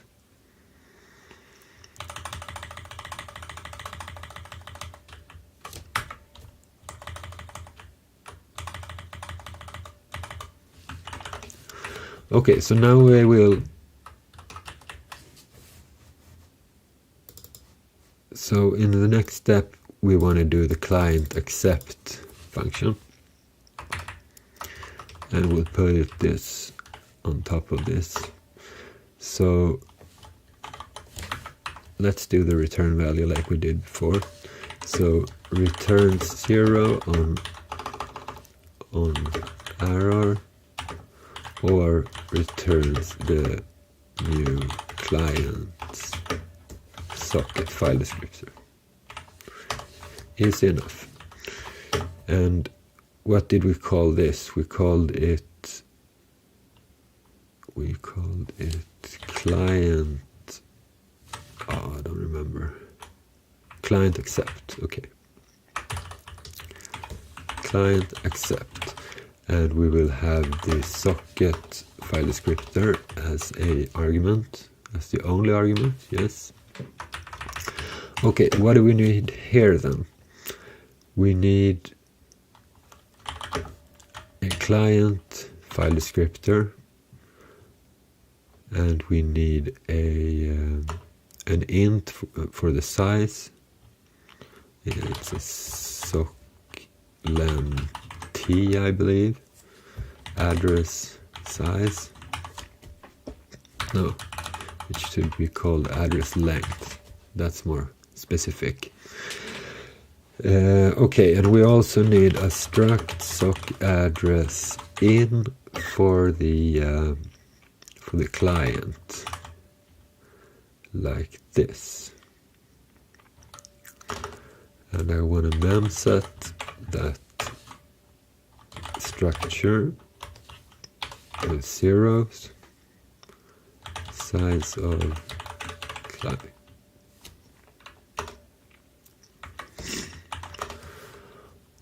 Okay, so what do we do? What do we need to do here then? We need to run the accept function. And accept takes 3 arguments. The first is the server's socket file descriptor. The second is the structure.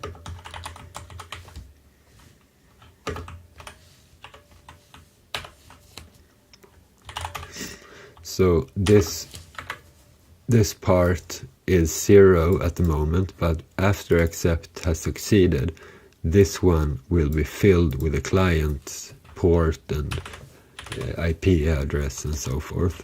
And that is also why we need to specify this third argument, which is the address of this address length variable. So I will just set that to 0, and then this will contain the size of this. Right, so we do the accept, and we will put the return value inside of our client socket file descriptor, like this. And I believe it returns -1 if it fails, but let's check that. So accept, and we have on success returns the file descriptor, on error -1.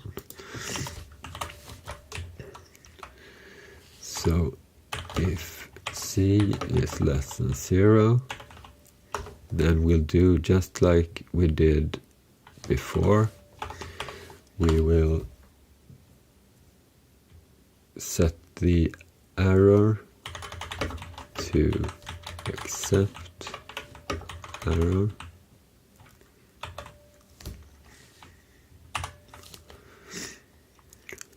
And maybe we should, no, let's do it like this, and we'll return 0. And if not, we will just return C. That ought to be enough, I think. So to recap a little bit, we read the listening port from the command line, put it in the port. We execute our serve init function with the port as an argument. And this one will just do the socket initialization, fill the server struct socket address, and then we'll bind them together. That is the socket file descriptor and the structure. We'll do the listen as well. And if any of those returns with a failure, we will set the error pointer towards different error messages and return 0. And if everything goes fine, we will return S, our socket file descriptor. And then we will initialize the loop where we will loop client accept. That's also a function. And this one will just accept the connection using the accept function and return the new client file descriptor.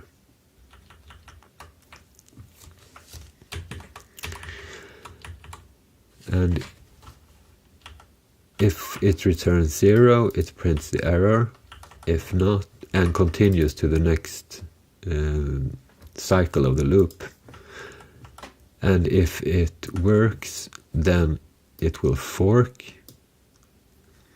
and the new instance of the program will run client connect, sending both file descriptors.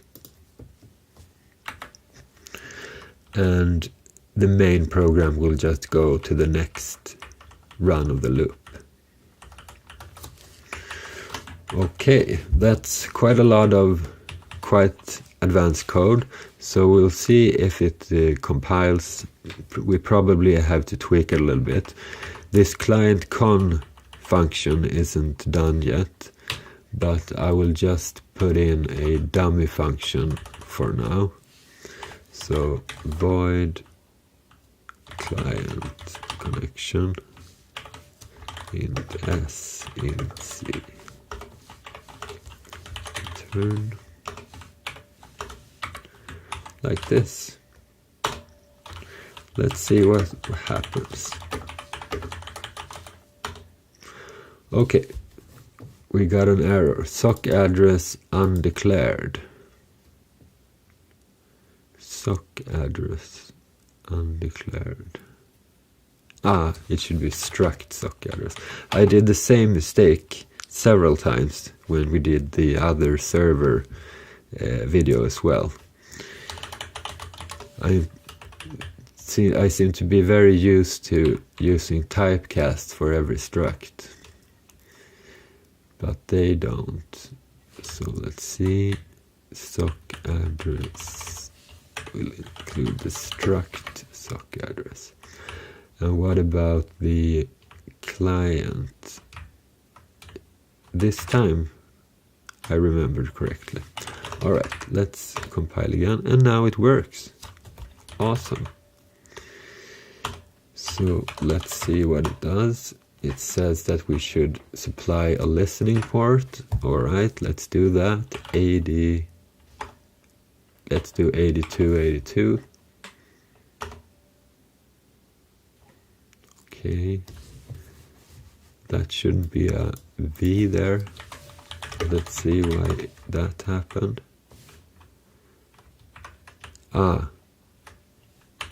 Should be a D there instead. Alright, let's do it again. Okay, I'm not sure that's better. Very long port number that is. Okay, so port equals argv1.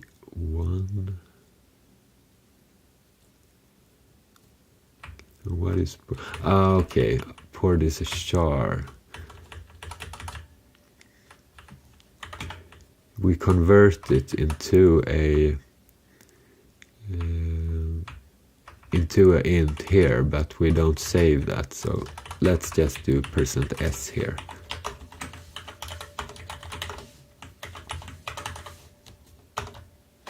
Okay, this time it listens to 8282. Let's just do a netstat so we can see that it is true. Yes, here it is. Good. we won't be able to send or receive any data because we haven't done these functions yet, but we should at least be able to connect to it. And let's see what happens. 82, 82. Okay, we're connected. Incoming connection. We can do a PS and see if it forked. Here is one instance, here is one instance. And we can also see that this has one process ID. And this has another. So everything is behaving the way we want it to. And I think that would be good enough for today. Because I'm going to do a series with this HTTP server. So today we made the base of the application, and next time we are gonna do something more. We're gonna handle the client connection, take care of different HTTP headers and commands, and we're gonna take care of the routes and serving web pages. Thanks for watching, and thanks for today.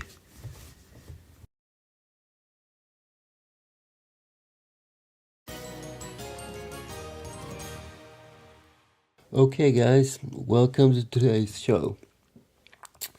Before we start, I just want to mention that on this Friday, the 21st, I will have a live stream where we will create our very own in-memory cache database, like Redis, but faster. That is the intention anyway.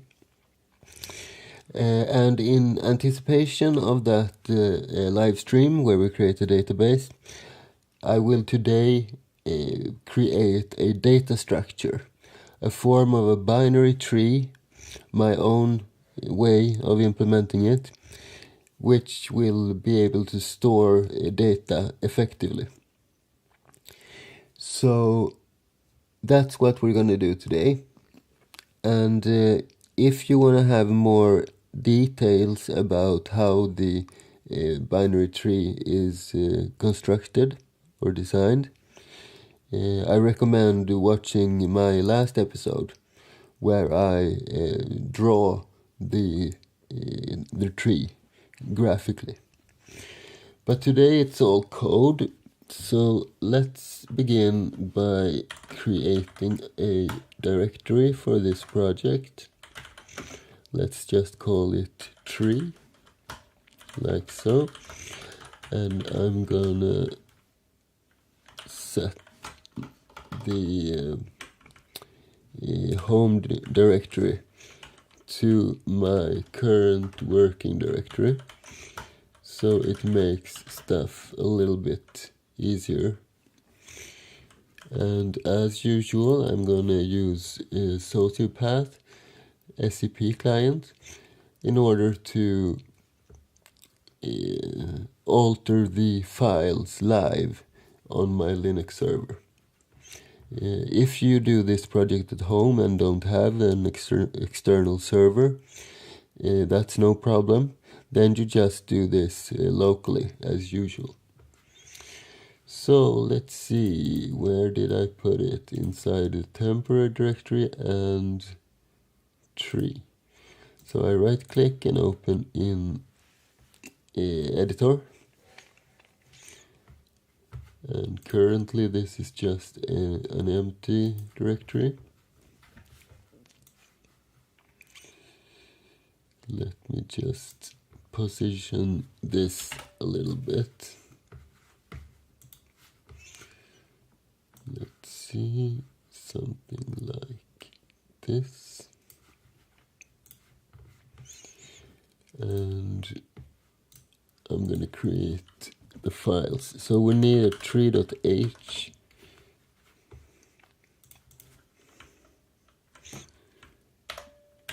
in order to keep all our definitions and stuff. And we need tree.c where we put the entire programming implementation. And I will also create a makefile to make stuff a little bit easier to compile and recompile. And I'm going to use this same the same kind of makefile as I usually do. So what do we have? We want to compile tree.o and we need tree.c for that. So we will run cc with possibly a couple of flags. And I'll make this a little bit smaller. I hope you don't have problem seeing this. And we're gonna do -c and the name of the input file, which this represents. Okay, and when we have tree.o, we can compile tree, which requires tree.o. And in order to do that, we run cc with our flags. And then we will do, let's see, we will take the target, and as output file we will have, we will take the source, and as output file we will have the target.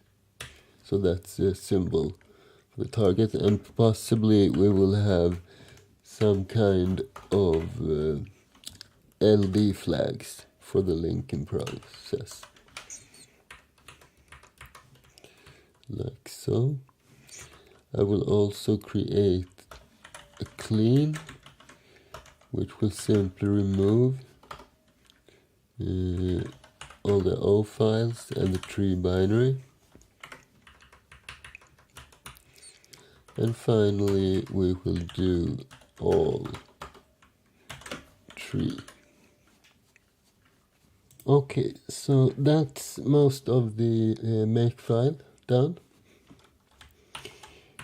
and I will just create those variables. So we have flags and we have LD flags.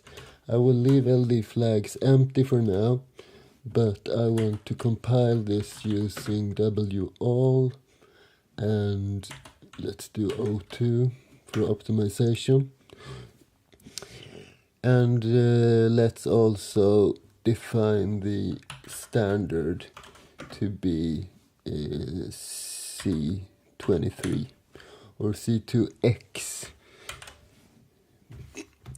because this release of GCC was released right before the C23 standard was released. So that's why they called it C2X, because they were not 100% sure if the feature list would have matched the C23 standard. So that's why. Alright, let's save our makefile. Let's save our tree.c and let's save our H file. And hopefully they have been uploaded. They have not. No, I was disconnected from the server. Let's reconnect. That's a good thing with Sociopath, by the way. Even if you have a lot of files open, if you get disconnected and just reconnect, then you should be able to just save again. And let's see, we save this, we save this, and we save this. There they are. So let's do make. Okay, I need to do double of this, I think. std, oh no, it should be std equals. There we go. So the only error now is that the file is empty. So let's remedy that. I will simply create an empty main, and let's do hello world, like so. We return 0, and we include std, no, not here. Let's include our own tree.h instead. We save this one, and inside of tree.h we put all these regular header includes. Okay, and if we just do make, we have ourselves a binary. Hello world. Okay, so that's structuring our project. I will add a couple of more includes.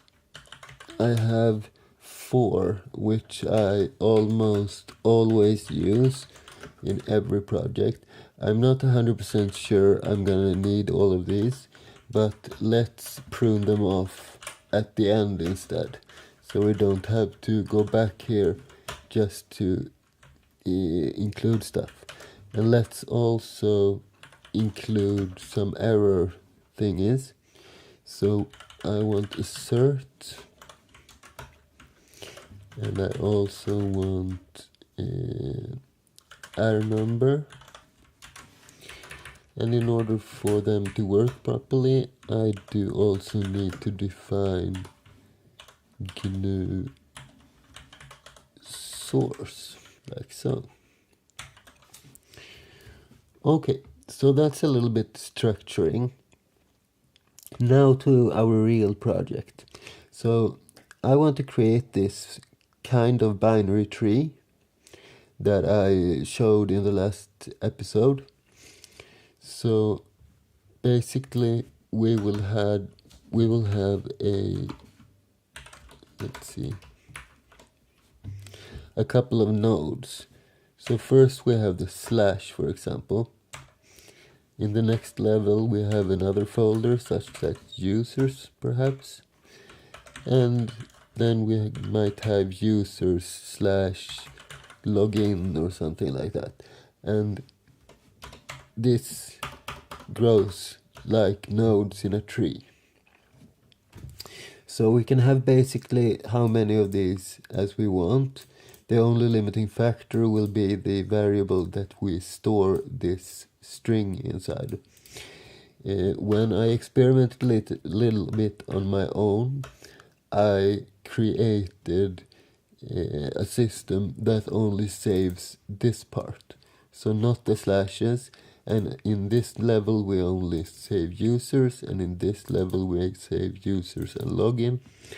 But I don't think I'm gonna do it that way this time, because what I want to create is a very fast structure based on CPU speed. I don't care if we waste a little memory, as long as it's not extremely inefficient. So if we keep copies of the whole string on each level, it might add a couple of kilobytes at most, and it will make our parsing a lot of easier. So I'll do that, and each of these folders, or nodes as I call them, can contain one or more values. So we might have, for instance, let's say we have users Jonas, we have users gem, and so on. And those are the leaves. So this will contain a value, for example, and gem will contain a value. And these needs to be unique in the folder, but we can have a Jonas inside of login as well if we like. So this creates linked lists from these nodes. So basically it's a couple of linked lists, one per folder, each including the value. And then we have the binary tree consisting of this folder structure.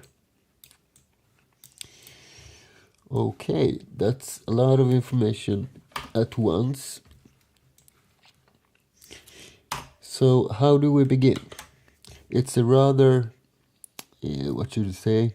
It's a rather ambitious project, creating this binary tree and make it efficient.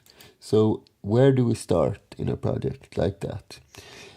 I like to start with the types.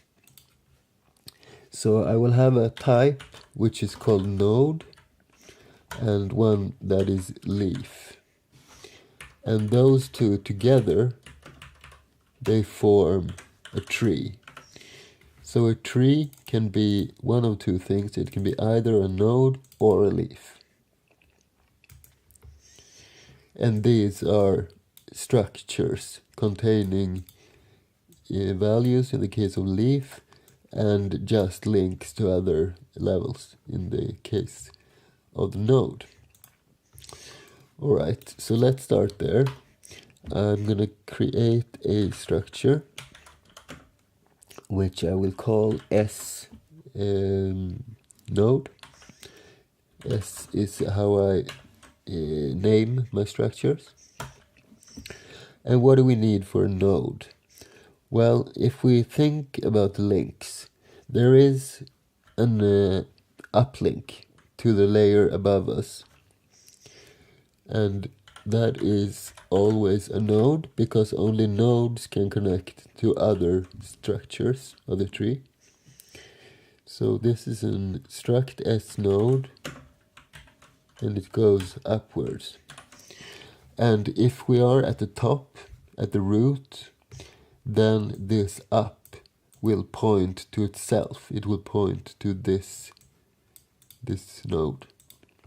Otherwise, it will point to the node on the layer above. What else do we have? We might have a link to the left, downwards to the left. Let's call this left. Or perhaps we shouldn't use left and right and up. But perhaps we should use the cardinal directions instead. That looks a little bit more precise. So let's call this north and this west. It's west, right? West. Yeah.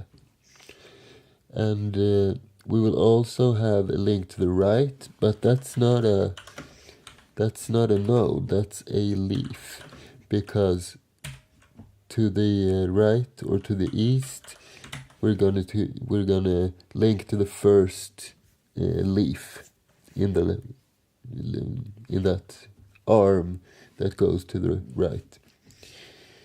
Okay, so there we have our links. We do also need to save our path, and I could make this a char, but I don't like that. I want to create my own, a little bit more precise types or integers.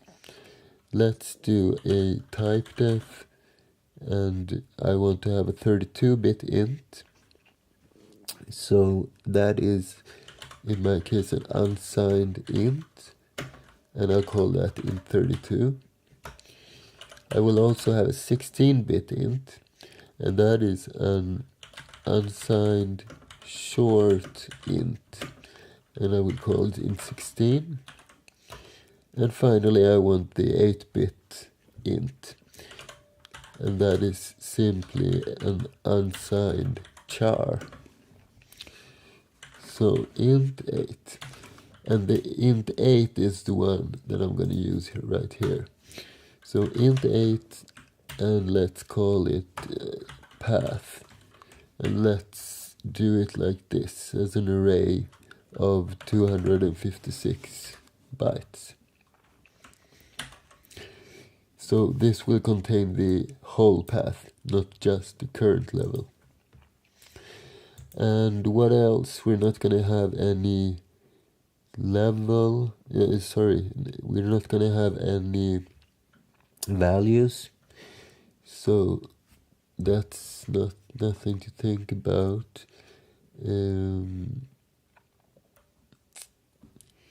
Perhaps we should do this as an U tree instead, because we don't know if... I think I will make the root a little bit different, so it's a node but it's not a node, and perhaps we need to do this. Let's have it like this for the time being, and we'll give it more thought when we need to. Okay, and we need to give this a name.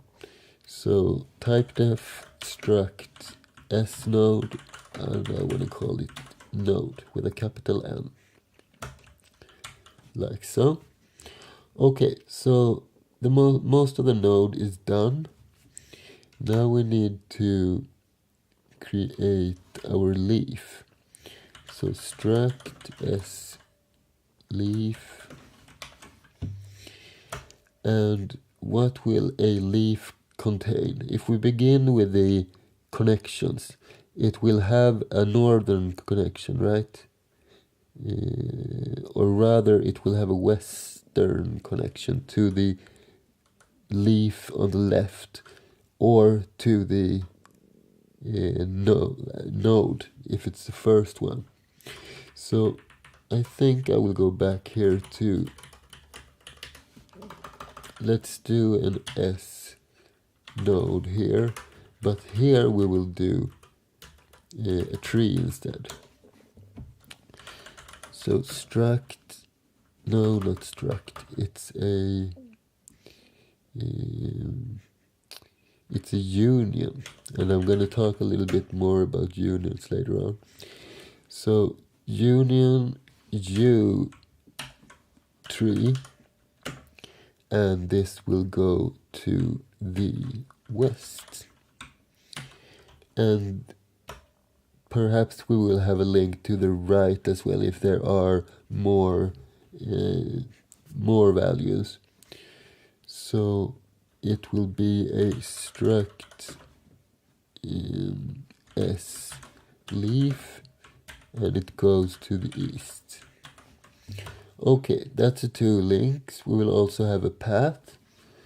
So, and I don't think I'm gonna call this a path. No, let's call this a key, because it will be like a key in a regular object type data structure, which this kinda is.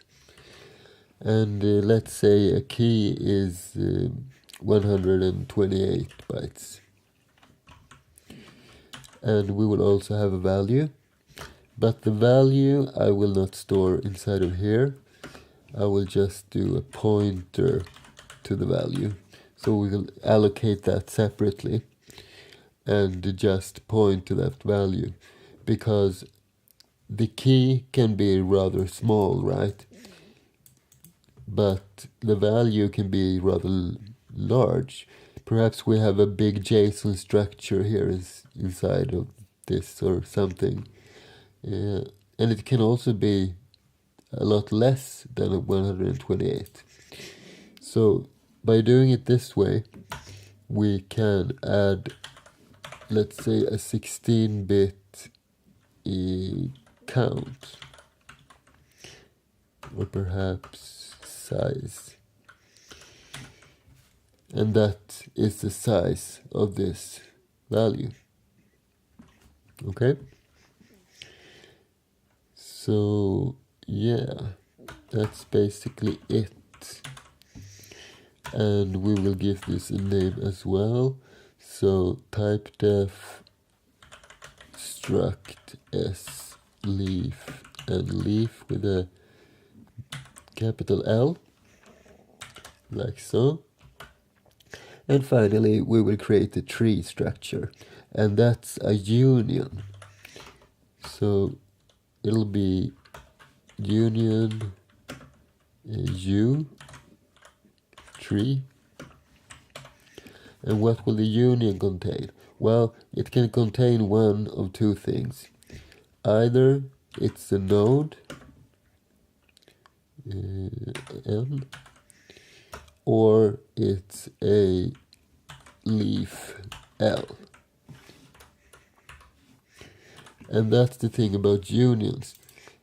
All the different variables in the unions share the same memory space, which means I can only have one node or one leaf, not both at the same time. But in a structure, we can have everything at the same time. So let's give this a name as well. So type def union u tree, and we will call it tree like this. Okay, so let's create one of those structures. I'm going to create functions that do that, but the root of the tree I'm going to initialize using the new tools for that in the latest C release. So I can do something like tree root equals and these curly brackets, and I need to have the definition of the node. By the way, I forgot something. I do also want to have a tag. So tag, and same for the node. So tag. And what is a tag? Well, it's a type def unsigned char tag. And it can be one out of at least two things. So define tag, or three things, by the way. It can be a root.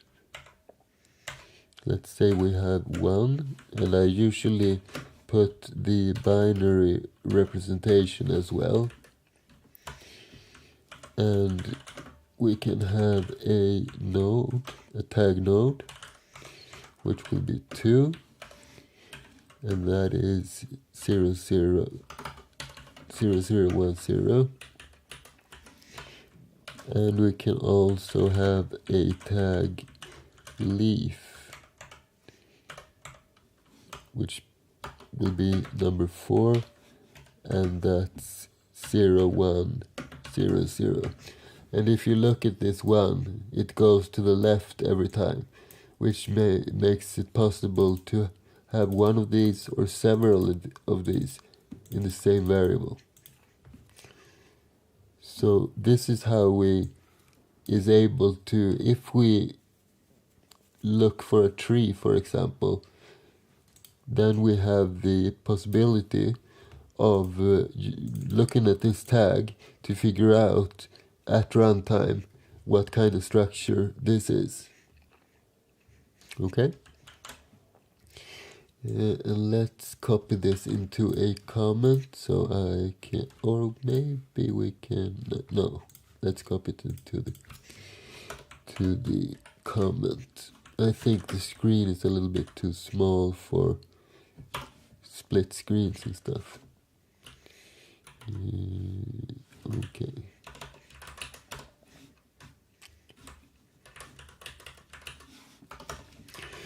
So let's define a root, and we have a couple of different things here. We will have a tag, so we do dot tag equals. It's as simple as that. And what will we have here? Well, we want to have the tag root, but we do also want to have the tag node, because the root is a node after all. So let's do an OR sign right here and do tag leaf.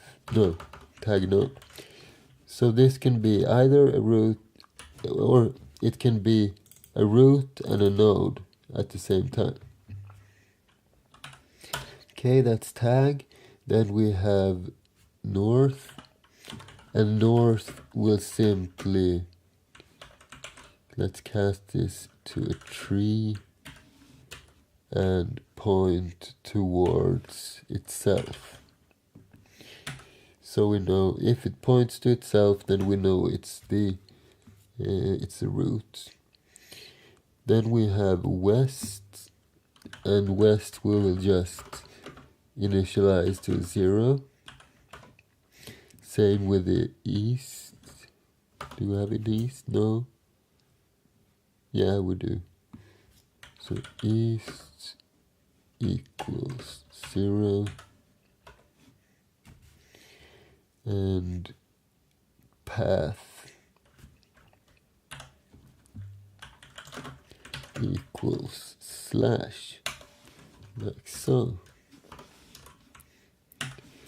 And then we have the tree defined without having to do it inside of a function or anything. Kinda neat. And let's, for instance, print out the address.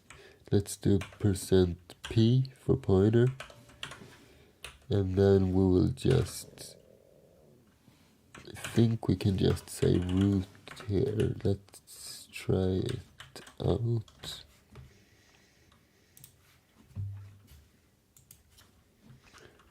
And let's change one thing in the make file, by the way.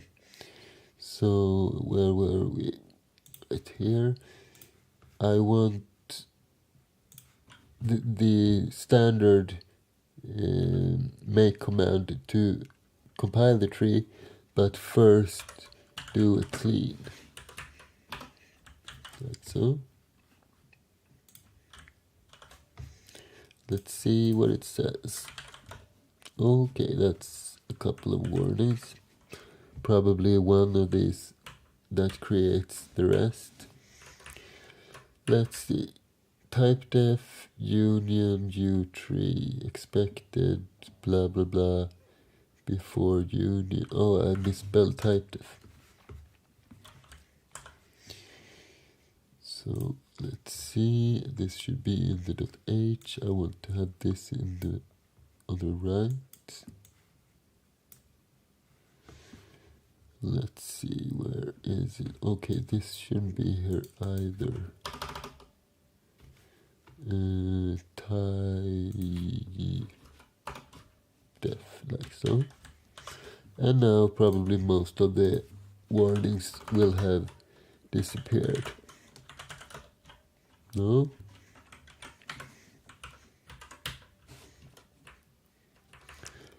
Let's see. Tree has no member named tag. Ah, right. It's a little bit trickier when we have a union like that, because you see these, we need to specify the N or the L as well. So how to do that? What if we were to just do .n equals, and then we have a double of this? Will that work?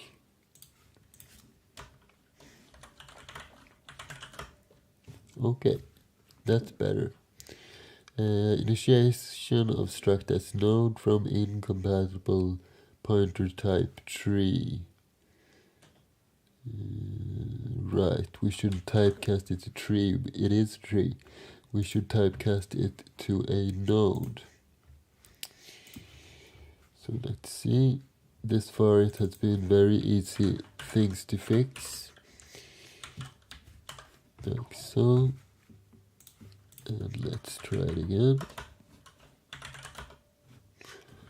Okay, one thing left. Warning, format expects argument of time for a star, but it's a tree. Okay, we need to typecast again. A lot of typecast in this project. And this will be it will be a void like this, I think.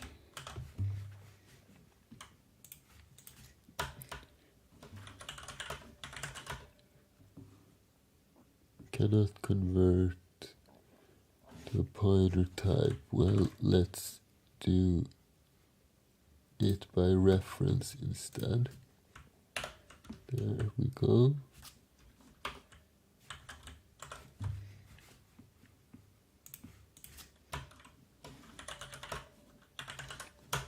And there it is. It compiled. And it runs. Okay, so now that we have defined our data structures, let's create a utility function which creates and links up one of these trees. So let's call it, I don't know, create node. And what kind of arguments do we need? Well, we need to know the parent. So let's create one of these arguments like this.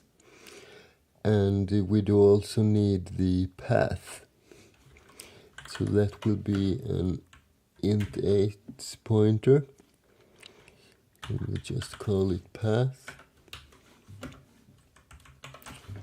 Like so. And in order to know, let's see.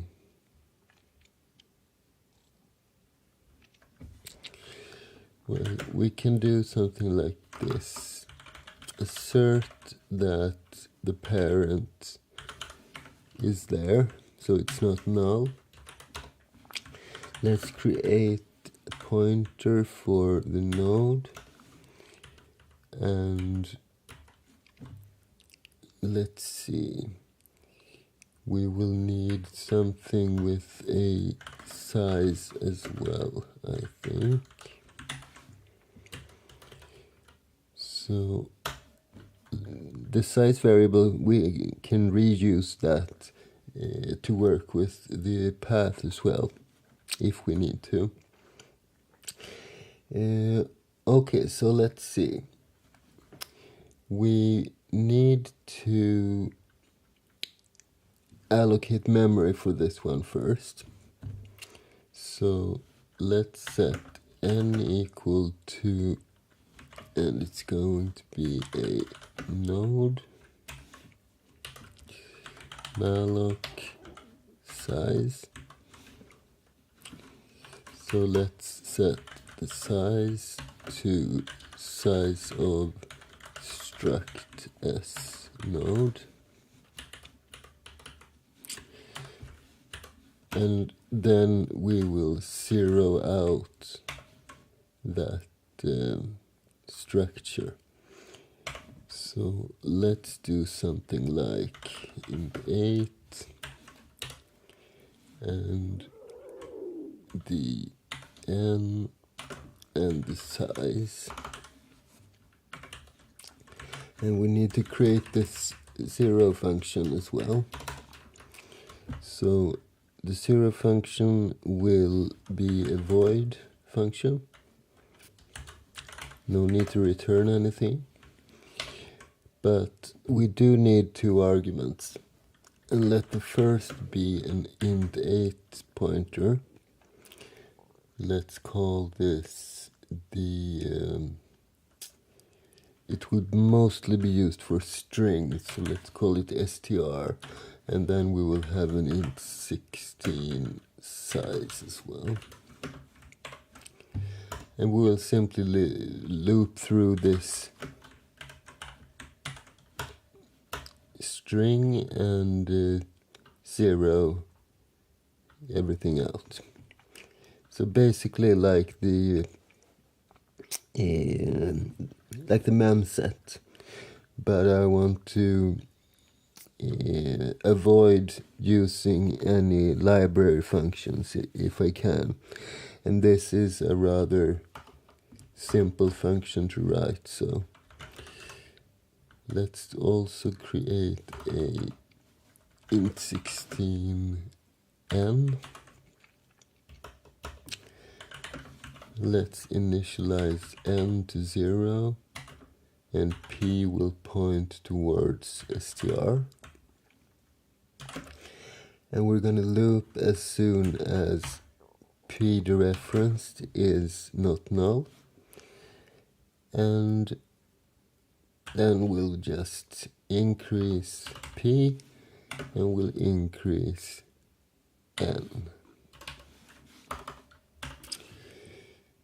So we will also, no, let's remove this by the way. Instead we will check if n is less than size. That's better. Okay, and for each step of the way we will simply set p to 0 and then return. Okay, so we have created our structure, we have zeroed it out. What's next? Now we need to link it up. And we have the parent specified. So we'll simply do parent, and let's see, this will be the west. So let's set this to n. So the parent's left leg will be pointing towards this new structure, and then we will initialize the fields inside of n as well. So let's see what we've got. Here is the node. I think I'm gonna copy this into a comment, make stuff a little bit easier. So let's see, we'll set the tag to tag node, and we will set north to the parent. What else do we have? We have the east, which will be 0, and then we have the path. So let's do a simple string copy, and we will need to create cast this to char, and this will be n path. And what will we copy there? It will be the path, and the size will be 255 at most. And that's it, I think. Let's just return n.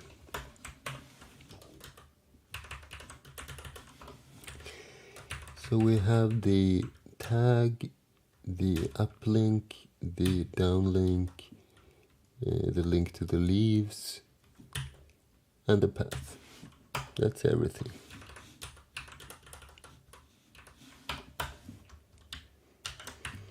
Like so. So let's create one of these nodes and see if we can make that work. So let's create one of these pointers, and n will be equal to create node, and the first will be the parent, so let's say root, and the second, perhaps we need to reference it like this, and the second will be the path. So let's say we call this users. We assert that n is true. Let's create an n2. And n2 will be equal to create node, and this time we will set n as the parent, and the complete path will be users login. We'll stick with the same example.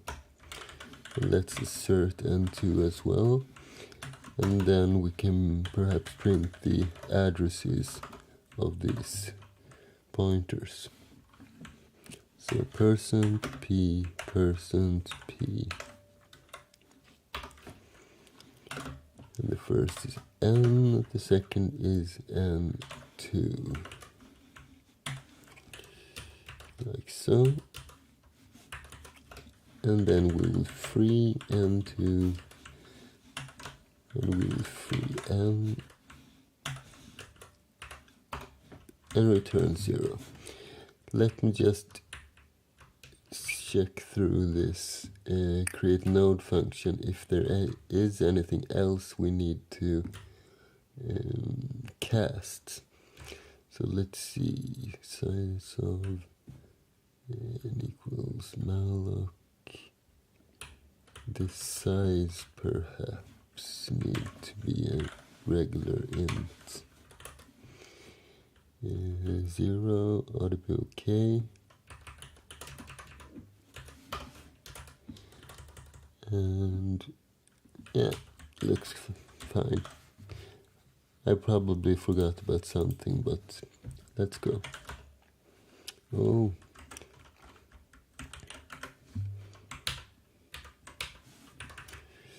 Let's see, create node, passing argument 1 from incompatible pointer type, expected node star, but argument is of type tree star. That's right, we need to cast the north link as a tree. So let's just do that.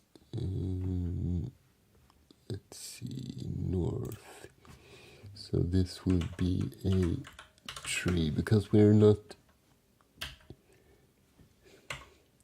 No, that can't be it. Which one was it? Here we go. Create node. Okay. Expected node. Right. Alright. So it's this one. Let's cast this to a node, because the root is also a node. And one error should be gone. Yes. Create node user. Okay, it defaults to a char string. So let's cast this to an int 8.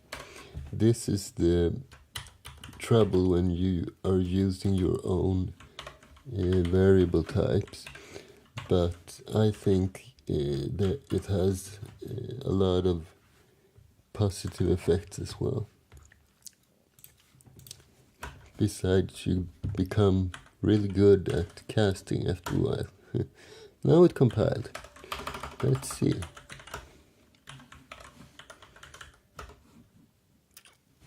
And we have 2 pointers and no error. It works perfectly fine. Nice. Okay, what's next? We can create our nodes. Perhaps we should create leaves then. Why not? So let's just create a leaf star, create leaf, and what arguments do we need for this one? We will need a path, or do we? We will need a key though, and we will also need a size to that key. What else? The path is included in the key, so that's nothing to worry about. We do, however, need to know the parent. So let's put the parent here as well. And that should be it, I think. Okay, so we need a node N. We need a leaf L, and no, we don't need the N. We do have the parent, so that's not really necessary. However, I want to assert that we do have a parent which is not 0. We need a key and a size. Right. Well, let's begin coding and see where it takes us. Okay, so we have the parent, so we know where the nearest node is, but it's not certain that this leaf is connected directly to its node. Perhaps there's a couple of different leaves between. So instead of creating a parent like this, I think we will have a tree, which can be a node or leaf, and this will be on the western side of this leaf. Okay, so let's assert the west instead. And it doesn't really matter to us if that is a node or a tree.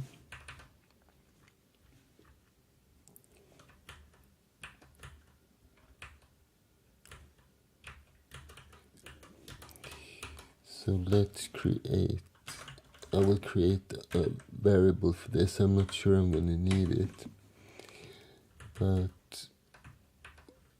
what do we need to do? We need to be able to find the last leaf. That's a good solution, because it will look something like this. We will have a node, and then we'll have leaf 1, then we'll have leaf 2, leaf 3, and so on. So we need to find the last leaf in the chain, and if we don't find any leaf, we will connect it directly to the node. That's a good solution, I think. Okay, so let's create that utility function. So this will return a leaf, and let's call it, let's see, find last, and do we need to give anything? Well, we need to give a parent or the nearest node. Let's call it parent. So node parent. Right.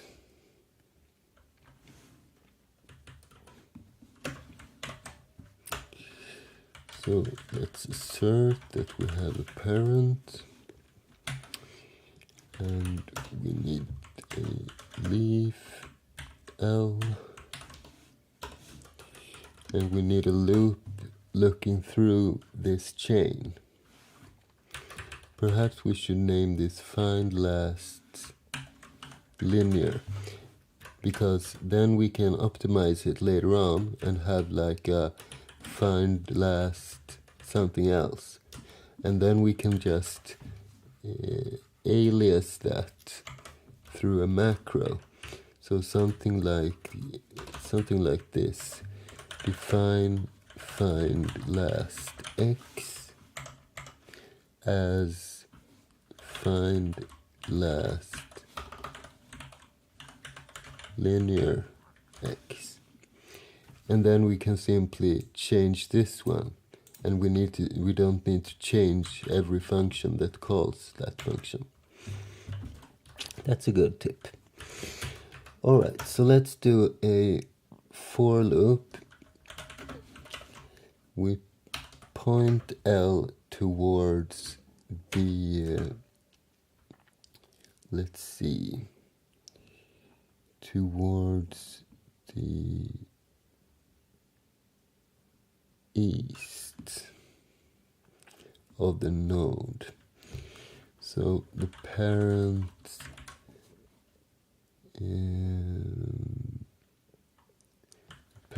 east.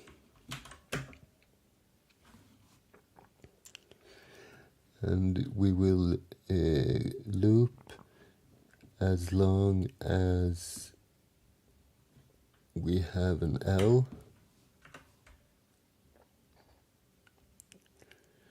So let's see, when L is 0, we stop. So it's better to loop as long as L have an east.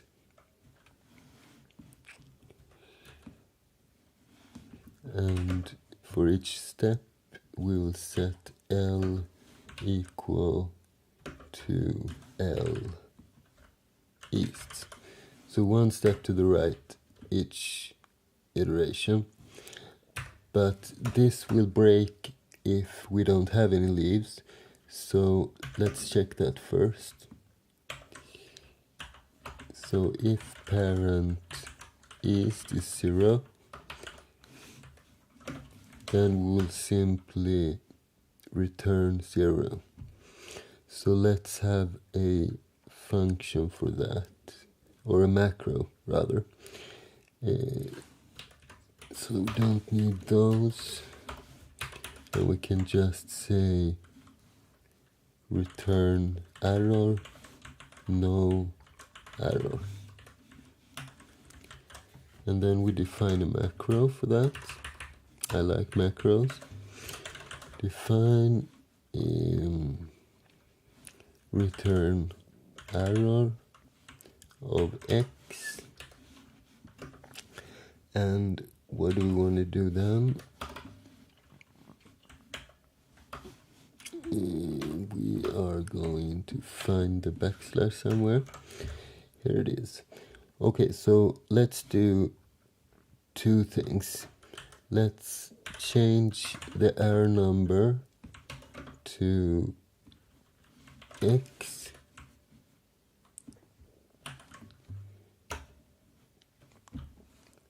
and then we will return, let's return a null pointer.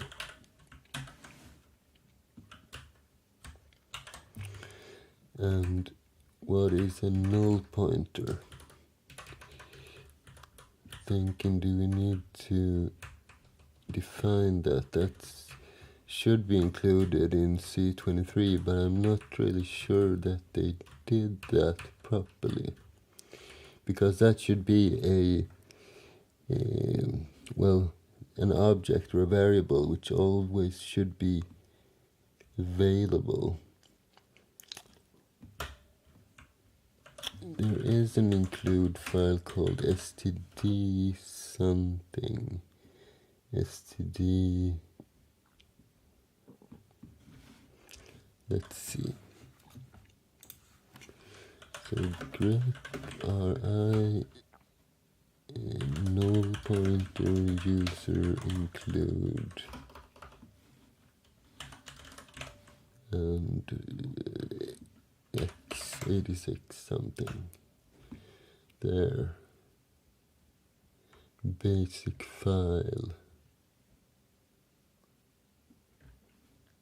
Type def, decal type, null pointer t, C++.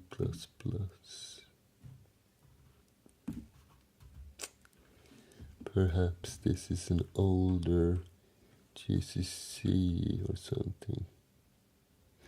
Never mind, let's do it another way. Oh, I shouldn't have closed that window. Where were I? Here, export home equals $pvd, $pvd, like that, and let's create our own null pointer instead.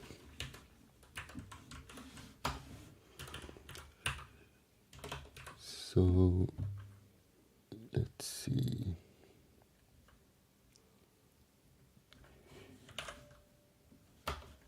Type def null point. Type def void star null pointer and null pointer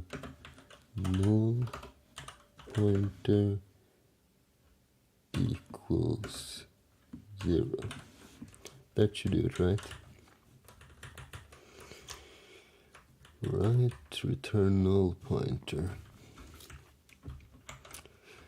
Now we can simply do ret no error. Let's also set this to 0 at the beginning, in case some library call alters it. Let's do the same here. Our number equals no error.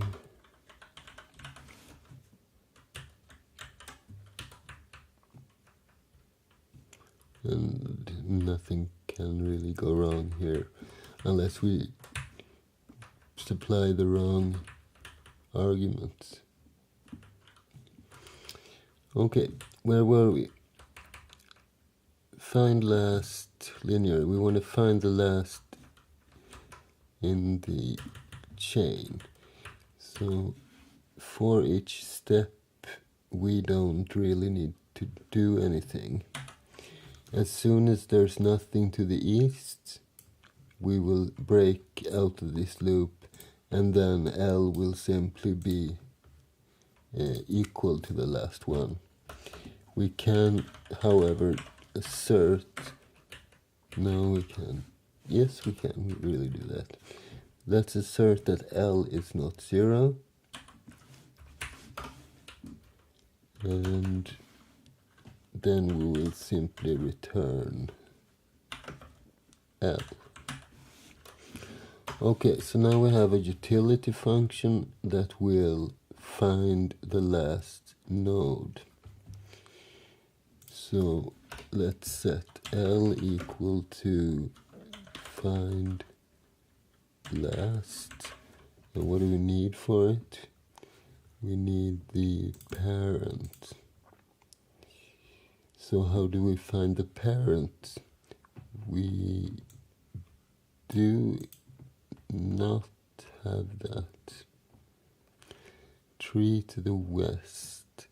That could be a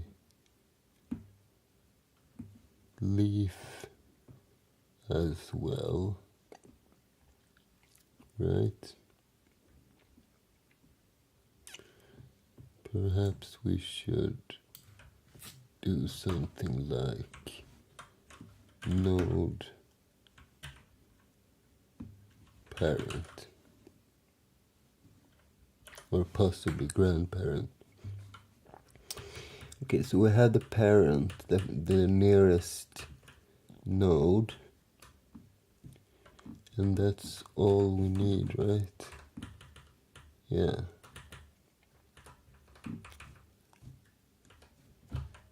Okay, so find last, and we give the parent, then we need to assert that we have a parent, and then we don't need to assert that we have west, because let's see, no.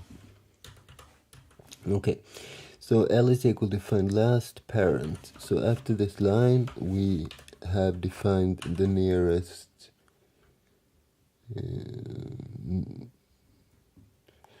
no, this is the last leaf, right?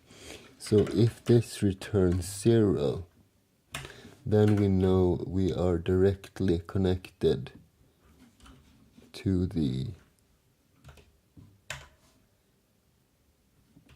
right. Let's just do this for now. Directly connected, and else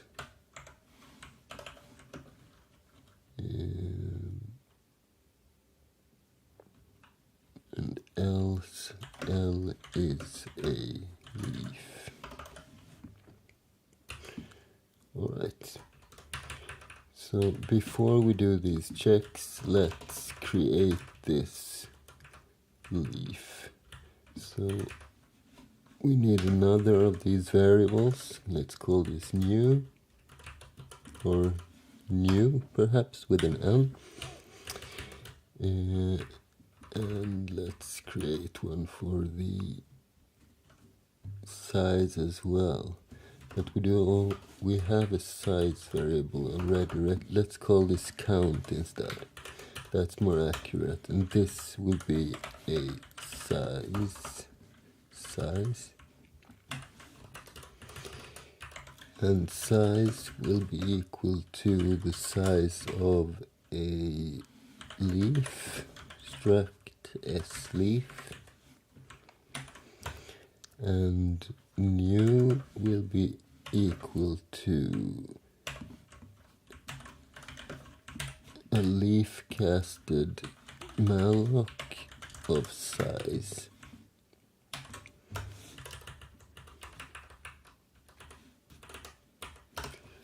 And we assert that we have this new one. And now we come to this part. So if we are directly connected to our node, then we will simply do parent east equals new. And if we're not, then we will do L,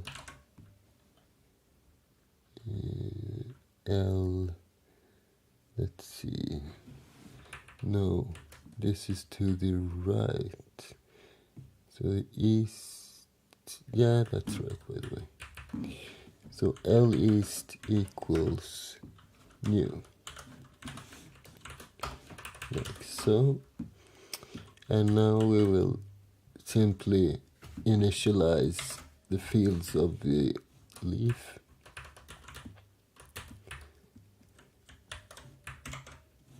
As before, I will make a comment, paste this in, because with this font size my screen isn't big enough to split. I am aware of that function though. Okay, so before we do that, by the way, let's zero out this structure. So zero out an int 8 version of new size, and the rest of the fields, let's fill them in one at a time. So we have new tag equal to tag leaf. We have a tree to the west, so new west is equal to, depending on if we did this already, right? New, no, we did the other direction. Okay. So if we don't have an L, which means we're directly connected to the node, so then we will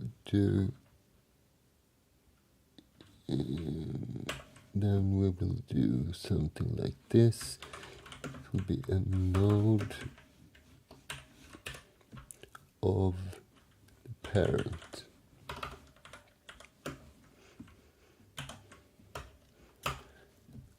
Otherwise it will be a leaf of L, like so. And this is a ternary, kind of an if statement. Okay, what's next? New, and we have done tag west east.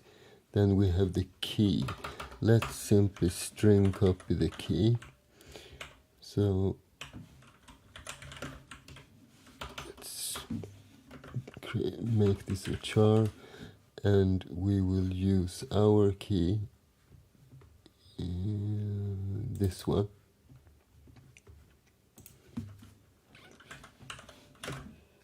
And we will copy,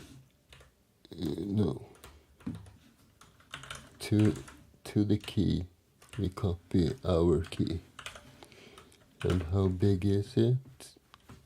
Let's do 127, so we have a little extra space, like so. And then we come to this part. So we will also have a value. So int 8 value.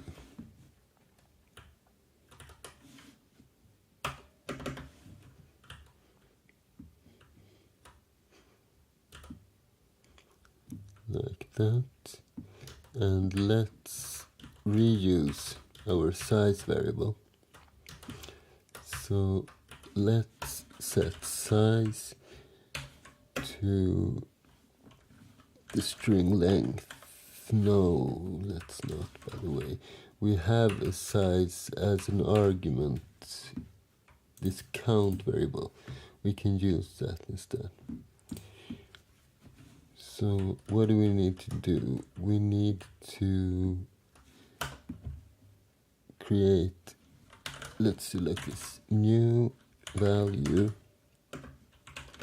equals int 8 casted malloc of count bytes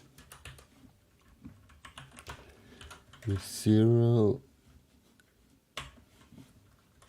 new value count times, and then we will, let's see, we will simply string copy cast to char, and it should go to new value. Perhaps we should assert that new value was able to allocate those bytes. So new.value, and the source is also char casted, and it's named value, and how big that will be count.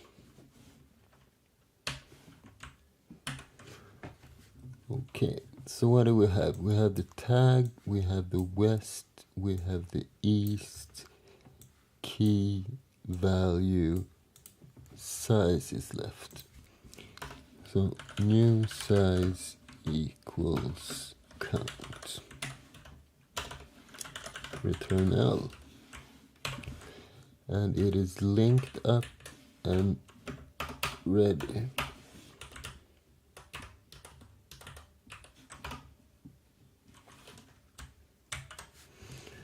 Okay, so now we should be able to create a leaf as well. Let's see if we can do that. And before that, let's just see if it compiles. Probably have a couple of errors. It's kinda impossible not to have when doing this semi-advanced piece of code. But it should be fast enough to resolve. Expected identifier, null pointer, return, before return, so 21.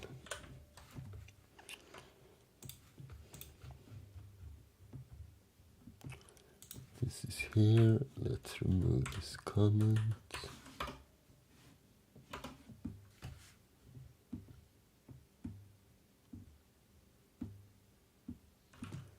And that changed the lines, of course. Let's run this again.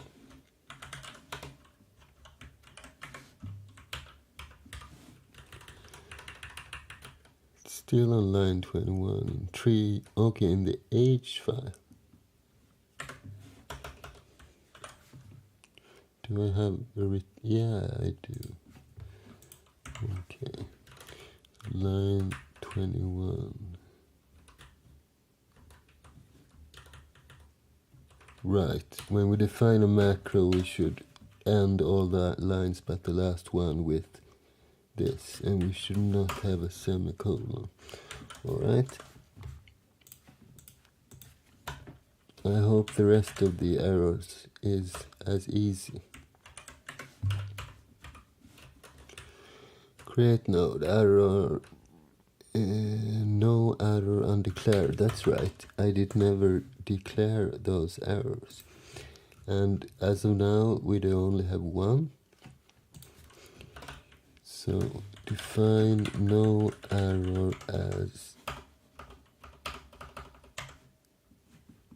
0. Like so.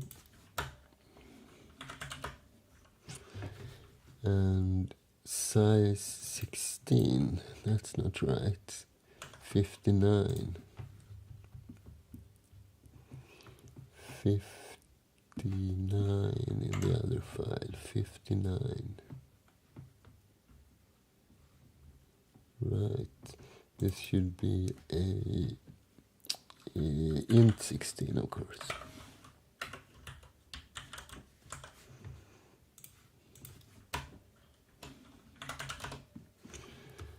And the warning pointer type mismatch. Node parent. Pointer type mismatch in conditional expression. Cast a pointer from integer Okay, that's another error. Let's see where we had this. Okay, newest equals node parent, and parent is node. Yeah, we should probably, let's see, where were we? Here. We should do the other way around. This should be tree, and this as well.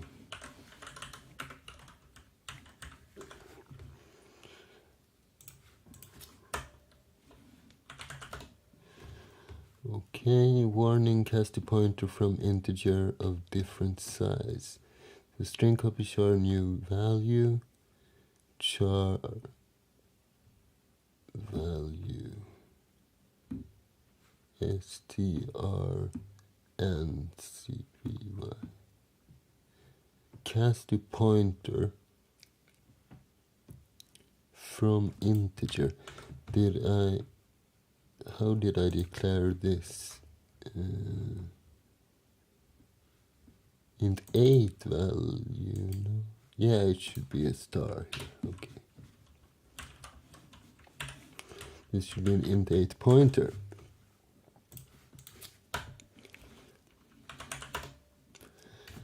And new size equals count L value required as left operand of the assignment. Oh, I forgot one letter. Let's see, where were we? Find last linear, create leaf, and new arrow size.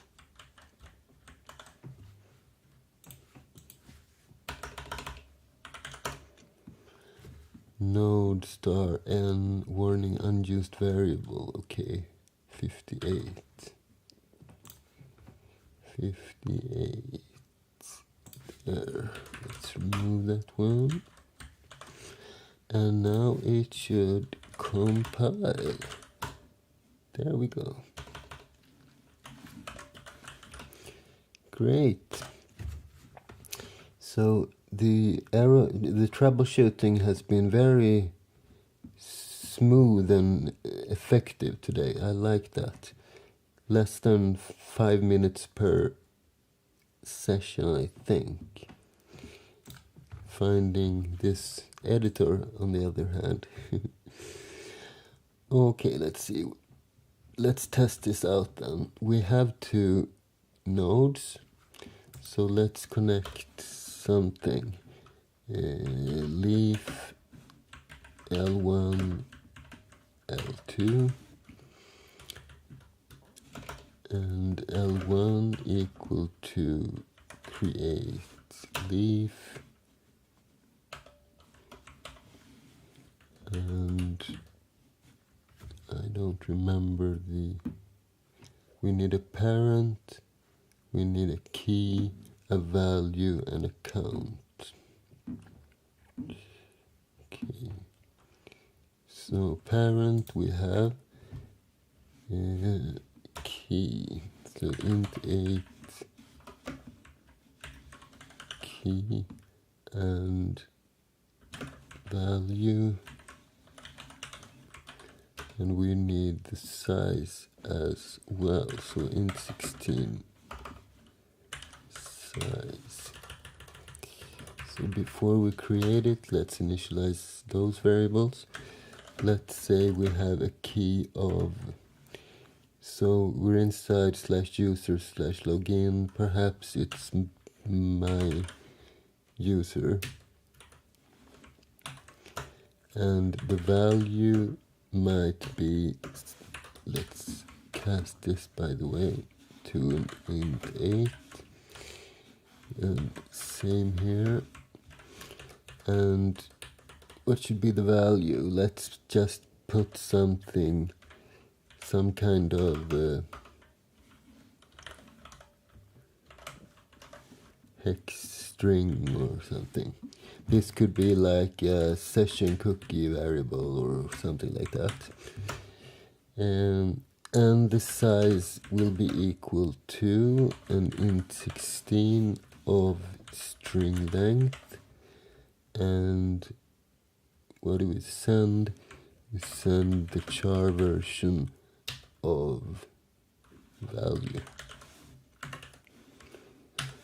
Okay, so now we create a leaf and we connect it to M2, and we need the key and the value and the size.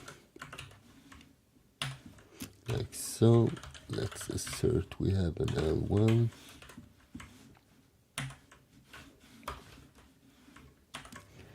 And if we do, let's print something from that L1.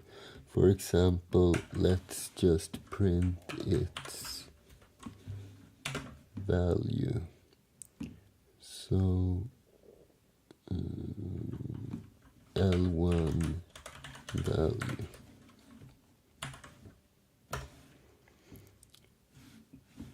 And let's see if, let's begin there, by the way.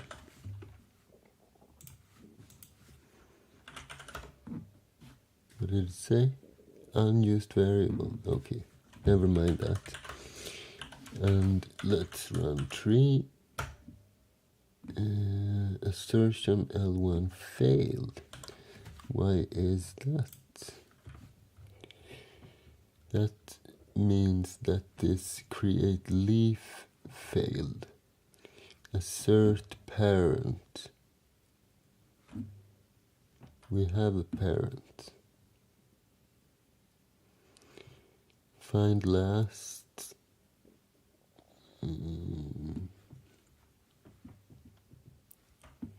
New equals assert new.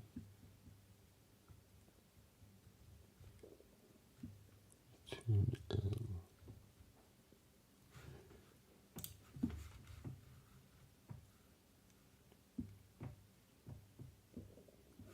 (103). That's probably down in the main. Assert L1. We should have an L1. If we didn't have an L1, this function's assertions would fail, right? What are we returning? Return the L. And what is the L? Ah, right. We should not return the L. We should return the new. Of course. This is why these assertions are so necessary. Okay, this time it went through, and as you can see, we printed out the value inside of the leaf. But are we able to create another leaf hooked up to the first leaf? That's another story. So how do we do that? Let's reuse some variables. I will create another key. Let's call this John. And we will have a value, which simply will be another string, like so. And the size will be an int16 version of the string length of the char version of value, like so. And L2 will be equal to create leaf, and this time let's see, we will still reference the nearest node right here, and it will find the last leaf. So key value size we assert L2, and if it's non-negative we will print. Let's do the key this time. So the key of L2.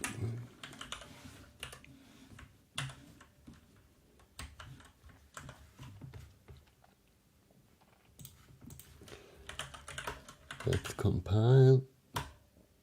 What does it say? Warning, pointer, target, and assignment. Right, I forgot to do those. So int 8 and int 8.